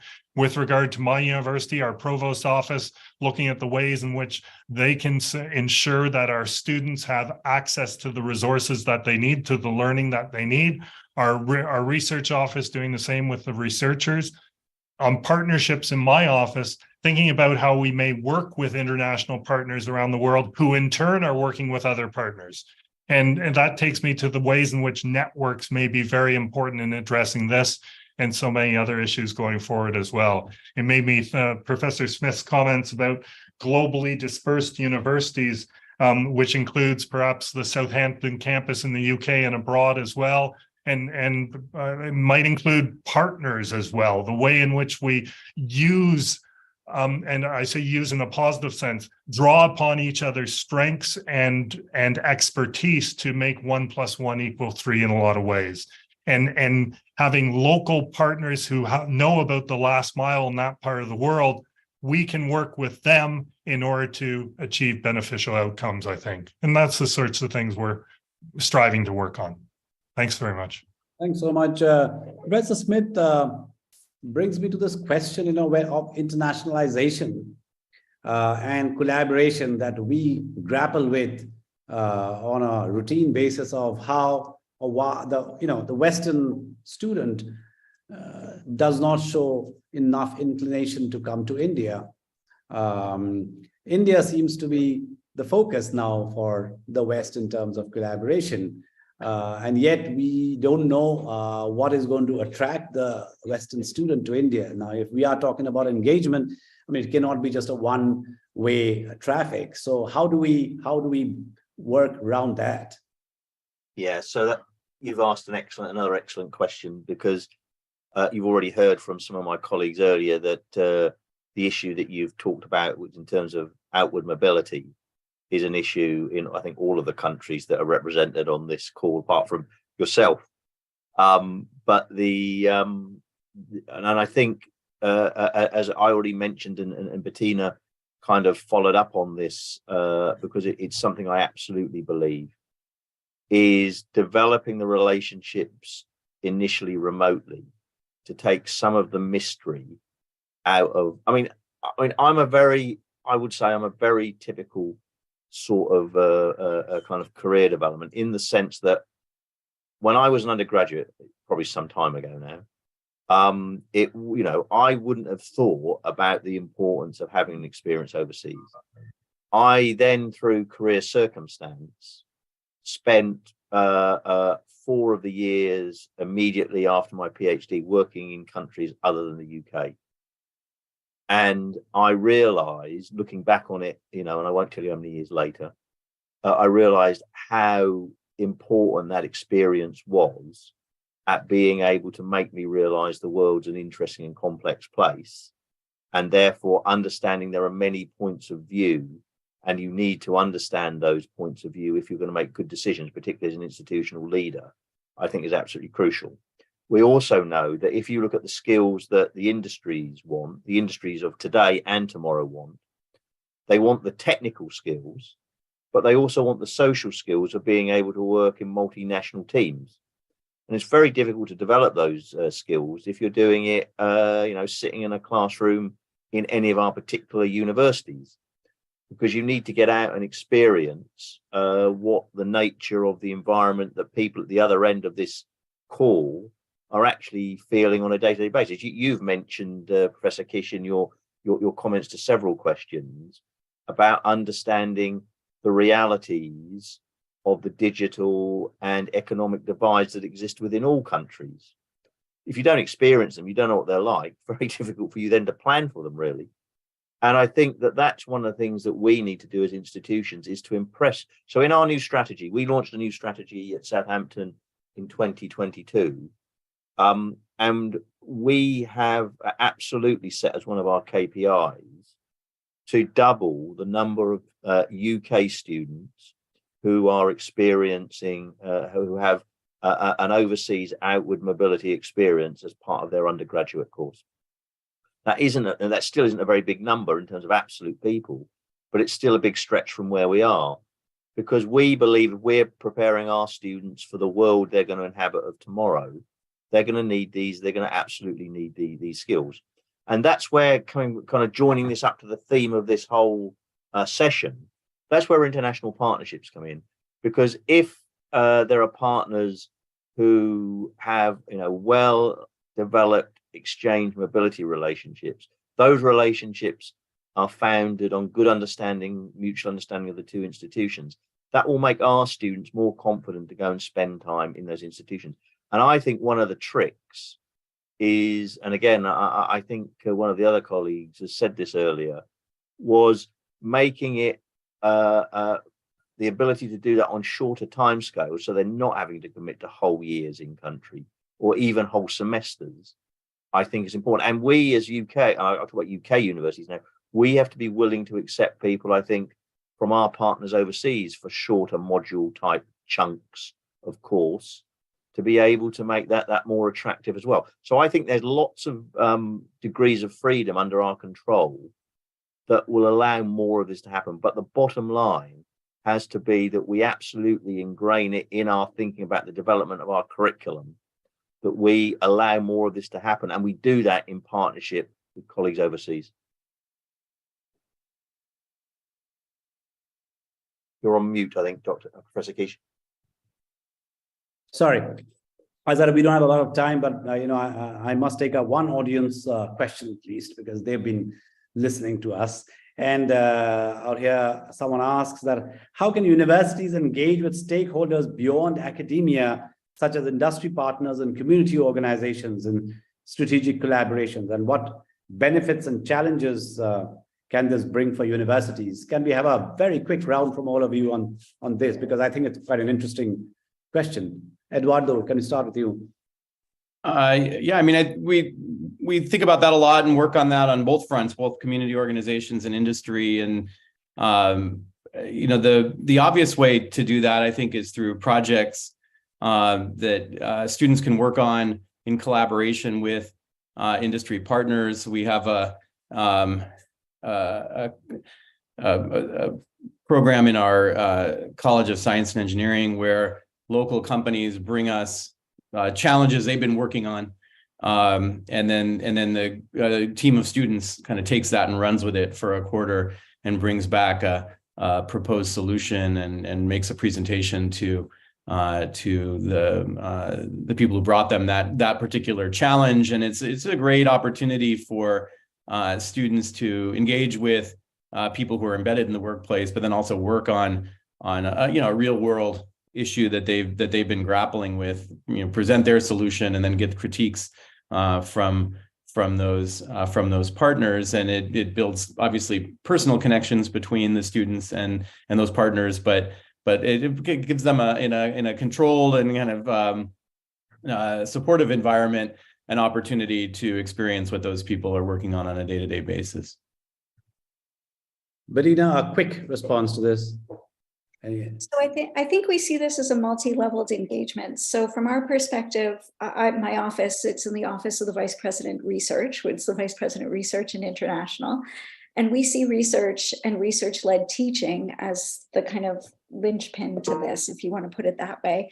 And the reason why is because if we see the connections between we have in our strategic plan the idea of serving Ottawa and serving the world, and those come together through these ideas of research, learning, and partnerships where we can both engage. We have an Office of Community Engaged Research where we actually specifically build projects around this, but this happens at all levels through those offices as well as our industry partnerships in order to engage companies through, and I think Ian's university has been an expert at this, multi-leveled engagements through co-op opportunities. So those are work opportunities for students to go out into the world, research opportunities where the students are engaged in projects on campus. And Professor Rowlands will know this, but the Canadian funding agencies are explicitly very, very keen on undergraduate student engagement, as well as graduate student engagement in research is one thing that they look for in funding opportunities, both on the science and social sciences side. So having a good research engagement plan, and then also bringing that out into the community. And this is partially because we've always had at Carleton a faculty called the Faculty of Public Affairs, and that has our social work program, our journalism, and those programs explicitly are designed to go out into the community and bring things back to the university. And that sharing then happens across programs as well. So short answer is, I think it's multi-layered at Carleton, but I think we engage at all those levels. So thanks so much. Professor Rowlands.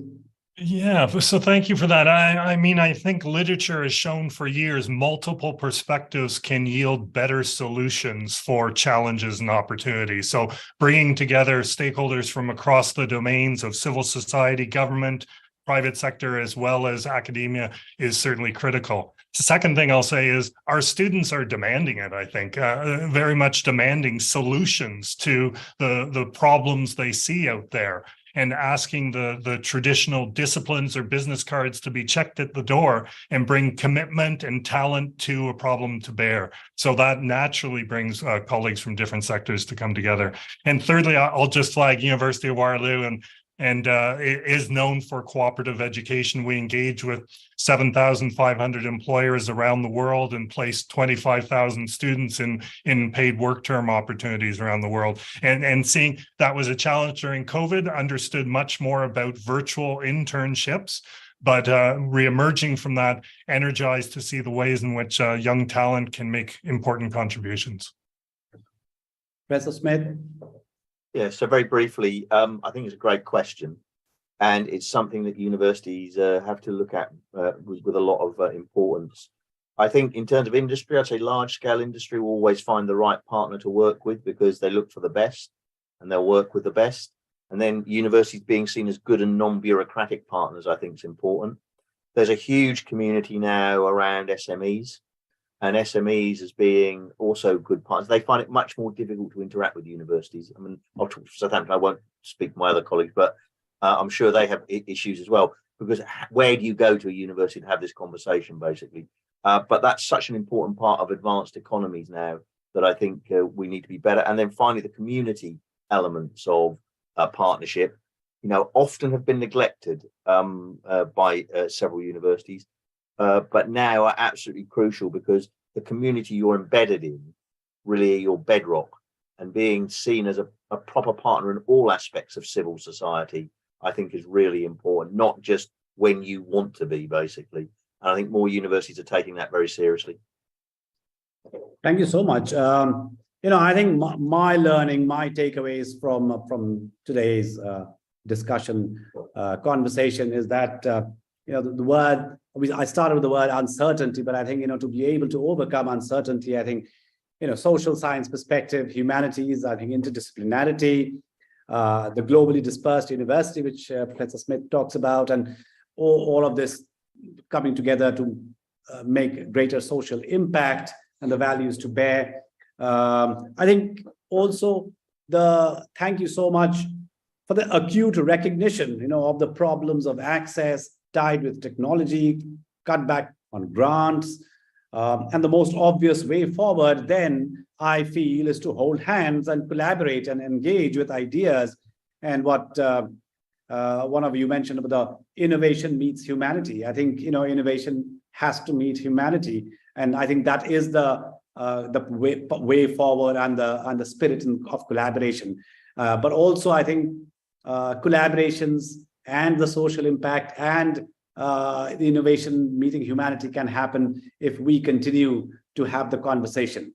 So thank you so much. We're running right out of time. Thanks for joining each one of you. And I hope we will continue talking.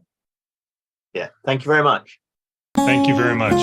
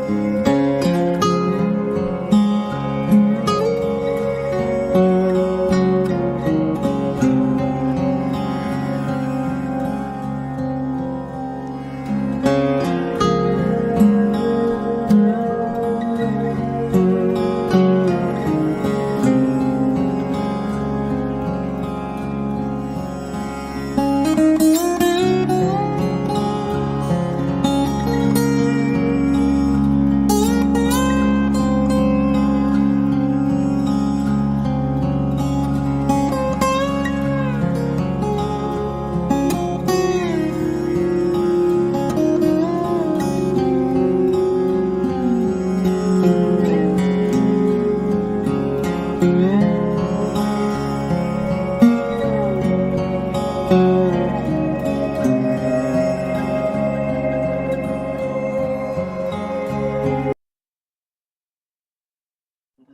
है और इसे मैंने बोला था ना pin कर दो अभी देखना JGU लिखा Hello, everybody. Welcome to the G20 Higher Education Forum on World Universities Summit on the theme of Universities of the Future, Building Institutional Resilience, Social Responsibility, and Community Impact in G20 countries. So we are in this session discussing treading a new path for first-generation learners, stories from the world. We have a distinguished panel with us today, Professor Sean Bala, Academic Advisor, University of Illinois, Chicago. We also have with us Professor Kenneth Holland, Professor, General Global Law School, Professor Jayant Krishnan, Milt and Judy Stewart, Professor of Law, Indiana University. And we have with us Professor Daniel Stein, Assistant Professor, General Global Law School, and Dr. Shekhar Vishwanathan, Vice President, VIT University. Myself, Professor Namika Srivastava. I am associated with Jindal University for 10 years almost. And I have witnessed a transformational journey of this very special institution. So on the topic that we are discussing today, first generation learners, my first thought on this topic is around the definitional issues. I was thinking about who are first generation learners.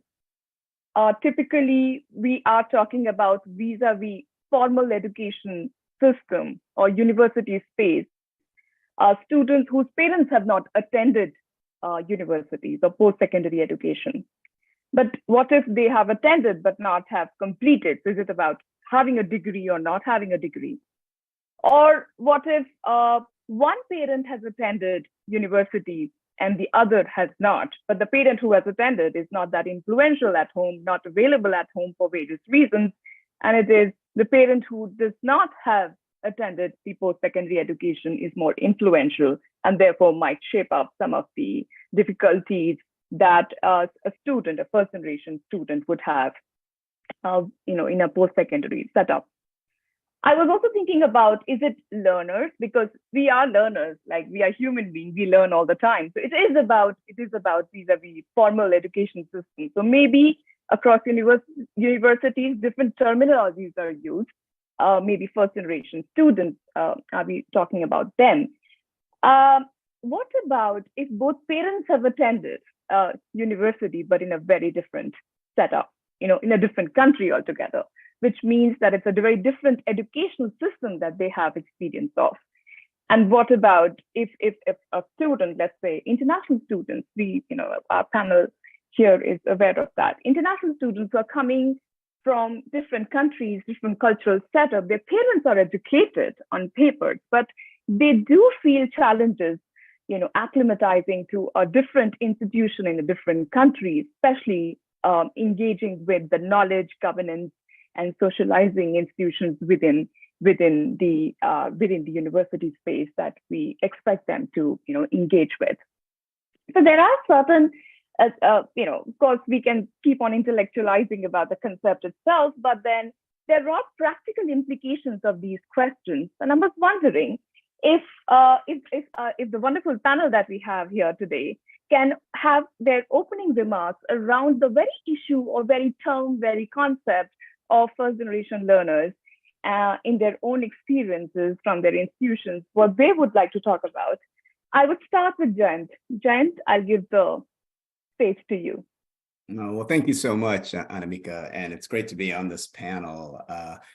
This issue of first generation students, first generation learners, I actually like that term quite a bit, learners, because in a way that broadens who we might be thinking of. In my experience, so I've had two different institutional experiences. One where I was at so I teach at a law school currently that's part of a larger university setting, and we're located in a part of rural America. We're in a place in southern Indiana, which is in the Midwest of the United States, but it's as I say, there's a lot of students who go to our university who come from a diverse array of backgrounds. And to me, I like the broad definition that you're giving us, because I see that in many different types of students that we have at our institution. I mean, I think one of the key aspects also that when we're having our conversation is how do socioeconomics play into this, and economic stability for the student who is coming to a university. How does that effectively, how does that change the calculus as opposed to somebody who has a history of family members having higher educational degrees? I think that's something to keep in mind. But one of the things that I think also we have to be thinking about when we're looking at first generation students is the divide between public and private institutions.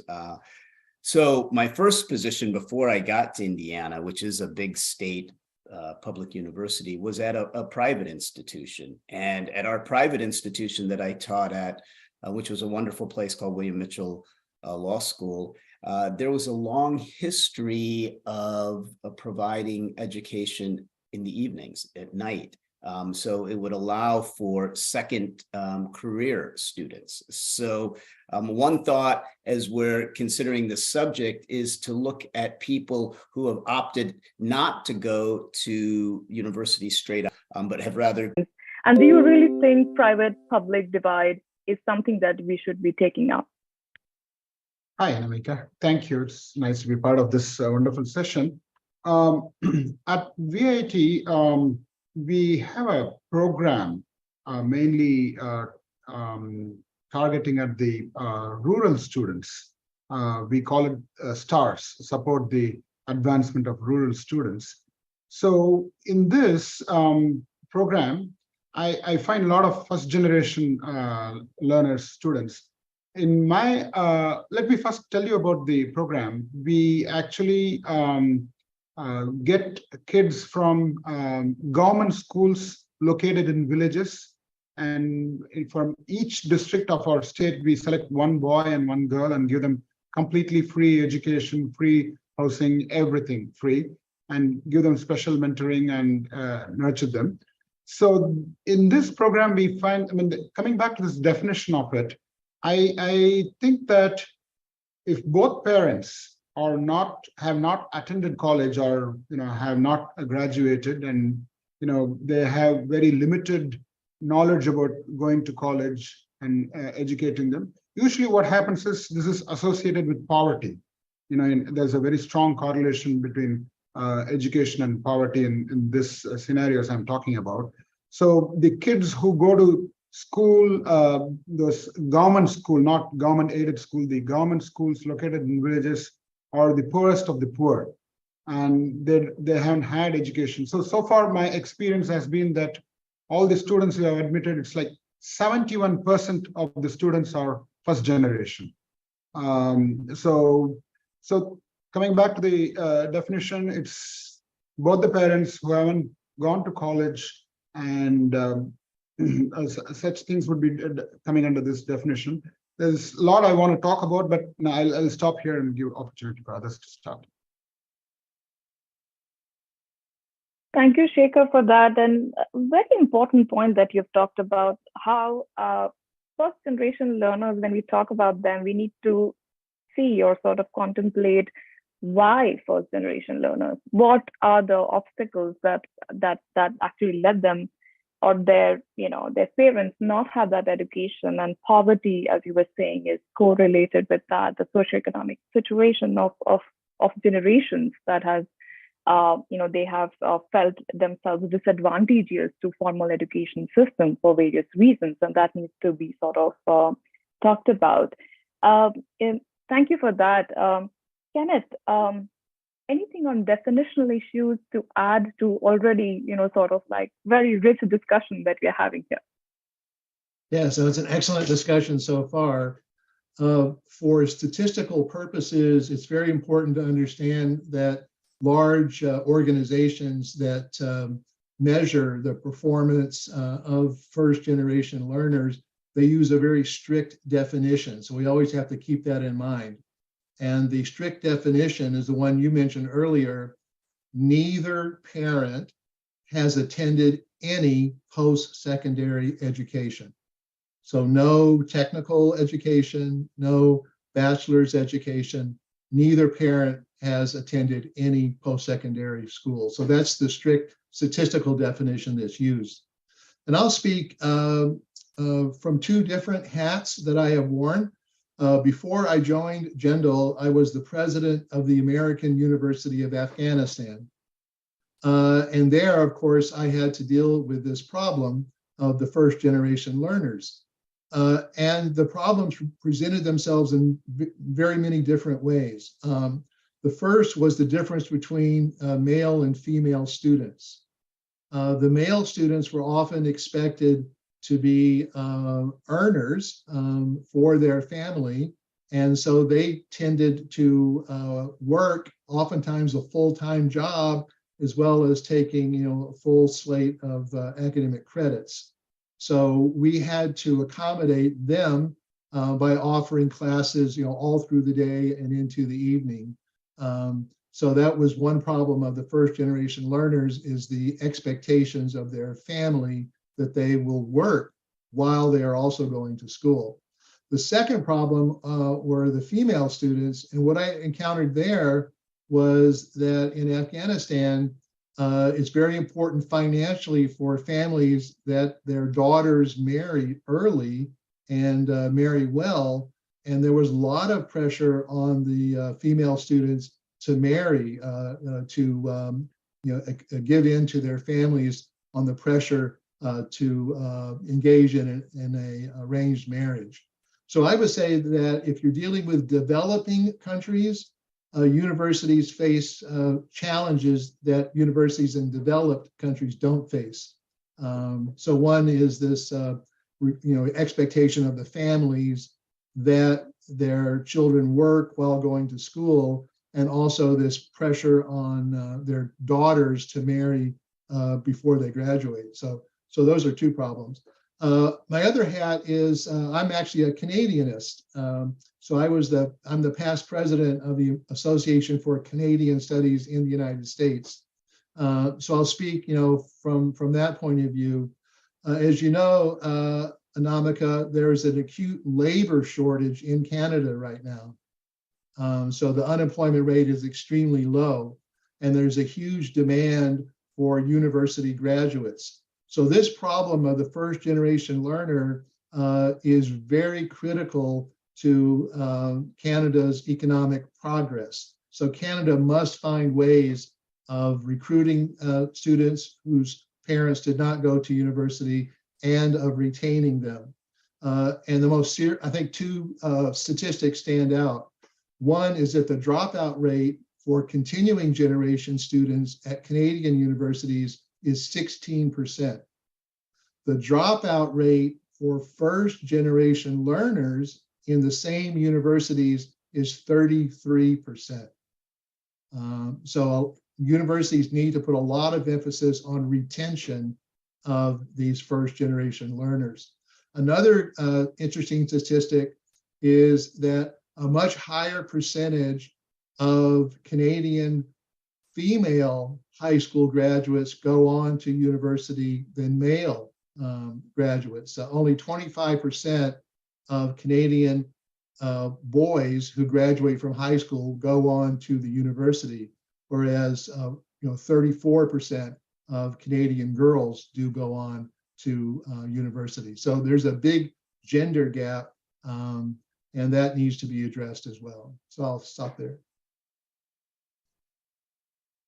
Thanks, Kenneth, for that. And of course, the gender issues that you talked about, the distinction between developed and developing countries, and some of the pertaining issues in the Canadian economic system, educational landscape, especially those glaring statistics I was talking about. We'll take those in the second round of the questions. Continuing with the definitional issues, Daniel, your input. Sure. I want to speak from my own experience and pull out a couple of other threads. I said very clearly, neither of my parents have graduated from college, from university. I was talking to my dad last night and he said, but I was at university for 5 years and I never graduated. I was there for 5 years and never graduated. So by Ken's definition, I wouldn't be on that list. You know, he attended for a long time. My mother attended 3 different universities over the course of 5 years and for a year each and never graduated. But even just saying that has another difference that I want to talk about, and which I didn't hear you mention in the introduction, is that my grandfather was a college graduate. And so I'm not a first generation learner. He was an accountant. You know, he practiced accounting in New York City for several years. He was a graduate of NYU. But I did not have much of a relationship with him. Did that make a difference? And even so, so let me talk about a couple of more distinctions. I thought, you know, Jayant very helpfully mentioned this issue of class and of poverty, and how in the US, the financial circumstances are so important. You know, the cost of education, the student debt is all in the news.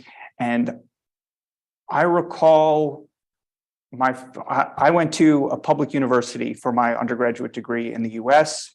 And I recall several years after getting out, you know, the tuition was not that bad at the time. Recently, it has skyrocketed.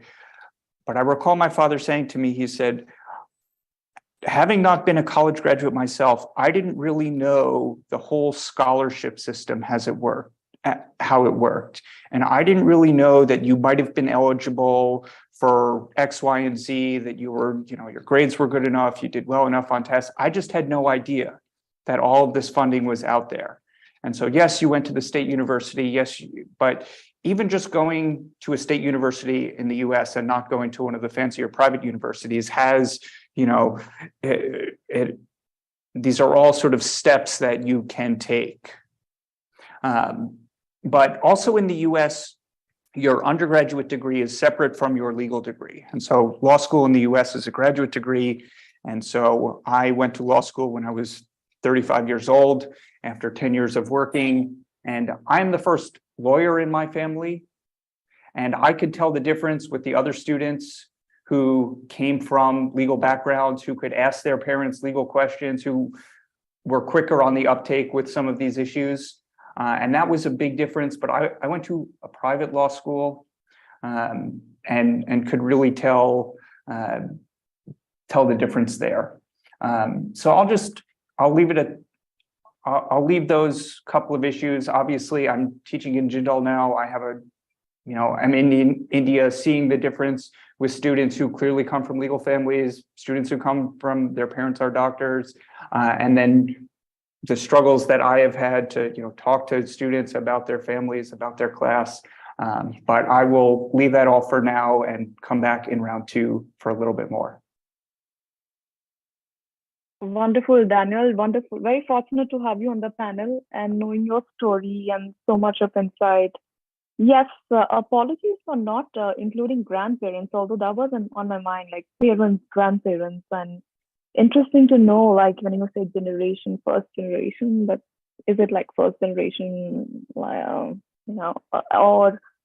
you can have grandparents educated and parents not educated and those complex issues. And I do believe that the definitional issues around the topic is still relevant because of course we have some statistical purposes, we do have those official definitions at place at some level, but institutions have been playing around or sort of like experimenting with the very, very concept to include as many students as possible who find themselves to be in disadvantageous position. So it's about like identifying your own position vis-a-vis the institution, the formal system, and sort of like saying that, yes, I find myself in a disadvantageous position for various reasons. Like as I was talking about international students in a Western countries traveling from India too, and they might find themselves to be in a disadvantageous position. So a sort of a self-determination there.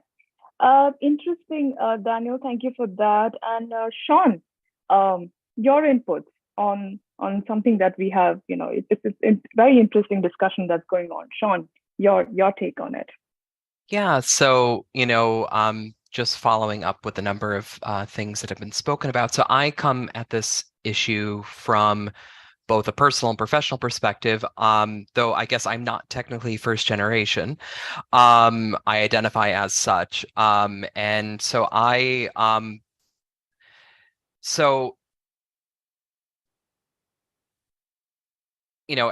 a student, a first generation student, went to an elite institution, and I'll explain in a moment about that, and also worked in both India, but also has worked here at an institution. I work at an institution right now that prides itself on access, having increased access to for students